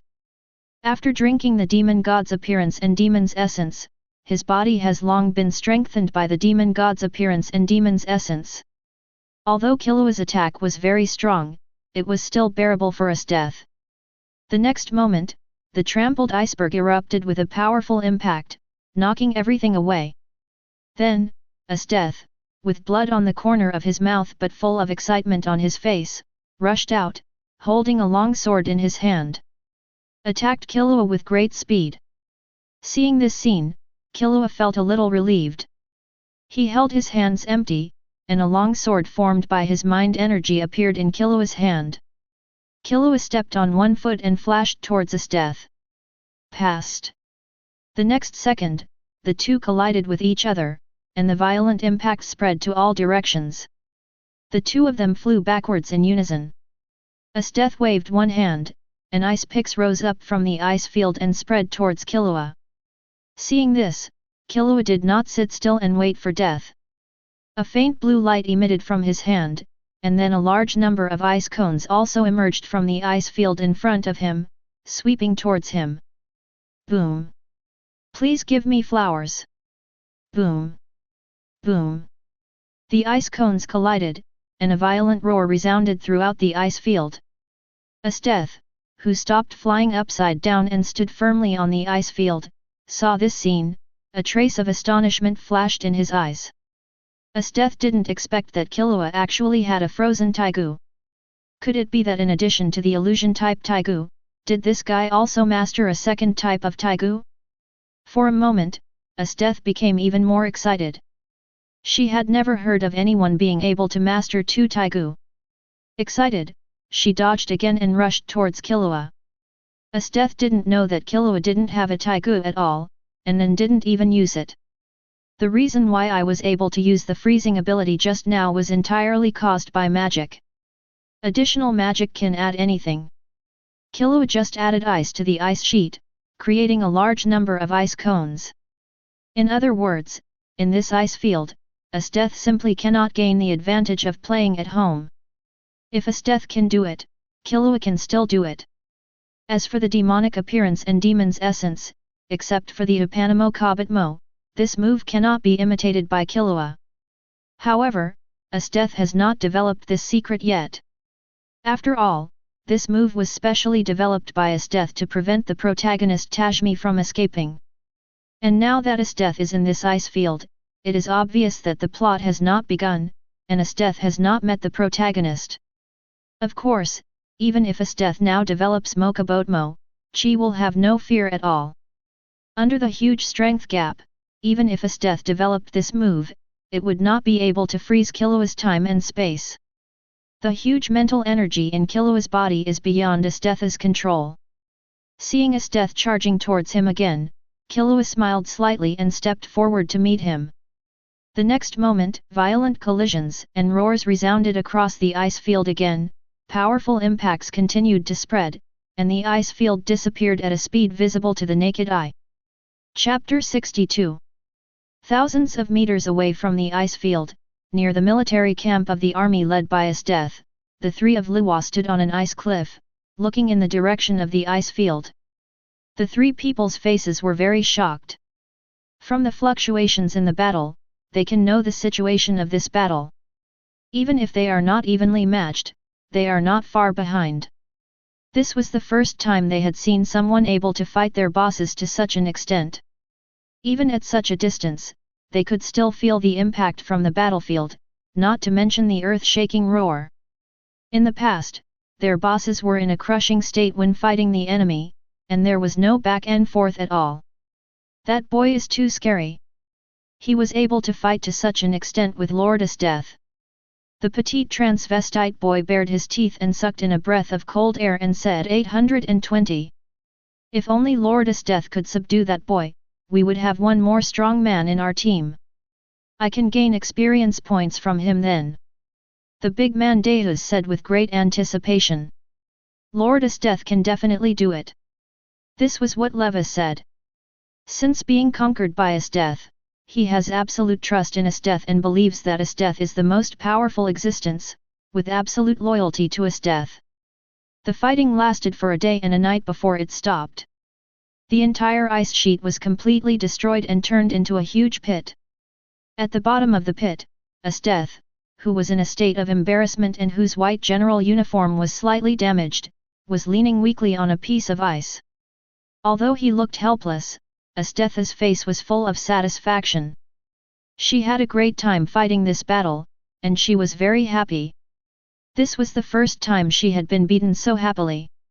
Even the last battle with Bud was not as smooth as this one. Esteth looked a little embarrassed, but Killua was still intact and full of energy, as if he had never fought at all just now. At this time, he was standing in front of Esteth with a smile on his face. What, do you believe it? He looked at Esteth and said gently. In other words, Esteth is not an enemy. He is really an enemy. Killua would not fight Esteth to this extent. For Esteth, he may have fought with all his strength, it could be said that he was fighting. But for Killua, it can only be said to be a sparring match, rather than a sparring match. In this battle with Esteth, Killua can be said to have let go. The same goes for the previous battles with Garp and Netero. If Esteth were an enemy, Izzy's character would have killed Esteth instantly. Don't doubt it, Killua has this ability. It would be the same even if Esteth learned Mokabotmo. Are you really not a Taigu user? Hearing Killua's words, Esteth narrowed his eyes slightly and confirmed dubiously. I will give you the permission to travel through time. You will know after you come to my world and take a look. Killua nodded slightly and affirmed.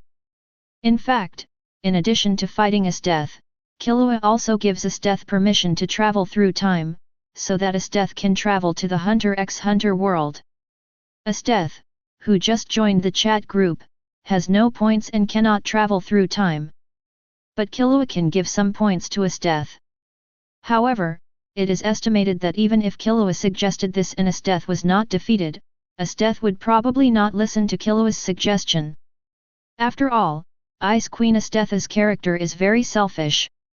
You can tell from the fact that he put a necklace on Tashmi directly after seeing her. No need, I believe you. After hearing Killua's answer, Esteth had no doubts this time and just believed it. I didn't expect that there are other worlds. It's really strange. What is your world like? Esteth was very surprised, but then became interested in the world of Killua and others. Well, just look at the files I uploaded in the group and you will know. It also includes your future. Killua replied with a smile. I see, I understand. Esteth nodded, then stood up and walked towards the ground. After resting for a while, she regained some of her strength and was now ready to go back. Want to come over? After taking a few steps, Esteth turned sideways and asked Killua. Well, forget it this time, I'll go back first. Wait until you get to know the chat group. After playing for a day and a night, Killua was tired and ready to go back and take a rest. Although Killua could bear it even if he played for 10 days and a half, Killua didn't want his daily routine to become this way, there's no need. Moreover, he also wanted to check the chat group and see if Byansong was talking. It was a captive world of delicious food. Well, then I won't keep you. However, I will always open the time travel permission for you. You are welcome to come to my world at any time. Esteth did not hold back, and said with a faint smile. Ah, thank you very much. Killua said with a slight smile. This smile made Esteth slightly stunned, and then he laughed out loud. I didn't notice it before, but your smile is quite heartwarming. Esteth had previously regarded Killua as an enemy, so he naturally put colored glasses on Killua's smile and didn't care at all. But now that the two parties were reconciled, Esteth looked at Killua again and saw Killua's smile, but Esteth's heart was pounding. She had recently become interested in falling in love, and Killua fit her needs perfectly and made her heart flutter.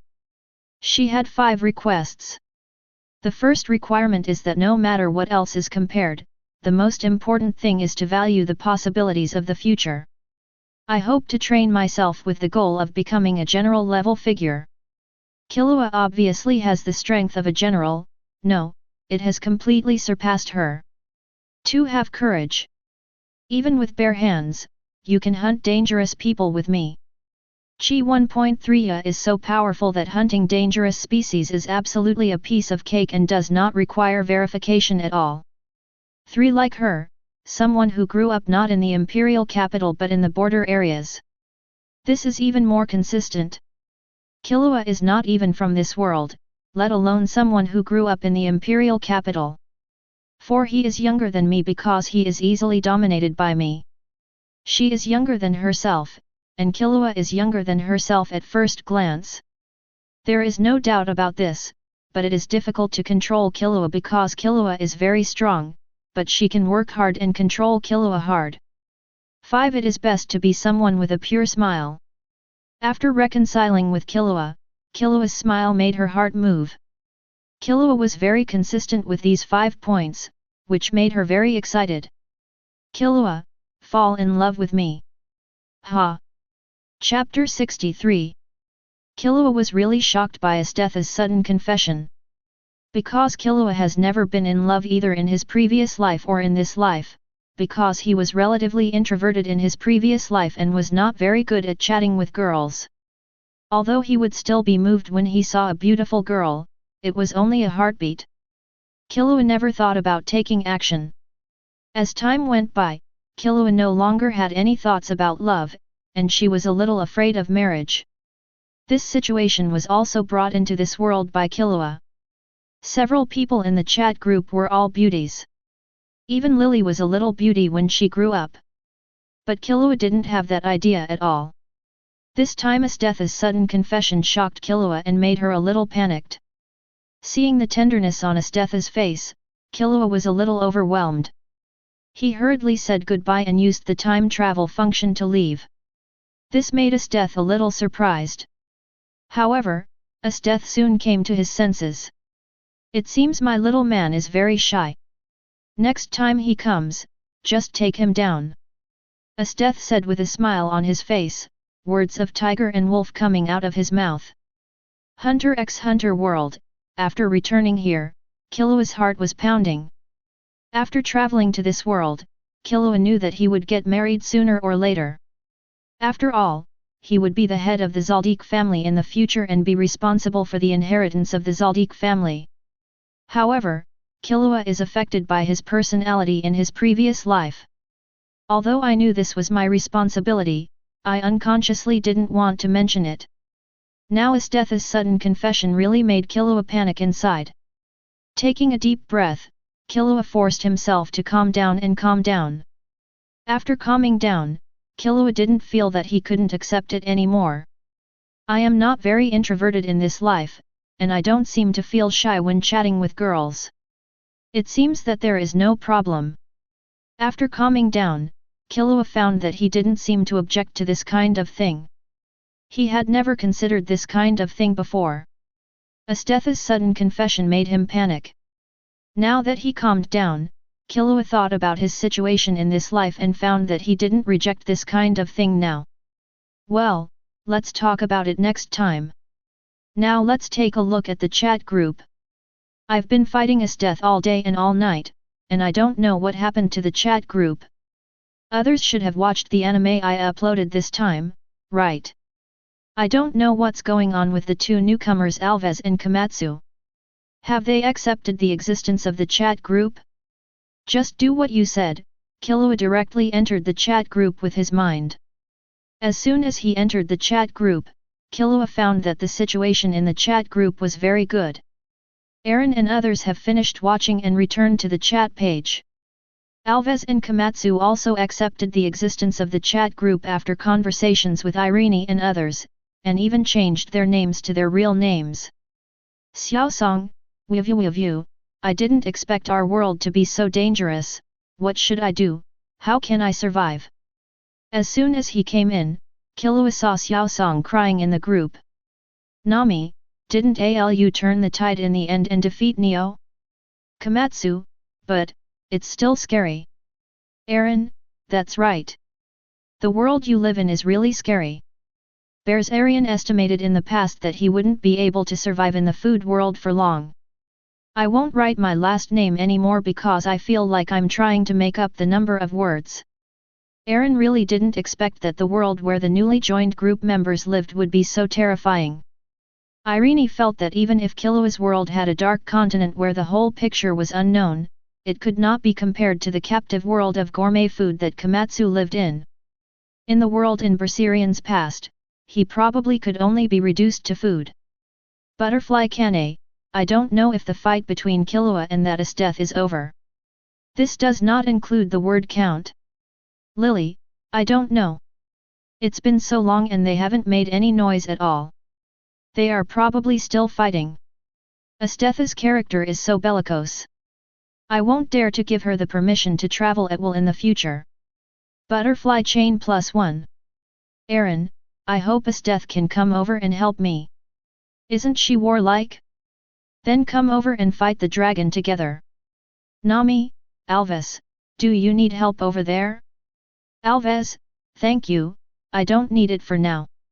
Although he had accepted the existence of the chat group and watched Nami and others' anime, Alves did not completely believe Nami and others, so he did not accept Nami's kindness and politely refused.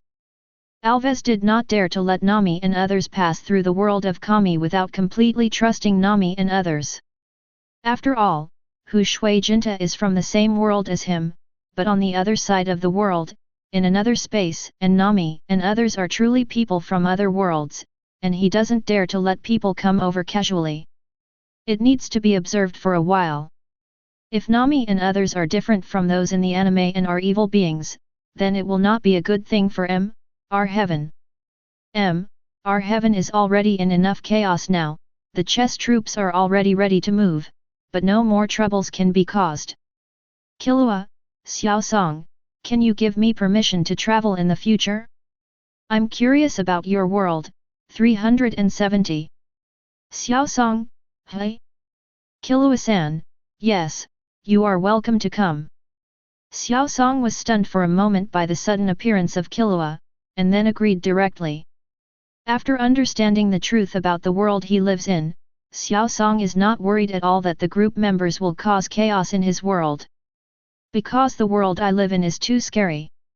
In addition, Killua is also the administrator of the chat group, which alone makes it difficult for Komatsu to refuse. Killua, thanks, Xiao Song. If you need any help, you can call me, as long as I can do it. Komatsu, thank you so much, Mr. Killua, you are so kind, woo woo woo woo. It's true that I have a loose nose and eyes. My personality is so easy to get frustrated, I'm not confident, and I get negative when I disagree. Lily, Lord Killua, how was your battle with his death? Killua, what do you think? Nami, beat her up? Killua, that's not true. I know she is a fighting maniac, so I accompany her to have a good fight. Aaron, so Esteth is free now? Eileen at Ice Queen? Esteth, I just finished watching your anime. Give me permission to travel, and I will go to your world after I finish watching other anime. Aaron. Chapter 64. Aaron, okay, I'll give you permission, and you can come over to me when the time comes. Irene really didn't expect Esteth to be so easy to talk to. She just mentioned it, and Esteth agreed to come over and help deal with the dragon. However, if you think about it carefully, this situation seems to be quite normal. Esteth is a fighting maniac who likes to fight powerful enemies. The world where he lives has a large number of evil dragons to fight with, so Esteth will naturally not refuse. Esteth, well, I'll go over to your side after I've taken care of the situation on my side. Aaron, it's a deal. Killua, take it easy, Aaron's world cannot be messed up, there are too many evil dragons. Killua kindly reminded Esteth that Esteth is a fighting maniac. He was afraid that after Esteth passed by, he would go directly to find the dragon to fight. One end was fine, Esteth's strength could handle it, but if there are more than two ends, even if Esteth learns Mokabotmo, something will happen. As for Killua herself, Killua is now giving Aaron time to grow.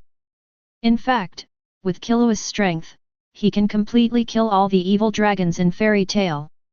However, Killua is not prepared to do this, but is waiting for Irene to grow up and deal with the dragon together.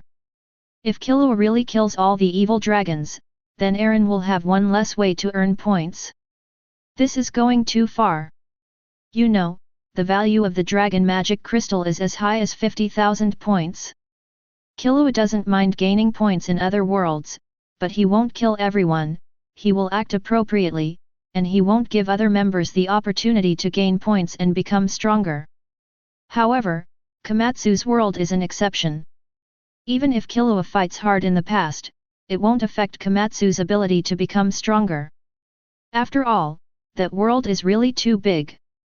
Esteth, haha, Killua, are you caring about me? Nami? What's going on? Lily, what else could happen? This guy has taken a liking to Master Killua. Lily, I found that Killua-sama's situation fits this guy's view on love very well. Aaron -- Butterfly Kane, alas. Esteth, yes, is mine. Faced with the reaction of the crowd, Esteth issued a strong declaration. In the fairy tale world, watching Asthetha's speech, Irene's eyes twitched slightly, and she was already thinking about whether to let Asteth come over. This guy wants to steal a man from him. No, we must act as soon as possible. Aaron, Killua, if you can come to my world, please help me with the paperwork. Killua, the dragon attacks again? Killua, who was speechless because of Asthetha's sexy moves, saw Irene's message and was slightly confused. Could it be that the evil dragon of the killing sect has attacked the Dragunov kingdom again? Aaron, no, it's another thing. Killua, okay, I'll go over now. Although I didn't know what it was, Irene said so, and Killua didn't refuse. He directly clicked on the time travel function, clicked on the fairy tale world, and used the time travel function. At this time, in the middle level of the dungeon in the Killua world, watching Irene suddenly return to the fairy tale world, Kane, Nami, Tioni, and Tiona looked at each other in shock. Kane, why is Irene missing? Tioni frowned and asked worriedly, and her sister Tiona on the side also looked worried. That's teleportation magic. Irene has something to do and went back to the ground. Butterfly Kane explained with a smile. Hey, it's very convenient. The two sisters suddenly realized. Immediately, Tioni asked about Killua's situation, speaking of which, Killua hasn't been back for a long time. Killua, I don't know where he is. Are you looking for him to renew your favor? Nami said from the side. No, I just want to ask Killua for advice and let him guide us. Tioni shook her head and explained, can she say that she has fallen in love with her main god? She can't say. Okay, I will notify him and ask him to come back often. Nami nodded and promised after hearing this.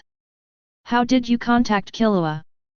Can you tell me this method so that I won't have to trouble you all the time in the future?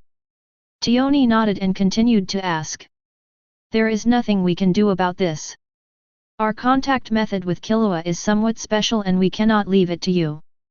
Nami shook her head and said slightly apologetically. I'm sorry, Tioni, Tiona. Butterfly Kane on the side also said apologetically. Although it is not good to say this, and it will easily make the sisters Tioni and Tiona dissatisfied, there is really no way around it. After all, Tioni and Tiona are not members of the chat group, and they cannot reveal the affairs of the chat group to them at all. It's okay, we don't mind.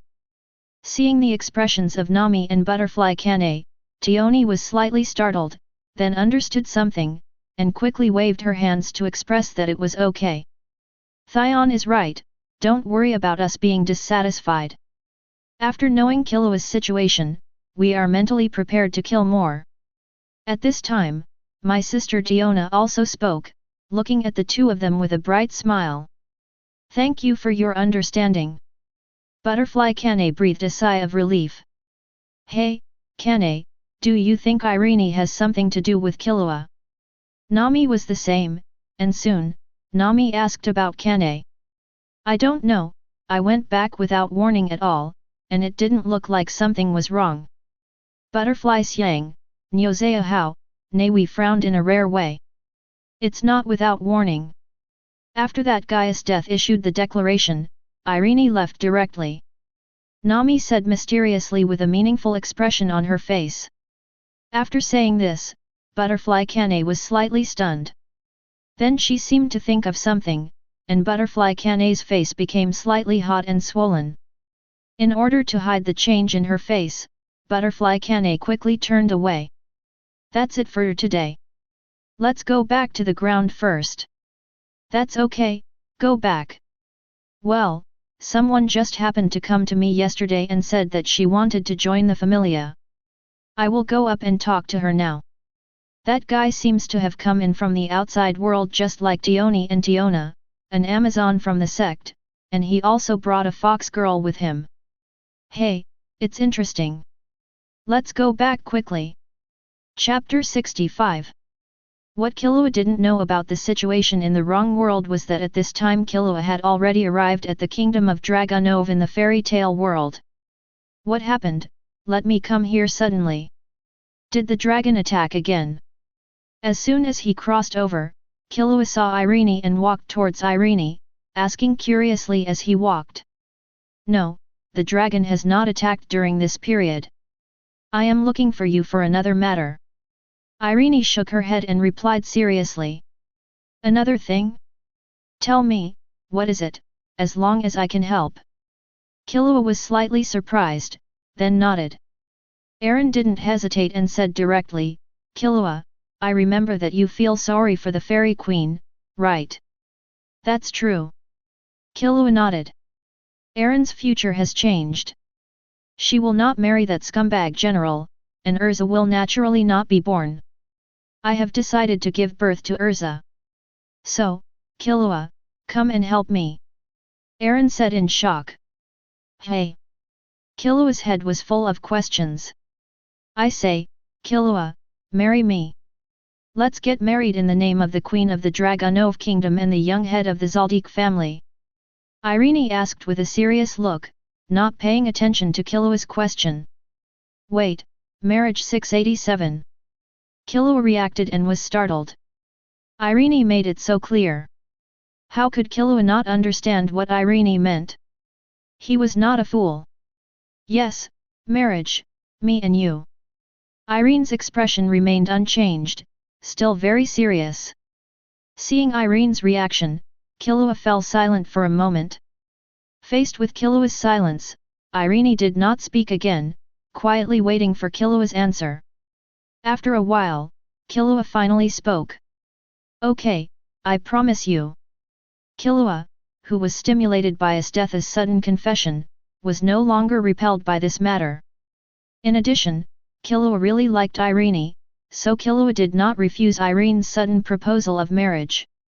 Killua really likes Irene, even in her previous life. I feel sorry for and sympathize with Eren's experience. If Eren hadn't mentioned this matter, this sympathy might have always been sympathy. But when Irene mentioned it now, this sympathy quickly changed. Then, Speg, let's start now. After hearing Killua's words, Irene's eyes lit up immediately. She walked over quickly, took the hand in front of her and walked towards the bed. After watching the crimson eyes, Irene had a very clear understanding of Estetha's character and knew how powerful Estetha was. If you are not careful, you will be succeeded. So fast. Killua was also stunned by Irene's reaction. Killua naturally could see what Eileen wanted to do, and he was fully capable, so he agreed directly to Eileen instead of letting Eileen wait for a few years. But Killua just didn't expect Irene to be so impatient.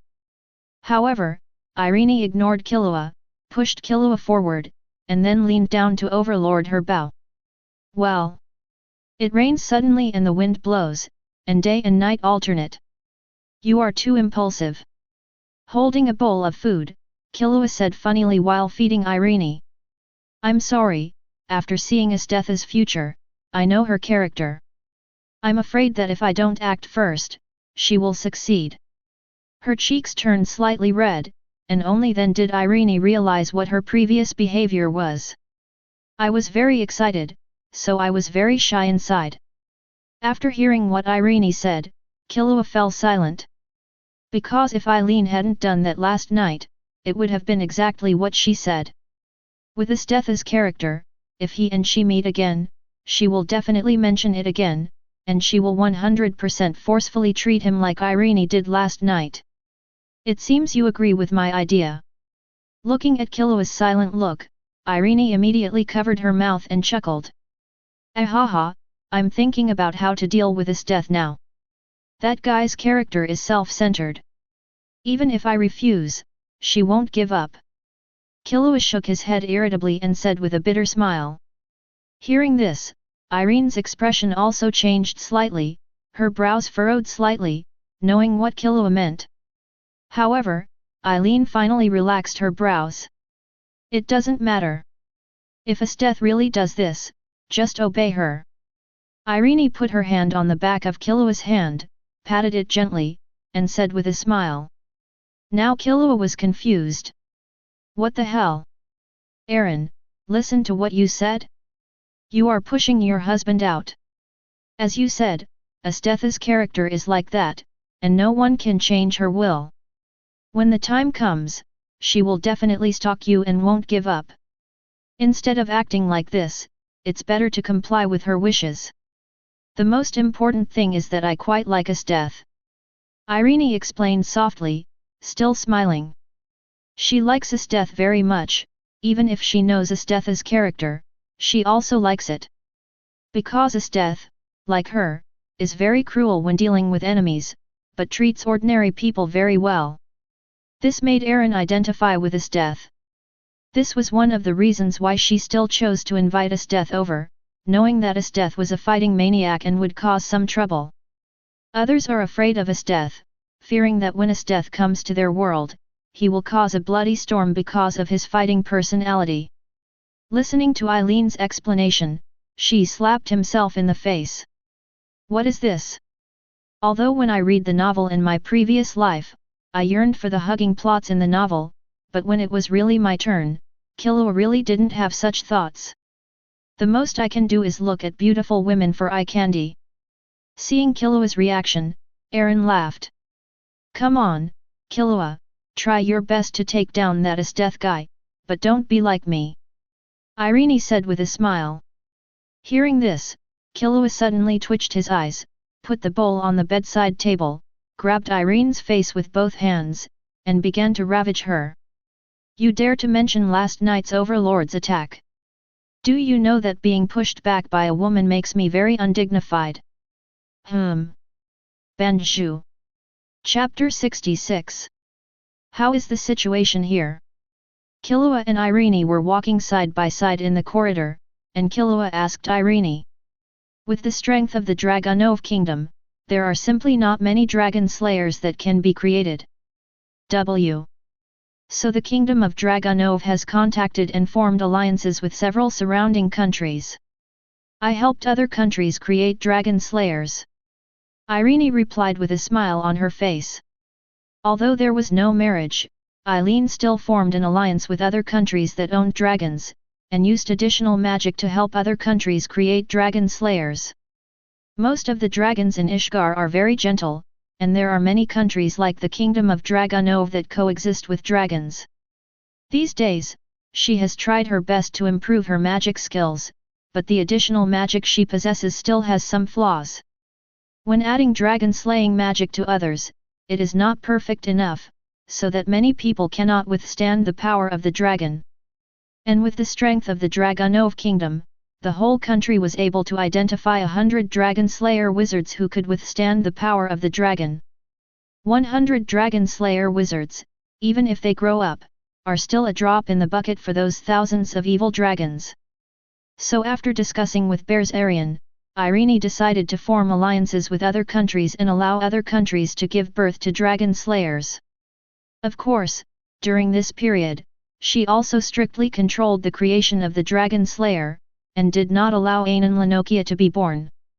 She had never even met a human named Akuro Nokia. You didn't let the Black Dragon King be born, did you? Killua was not surprised by this, nodded and asked. I can't control this, because I recently discovered that even without additional magic, dragons can add their own power to humans and turn humans into dragon slayers. When mentioning this, Eileen frowned. Originally, she thought that only she who had mastered additional magic could add dragon-slaying magic to others, but recently Berzarian told her that dragons in some countries had developed magic to give their power to humans. This foiled her plan to avoid the birth of the Black Dragon King Akuro Nokia. She is now worried about Akuro Nokia's existence. Hearing this, Killua frowned slightly, and then thought about the birth of Natsu and others, but he was no longer surprised. The fact that Natsu and others were called Dragon Slayers was obviously not Irene's work. It was either the work of the giant dragons such as the Flame Dragon King or Ziref. Aaron didn't know Ziref 400 years ago. She didn't meet Ziref until more than 10 years before the story of Fairy Tail began. In this case, it was obvious that Irene was not the one adding dragon-slaying magic to Natsu and the others. It's okay. Even if the Black Dragon King is born, I will still be there. I'll kill him directly when the time comes. Killua patted Irene on the shoulder and comforted him with a smile. Although the future Akuro Nokia is very strong and can be called the strongest in the world, it can absorb all magic and magic attacks are ineffective against it, but its main power is Nen. Akuro Nokia simply cannot absorb Nen. Even if he can absorb it, Killua is sure to destroy him. Maybe I will be able to deal with him by then. Irene smiled and joked. It's very possible. Killua agreed. With the training function of the chat group, Irene's strength will definitely improve rapidly. Even if Akuro Nokia really becomes the Black Dragon King, Irene will have a high probability of defeating him. Killua, Berzarian told me that the evil dragon has been ready to move recently and may invade again at any time. It will be up to you then. Irene nodded, and then reminded Killua. Although dragon slayers have begun to be trained, in the final analysis they are newcomers who have not experienced the battle between humans and dragons, and Irene is not sure how useful they can be. After Killua's attack last time, the scale of the evil dragon invasion this time is definitely larger than before. Without Killua's help, the Dragonov Kingdom may not be able to cope with it. Just call me when the time comes. Killua responded with a smile. Killua had promised this before, and now that the relationship with Irene has developed to this point, Killua cannot ignore it. Please give me flowers. Well, how about I take action now and kill all those evil dragons? After agreeing to Irene, Killua frowned slightly, thought for a moment, and then suggested. Previously, because she didn't want to kill all the evil dragons, Irene lost a channel to gain points. But now that he and Irene have such a relationship, Killua can kill the evil dragon and give some of the dragon magic crystal to Irene. Do you have this kind of ability? Erin was stunned when she heard this, and said in disbelief. If Killua had this ability, she wouldn't mind letting Killua do it. However, although Killua has shown great strength before, it is obviously impossible to destroy all the evil dragons by himself. You underestimate me. Hearing this, Killua immediately understood Irene's answer. I can do it now. Well, it seems I don't know which dragons are. Forget it, I'll take action after some guy's attack. After getting Eileen's idea, Killua was ready to take action. However, when the words came to an end, Killua paused and sighed slightly. In this era, not only evil dragons exist, but there are also many dragons that are friendly to humans. Killua can't tell which faction these dragons belong to. Once he accidentally kills them, it will easily cause the dragons of the affinity faction to be dissatisfied and even turn against their goals. Although she is not afraid, Irene grew up under the protection of the giant dragons of the affinity faction, and it is impossible for Killua to attack these dragons just because of this kind of thing. The best way is to wait for the evil dragons to take the initiative to attack, and then kill them yourself. At this time, Erin spoke. In this case, just let Berzarian accompany you. Berzarian knows which dragons are malicious to humans. Is that so? That's best. Call Berzarian back, and take action when he comes back. Okay, but I will follow you when the time comes. Yeah. Chapter 67. Above the endless sky, Killua crossed his arms and stood quietly on the head of Berzarian. Next to Killua was Irene, who was sitting quietly. In addition, Berzarian has a large number of dragons around him. This time, it can be said that all of Ishgalfang's affinity dragons were dispatched. Regarding Killua's plan, Berzarian was shocked at first, thinking that Killua was too whimsical. How is it possible for one person to conquer all the killing dragons? Berzarian wanted to refuse at the first moment. However, when he refused, Berzarian felt a more terrifying sense of crisis from Killua than before, which made him understand that Killua's strength had become stronger again. In this case, Berzarian finally did not reject Killua's proposal after pondering for a long time in 050. However, he did not lead Killua to fight alone, but mobilized the dragons of the entire alliance to act together. Because the power Killua showed on that battlefield has been spread through the information between the dragons, the entire Ishgard, whether the killing dragons or the affinity dragons, know about Killua's existence and Dora. There is a being in the Gunov kingdom whose strength is comparable to that of a dragon king. Therefore, when Berserkarion approached the affinity dragons from other countries and mobilized them to launch an active attack with Killua, most of the affinity dragons did not refuse and followed them one after another. At first, some dragons just came to take a look at Killua to see if Killua was as powerful as the rumors said. They did not really prepare to attack the killing dragons together. However, the moment they saw Killua, these dragons strengthened their beliefs and prepared to attack with Killua. The dragon clan has a strong sense of danger. When Killua did not hide his aura, they all felt a strong sense of crisis from Killua. It is precisely because of this that these giant dragons who did not have firm beliefs strengthened their beliefs and followed them together. The affinity faction has always been the passive party, but this time they also want to be the active party and take the initiative to attack the killing dragon. This time, the affinity dragons can be said to have left in full force, with only a few dragons guarding the countries they protect. It doesn't matter even if you don't succeed, just treat it as a failure in the war. Anyway, it's not like they never lost before. Soon, Killua and others and the dragon arrived at the territory of the killing dragon. These were originally the territories of the human kingdom. However, after the killing dragons came from the western continent, the human kingdom was caught off guard and several kingdoms perished during that period. As for Killua and the others, the giant dragon of the killing faction has obviously noticed that they are so aggressive. As soon as Killua and others entered the territory of the killing dragons, many dragons flew towards them. There was no communication at all, and the two sides started fighting as soon as they met. Roars of different attributes spurted out from the mouths of the giant dragons on both sides, and the entire sky was rendered and occupied by dragon magic of different attributes. The violent roar resounded through the sky and spread far and wide. The earth-shaking roar almost echoed throughout Ishgard. In the Ishgard continent, both humans and dragons were looking at the sky at this time. The next moment, a large number of killing dragons that had not arrived at the battlefield took action and flew towards the battlefield. However, many of the killing dragons were stopped mid-flight. Not all the affinity dragons participating in this war followed Killua and others to the main battlefield. There are also some giant dragons scattered in various areas with dragon slayer wizards from various kingdoms, blocking the action of the affinity dragons and reducing the pressure on the battlefield. This was the decision made by Berserkarion and the dragons, the leaders of several other kingdoms.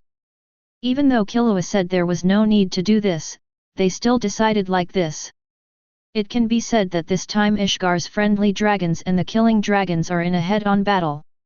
In a forest somewhere, a giant dragon with a strong body and covered with red dragon scales slowly opened its eyes and looked up in the direction of the battlefield, with a glint of light flashing in its eyes. Zerf, as a human being, are you sure you don't want to lend a helping hand? The dragon lowered his head, looked at the black-haired boy sitting in front of him, and said softly, "I can't do it. If I want to help them, I must have compassion. Once I feel compassion, it will only harm them. That's why I can't do it." The black-haired boy who was reading stopped and murmured in a low voice. He was cursed by the god Angsaram. The more he respects life, the more he will spread the energy of death. On the contrary, if he does not respect all life, he will not release the energy of death. Therefore, he did not dare to come into contact with humans at all for fear of causing disaster to humans. Even among the dragons, only the flame dragon king Aguniru behind him can withstand the curse and nothing will happen to him. Asking him to help the dragon of the affinity faction would definitely be a massacre, with both sides massacred together. Haha, that's right. Hearing this, Aguniru burst out laughing and said with a smile. However, although I couldn't personally help the human side, I did give a helping hand to a guy. That guy should have grown up. You're talking about the Dragon Slayer mage? Isn't that the masterpiece of the queen guarded by Berserkarion? Igunala was a little surprised. He had heard about it from Bersarion, and there was someone on the human side who could use it. A dragon slayer with 0.6 spells from the dragon tribe. Moreover, I recently heard that a human was dealing with the dragon. Could it be Ziref's hand? Ah, I met him by chance. That guy had a deep obsession. I thought he was pitiful, so I used additional magic to add dragon magic to him, making him a dragon slayer. Ziref smiled. Replied. Irene is not the only one who knows how to add magic. Ziref, who is well versed in ancient and modern times, can also do it. However, his research on additional magic is not deep and he has been studying how to resurrect his brother. Well, I hope your method is effective. Igunala said lightly, then he lay down, stopped paying attention to the movement outside, and began to rest. Ziref didn't speak anymore, and the whole forest became quiet again. Chapter 68. When Killua proposed to destroy all the killing dragons, it was destined that the war between humans and dragons would completely begin. Dense dragon roars collided in the sky, and powerful energy torrents entangled together, forming a terrifying impact, and the surrounding space was shattered at this moment. Then, the battle completely began. Killua was the first to bear the brunt. His body was wrapped around the thunder and lightning, and his body turned into a stream of light and rushed into the camp of the killing dragon. Followed closely by Bersarion and other dragons. If there might still be some room left in the previous fight against the dragons, then this moment is when they really tried their best. As soon as the battle began, all the affinity dragons exerted their most powerful combat power. For a moment, the giant dragon of the killing faction was caught off guard.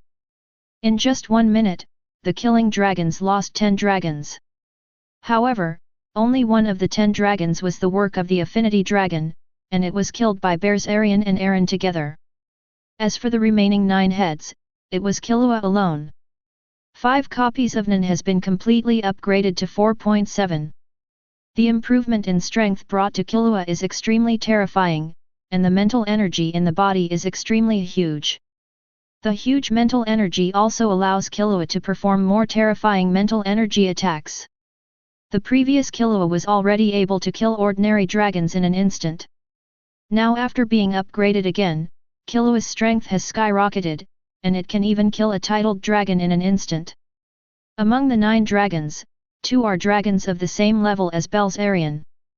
Killua's actions completely kicked off the real prelude to this war, and the Dragon King festival officially began.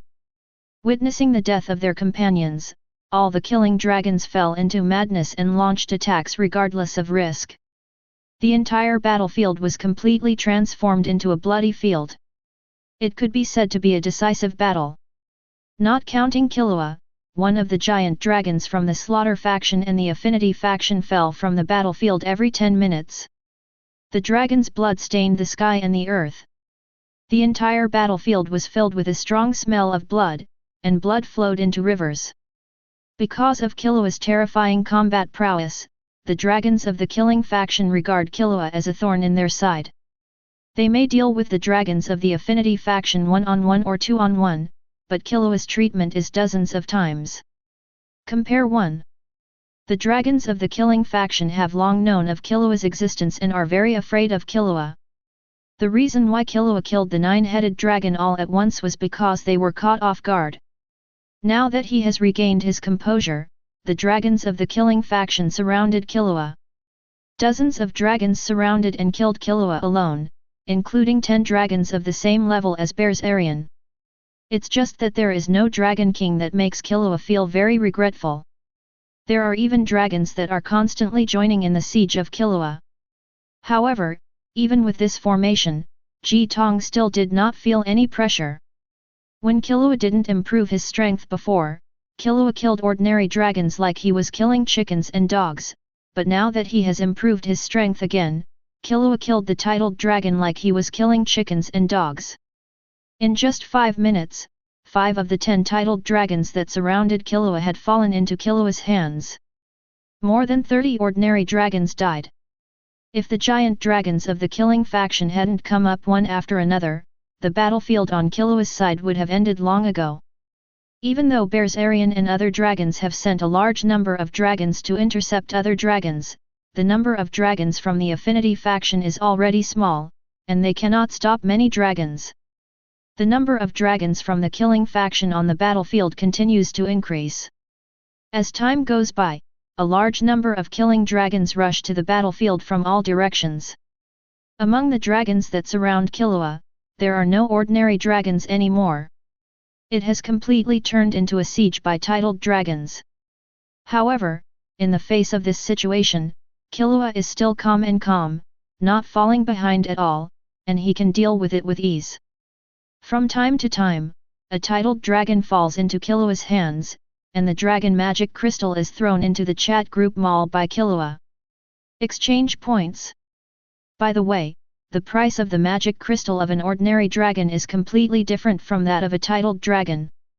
Ordinary dragon magic crystals are worth 50,000 points, but the magic crystals of titled dragons are twice as much as ordinary dragon magic crystals, reaching 100,000 points. In just half an hour, Killua's points have reached several million. And this is the reason why Killua has been paying attention to the situation between Irene and Esteth. Otherwise, more dragons will fall into Killua's hands. That's right, Esteth is here. Killua kept uploading dragon magic crystals in the mall, which naturally shocked the chat crowd. Esteth directly eat Irene, allowing Irene to open up her permissions and travel through time. That is to say, other people are not strong enough, otherwise they would not be able to help but want to come over and get a piece of the pie when they see Killua earning a lot of points. In this ever-changing battlefield, even a titled dragon of Berserion's level may fall. Irene can only fight against the dragon without losing. How could Killua not pay attention? Killua will not let Irene perish on this battlefield. By the way, so is Esteth. Therefore, Chuan has been focusing on the two of them. Once he senses that the two of them are in danger, Killua will appear next to them as soon as possible to protect them. At the same time, while the main battlefield where Killua was located was fiercely fighting, on the other side, on a small battlefield, a young man with long black and blue hair was fighting desperately with a ferocious face, and his opponent was several giant dragons. It is hard to imagine that besides Killua, Eren, and Esteth, there are humans who can deal with the dragon alone, and there are still several dragons. One man was able to survive the siege of several giant dragons, and even caused damage to the dragon. If Killua were here, he would definitely recognize this person's identity at a glance. The future Black Dragon King Akuro Nokia. It can only be said that God's will is unpredictable. Even if Irene deliberately avoided it, Akronokia still became a dragon slayer and was born in the hands of Zeref. Chapter 69. As time passed, the entire Ishgar fell into the flames of war, with smoke and fire filling the sky. Violent explosions continued to sound across the continent. Facing this terrifying change, most of the residents of Ishgar were extremely frightened. They hid in buildings one by one and shivered, not daring to appear outside at all. Regarding this situation, the residents of Ishgar knew exactly what was going on. This was caused by the fighting between dragons. In the past, the location where the dragons fought was too far away, and they couldn't hear such violent explosions, so they didn't panic too much. However, the scale this time was so terrifying that the entire continent was in flames of war. This makes them afraid. At this time, they were all praying in their hearts that the war would end as soon as possible. They were deeply afraid that the battle between the dragons would spread to their heads and bodies, causing them to be crushed to death like ants. At the same time, in various places on the continent, the neutral dragons who did not participate in the battle also flew into the sky at this time, looking solemnly at the direction of the main battlefield. Above a forest, Igunala stood high in the sky, his eyes fixed on the main battlefield, his expression extremely solemn. Beside him was Zeref, who looked very serious at this time. At the beginning, they did not take this war seriously, thinking that this war was no different from the previous ones. However, as the powerful dragon aura quickly disappeared, they realized that the situation was different. Forget it if it is just an ordinary giant dragon. Although ordinary giant dragons are powerful, it is not difficult to defeat or even kill them at this level. It can be done. However, dozens of so many titled dragon-level dragons died in just half an hour, which shocked them so much that they could not remain indifferent. Are you going to stop it? Ziref turned around, looked at Aguniru, and asked. No, I won't stop it. Those guys brought it upon themselves. Since they chose to do this, they must have corresponding awareness. Aguniru shook his head and denied. As the Flame Dragon King, the only Dragon King in the Dragon Clan, it seems that apart from the Flame Dragon King and the Black Dragon King, there are no other king-level dragons in the Dragon Clan. He is a neutral dragon and will neither kill humans nor kill humans. He will fight against the giant dragon of the killing sect in order to protect human beings. He just wants to stay quietly in his own territory and will not be partial to any side. Unless there are signs of death in the Dragon Clan, he will not take action. I want to go over and have a look. Ziref smiled slightly and whispered, then he flashed and flew towards the main battlefield. Looking at Ziref's retreating figure, Agunilu's eyes flickered slightly. Is it that human? The boy who is rumored among the Dragon Clan. Agunilu is very sure that there is no strong person in the Dragon Clan who can kill so many titled dragons in a short time. Even he cannot kill so many titled dragons in a short time. The only possibility is that in the past month, there have been rumors among the Dragon Clan about a human boy who can kill ordinary dragons instantly, and even a titled dragon feels the pressure. Thinking of this, Agunilu couldn't help but sigh. Humans are such an incredible race. First there was the genius Ziref, and now there is such a powerful boy. Immediately, Agunilu flapped his wings, returned to the ground, found a place to lie down, closed his eyes and rested again. I no longer pay attention to the war on the entire continent. On the other side, Ziref rushed towards the main battlefield as quickly as possible. During this period, Ziref saw a large number of small battlefields. The dragons of the Affinity faction and the Dragon Slayer wizards trained by various countries were fighting life and death with the Kulong of the Killing faction. On the battlefield of the Kingdom of Dragonov, the Affinity Dragon and the Dragon Slayer mage won a huge battle. Although it has only been more than a month since I became a Dragon Slayer, those who can become Dragon Slayers are originally Dragonov's elite. In addition, Irene has gathered the resources of the entire country, and is composed of giants. Dragons are trained by dragons themselves, so Dragon Slayer wizards are very strong.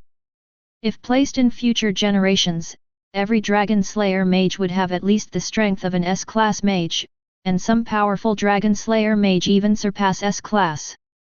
It is precisely because of the addition of the Dragon Slayer mage that the giant dragon of the Affinity faction, which was originally lacking in combat power, achieved very powerful results this time and caused heavy damage to the Kulong of the Killing faction. Even so, the Dragon Slayer wizards suffered heavy losses. Half of the 100 Dragon Slayer wizards were lost in a short period of time, and the Affinity dragons lost several. The reason why the Dragon Slayer mage can cause harm to the Dragon Clan is because the Dragon Slayer mage masters the Dragon Clan's magic. Although it has S-level strength, it is still too weak compared to the giant dragon. The main combat force is still the Dragon Clan of the Affinity faction, while the Dragon Slayer mage is only an auxiliary. However, during the battle, due to the death of the Slaughter faction dragon and the Affinity faction dragon, a large amount of dragon blood spilled into the sky and dripped on the ground. The Dragon Slayer mage bathed in the dragon's blood and experienced great changes. The strength has increased significantly. This dealt a huge blow to the Slaughter dragon, which was already in dire straits because of the lack of combat power due to the addition of the Dragon Slayer mage. As time passed, on the battlefield of the Dragonov Kingdom, the dragons of the Killing faction were slaughtered by the dragons of the Affinity faction and the Dragon Slayer wizards in cooperation. The Affinity dragons lost more than a dozen dragons again, and there were only 3,000 Dragon Slayer wizards left. There was a huge wave of gold mining, and the Dragon Slayer wizards who survived the war continued to bathe in the dragon's blood, and their strength increased rapidly, and they were, ready to fight the dragon alone. 5 Dragon Slayer wizards exploded and died because they could not bear the power brought by the large amount of dragon blood in their bodies. The bodies of the remaining Dragon Slayer wizards have also undergone tremendous changes, growing dragon scales and not looking like humans at all. However, the remaining Dragon Slayer wizards did not pay attention to these changes. At the very beginning, their queen Irene told them the consequences of becoming a Dragon Slayer. For the sake of the kingdom of Dragonov, they had long been prepared to sacrifice. After the battle was over and the magic crystals of the fallen dragons were collected, the remaining affinity dragons and Dragon Slayer wizards set off again, heading towards the main battlefield. This scene is just a microcosm of what is happening on the mainland. The affinity dragons from other countries and the remaining Dragon Slayer wizards are also rushing towards the main battlefield. Chapter 70. What the hell is going on? When Zeref felt that he was near the main battlefield, even with his calm personality, Zeref couldn't help but be shocked. The scarlet blood soaked the earth and turned it into red soil. Not only that, this piece of land seemed completely unable to absorb this huge amount of blood, and a large amount of blood accumulated and gathered into a huge lake formed of blood. A large number of dragon corpses rose and fell in the lake, creating an extremely tragic scene. Zeref knew that the situation here was very different from before, but he never thought it would be like this. Even if Zeref didn't count the dragon carcasses on the ground, he could still tell that there were at least several hundred dragons. It only took about an hour from the beginning of the war to the time I set out to get here. In about an hour, hundreds of giant dragons fell. This has never happened before. The next moment, Zeref suddenly focused his attention on the center of the battlefield, the area surrounded by many giant dragons. Zeref could feel that that was the domain of the titled dragon. Without the strength of the titled dragon, it would be impossible to set foot in that area, and it would only become cannon fodder. Besieged by a title-level dragon, he actually killed so many people. It's really scary. Maybe this human has the ability to kill me. Seeing Killua surrounded in the center from the gap between the dragons, Zeref suddenly trembled in his heart, and a glimmer of hope arose. At the same time, when Zeref had this idea in his heart, a mission quietly appeared in the chat group. The appearance of this task was unlike the task of rescuing Kane that Killua encountered when he first joined the group. There was no prompt in the chat group. Therefore, no member of the entire chat group knows about the existence of this task. Killua doesn't know either. At this time, Killua has used all his strength. Even Killua, faced with the siege of more than 100 titled dragons, will capsize if he doesn't deal with it with all his strength. For this reason, Killua no longer has time to pay attention to Irene and Use's death. After reminding the two of them not to force themselves, once they encountered danger, they would go directly to the world of Dikuo and then focus entirely on the battle. Titled dragons fell into Killua's hands one after another, and wounds continued to appear on Killua's body. There is no way, although Killua's strength exceeds that of the titled dragon by a lot, but there are too many titled dragons this time. More than 100 titled dragons did not spare any effort to attack, even Killua had to deal with it with all his strength. The Nian Qi on his body is erupting at full strength all the time, but there are still times when he is not careful and is hit by the attack of the titled dragon when the Nian Qi defense is not flowing in time. After all, Killua's physique is only about the same as that of an ordinary dragon. The reason why its attack power is terrifying is entirely due to Nin's bonus. If Nin's body protection is removed, Killua can be seriously injured by the roar of any titled dragon. Should I say that I am worthy of being a dragon? If this continues, my order will not be able to bear this horrific consumption. You need to strengthen yourself again. While dodging and resisting the dragon's roar and magic, Killua used his mind to open his proficiency panel. Originally, Killua wanted to use points to strengthen himself after this war, but in the current situation, if he does not use points to strengthen himself, facing the siege of so many titled dragons, he will shed his skin even if he does not die. Unlike Black Dragon King Akuro Nokia, he can ignore magic. Killua Zoldyck. Force. Zoldyck Assassination Leave 7, 0/10.000.000, plus. Nan. Conjurer, Divine Speed Leave 7, 0/10.000.000, plus Dragon Head Painting Leave 7, 0/10.000.000, plus. Transmuter, Flower of Life Leave 7, 0/10.000.000, plus Gaia Energy Cannon V, CBD, 7, 0/10.000.000, plus. Enhancer, Body Refining Leave 7, 0/10.000.000, plus. Magic. High Level Additional Magic, 4.6, 0/10000000, plus. Life Ability Leave 5, 15203/100000, plus. Points, 812-7890. Dark Blue, add some more.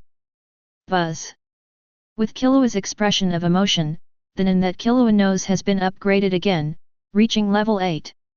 Even the additional magic has been directly strengthened to level 8. Killua Zoldyck. Ability. Zoldyck Assassination V.7, 0/10.000.000, plus. Nan. Conjurer, Divine Speed Leave 8, 0/100 million, plus Dragon Head Drama Leave 8, 0/100 million, plus. Transmuter, Flower of Life Leave 8, 0/100 million, plus Gaia Energy Cannon Leave 8, 0/100 million, plus. Enhancer, Body Refining Leave 8, 0/100 million, plus. Magic.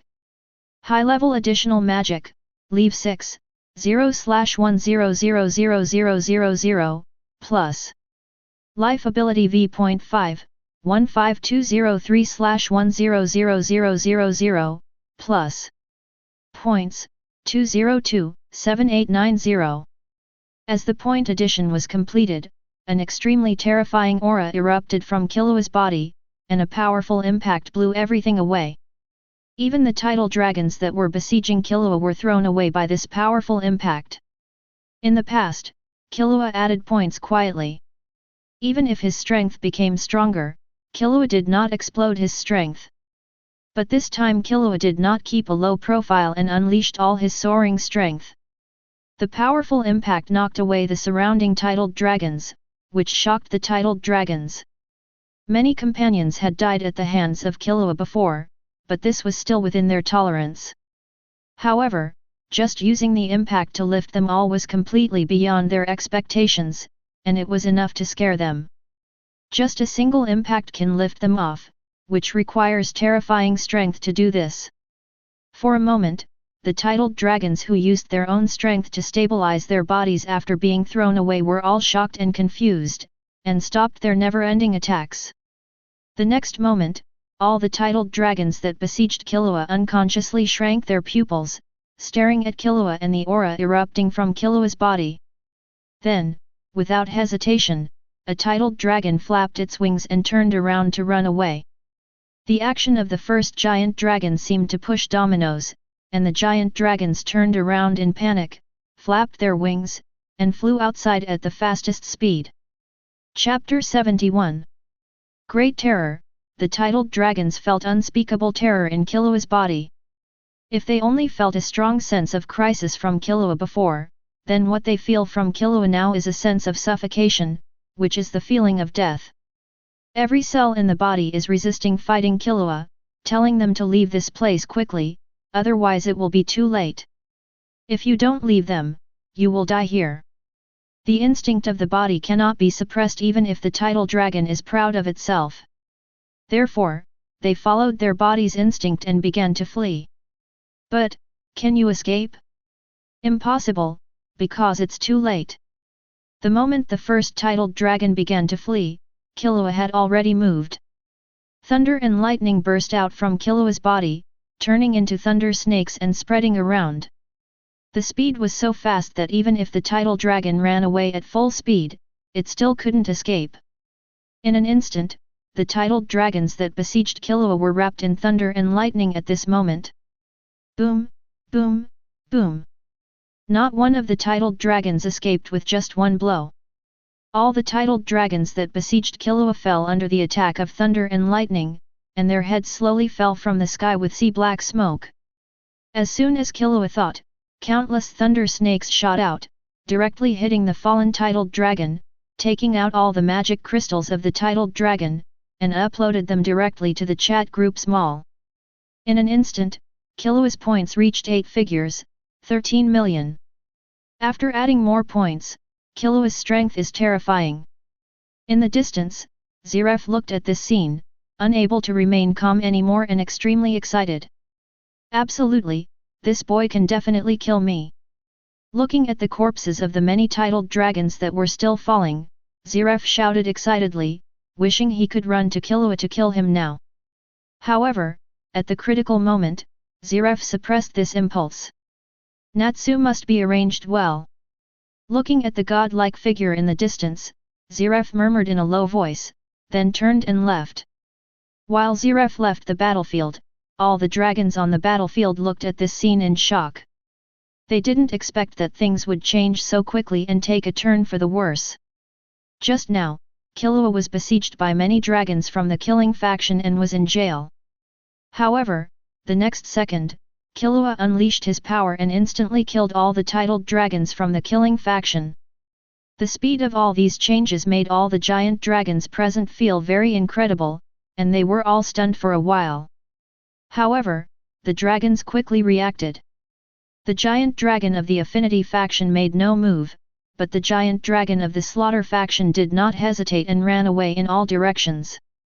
However, Killua will not give these dragons a chance. The dragon is fast, Killua is even faster. The purple lightning flashed again, and the densely packed thunder snakes galloped in all directions. Boom! Boom! Boom! The deafening roar continued and resounded through the sky again, followed by the death of countless giant dragons. All the killing dragons on the battlefield were wiped out by Killua alone at this moment. Belzerian, Irene, Esteth, and the dragons stared at this scene with their mouths open, and did not speak for a long time. However, Killua ignored Irene and others for the time being, and repeated his old trick, shooting out thunder snakes one after another, collecting all the dragon's magic crystals, and uploaded them to Liao Weikan Shang Sheng. 50 million points! What a terrifying value! Looking at the points on the proficiency panel, Killua murmured in his heart. Immediately, Killua flashed and appeared in front of Belzerian, Irene, and others. How many other eyes are there in Belzerian's opponent? Killua asked Belzerian.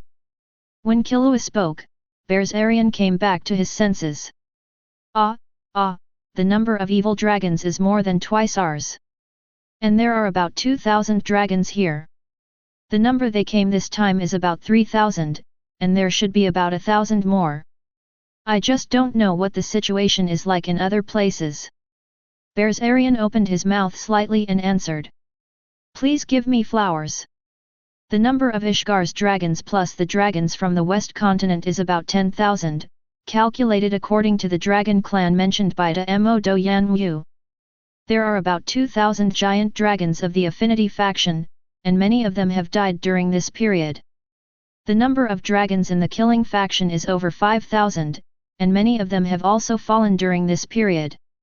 The remaining 2,000 are neutrals, dragons who will not participate in the human-dragon battle. The number of killing dragons that fell on this battlefield this time was 3,000, and there were only more than 1,000 left. I just don't know what the outcome will be of the companions who dispersed to intercept the killing dragon. Okay, I understand. Killua nodded, turned around, and prepared to chase the remaining dragons. However, at this time, Belzerian called out to Killua.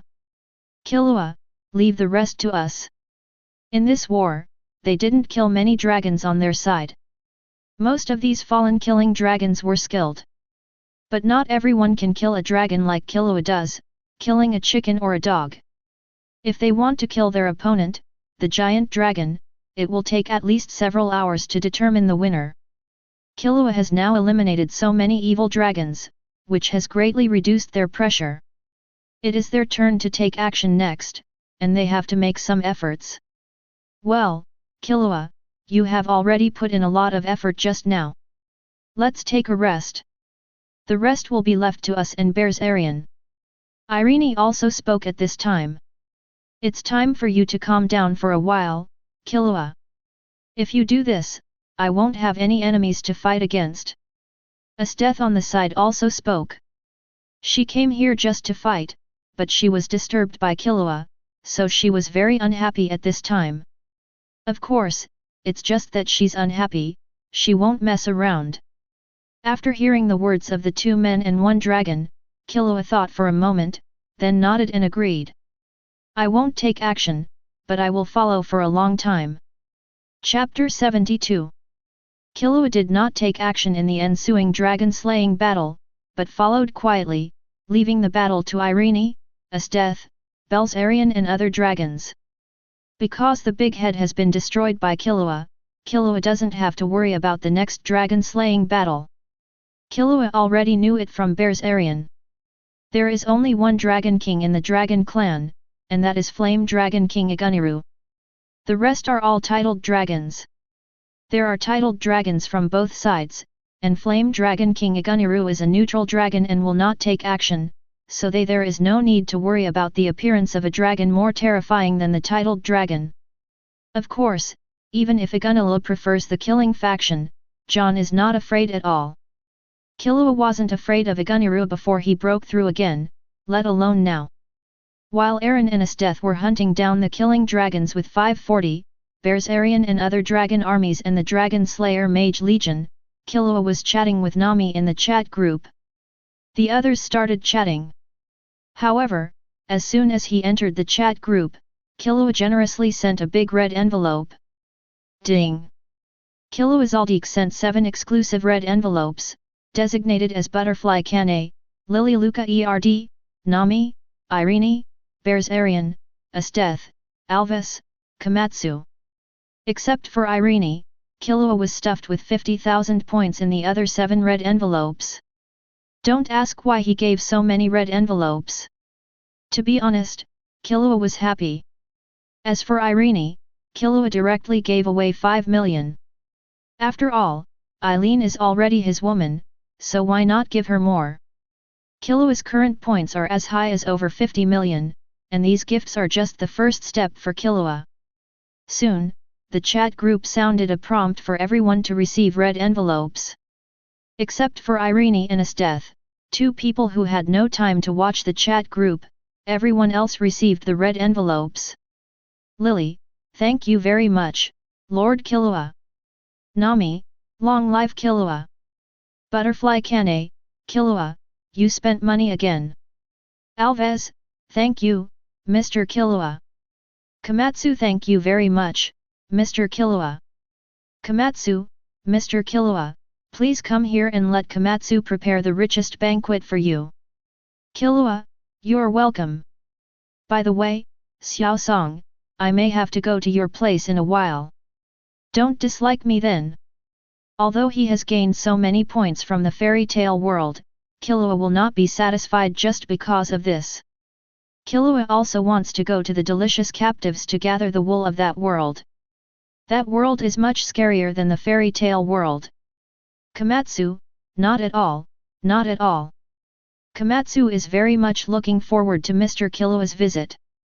Killua, well, it's settled then. I'll find you when I get there. Komatsu, yeah, Komatsu is always ready. Lily, by the way, Master Killua, how is the situation over there? Nami, yes, have all those evil dragons been destroyed? Killua, I destroyed more than 3,000 dragons, and I didn't take action on the rest. I left them all to Eren, Esteth, and Bear's Arian. Killua, they said they would do something. Butterfly Kane, it's a pity that my strength is not enough, otherwise I would also like to get a share of the pie. When Butterfly Kane said this, Nami and Rei were filled with pity. A giant dragon magic crystal can reach up to 50,000 points, which is enough for them to use the 100-fold increase in cultivation function for 500 hours, 20 days. After 20 days of training with a 100-fold increase, they can definitely reach the point that Irene can reach now, wrestling with the dragon. Killua, you can practice hard now. Although Fairy Tail's dragon is about to be wiped out, isn't there still Komatsu's world? Killua, Komatsu's world is full of people stronger than dragons. Killua, the delicacies from Komatsu's world can definitely be uploaded to the mall. As soon as Killua's words came out, Xiao Song also agreed. Komatsu, let's work hard together. Xiao Song, at that time, everyone is welcome to come to my world and hunt for delicious food together. I have to say that Xiao Song has a really good personality, but not long after we met, he showed full kindness to everyone. Nami, then it's settled, I can't refuse when I go to your place. Xiao Song, how come? Everyone is welcome. Butterfly Kane, thanks, Komatsu. Lily, I'll go too then. Komatsu, welcome anytime.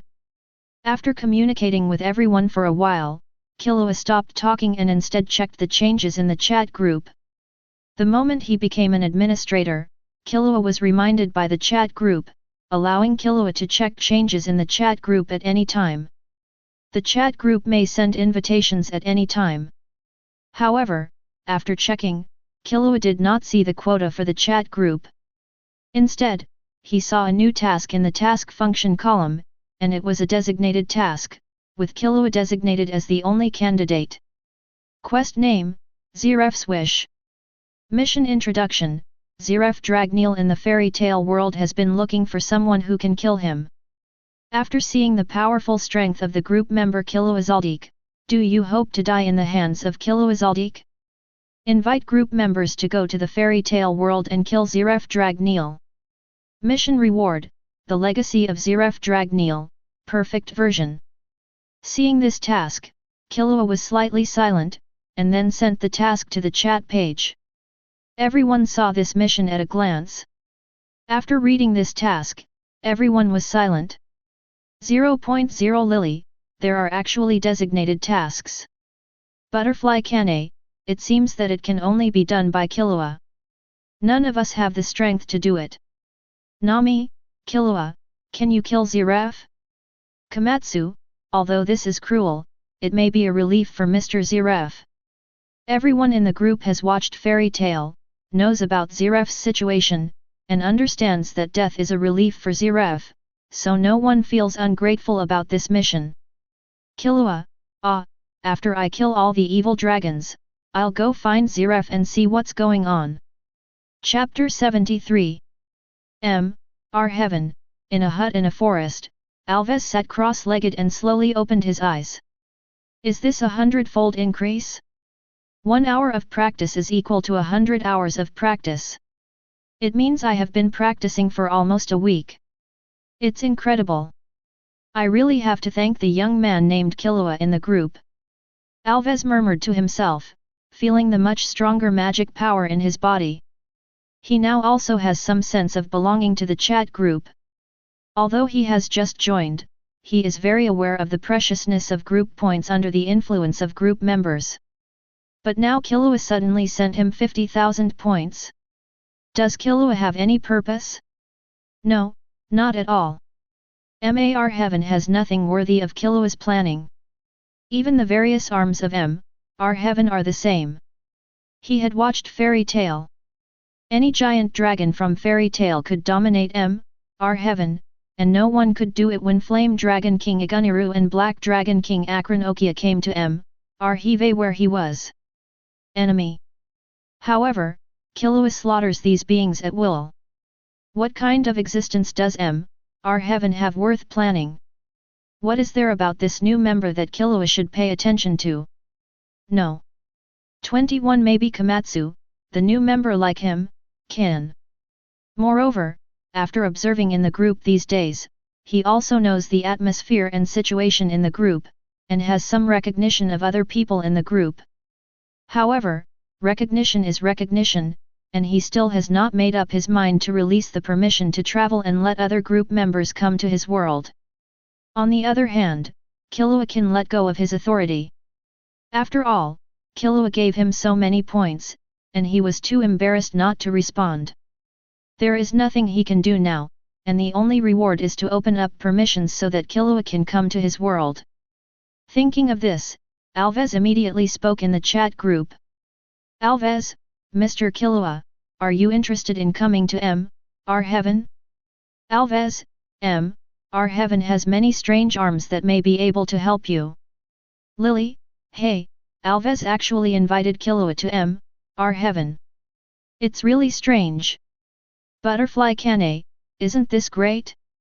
Alves has been very guarded before and couldn't join the chat group. Now he can invite Killua to our heaven. This is a big improvement.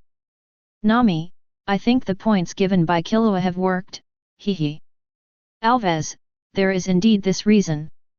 After all, for Mr. Killua our heaven, there is nothing worthy of Mr. Killua's concern. Regarding Nami's teasing, Alves did not deny it and said it honestly. Lily, that's right. Although our heaven is rather strange, it is nothing to Master Killua. Killua, okay, after I finish dealing with the fairy tale world, I will go to your place for a stroll first, and then go to Komatsu's place. Alves, I will definitely stay here as soon as possible. Komatsu, so I have to take the back seat again. Mr. Alves is so cunning. Lily, it's really cunning. Butterfly Cane, I immediately got ahead of the eager Komatsu. Alves. Alves, I'm sorry, I didn't expect this. It's fine here. Mr. Killua can go to Komatsu first and it's fine. Komatsu, well, I'm just kidding, Mr. Alves doesn't need to care so much. Alves, it's my fault. Lily _ it's just a joke, don't take it so seriously. Butterfly Cane, Mr. Alves's character is really serious. Nami, hehe, indeed. Nami, by the way, after all the points given by Killua are used up, I will return to my world and prepare to go to sea. Previously, Nami was planning to gain more points in the world of Dikuo to become stronger before going to sea. Now that Killua has given them so many points at once, Nami feels that it is enough, so she is ready to go back to the One Piece world and start her adventure. Butterfly Cane, then I wish you good luck in martial arts.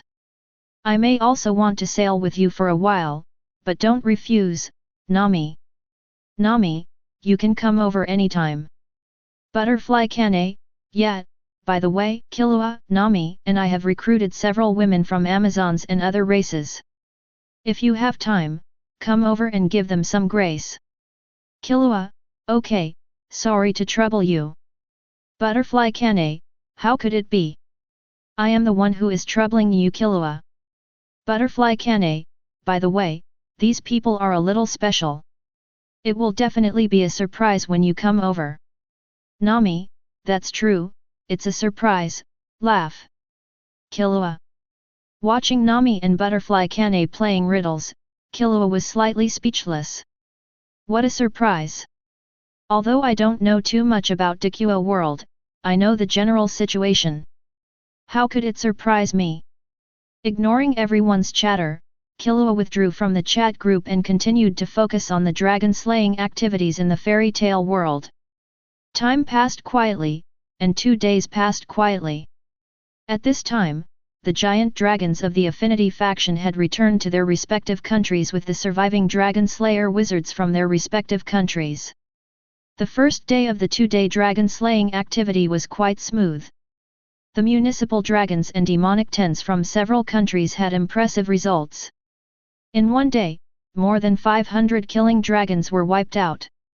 However, on the second day, the situation took a turn for the worse. The killing dragons in Ishgar are all gone. The dragon may have enough physical strength and will not be bothered by physical strength, but the dragon slayer is not. The high-intensity battle makes the dragon slayer physically and mentally exhausted, so at night the affinity faction dragon and the dragon slayer are there is no action, they are all resting. As a result, when the dragons and dragon slayer wizards took action again the next day, they found that all the killing dragons on Ishgar had disappeared overnight. I heard from the neutral dragons that the remaining dragons left Ishgar one after another while we were resting last night and went to the western continent. Also, those guys asked the neutral dragons to send a message and they will never come here again. I hope you can save their lives.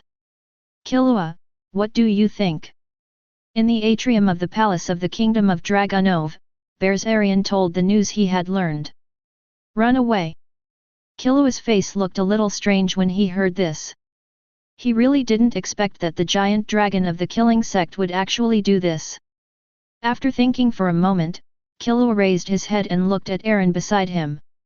Aaron, what do you think? Let's leave it like this for the time being. The situation of the other Dragon Slayer mages is not optimistic. The dragon needs to use the Dragon Soul technique to enter their bodies to make the Dragon Slayer mages develop resistance, otherwise they will all be in trouble. Aileen shook her head and said. Of course, it's no problem if you want to take action. Irene knew the situation of the Dragon Slayer magician, so after adding the Dragon Slayer magic from the beginning, there was a female dragon sleeping in her body to help her produce resistance. But other Dragon Slayers do not. After all, in order to generate resistance, a white dragon needs to use the Dragon Soul technique to enter the Dragon Slayer's body and sleep. But the loss of one dragon in this period is the loss of the affinity faction. How could the affinity faction do this and lose the watermelon? Among all Dragon Slayers, only Irene has this treatment. No one else had, so after experiencing this tragic battle, the surviving Dragon Slayers not only improved in strength, but also experienced huge changes and hidden dangers in their bodies. If I don't use the Dragon Soul technique, I'm afraid it will be too late. Killua heard this and nodded. Fine. However, I won't do it anymore. I have some things to do for the time being and am ready to take a walk in this world. Is something wrong? Do you need me to accompany you? Irene was a little surprised when she heard this and asked immediately. You should stay and reorganize the country first. After all, the damage caused by this battle is not small. Killua shook his head and rejected Irene's proposal.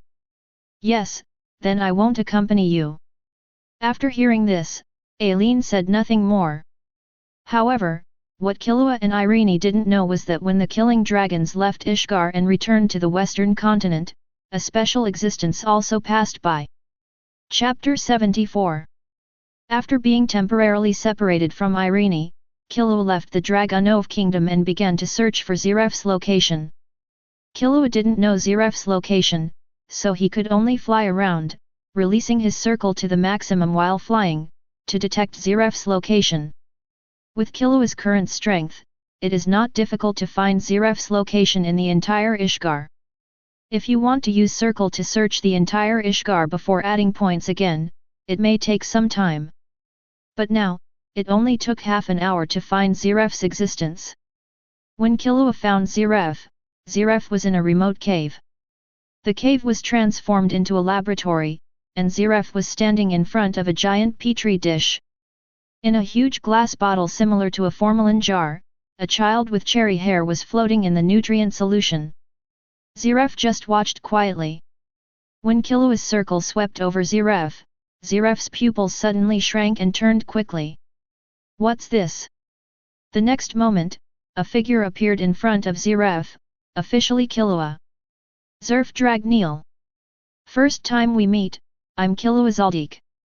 Looking at the black-haired boy in front of him, Killua introduced himself with a smile. Killua Zoldyck, is this your name? Zeref murmured. Zeref was a little surprised by Killua's sudden appearance. The person he fancied could kill him had come to him before he came to him. I heard that you are looking for a strong man who can kill you. Do you need help? Killua nodded slightly, and then asked straight to the point. You, how do you know? Zeref blurted out after being stunned. The next moment, Zeref shook his head slightly. No, I can't die just yet. Is it because of the boy behind you? I understand. When the time comes that you need me to take action, come to Dragunov to find me. Killua was not surprised at all by Zeref's answer. Killua knew after seeing the teenage Natsu drag kneel behind Zeref. Zeref wanted to die, but he would not let his brother die with him. Otherwise, Zeref would not have touched the taboo of life and death, let alone become what he is now due to the curse of Angsalam. After saying this, Yan Kuang left here in a flash. Killua's behavior made Zeref stunned for a moment, and he opened his mouth not knowing what to say. Finally, Zeref lowered his head, shook his head slightly, and then turned to look at Natsu in the glass bottle. Next, as long as Natsu is arranged well, I can invest in the rewards of death. On the other side, after Killua left Zeref, he said hello to Irene and then returned directly to the world of Hunter x Hunter. As for his death, this guy has returned to the world of Zhan Qi with a few dragon magic crystals he obtained as trophies. There is no news about this guy in the chat group. He is probably practicing to become stronger. I just don't know whether his death chose magic or none, or whether he chose to develop his own taigu. After returning to the world of Hunter x Hunter, Killua did not wander around again, but peacefully participated in the Hunter test. Without any surprise, both Killua and his brother Ilmi got Hunter crafting. It's no different from the original work. The one who didn't get the Hunter's license is still the old martial arts master Baldro. However, compared to the original work, Baldro is lucky because he did not die, he just did not get the Hunter's license. After obtaining the Hunter's license, Killua did not delay and directly took Menchi, who became his direct butler, on the road back to Kurulu Mountain. Before going back, Killua also specially reminded his brother Yamai, who was about to follow Hisoka out to wander outside, and told him to go back to Mount Kurulu together. At the same time, he also notified all members of the family by phone and asked them to return to Kunlulu Mountain because he had something to announce. As the young master of the Zoldyck family, he is not rebellious, and coupled with Killua's own strength, Killua is still very responsible. After Killua called everyone else in the family members outside rushed home. Riding on the airship owned by the family, Killua returned to the Kurulu Mountain in one day. What made you notify the entire family members? Elder brother Year endured the confusion for a day and finally couldn't bear it anymore. He asked his inner doubts on the mountain road of Kukulu Mountain. It's a good thing and good for you, but I'm not sure you will need it. Killua gave up. Good thing. I'll tell you when I meet the other people. Killua nodded. Seeing this, Yimi did not continue to ask. Soon, Killua, Menchi and Ilmi arrived at the Zoldyck family's mansion and came to the conference room of the family meeting. Killua's purpose in gathering everyone in the family this time is God's favor. However, before telling about God's favor, Killua first introduced Menchi to family members. The family members did not have any objections to Menchi becoming Killua's direct butler, and they agreed smoothly without any problems. Killua has a high say in the Zoldyck family, and no member of the Zoldyck family will confront Killua. In addition, Menchi's strength is pretty good, so Killua's first direct butler recruitment was very suitable and smooth. After that, Killua told the county about God's favor. What surprised Killua was that after hearing about God's favor, no one in the family resisted God's favor. They even said it was okay and asked Killua to give them the favor. This was really beyond Killua's expectation. The members of the family have surprisingly strong trust in themselves, and they will not show any pride or anything in front of them.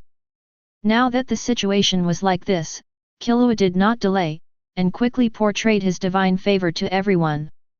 By the way, Killua, if possible, please give me and Silva's direct butlers some favors as well. Before leaving, Zeno said to Killua. The father Silva on the side also looked serious, but his head nodded imperceptibly. Killua nodded blankly, ha! Chapter 75. Kurulu Mountain. In the amusement park, Killua looked at Alyaka, who was playing in the amusement park with Menchi, with a faint smile on his face. Behind him is Flaxian, who is standing there.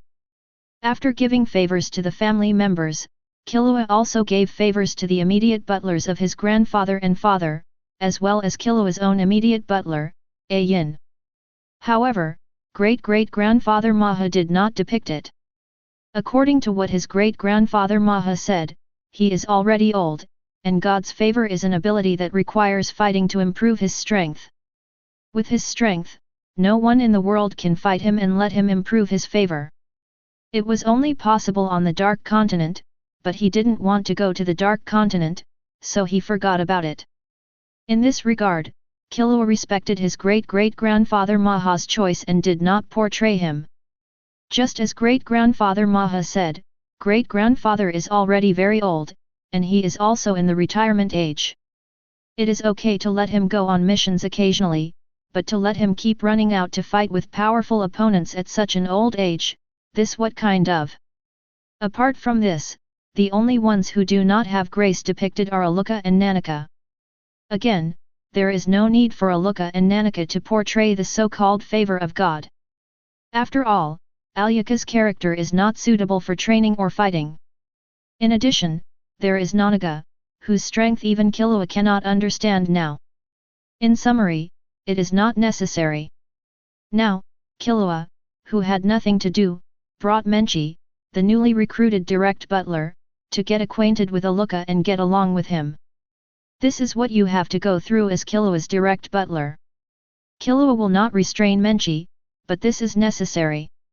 After watching for a while, Killua's mind suddenly heard a chat group notification. Someone was supporting him. Killua is a little confused. Recently, the chat group has once again fallen into a cold period. Because of the points given by Killua, the members of the group have been working hard to practice. Even as death was no exception and seemed to be stimulated by Killua's powerful strength. Who would aid himself at this time? Killua opened the chat group with his mind. At this glance, Killua realized that it was Lily who was behind AI Joe. As for its own reasons, the flower of life that she uploaded in the chat group mall was sold out, CBDD, and Lily was urging herself to restock. After taking a look at the page of the mall in the chat group, sure enough, all the flowers of life were consumed. With a thought, Killua once again condensed 50 flowers of life and uploaded them. Flower of Life Nan can be said to be a treasure for Lily, who has been adventuring in dungeons. It can be used when someone in the team is seriously injured. So Lily attaches great importance to the Flower of Life. No, after buying the last Flower of Life, Lily urged Killua. Ding! Group member Killua Zoldyck uploaded the treatment Nan Flower of Life and got 50 points. Ding! Group member Killua beats enemy guest and uploads treatment Nan Flower of Life, get 100 points. Ding! Group member Killua beats enemy guest and uploads treatment Nan Flower of Life, get 500 points. Ding! Group member Killua Zoldyck uploaded the treatment Nan Flower of Life and got 1000 points. It's different from the one uploaded before. This time Killua uploaded 4 different levels of Flower of Life, 4 levels, 4.5, 4.6, 4.7, and 4.8. Previously, when Killua's Nan Flower of Life was only 4.5, the uploaded Flower of Life was only worth 50 points, but with Killua's Nan substitute, the value of the Flower of Life at each level is different. But now, Flower of Life Nan has reached level 8, and its effect can be imagined. As long as they are not already dead, even if they are wandering on the edge of life and death, the Flower of Life can bring people back. Even the 4.8 Flower of Life can regenerate severed limbs, regenerate lost organs in the human body, etc. As for why the 4 levels of Flower of Life were uploaded, it was entirely because they didn't want group members to waste their money. Different injuries can be exchanged for different levels of Flower of Life. It is impossible to exchange a simple injury for the flower of life of 4.8 level. How can you kill a chicken with a bull's knife? Lily, thank you, Lord Killua. Nami, Killua, if you don't come here, they will run away. Butterfly Kane, even Tioni and Tiona have been urging me to renew my favor. Killua, well, how long has it been over there? Nami, 1 day. Looking at the message sent by Nami, Killua suddenly underscore, he thought how long had passed. Killua, okay, I'll go there now. I originally wanted to accompany Aluka, but since Nami and Kane urged me, I went there first. After all, only 5 minutes would pass when I came back. As soon as the idea struck, Killua used the time travel function. As the white light covered Killua's body, the figure disappeared from the place. Behind Killua, Linen was not surprised by this scene. When Killua appeared again, it was already in the villa of the Zoldyck family in the wrong world. At this time, a large group of people had gathered here. Good guy, Killua saw a dozen Amazons as soon as he opened his eyes. However, after seeing one of the Amazons, Killua was stunned, and immediately pulled Nami and Kane over. Is this the surprise you are talking about? How can we recruit the two of them? Aren't they from the Ishtar familia? Killua whispered after pulling the two over. How is that possible? Butterfly Kane said with a smile. The situation is a little different. Although they are members of the sect, they were not from the Ishtar familia before. They just came from outside. Didn't they see Haruhi? Sha was saved. Nami explained. The surprise that Nami and Kane mentioned was Haruheim, Sanyano Haruheim, and in addition there was an Amazon, Aisha Belka. This guy should be from the Ishtar familia, but listening to Nami's explanation, it seems that the situation is something is different. It seems to be the case. Aisha's aura is very pure and has not been contaminated by other people's aura. It seems that the same is true for others. Butterfly effect. But, it shouldn't be. Killua murmured softly. Hey, what are you muttering about here? At this moment, Tioni's voice came from behind the three Killuas. Ah, nothing. Chapter 76. You really want to form a women's army? After passing on Nan's training method to everyone, Killua muttered while giving favors to the new members.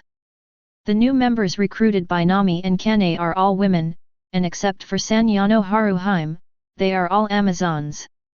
Hehe, I always feel a little uncomfortable working with men. Nami chuckled. I don't feel that way, but Irene and Nami strongly requested it, so I agreed with their request. Kane said with a smile. There are many male members of the Demon Slayer squad, and she is used to it. Isn't it bad for women? It's better than those stinky men. Beside Chini, Tioni folded her arms and said lightly. Hey, I'm also a good guy. Hearing this, Killua suddenly had black lines on his face. You are different from those stinky men. Tioni shook his head. Then should I thank you for treating me differently? Do you really want to thank me? Then give me some guidance later. When Tioni heard this, his eyes suddenly lit up. Yes, I will guide you in your cultivation later. Killua nodded lightly. All right. Thank you very much, Lord Killua. Please give me your advice in the future. I can only say that the title of Sexy Fox is not a joke. After Killua finished describing the favor, Sanjoya Haruheim, a little Lolita, turned around and faced Killua with a red face. Said. Hey, Haruhi, are you trying to seduce the Lord God? Aisha, who had a good relationship with Haruhi at the side, raised her eyebrows slightly and teased. Ah! I'm so sorry, Lord Killua. The little fox realized after thinking about it, and ran away with his kimono in his hands. It's my turn soon. Lord God, you have to portray it well. If you don't portray it well, I will go to you tonight. After SE Fox left, Aisha Belka twisted her waist and sat in front of usse Fox. In the position where she was doing it, she was licking her lips and her face was full of charm. I have to say that although Aisha Belka is very different from the original work, the Amazon's boldness has not changed. Killua has teased Killua with words when she taught in the cultivation method just now. Now she is portraying Inhui. This guy's performance still tempting Killua.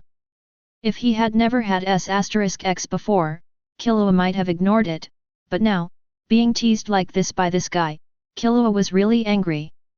However, Killua's restraint was pretty good, and he suppressed it forcefully, staring at Aisha with twitching eyes.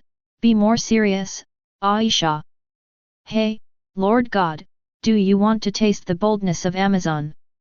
Faced with Killua's reminder, Aisha not only did not restrain herself, but became even bolder. I have to say that Killua's appearance is really easy to attract women. Not only Aisha's clothes look like they are going to eat Killua up, but the same is true for several other new members Amazon. Killua showed off her strength just now. This caused the Amazons who admired the strong to focus on Killua, giving Killua some headaches.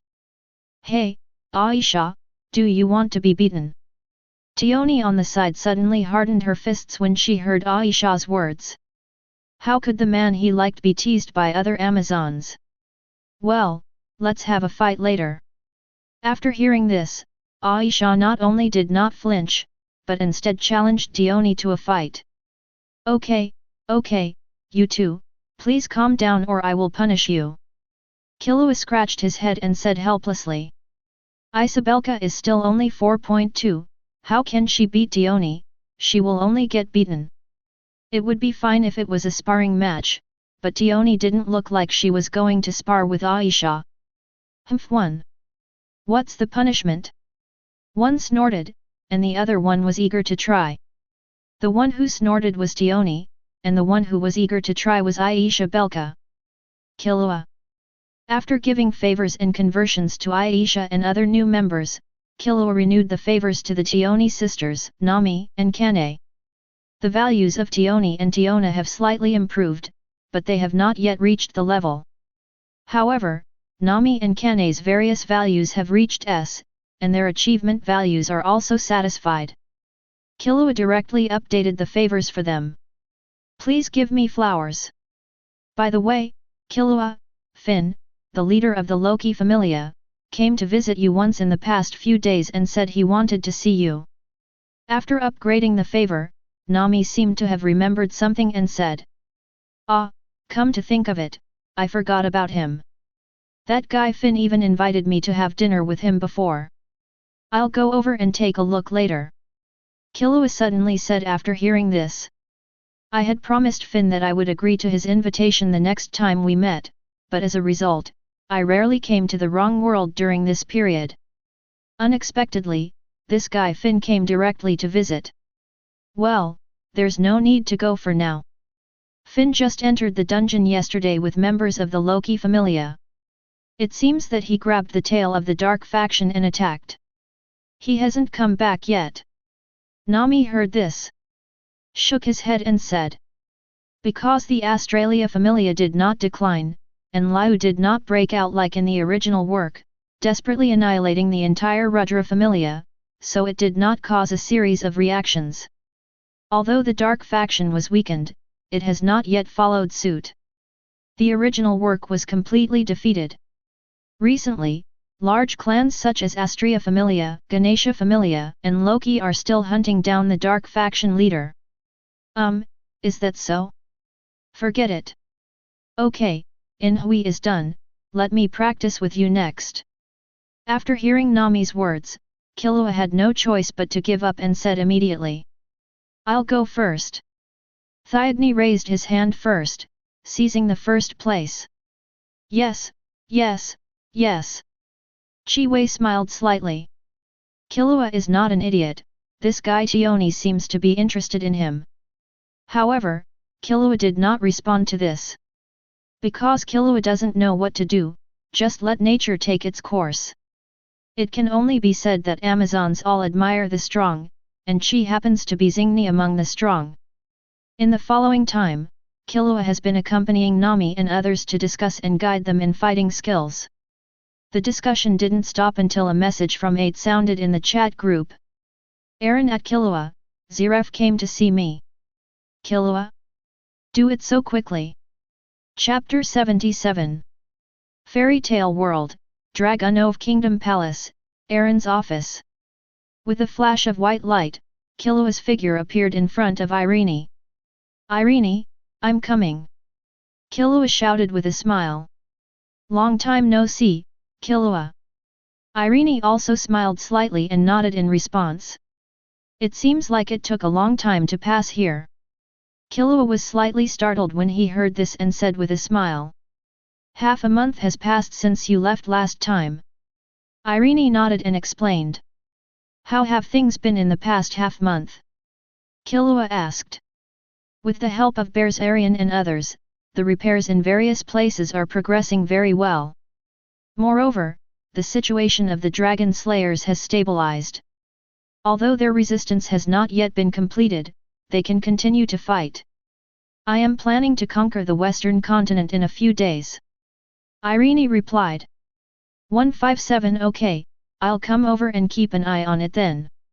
Hearing this, Killua said with a smile. Immediately, Killua asked about Zeref. Where is Zeref now? He did not dare to approach humans. He used magic to send messages. He is now in a forest tens of thousands of meters northwest of the royal capital. Please go find him. Irene replied. Well, okay, I'll go find him now. Wait, Killua, stay tonight. Seeing that Killua was about to leave, Irene said quickly. Ah, okay. In a large forest northwest of the Dragonov kingdom, Zeref sat quietly by a big tree, leaning against the big tree, his face calm and indifferent, his eyes staring ahead, as if waiting for something. At a certain moment, a flash of lightning flashed, and Killua's figure appeared in Zeref's sight. Here you go, Killua. Seeing Killua's appearance, Zeref had a faint smile on his face. Is the matter settled? Killua nodded and then asked. Ah, it's taken care of. I don't know why you want to help me, but thanks. This is my thank you gift, please accept it. It contains all the magic I have gained in my life and all the magic I know. Zeref nodded slightly, then took out a black magic book with a 5-pointed star from his pocket and handed it to Killua, saying gently. Killua was stunned for a moment, then reached out and took it. Killua really didn't expect that there would be unexpected gains in this mission. The mission reward itself is Zeref's inheritance. As a result, Zeref has now given everything he has learned to himself. However, does this guy believe in himself so much? Killua couldn't help but look strangely in his eyes. Faced with Killua's strange look, Zeref seemed to notice it and said with a faint smile, I have confidence in you. If it were you, you would definitely be able to kill me. Hearing this, Killua narrowed his eyes slightly and said nothing, just a faint smile. The next moment, Killua's body erupted with extremely terrifying thought energy. The powerful thought energy stirred the world, and the sky was instantly covered with dark clouds, lightning, and thunder. Is it just your momentum that stirs up such a big weather? Sure enough, your strength is extremely terrifying. Zeref looked up at the sky and murmured in a low voice. Killua still didn't speak, but raised his left hand high, and the Gaia energy cannon gathered in Killua's hand. As the energy of thought gradually poured in, the Gaia energy cannon in Killua's hand continued to grow in size, and thunder and lightning entangled it, exuding bursts of terrifying aura. Killua's body gradually floated upward.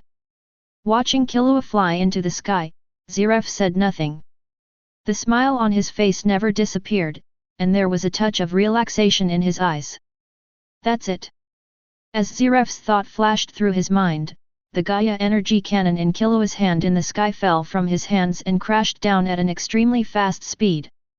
There was no huge explosion, no earth-shattering noise, the Gaia energy cannon fell directly on Zeref, and Zeref's body gradually dissolved under the terrifying power of the Gaia energy cannon. Then, a terrifying energy was released. In an instant, the huge forest melted directly under this force and turned into a huge sinkhole. Ding! The mission has been completed, and the mission rewards are now released. Congratulations to group member Killua Zoldyck for obtaining Zeref's inheritance, perfect version.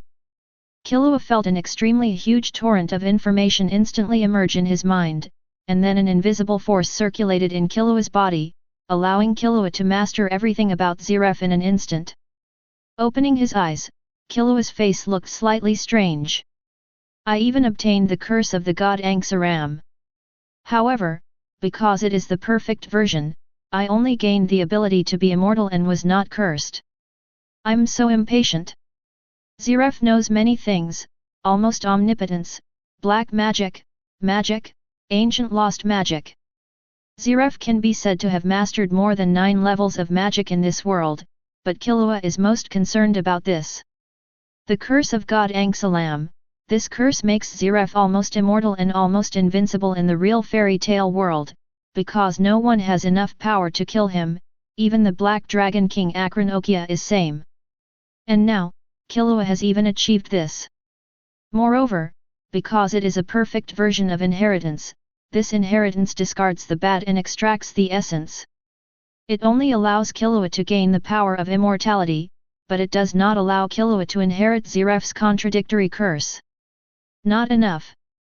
The next moment, Killua's expression changed, his teeth tightened, and he blurted out a Huxia quintessence. Convex.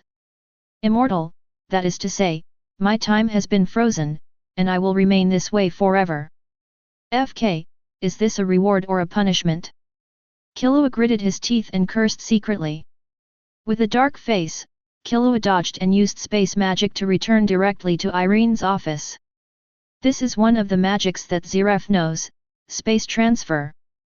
Zeref used it in the original book and appeared directly in front of Natsu Dragneel. I just felt a huge power. Was it successful? Seeing Killua suddenly appear, Irene was not surprised and asked. It's done. Killua said with a dark face. 5.2. Now that it's done, why do you have such a dark face? Irene was confused now. Killua didn't hide anything and told Irene about his current situation. Which, after getting this news, Irene not only did not feel sad for Killua, but was filled with excitement. That is to say, you will always look like this in the future. Irene said slightly excitedly. What's your reaction? Killua's brows twitched, very dissatisfied. Of course I'm happy. How could I not be happy when I think of being able to hug such a lovely Killua all the time?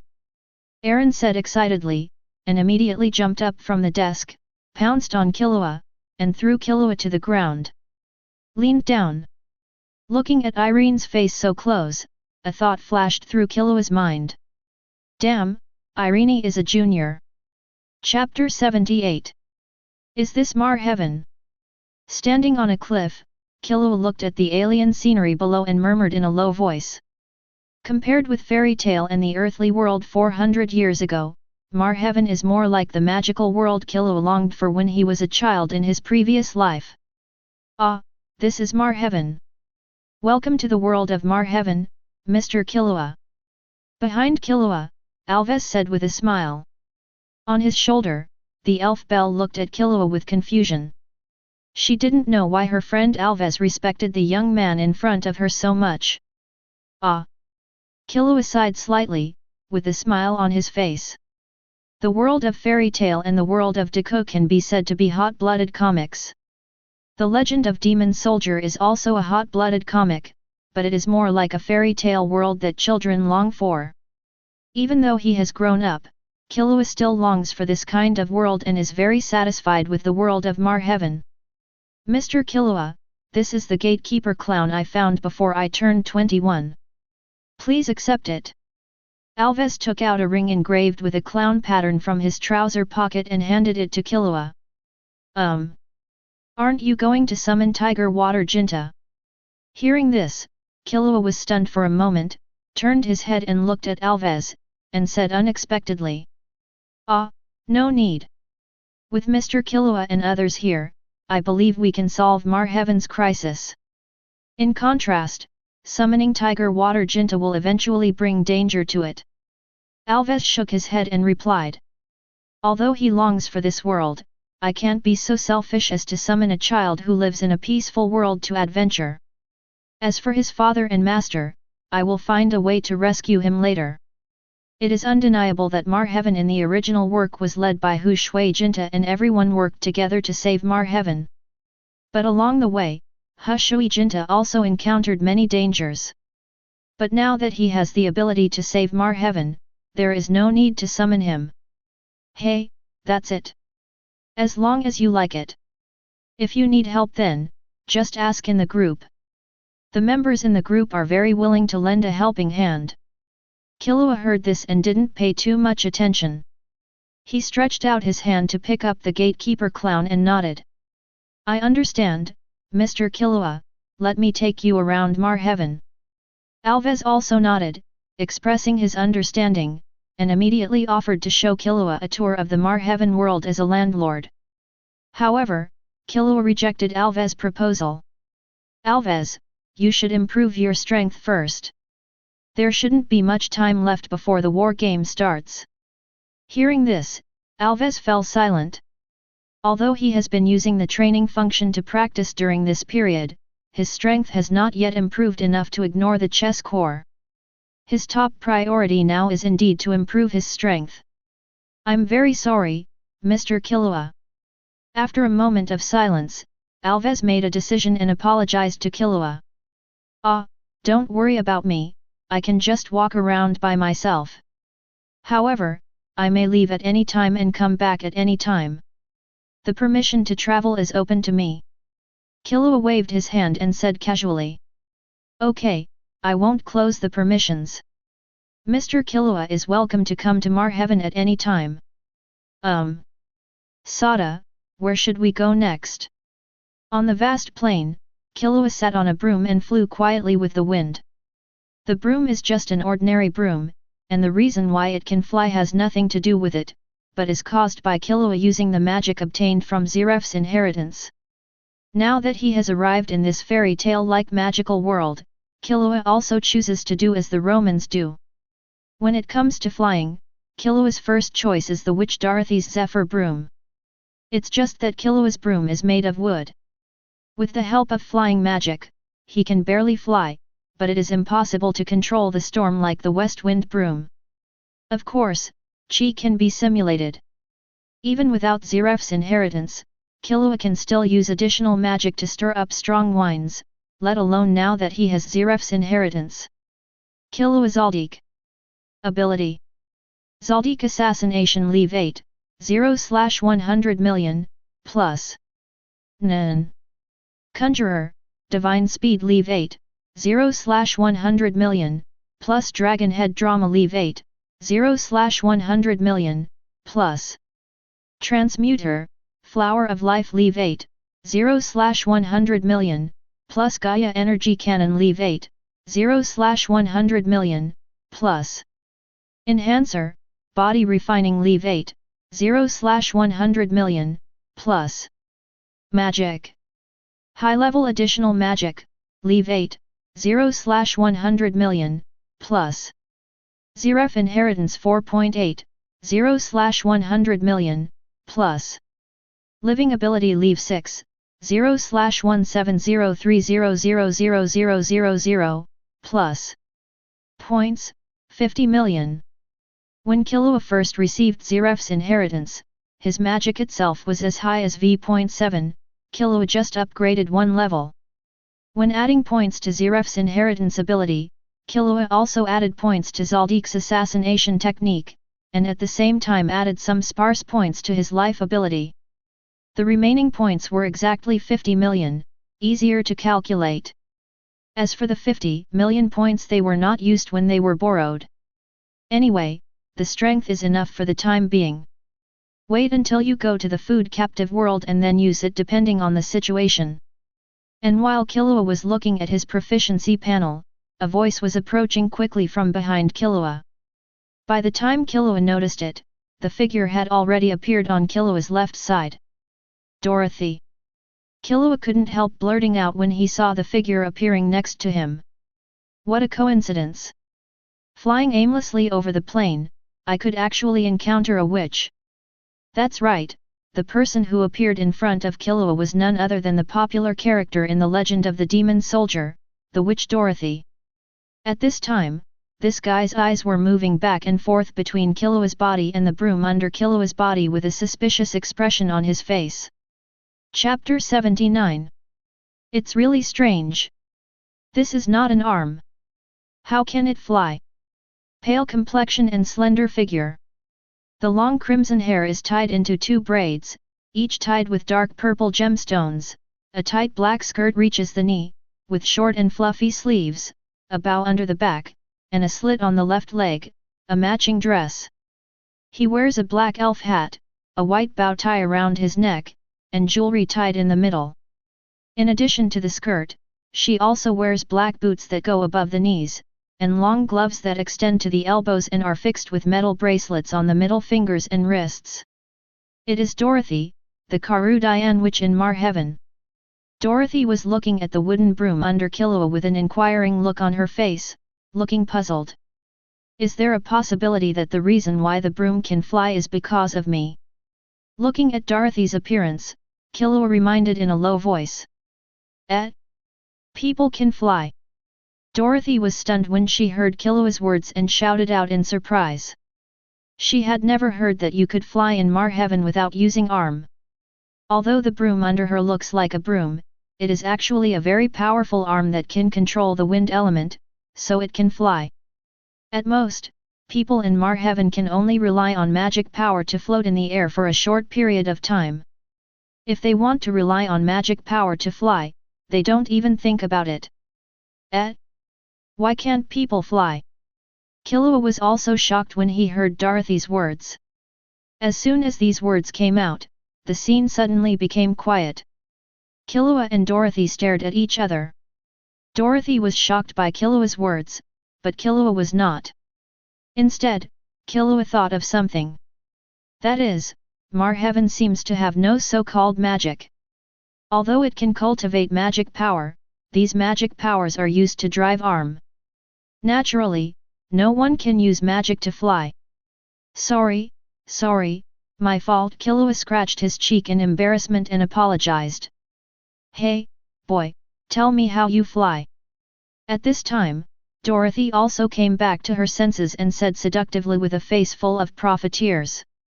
Seeing Dorothy's expression, Killua's mouth twitched slightly. She is very good, very powerful, and she is worthy of being a notorious witch. She was like that from the first time they met. Ignoring Dorothy, Killua controlled the wind element and continued to fly forward. Seeing this, Dorothy quickly controlled the wind element to follow him, and continued to entangle Origin.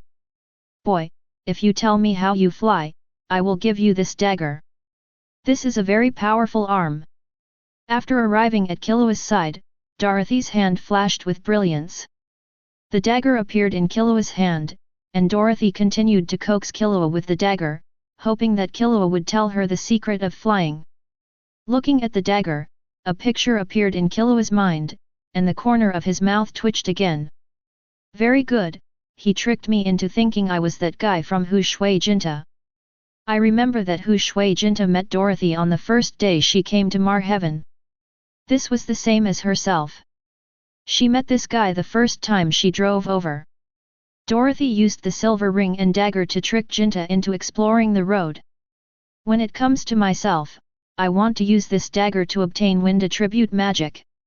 Could it be that this is fate? However, does this guy underestimate himself? You have already demonstrated this ability, do you still think you are a novice? The more he thought about it, the angrier he became. Killua suddenly hit Dorothy on the forehead. The speed was so fast that Dorothy didn't notice it at all. She only felt her head suddenly jump, and then she realized that Killua's hand appeared in front of her. Stay! Dorothy unconsciously covered her forehead after being hit in the forehead. Want to learn magic? Call me Brother Sheng. Looking at Dorothy covering her head, Killua raised her eyebrows slightly and said, "Eh? I called you brother. Boy, are you daydreaming?" Dorothy looked disgusted. "In that case, forget it." Seeing Dorothy's refusal, Killua speeded up again without thinking and flew forward. Seeing this, Dorothy quickly followed her again. "Hey, now, boy, how about another condition?" After her brain collapse, Dorothy also realized that Killua was not a kid who could be fooled casually, so she became serious and followed her seriously. Killua discussed it. "Change the conditions." "Well, yes, you can teleport me to Karudian, and I will teach you wind attribute magic." "Dorothy, this one doesn't work, try another one." "Then there's nothing we can do." Killua shrugged and didn't back down. "I just want to go to Kaludian and look at the collection of books there. I don't want to do anything else." Killua glanced at Dorothy and then said. If it were before, Killua, who had not obtained Ziref's inheritance, came here first, then the only way to get Arim was to find it. Now, Killua feels sure that as long as he goes to Karudian to look at the books there and see how Karudian makes arm, he will definitely be able to make arm, and he can make whatever arm he wants. Arm. Among Marheaven's arms, most of the powerful arms came from Karudian, King Nyo's. In other words, arms were made by magicians from Karudian. Don't underestimate Ziref's inheritance. Ziref's talent in magic ranks at least in the top 5 among the characters Killua knows. With Ziref's inheritance, Killua is absolutely sure to make arm as long as he goes to Karudian. It still doesn't work. I can't just take others to Kaludian. Although she was very coveted by Killua's magic, Dorothy did not agree. Seeing that Dorothy still didn't agree, Killua didn't say anything more. Take your time and wander around, you can find Karudian anyway. Although the place is remote, it is not isolated from the world. With Killua's ability, it is not difficult to find it. Number boy, you are changing the conditions. No. Chapter 80. What a heart of stone. Dorothy flew beside Killua and was unhappy when she failed to succeed. Killua on the side had black lines all over his face. Why am I so hard-hearted? We've just met each other not long ago, and you suddenly ask me for something. It doesn't seem to be a problem if I don't give it to you. If we have known each other for a long time and are good friends, I won't give it to you. It would make sense for you to say so. Are you just going to follow me like this? Killua shook his head and asked without paying attention. The place I want to go is also in this direction. Dorothy shook her head, took out an old map and looked at it, and said as she read. Treasure map. Killua leaned over and looked at it together. Hey, you're too close. It was Dorothy's turn to have black lines on her face. This guy was too familiar. Babbo. Looking at the strange but familiar marks on the treasure map, Killua suddenly realized. Isn't this the treasure map that hides Babbo? The standard round ball with long nose logo is not the image of the talking arm Babbo. In other words, I have arrived at the beginning of the plot? You know. Dorothy suddenly became a little secretive when she heard this. I don't know 827, but I know the existence of this arm. But are you sure you want to find it? This arm is guarded by a very strong guardian arm. If you are not careful, it will capsize. Killua kindly reminded. I remember that when Dorothy and Tiger Water Jinta went to get Babbo, Dorothy was caught by the guardian arm Blingin because of her carelessness, and the guardian arm Flying Silver Lion was also destroyed once. It's okay, I'm very strong. Dorothy didn't care about Killua's reminder and waved her hand casually. She is the witch of Karudian. She has a lot of arms on her body, how could she capsize in the gutter? Killua. I'll go with you. Karudian can't go for the time being, so it would be a good idea to use Babbo to study it and see if he can learn anything. Number boy, are you worried about your sister? Upon hearing this, Dorothy raised her eyebrows and started teasing. Clatter. Stay. Dorothy covered her head again because her brain collapsed. You're not much older than me, so don't keep calling me boy or BBY. I also have a name. Killua Zoldyck, please give me some advice, the Witch of Killua. Killua said angrily after his brain collapsed after playing Dorothy. I also have a name, Dorothy, don't always call me a witch. Yes, Dorothy, please give me more advice in the future. Killua didn't take it seriously and replied calmly. Dorothy, who was covering her head, was slightly startled when she heard this, and then a smile appeared on her face. Please advise, Killua. However, the next moment, Dorothy's expression changed and she showed a cunning look again. Now, Killua, since we have said each other's names, we can barely be considered friends now. Since we are friends, you should be able to teach me the magic you are using now. Killua. You also know that it is forced. Killua simply rolled his eyes at her. However, Dorothy had no intention of retreating and continued to pester Killua to teach her magic. In the original work, the entangled party is Hu Shui Jinta.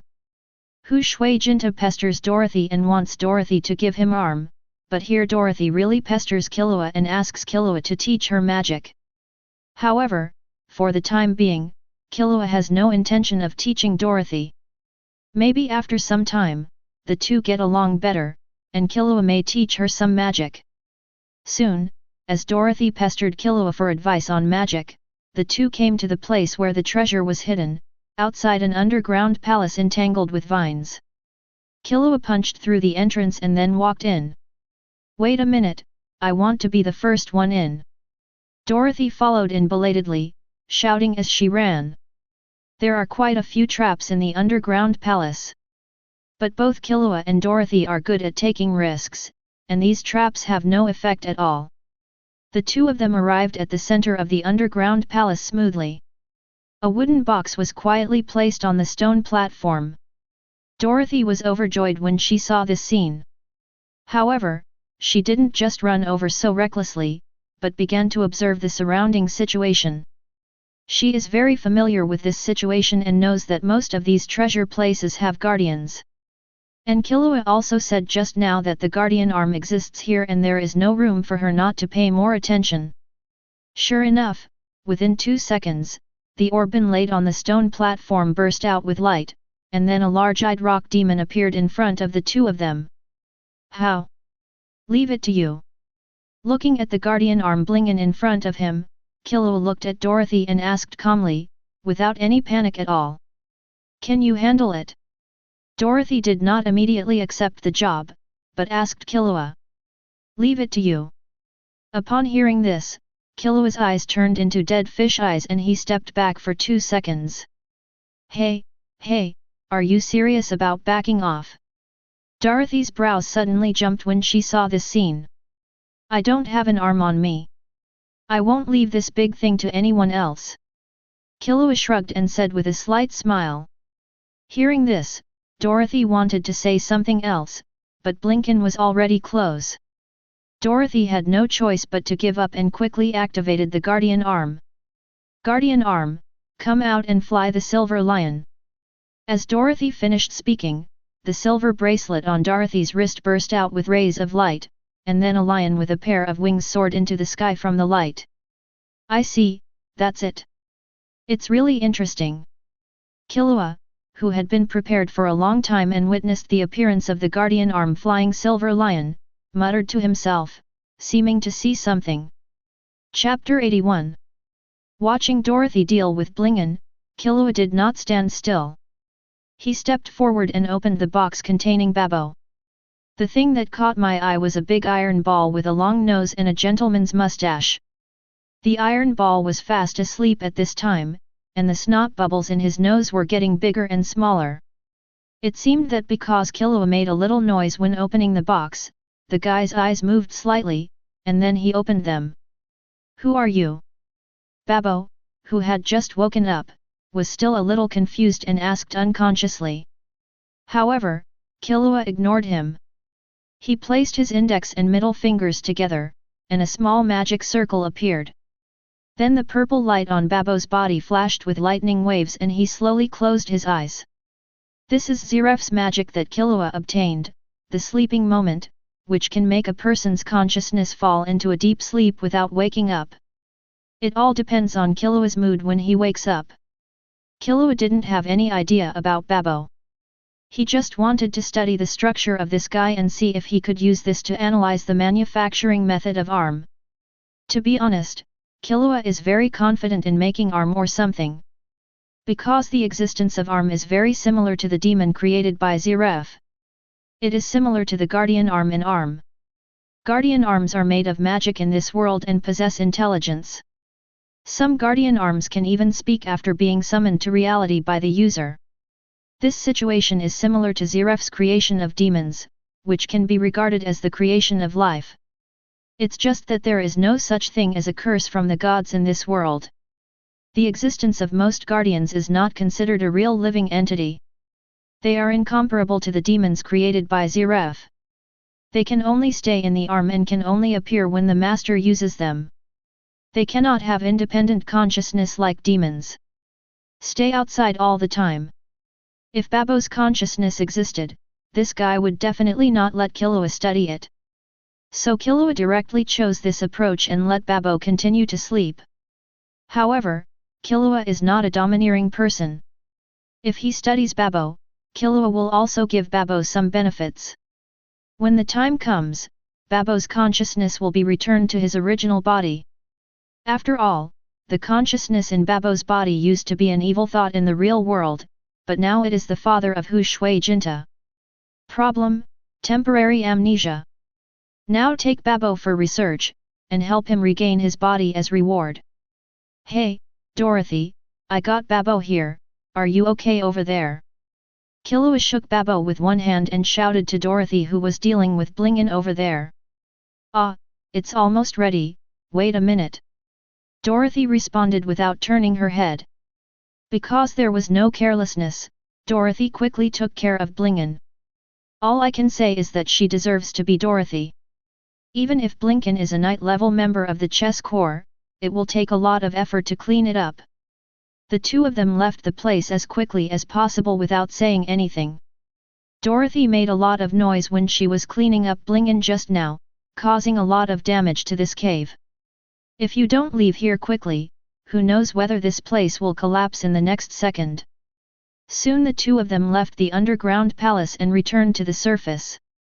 This is Babo, with a human face. Dorothy took Babo from Killua's hand and looked at it carefully. So ugly. Looking at Bobo's face, Dorothy shouted out unconsciously. However, the next moment, Dorothy lay directly on the ground. Without him, because of it. Barbo's weight was too heavy for Dorothy. Although Dorothy's magic power is very strong, her physical condition is not that good and she cannot lift this thing at all. Did you just hold this guy around? Dorothy, who was lying on the ground, raised her head and looked at Killua, her face speechless. Ah, I'm very strong. Killua shrugged and said with a bad smile. Seeing Killua's appearance, Dorothy was 100% sure that Killua did it on purpose to embarrass herself. Standing up, Dorothy patted her clothes casually, then looked at Killua with a smile. Hey, Killua, I don't want this guy anymore. How about I trade your magic with you? Babo was so ugly that it was not in her collection, and it was so heavy that she couldn't carry it with her. Please give me flowers. Hearing this, Killua did not answer, but rolled his eyes at Dorothy. Immediately, Killua picked up Babo from the ground, sat on the broom beside him, and flew directly up. Seeing this, Dorothy quickly followed.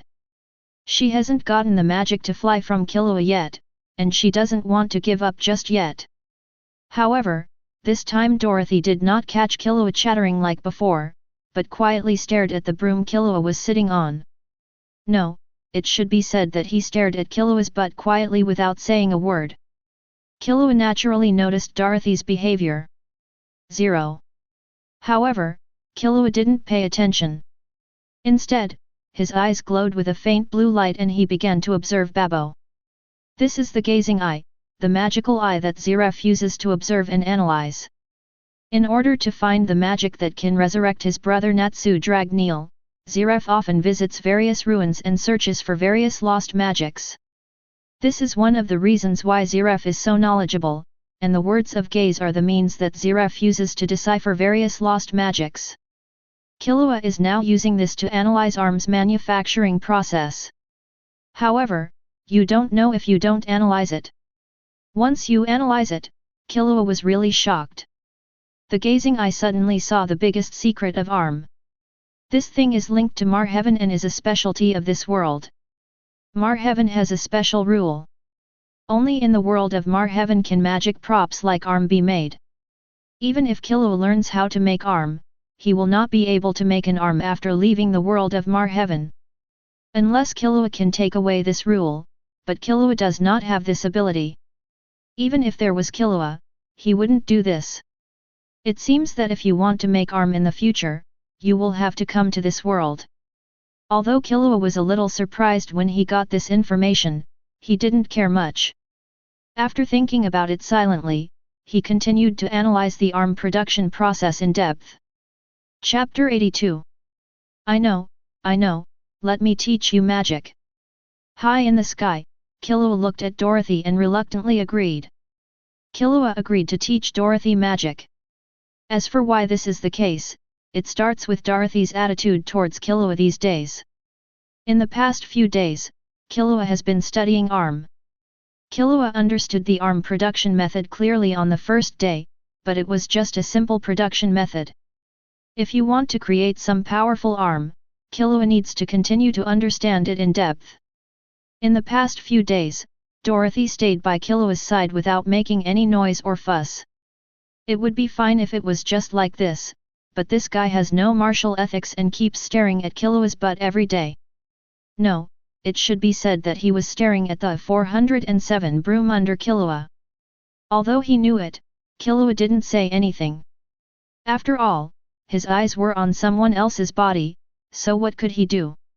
On the first day, Killua didn't feel much, but from the second day, Killua couldn't sit still. On the third day, Killua sat on pins and needles. On the fourth day, Killua couldn't concentrate on analyzing arm. Today is the fifth day. Killua finally couldn't bear it anymore and directly agreed to Dorothy. This guy just wants to learn magic, he just wants to teach you. Yeah. Then I will call you Master. Master, Dorothy was immediately excited when she heard Killua finally let go. She immediately called Killua Master and then called Killua. This immediately confused Killua.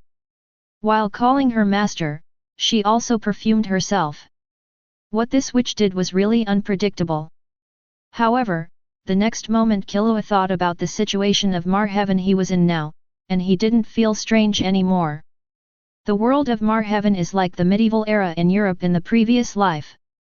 The personalities of the people in this world are also similar to that there. It seems normal for Dorothy to do this.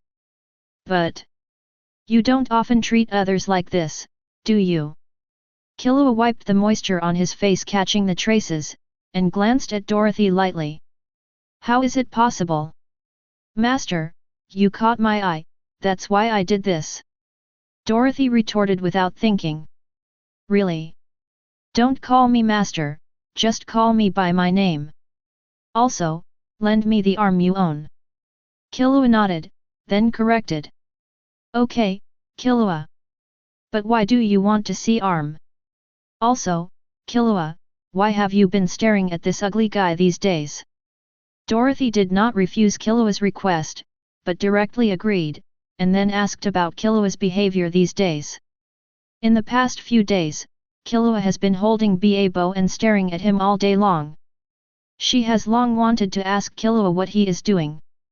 I'm analyzing arm and want to see if I can get the method of making arm by analyzing various arms to make the arm I want.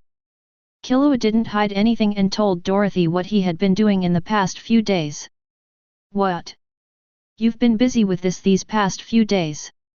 If you want the arm manufacturing method, tell me earlier. I have it here. Hearing Killua's answer, Dorothy was stunned for a moment, but then she laughed. As soon as she finished speaking, Dorothy stopped flying, and one of the rings on her finger emitted light. Dimension Arm, Silver Ring Zipper. As Dorothy's words fell, the ring in Dorothy's hand disappeared, and instead, the space around her turned into a light red. In the middle of this light red space, a zipper is floating out of thin air. Seeing this scene, Killua also stopped and turned back to look at Dorothy in confusion. Naturally, Killua knew very well about the zipper floating in front of Dorothy. Inside the zipper is a space for Dorothy to collect her arm. What does Dorothy want to do? Bring out the arm? However, Killua understood the next moment. Dorothy opened the zipper, put her hand in, and pulled it out soon after. After coming out, Dorothy had a pile of books in her hands. At a glance, there were at least 10. Ah! What is this? Killua looked stunned as he looked at so many books. I sometimes read about how to make arms. Especially when I encounter some rare but damaged arms, I will read these books to find ways to repair arms. Dorothy smiled. Said. Hearing this, Killua suddenly recalled something in his mind. Dorothy does seem to have the ability to repair arm. Dorothy's flying silver lion was destroyed by Blingin when he conquered it, but it was intact when it appeared again. You said you were going to Karudian just because you wanted to see these things. You didn't tell me earlier. Dorothy said again. Hearing this, Killua's head suddenly darkened.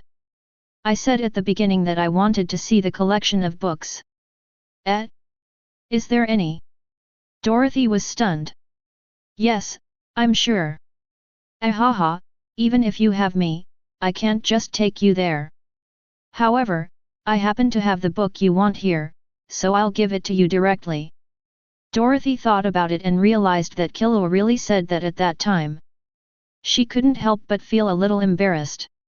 You laughed and immediately put the book in her hand. The book was handed over. Okay, I'll give you the book on how to make arm, and it's time for you to teach me the magic you know.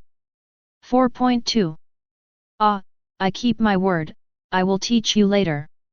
Killua flew over, reached out, and took the book and said.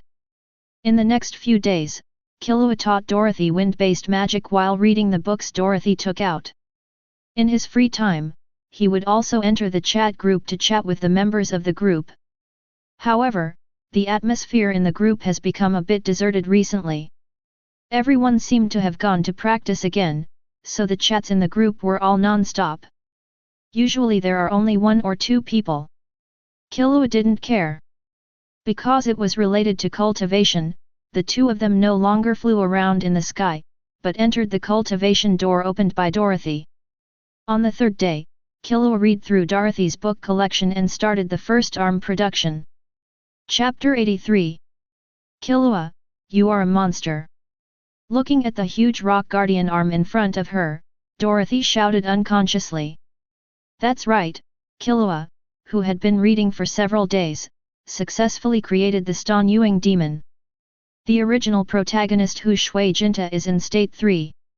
What the heck, I made more than 20 guardian arms, more than 50 weapon arms, 10 natural arms, 20 dimensional arms, 10 sacred arms, and 20 dark arms. Killua shook his hands. Bag, he said with a smile. What is inside this bag is Killua's success in one day. They are all very powerful arms. Each of them is not inferior to the Stan Yuing demon. Even the weapon arm was made by Killua yesterday.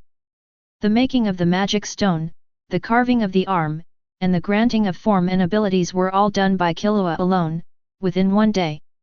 Moreover, they are all growth-type arms, and their power will change according to the strength of the user's magic power. There are necklace-shaped ones, bracelet-shaped ones, and ring-shaped ones. Sure enough, you are a monster. After hearing that Killua made so many arms in one day, and there were 6 types of them, Dorothy was immediately sure that Killua was a monster. Well, just say so. Killua didn't care about Dorothy's name. He shook the bag again and the bag disappeared. Hey? Why did it disappear? Seeing the bag disappear without warning, Dorothy was startled and observed around Killua. I put it up. Killua shrugged and explained casually. In fact, it was Killua who uploaded these things to the chat group mall. A bunch of arms gave Killua more than 100,000 points. With Killua's ability, these gadgets can be mass-produced. As long as Killua is given time, Killua can have as many as he wants. After Killua uploaded these arms to the mall, the entire chat group went crazy. At this time, all the members in the group were there except Xiao Song. Everyone was very surprised to see so many upload prompts popping up all at once, and they were also special magic props from the Magic Soldier Legend world. Alves, Mr. Killua, have you successfully learned how to make arm? When chatting a few days ago, Killua told the members in the group that he was recently learning how to make an arm in the our heaven world. Now that Killua has uploaded so many videos at once, Alves naturally thought of this. Killua, I learned it, I can make it anytime. Lily, I'm so envious. There are so many arms worth hundreds of thousands of points. It would be great if I could also make arms.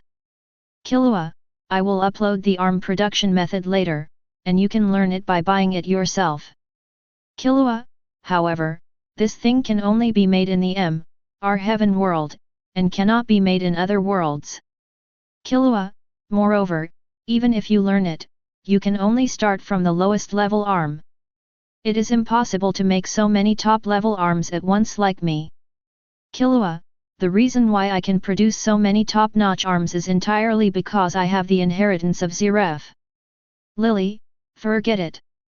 After hearing Killua's explanation, Lily instantly became weak and stopped thinking wildly. She is not as lucky as Killua.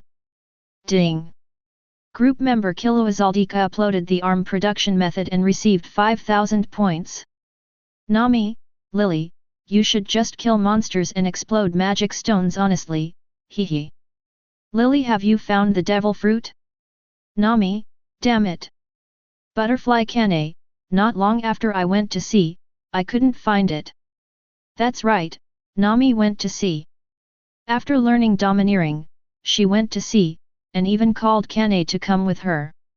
The two of them plus Nyokijo have been out at sea for half a month, wandering around the East Daxia Sea and fooling two new members.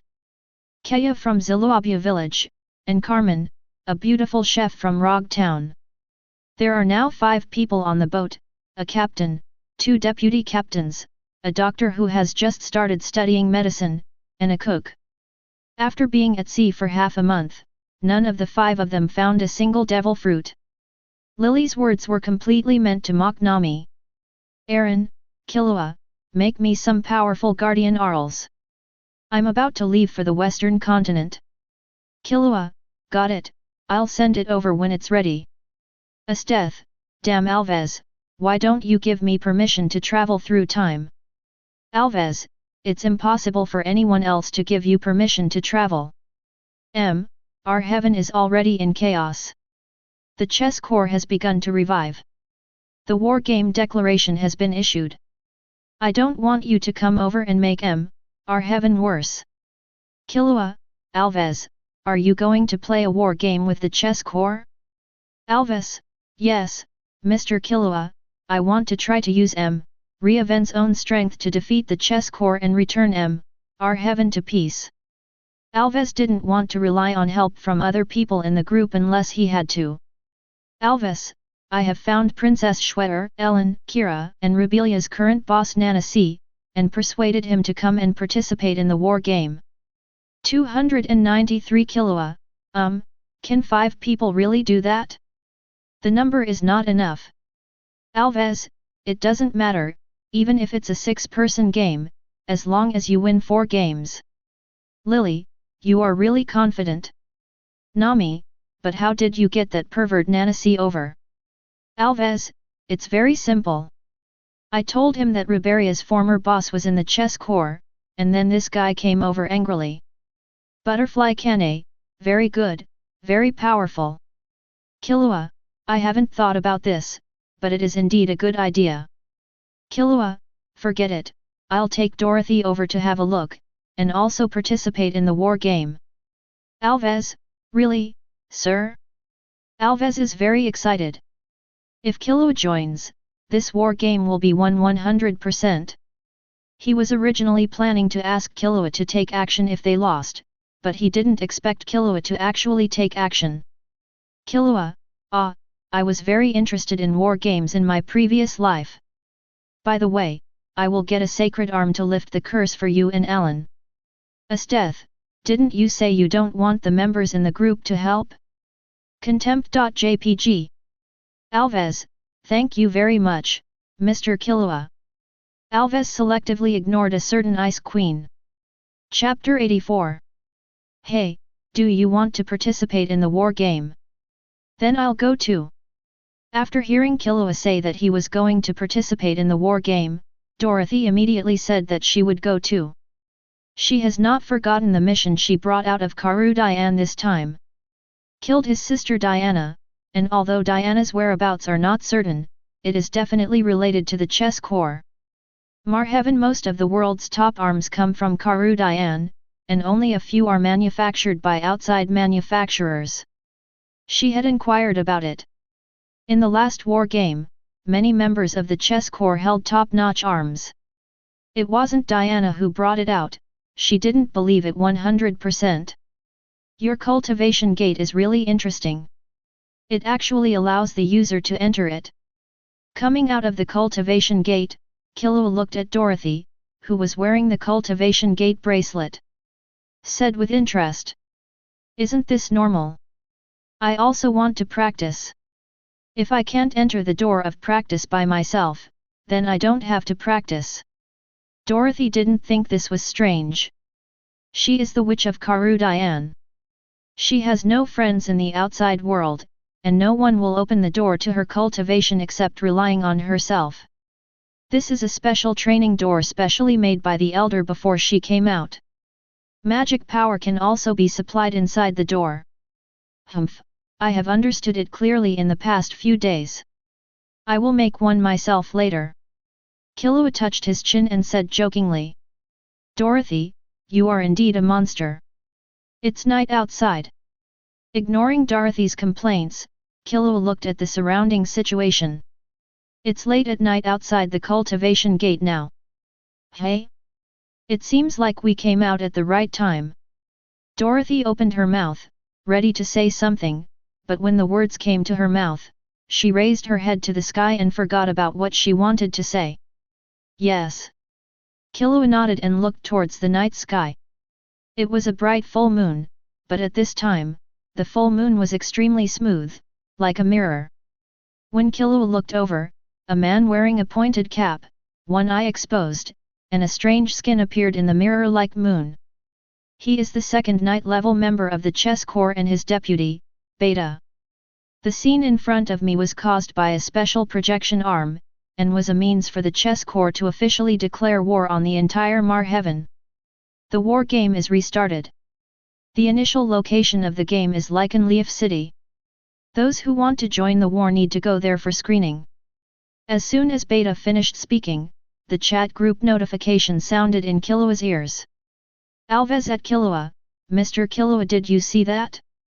Killua, I saw it, the war game has officially started, I will rush there. There was no one else in the chat group at this time, only Killua and Alves, but no one knew what happened at Marheaven. Alves, thank you very much, Mr. Killua, I will wait for you in Lycanleaf City. Killua, yeah. Let's go. After exiting the chat group, Killua looked at Dorothy and said. Why don't you take a rest first? Dorothy said in surprise when she heard this. I didn't get enough rest at the gate of cultivation. Killua rolled his eyes. It seems so, then let's go directly. However, I have never been to Wangenlifa City, so I cannot use the same train. I need to fly there slowly. Dorothy sat on the Zephyr broom and said with a smile. I think so. Killua nodded, then floated directly up and sat behind Dorothy. As for the previous broom, it had been thrown away by Killua a long time ago. It was an ordinary broom anyway. Killua, seeing Killua behind her, Dalasi immediately shouted out like a coquettish girl. "Killua, be serious." But Dorothy went her own way. "Come here, let me have a nice scent, sister." "Stop." Looking at Dorothy who was approaching, Killua reached out and pushed her away. "Don't be shy. The chess core is really cruel. So many cities along the way have been turned into ruins." Not far outside the city, Dorothy looked at the semi-ruined city in the distance and sighed. Along the way, they flew from the very beginning and passed through several cities. None of the cities was complete and they were all in ruins. The city in front of me is slightly better. It has not completely turned into ruins, but it is close. Just fly to the city wall, and then go down later. Killua didn't sigh, but just showed Dorothy the way. There were so many people down there, and Alves and the others didn't seem to have arrived yet. Killua didn't want to go down there and be watched like a monkey. Wait until Alves and the men from the chess corps arrive before continuing. Hearing this, Dorothy also flew directly where Killua pointed. Alves didn't keep Killua waiting long. Not long after Killua arrived, Alves followed a few people and walked out of the castle. It seemed that he had arrived at Lief Castle a long time ago, but he had been resting in the castle before. In addition to Alves and his party also include Cher, the princess of the rest of a kingdom, and Cher's retainer, Ed, who shares a body with the cursed Ellen. In addition to this are Alves's teacher, the old man Kira, and the boss of Ruberia, Nanasi, who may have come from the real world. Seeing the appearance of several people, Killua did not stay above and flew directly over. Seeing this, Dorothy hurriedly followed. Because she learned the magic of wind, Dorothy could also fly. This time she flew down without using the zephyr broom, she flew down directly. The appearance of the two people naturally attracted the attention of everyone present. After seeing that the two people flew down without using any arm, both the residents of Lief City and the members of the Crusaders who gathered from various places were shocked. Only Alves was very calm because he had long known how powerful Killua was. The moment he saw Killua, Alves quickly stepped forward, put one hand in front of him, bowed slightly to Killua, and shouted respectfully. "Friends don't have to be like this, Alves." Alves's attitude made Killua slightly speechless. "Hey, Mr. Killua, it's really great that you can come here." Alves shook his head repeatedly. And just when Alves wanted to say something else, loud bells sounded from deep in the castle. Then, from the balcony above the castle, a woman wearing a long skirt and long black hair came out. She was none other than the princess of Lief, Princess Likanal. "Everyone gathered here, welcome to Lief Castle." Chapter 85. Killua didn't pay any attention to what the princess of Lief Castle said, but activated the necklace on her wrist. This is the sacred arm created by Killua on the way here, an arm used to solve the curse of Alves and Alan. As for the arms produced before, they are already in the mall, and Killua has no intention of buying them back. As the arm activated, the light flashed, two holy white lights fell on Alves and Ed, one person and one dog. The next moment, Ed's body emitted a fierce light, and then his small body was divided into two, one tall and one short. And Alves has also changed. The dark red zombie tattoo on his body gradually dissolved under the holy light. The tattoo flew up from his arm bit by bit, then shattered and disappeared completely. In the rest of a castle, the base camp of the chess corps, Phantom, who was using a special arm to observe the situation here, was slightly startled when he saw this scene. "What kind of arm is this? It actually stabbed my zombies to death."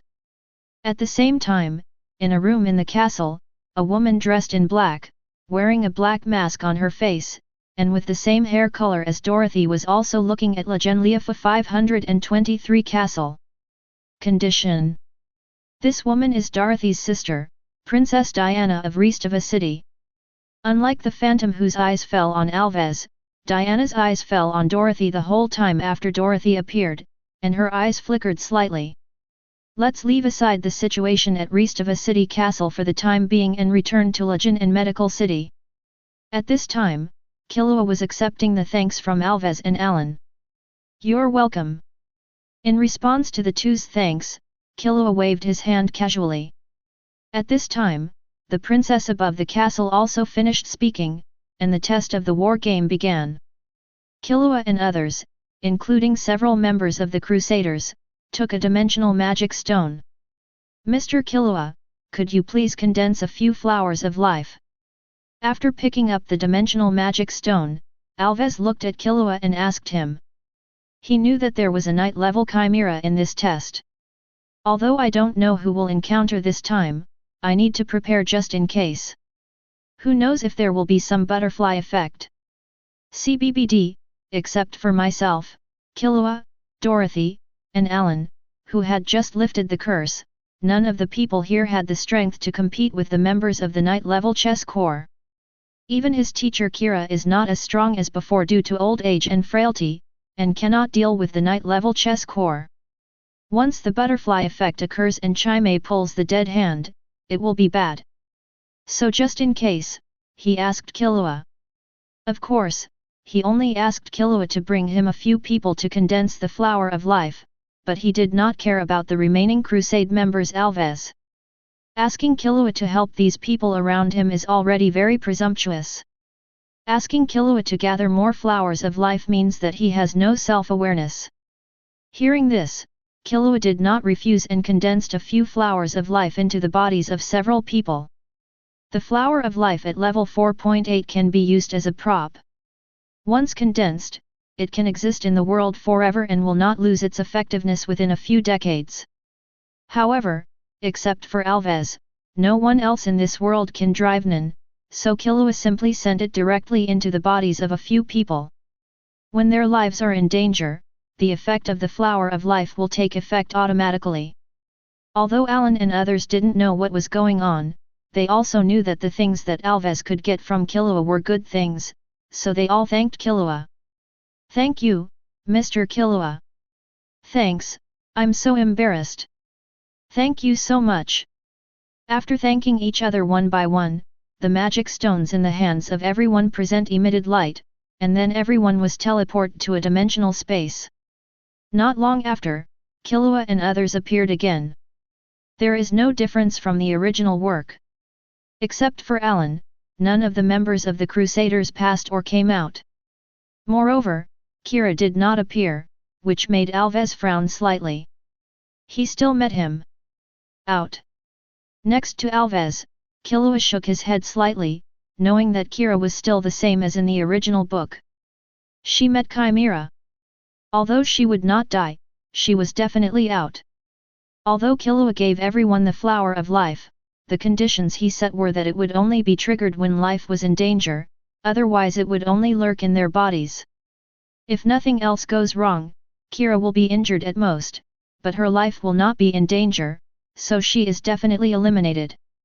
Sure enough, as soon as Killua finished speaking, the war game referee also appeared, and then Chimera from the chess corps and Kira from the Crusaders appeared in front of everyone. It's just that one is very normal, while the other is squatting with his arms covered. Kira, you are slacking off. Looking at Kira's appearance, Alan walked over and said lightly. Sorry, Alan, Alves. Kira said with an ugly face. Immediately afterwards, the war game referee briefly explained some rules and then disappeared with the Chimera. The war games didn't start until the next day. Let's go, Killua, go get something to eat. I haven't eaten anything since last night and I'm hungry. After the two chimeras left, Dorothy covered her stomach and shouted to Killua. Yeah. Killua nodded and agreed. However, at this moment, Alves came over and asked Killua seriously, Mr. Killua, I will ask you to be the captain tomorrow. Captain? Do they agree? Killua was slightly startled when he heard this, then turned sideways and looked at Alan, Nanaxi, and Schwer behind Alves. He didn't care, he just took it as such, he just didn't know what the other people's opinions were. After all, he is not Huzui Jinta. Before he came to Legendlifa Castle, he had formed a strong bond with several people, which made several people choose to believe in him. Killua had never interacted with anyone before coming to Legendlifa City. "Hey, we believe in you, little brother Killua." After hearing Killua's words, Alan took out a silver necklace from his pocket. Beside him, Nanaxi also waved his hand, revealing the silver bracelet on his wrist. Next to Nasai, Princess Shweta also waved her hand and showed Killua the ring in her hand. The Guardian Army just uploaded. Chapter 86. Regarding the existence of Killua, Alves told everyone present, except for the chat group. Alan and others all know Killua's abilities. How could they not welcome an existence that can produce such a powerful arm? Alan and the others are eager for Killua to come over and be their captain. With the powerful arm, they will be even more powerful. Next, as long as they work hard to increase their magic power and maximize the power of arm, I believe they will definitely be able to defeat the Xionqi Corps. At night, in the Lichen Leaf Castle, Killua soaked in the hot spring with his eyes closed, and his consciousness sneaked into the chat group. At this time, people in the chat group are chatting. Because they saw the conversation between Killua and Alves, all the members of the chat group appeared at this time. Lily and others unanimously asked Killua and Alves to start the live broadcast when the war game started so that they could relieve their boredom. Killua was not there before, but Alves agreed. Now everyone is exchanging their respective strengths and abilities. Lily, I learned Nen and magic. Lily, Nen, I developed invisibility and transformation abilities. As for magic, I learned the god-destroying sky magic uploaded by Master Killua. My current strength is almost the same as Sister Alish, with the combat power of level 5. The magic that Lily learned was uploaded by Killua after he obtained Ziref's inheritance. Killua could have directly uploaded the complete Ziref legacy, but the price of uploading the Ziref legacy to the mall is as high as 5 million. Even if the group members buy it for only 1/10 of the price, it still costs 500,000. With such a high price, no one in the group except Killua and Irene can afford to buy it, not even Esteth. So Killua took apart Ziref's inheritance and uploaded the magic inside one by one. The god-destroying magic in the sky only requires 10,000 points. Lily had the 50,000 points given to her by Killua before, plus the points obtained in exchange for magic stones from her recent adventures in dungeons, so she could afford it. Butterfly Kane, I'm about the same, I'm also at level 5 level of combat power, but I'm stronger than Lily. I learned the straight sword magic. Nami, like Lily, I developed Nen as the Queen of Heaven, and I also learned the god-destroying magic in the sky. We had a battle before, and no one could do anything to the other. However, this topic went completely wrong when it came to Esteth. Esteth, you are all defeated by me. Aaron, then you are my loser. Esteth, I'll come over later and we'll have another fight. Eileen, okay, I just came here, and I will leave for the Western continent tomorrow. Killua watched the conversations between several people in the group with great interest. It seems that in the past few days, Eileen and others secretly got together without telling her. Judging from the situation, it should be in the fairy tale world, and several people should have competed. Alves, I haven't competed with you, so I don't know what my current strength is. However, according to what you said, your combat strength is a bit vague. Even after reading everyone's videos, I still can't be sure of everyone's strength. What level is it?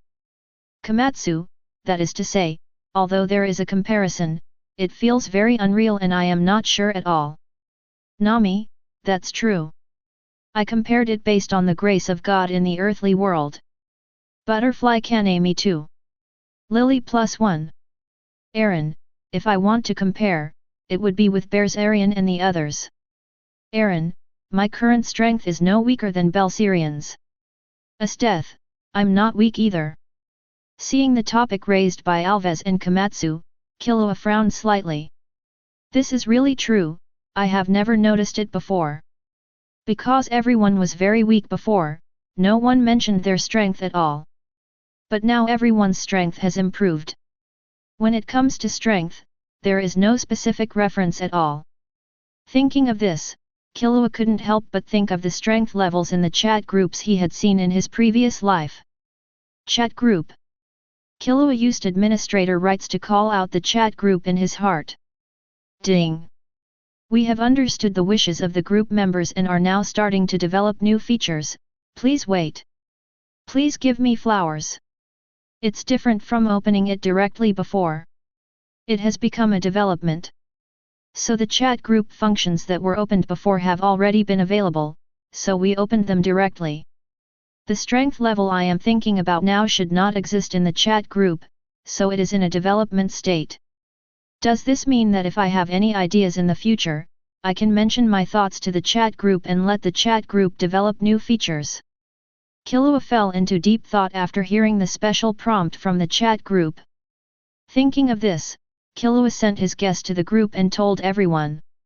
Lily, is there such a thing? 0. Nami, is this the authority of the group administrator? I'm so envious. Butterfly Kane, it seems that everyone can brainstorm what features are helpful to us, and then let Killua test it. Aaron, well, that's good. You can think about it when you have nothing to do in the future. Esteth, how about letting the chat group develop a battle function? Looking at what everyone said, Killua nodded silently. However, after seeing Esteth's words, Killua suddenly couldn't laugh or cry. Should I say that he really deserves to be Esteth? He loves fighting so much. Komatsu, can the chat group develop a storage function that allows us to put things? Alves, this seems pretty good. If it has a storage function, it will be much more convenient to carry things in the future. Killua, you can have this. I'm going to try it now. Killua, battle function and storage function, right?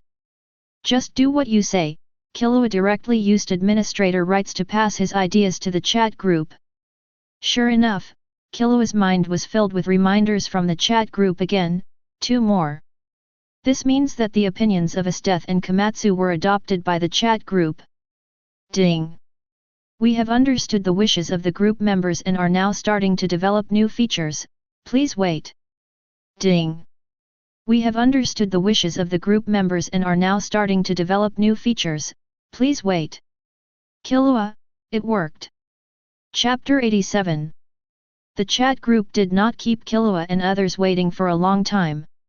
After only 10 minutes, a prompt came from the chat group, indicating that the development of the new function was completed and enabled. Ding! The level function has been activated. Ding! The simulated arena has been activated. Ding! The group space has been activated. Everyone in the group was very excited when they heard the prompts in the chat group. They began to understand the new functions one by one, and Killua was no exception. Soon, Killua understood the capabilities of the 3 new functions. The first level function is that the chat group establishes strength levels for group members, allowing group members to know their respective strength levels. The second is the simulated arena. The simulated battlefield allows group members to enter a huge battle space and compete with group 503 members in the battle space. Entering the simulated battlefield, nothing will happen to you even if you die. You can enjoy the battle simulation in it to gain combat experience and hone your combat skills. When each group member enters, the information will be captured by the simulated arena, thereby creating a clone. After that, if group members want to fight other group members, they don't need to enter the group themselves. They can directly choose this avatar to fight. The third function is simple. After the storage function is turned on, everyone has a storage space where they can store the items they want to place. However, only dead objects can be released, not live ones. Esteth, leave 2 here it comes, simulated arena, is this the battle function? Esteth, leave 2 who wants to try it with me? Lily, leave 1 compared with this, I am more curious about how the strength levels are divided. Nami, leave 1+1. Butterfly Kane, leave 1. This level is similar to God's favor. Aaron, 4.2. Am I only 4.2? It seems that this level of strength is very valuable. Eileen thinks that she is already very strong. After the previous decisive battle, she bathed in a large amount of dragon blood, and her strength was greatly improved. In addition, during this period, she has been using the 100-fold amplification function to practice, and her experience has surpassed that of Belk Alita. As a result, this kind of strength can only be regarded as level 2, which shocked her. Everyone was talking to themselves, casually ignoring Esteth, a fighting maniac. Killua, leave 4. Stop talking about you, I'm surprised too. Killua also wanted to complain at this time, because his strength was only V.4 in the chat group classification. Alves, leave 1. It seems that the chat group has a wide range of strength levels. Let's not ignore it for the moment. Mr. Killua's strength is actually only V.4. Komatsu, leave 1. Speaking of which, how strong is Mr. Killua now?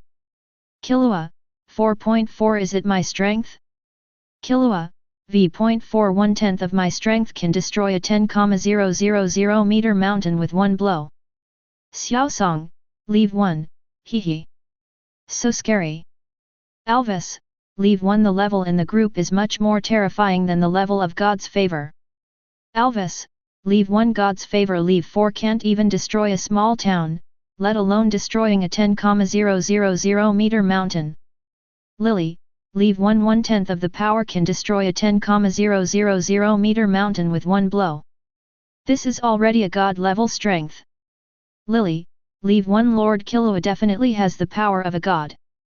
Killua didn't lie, he really had this kind of strength. Although it has not been tested, Killua has destroyed a mountain more than 6,000 meters high. That was tested some time ago, before the Hunter x Hunter world came to Alves. At that time, Killua only used 1/20th of his power and vaporized the mountain with just one blow, leaving a huge sinkhole. Killua speculated on his own strength based on this result. Butterfly Kane, V.1. Although Killua's current world favor has not yet reached the point of becoming a god, she already has the strength of a god. Butterfly Kane, leave 1. I'm very curious, how strong will Killua be when Killua completes the long stage of ascending to the gods and reaches 4.10 of world's favor? Seeing what Butterfly Kane said, Killua fell silent slightly. God's favor is a downgraded version of world's favor. The two are almost identical, and both rely on one's own experience to upgrade. He also updated the favor several times, but the level of the favor has been stuck at the 3's limit of leave 1, 1999, and cannot be upgraded because there is no great achievement. Killua guesses that achieving this greatness will require Killua to fight powerful enemies. Among the current worlds, apart from the situation on the Dark Continent where I am, only the food prisoners have opponents who can achieve great things for me. However, Killua has no plans to go there just yet. Killua plans to play in Marheaven during this time and participate in war games to relax. When I was watching The Legend of the Demon Soldier in my previous life, I wished I could participate in the war game with the protagonist and his group in Marheaven, using arm to fight against the members of the chess corps. Now you can realize this wish, just have a little fun.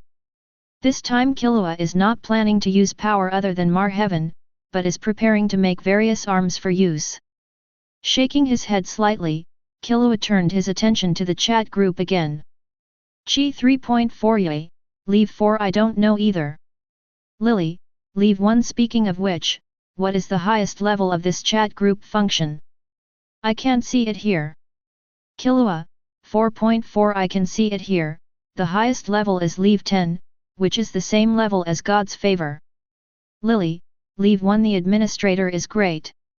Killua, 4.4. Well, something happened here, and I want to talk to you about it. Killua. After Killua withdrew from the chat group, a very sweet voice came from beside Killua. Dorothy. This is the men's bath. What does it matter? You are the only one here. Is that what I meant? Chapter 88. Really, Dorothy, you're more or less normal. You always come over to harass me when I'm taking a bath. Wearing a bathrobe and putting his hands in his pockets, Killua muttered as he walked towards his room. This is not the first time Dorothy has harassed Killua while he was taking a bath. When she was in the Gate of Cultivation, Dorothy had always been like this, and Killua would harass Killua every time she took a bath. Hey, I want to be with you, Killua. Dorothy didn't care at all about Killua's complaints, her voice was still sweet and sweet. By the way, Dorothy is walking behind Killua now, with her hands on Killua's shoulders, and the heavy fruit on Killua's chest is pressing on Killua's neck. Killua was very calm about this. There is no way, Dorothy does this every time, many times, Killua is used to it. Killua knew very well that Dorothy had a crush on him, after all, it was so obvious. As for why he likes him, Killua thinks he became curious when he saw himself for the first time and found out that he could fly without using ARM-21. As for how this guy developed such a liking for her, Killua felt that it was when he decided to teach her the magic of wind, and after he made so many top-notch arms at once, this liking seemed to be even stronger. Intense. This good feeling arose quickly, just like when the original novel faced Hu Shui Jinta. Dorothy seems to be the kind of person who, once tempted, will grasp it with all her strength. Now, Killua, when the war game is over and we defeat the chess regiment, you can come back to Kalludian with me. While Killua was thinking about the process of Dorothy becoming fond of him, Dorothy was suddenly spoke. Hey? Don't you want me to go to Karudian? Killua was a little surprised when he heard this. Before was before, now is now. Dorothy leaned down, got close to Killua's face, and rubbed against Killua's face with a bright smile on her face. Dorothy, do you really like me? Faced with Dorothy's coquettishness, Killua reached out and touched her face and said softly. Of course. Regarding Killua's sudden words, Dorothy was not shy at all and answered very affirmatively. I understand. Hearing this, Killua nodded slightly and said nothing more. Dorothy didn't care, she still rubbed her cheek against Killua's face, her smile still bright. Late at night, in Killua's room, Killua was sitting on the gorgeous bed, his eyes slightly dull. At this time, Killua's thoughts were immersed in the chat group. Killua was giving advice to the chat group, the same as before. Ding! We have understood the wishes of the group members and are now starting to develop new features, please wait. Ding! We have understood the wishes of the group members and are now starting to develop new features, please wait. Killua made two suggestions to the chat group. One is to develop a function for members of the chat group to chat privately. The second is the function of taking people through time travel. It seems that the chat group has adopted it and has now started to develop it. I just don't know how long it will take this time. After completing the proposal to the chat group, Killua looked at the chat page. Killua at his death, here it comes, enter the arena now. As death, after the simulated arena function was turned on, all the members in the group were liked by this guy, even Komatsu was no exception. As death wants to have a fight with the people in the group, let everyone go to the simulated arena to show their faces, and let the simulated arena create a clone. Everyone else had already entered the simulated arena just now. Even Alves, who had some problems with his death, also entered the arena and copied his own clone. Only Killua didn't see it because of Dorothy's harassment just now. Now that he entered the chat group again, he naturally saw it. Killua naturally would not refuse. However, before that, Killua completed what he had to do first. Now we are ready to enter the arena. The arena is a huge space, and in the center of this space is a small-looking arena. However, don't underestimate this arena. Although this arena looks neither big nor small, the space inside does extend infinitely. No matter how fierce the battle is, it will not affect the outside of the broadcasting platform. As long as the group members enter the ring with a silent recitation, they can be teleported directly in, and the same will be done when they come out. When Killua came in, there were already 2 people in the ring, Usse and Aaron. Outside the ring, other group members are here. First meeting, Mr. Killua. As soon as Killua appeared, Xiao Song spotted Killua and was the first to run over, putting his hands in front of him and shouting politely. "Ah, first time meeting, Xiao Song." Killua nodded slightly and replied. "Lord Killua, you are here too." Lily was the second to speak. Seeing Killua, Lily was very happy. Although she didn't come close to him, she was smiling all over her face. She stood on her feet and waved to Killua. Seeing this, other people also said hello one after another, and Killua responded. Then everyone's eyes turned to the ring again. It seems that because there is no need to worry about death in the arena, Usse and Irene did not hold back at all in the battle, and they looked like they were killing each other 943 times. However, Irene's strength was even better, and Usse was once suppressed by Irene at a disadvantage. After half an hour passed, Usse was completely defeated by Irene, disappeared from the ring, and appeared in front of everyone. "Killua, let's go and fight with me." Although he was defeated by Irene, Usse didn't care at all. He ducked directly to Killua's side and issued a fight invitation to Killua. "Killua." Killua agreed to Usse with a weird look on his face, and then killed Usse with one move. However, Usse's character would never give up so easily. After Killua defeated her more than 10 times in a row, Usse gave up challenging Killua and turned to think about life. Although Usse was defeated more than a dozen times, the matter did not end that way. Others also made requests to compete with Killua. It was more of a request than asking Killua to guide them, and Irene was no exception. Killua stayed in the arena for several hours before leaving. However, although he left the arena, Killua did not exit the chat group, but looked at the backstage of the chat group on a daily basis. "Hey? New invitation quota." Killua murmured inwardly as he looked at the new quota that appeared in the background of the chat group. Chapter 89. Killua, everyone, there are new invitation quotas in the group, there are still 3, I will send out the invitations now. Now that there is a new invitation quota, Killua will not let it sit there and go to the chat page to talk to the group members who are chatting about Killua's guidance and what they have gained, and then they will chat with the group members. Invitations were sent out. "Lily, are there new invitation quotas so soon?" Butterfly Kane, fast? I don't think so. Nami, I don't know who will be joining this time. Aaron, I hope I'm not a fighting maniac like Usse. Usse, here comes a new person who can let me go to his world. Killua, well, Usse, if you want to go to other worlds, you can come to my world. The permission to travel to my world has always been open to you and has never been closed. Alves? Really or not, sir? Killua, really, is it possible that you have never wanted to come and play in my world? Lily _ Mr. Killua, because you have been traveling around different worlds and haven't stayed in your own world for a few days, so we didn't mention it. Nami, that's it. To travel through the world of group members, you need the group members to be in their own world.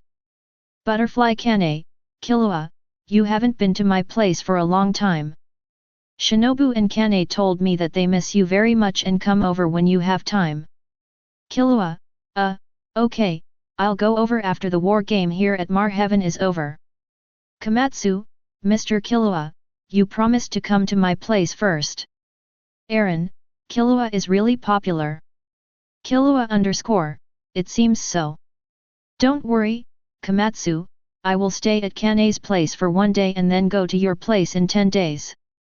Komatsu, it's agreed, Mr. Killua, don't break your promise again. Killua, yeah, it's agreed. Killua was also a little embarrassed. I made an agreement with Xiaosong for a long time, but it never happened. After Killua's message was sent, the chat group finally sounded the invitation prompt. Ding! Useless Tsuna has joined the chat group. Ding. The visible girl has joined the chat group. Ding. Pajun user has joined the chat group. Lily, oh, I finally came in. I have been waiting for a long time. I thought something was wrong. I was invited in all at once.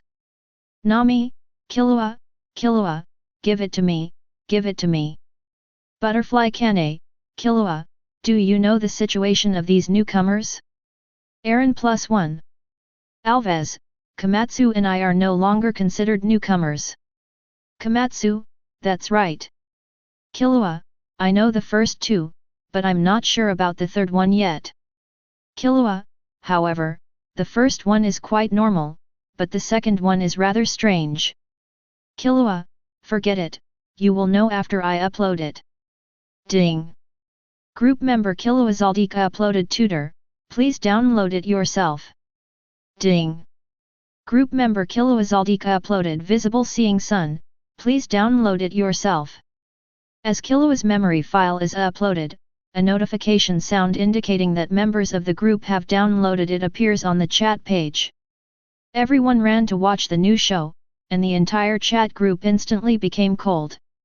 However, a message soon appeared on the chat page. Good for nothing gang, where is this place? Lee Bayon, are you up to something? The good for nothing Tsuna, formerly known as Sawada Tsunayashi, is the 10th generation of the Italian mafia Vongola family among tutors. Because he can't do anything, he has the title of good for nothing Tsuna. When Kiju saw this name, a thought came to his mind. In an instant, a perverted man in pants and a baby with a smoking pistol appeared. Killua, this is a dimensional chat group, everyone is. Killua immediately explained to the good for nothing Tsuna that he had started a chat group. However, after the explanation, the first person to send a message was not Sawada Tsunayashi, but another person. Yatsuya Maiko, in other words, this group can connect various worlds, but the members of the group are all from different worlds? Yatsuya Maiko, a member of modern society, is very receptive to chat groups. This guy seemed to understand the situation of the chat group from Killua's explanation at once. He was not surprised at all and even changed his name to his real name. Killua, I understand so quickly. Killua, just like you said. Killua was also a little surprised when he saw the message sent by Yatsuya Maiko. Useless Tsuna, ah. What the hell is going on? Compared to Yatsuya Miko's receptive ability, Sawada Tsunayashi is not so calm. At this time, the last newcomer finally appeared. User of Pajun. Killua, newcomer, can you tell me your name? Among the three newcomers, Killua is the only one whose identity is unknown. User of Pajun, Yaluo, Huakai Yuan Yaluo, please give me some advice. Hearing this name, Killua's mind instantly thought of a naturally beautiful girl with a cute look. Killua, I see, it's you. Ding. Group member Killua Zoldyck uploaded the grandson of the slippery ghost, please download it yourself. Yatsuya Maiko, are these the episodes you talked about before? I'll go take a look, and we'll talk to King Chien later. Yatsuya Miko saw that Killua had uploaded these so-called anime episodes again, and was ready to watch these episodes recording their future. After leaving a word, he disappeared. Hanakai Yuan Yuluo, let me go and have a look too. Useless Tsuna, sorry, Mr. Killua, I was rude just now. Killua, calm down. Sawada Tsunayashi, well, I have calmed down. Sawada Tsunayashi, however, it is incredible that there are other worlds. Killua, there are so many incredible things in this world, and there are also many incredible things in your world. You should first take a look at the anime about you that I uploaded. Killua, your anime title is Tutor, you'll know it after watching it. Sawada Tsunayashi, okay, I'll go take a look now. Thank you very much, Mr. Killua. Chapter 90. The entire chat group became quiet again. Killua shook his head and exited the chat group. The new features developed this time took quite a long time, and they have not been completed for so long. After extinguishing the candle beside him, Killua slowly fell asleep. Early the next morning, everyone appeared in the square in front of the castle. Mr. Killua, do you want to play the first game today? Before the members of the chess corps came over, Alves came to Killua and asked him respectfully. It's the first game anyway, so I'll just show up. Killua rubbed his chin and thought for a moment, then answered. After all, it was the first game, so I, the captain, had to play for a while. Well, let's kick off this war game with a gorgeous victory. Killua, if you want to play, then I will play too. Upon hearing that Killua was going to play, Dorothy immediately volunteered. Then, I'll join too, okay, everyone. Alves nodded slightly, then turned sideways and looked at Alan and the others. No problem, leave it to you. We are going to practice. Okay, Uncle Kayla.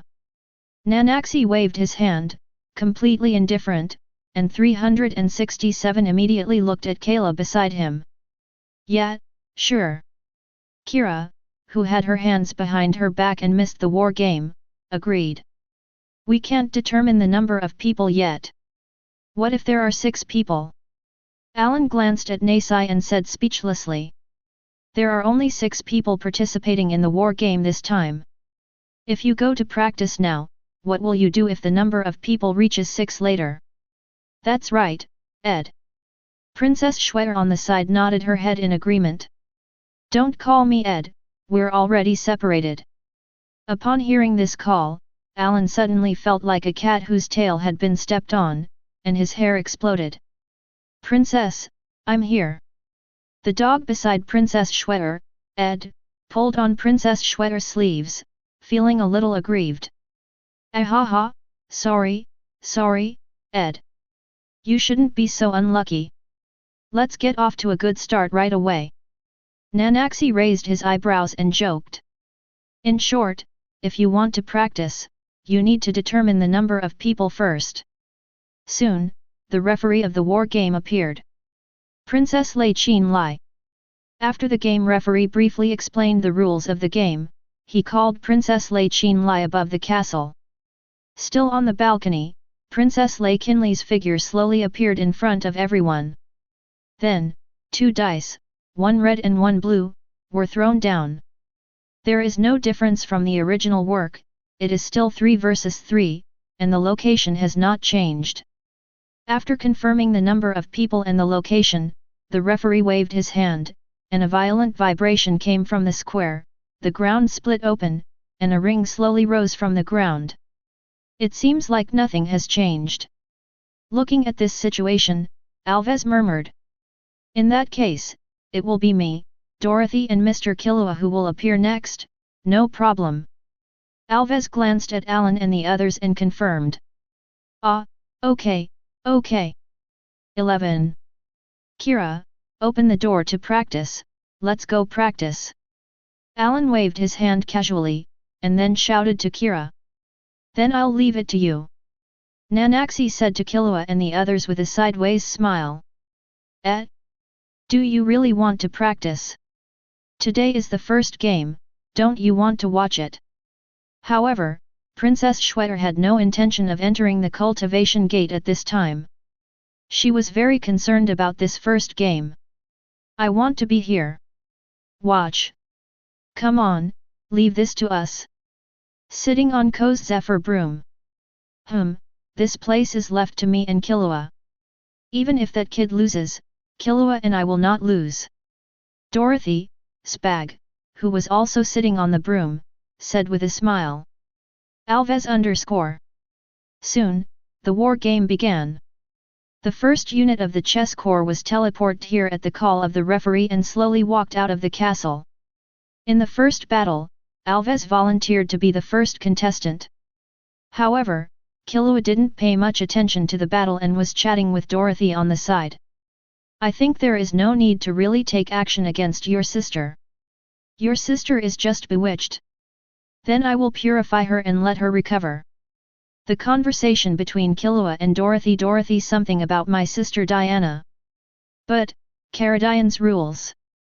If possible, Dorothy naturally did not want to kill her sister, but Caradian's rules were like this, and she also changed Lin Zhang. When the time comes, I will go and persuade your elders to convince others with reason. Regarding Dorothy's worries, Killua said with a faint smile. To convince people with reason, it's a pretty good word. Dorothy felt that the word Killua was pretty good, but it always felt weird. Well, you can convince people with reason. Killua said again with a smile. Because Killua is not a tiger water jinta, Alves did not go out of his way to show Killua what a real battle is, so he used his own power to kill his opponent instantly from the beginning. The second battle soon began. Well, Killua, I'm going up first and I'll come down later.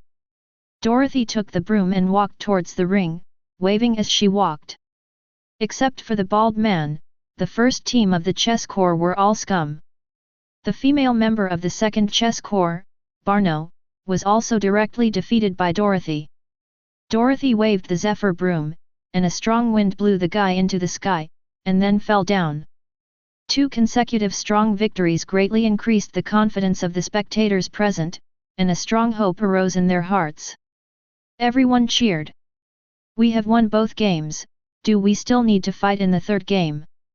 After instantly killing Bano, Dorothy looked at the referee and said with squinted eyes. A murderous aura emerged, making the referee tremble. However, the referee still fulfilled his duties as a referee and answered Dorothy. Yes, every battle needs to be completed. Dorothy, come down, it's my turn to go up and play. Killua below was a little eager to try, and shouted to Dorothy. Hey, Killua! Killua's call made Dorothy return to her previous demeanor. She happily jumped off the ring, rushed towards Killua, hugged Killua, and started to rub against her. Chapter 91. It seems that the chess corps attaches great importance to Killua. Standing on the ring, looking at Killua walking towards the ring, Dorothy said with a meaningful smile on her face. After all, he is the captain of our Mar, so it is normal for the chess corps to pay attention. Alves said with a smile. From just now, the magic power of teleportation has been heard all around. Members of the chess corps came to Legendliafa city one by one, watching from the city wall. It was the same situation as the Demon Soldier Legend episode he had watched, except that the person being watched was replaced by Killua instead of Tiger Mercury, who was supposed to be summoned by him. What are you talking about? Only Schwer didn't notice it, and listened to the conversation between the two with confusion on her face. However, neither of them answered Schwer's doubts, staring intently at Killua. Naturally, Killua also noticed the surrounding situation. However, Killua didn't care at all about the existence of these people. Although the world of Mar Heaven is a magical world, it is not powerful in the end. Even the weak Hu Shui Jinta came here and suddenly became a big calendar. Even the most powerful enemy in the world of Mar Heaven is one that Killua can destroy with a single blow. Even the evil thought body in the real world is the same. Even if the thought body goes to the real world and absorbs the evil thoughts of the real world, Killua can easily destroy it. However, this is also why Alves chose to ask for his help. Otherwise, with the current strength of Alves and the top-level guardian arm he purchased from the mall, he would be able to defeat the Phantom. After all, the tens of thousands of points Killua gave away before were no joke. Although Alves bought several top-level arms, he still had a lot of points. It was impossible for Alves to practice without using the training function. This is the captain of Mar. I didn't expect it was him. However, it seems to be normal. In Restava city, Phantom watched everything in Legendliafa city through a special arm, he said with a smile. Ever since Killua lifted the curse on Alves and Alan yesterday, Phantom knew that Killua was not simple. For Killua to become the captain of Mar, Phantom was surprised but acted as if it should be the case. There is absolutely no information about this young man. However, judging from Mar's attitude towards this boy, he must be very powerful. As Phantom's right-hand man, Beta is not an idiot and will not be deceived by Killua's appearance. Well, you will know after reading it. After all, he will take action next. Have you not seen that many people in the chess corps are already paying attention to him and are very interested in this young man named Killua? Phantom said with a smile. Xiao Tian, Visa, Halloween, Chimera, and many bishop-level members have passed. Beta nodded slightly and said. While Phantom was talking to Beta, in the screen, the war game in Legend City had already begun. Killua and the big guy Galen were already standing on the ring. With their appearance, the atmosphere of the entire square changed. Both the members of the chess corps and the residents gathered in Legend City held their breath. The entire square could be heard. It wasn't until Galen opened his mouth that the calm was broken. I didn't expect Mars' opponent to be a young man. Galen said calmly. Are you going to look down on me just because I'm a teenager? Killua asked with a smile. No, it won't. How is that possible? Even if you are strong in your youth, I will never underestimate your enemy. Galen shook his head and replied calmly. Well, if that's the case, then let's both use our full strength. Killua smiled and nodded, and then the ring in his hand radiated brilliance. Dimension arm, chain of space. With the brilliance flashing, Dora floated in the air pressure. Yeah, it's the same zipper as my silver ring. Killua, when did you make it? Under the ring, Dorothy looked at the zipper that was exactly the same as her own silver ring zipper. She cried with excitement and her eyes were full of stars. Everyone else frowned at this scene, even Phantom and others in Restava City were no exception. Please give me flowers. However, Killua will not give them an explanation. Killua opened the zipper, revealing the extra-dimensional space inside, and then reached in. Everyone looked at this scene curiously, very concerned about what was going on inside. And Killua didn't keep them waiting. I saw Killua's hand moving casually in the extra-dimensional space and then pulled it out. However, after seeing Killua's hand withdrawn, everyone's pupil shrank. Because several necklaces inlaid with magic stones appeared in Killua's hand. This is the embodiment of Guardian Arm. Guardian Arm basically exists in the form of necklaces, bracelets, and rings. Of course, there are other types of arms that exist in the form of necklaces, but they are rare. However, as long as arm exists in the form of a necklace, it is not a simple existence. And now, with this form of arm, Killua came up with 5 of them at once. What is Killua planning to do? Phantom looked at this scene in Restava City and suddenly frowned. Not only Phantom, but also the members of the chess corps, Dorothy and Shweta from Killua are also very concerned about it. After all, it is impossible to use 5 guardian arms at once. Only Alves, who knows Killua very well, knows that using 5 guardian arms at once is really not difficult for Killua. Even with more arms, Killua can definitely do it with his strength. Sure enough, the next moment, a terrifying magic power burst out from Killua's body and shot straight into the sky. In an instant, the entire sky darkened. The weather changed dramatically in an instant, the sky was covered with dark clouds, lightning and thunder roared, and the roar of thunder and lightning continued to sound in Legend City. At this moment, everyone couldn't sit still. What is this? In Restava City, the Phantom suddenly stood up from the knight's throne and shouted in shock. Such a terrifying magic power! Beta on the side was also shocked. Guardian Arm. People. Chapter 92. Guardian Arm. Frost Dragon. Phoenix. World Snake. The Ancient Tree of War. Judgment Angel. 5 huge figures appeared around the ring, surrounding the entire ring in the middle. Instantly, everyone was dumbfounded.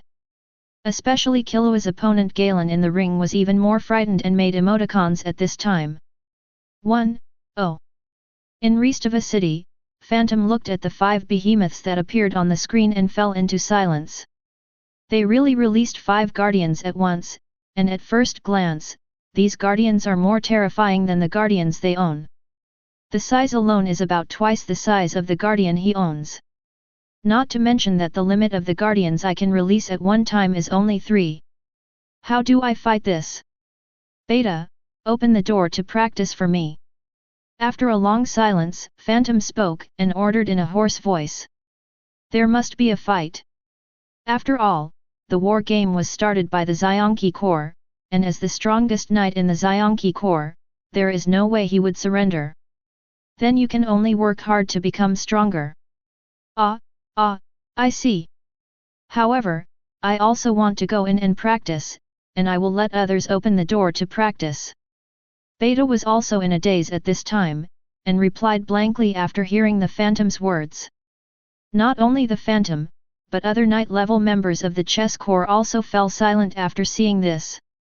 At this time, a thought arose in their hearts, a doubtful thought. That is, did the dog defeat this boy? Compared to the silence of the members of the Zionki Corps, the mainland residents who gathered in Lagenlafu City were extremely excited at this time.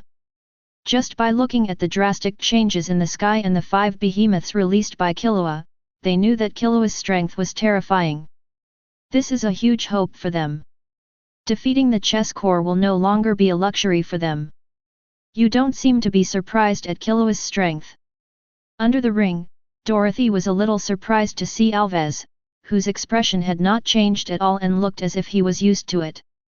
To be honest, she was frightened by Ki's sudden outburst. When I was with Killua before, Killua had never exploded with such terrifying power. It was also the first time she saw Killua show such great power. I was lucky enough to see the doctor's ability before. Although Mr. Killua didn't use all his strength at that time, it was still very terrifying, no worse than the scene now. Alves replied with a smile. He had seen Killua's strength before in the simulated arena.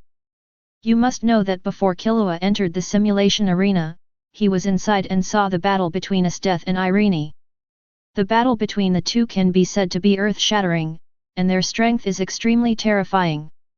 He is not sure that he can surpass the two of them in the future, even if there is a chat group. However, such a powerful being was instantly killed by Killua, no matter how many times it happened. Hearing Alves' words, Dorothy was slightly surprised, but then a happy smile appeared on her face. This is the man I like. After completing the Elder's mission, you must abduct this little man back. Of course Killua doesn't know about the little juju in Dorothy's heart at this time. At this time, Killua has already started to take action. The 5 huge guardians released their own attacks in unison. The roar of cold ice, the blazing flames, the breath of the emerald forest, the corrosive venom, and the holy judgment of light. The 5 attacks directly covered Galen completely. The violent impact completely destroyed most of the arena in an instant, and one can imagine the situation of Gai Shang among them. Regarding Galen's death, Killua had no psychological burden at all. There is no one who joins the chess corps without blood on his hands. Killua will kill such people without caring at all. Fortunately, both of Garen's children were unconscious due to the previous battle, otherwise they would have rushed to seek revenge on Killua. On the city wall and in the castle, the members of the chess corps fell into silence as they watched the scene in front of them. Then, an idea came into everyone's mind. It's best not to meet this guy, and to practice as a phantom after going back. Soldiers versus soldiers, generals versus kings, kings versus kings, there is no doubt that Killua's final opponent must be the phantom. And the probability that they will face Killua is extremely low. Moreover, once the phantom loses, the chess corps is finished. Referee, announce the result. Looking at the bottomless abyss in the middle of the ring, Killua had a slight thought and controlled the earth element to directly fill the abyss. Then he withdrew the 5 guardians and turned to face the ring in shock. The referee urged. Yes, winner, R. The referee came to his senses and announced quickly. Killua then came down from the ring. Killua. As soon as Killua came off the ring, Killua received a wave of facial cleanser from Dorothy. Don't be ridiculous, Dorothy. It doesn't matter, I just like holding you like this, Killua. Killua. The surrounding residents also gathered at this time, cheering and celebrating the great victory of Killua and others. The entire square was immersed in a sea of cheers. At night, Killua sat quietly by a window in the castle 2.6. At this time, Killua is browsing the system functions. The feature Killua proposed to the chat group yesterday has already been developed. But Killua didn't notice it because the chat group still looked like a bird and there was no prompt sound. 2 new functions have been developed, which also means that Killua and others can now take people through time. You can take a look out for a walk. Looking at the time travel function column, Killua murmured with a smile on his face. However, just as Killua finished speaking, a prompt sounded in Killua's mind. Someone is following me. Killua suddenly thought of this. Open the chat page, and as expected. Yotsuya Maiko at Mr. Killua, can I borrow some points from you?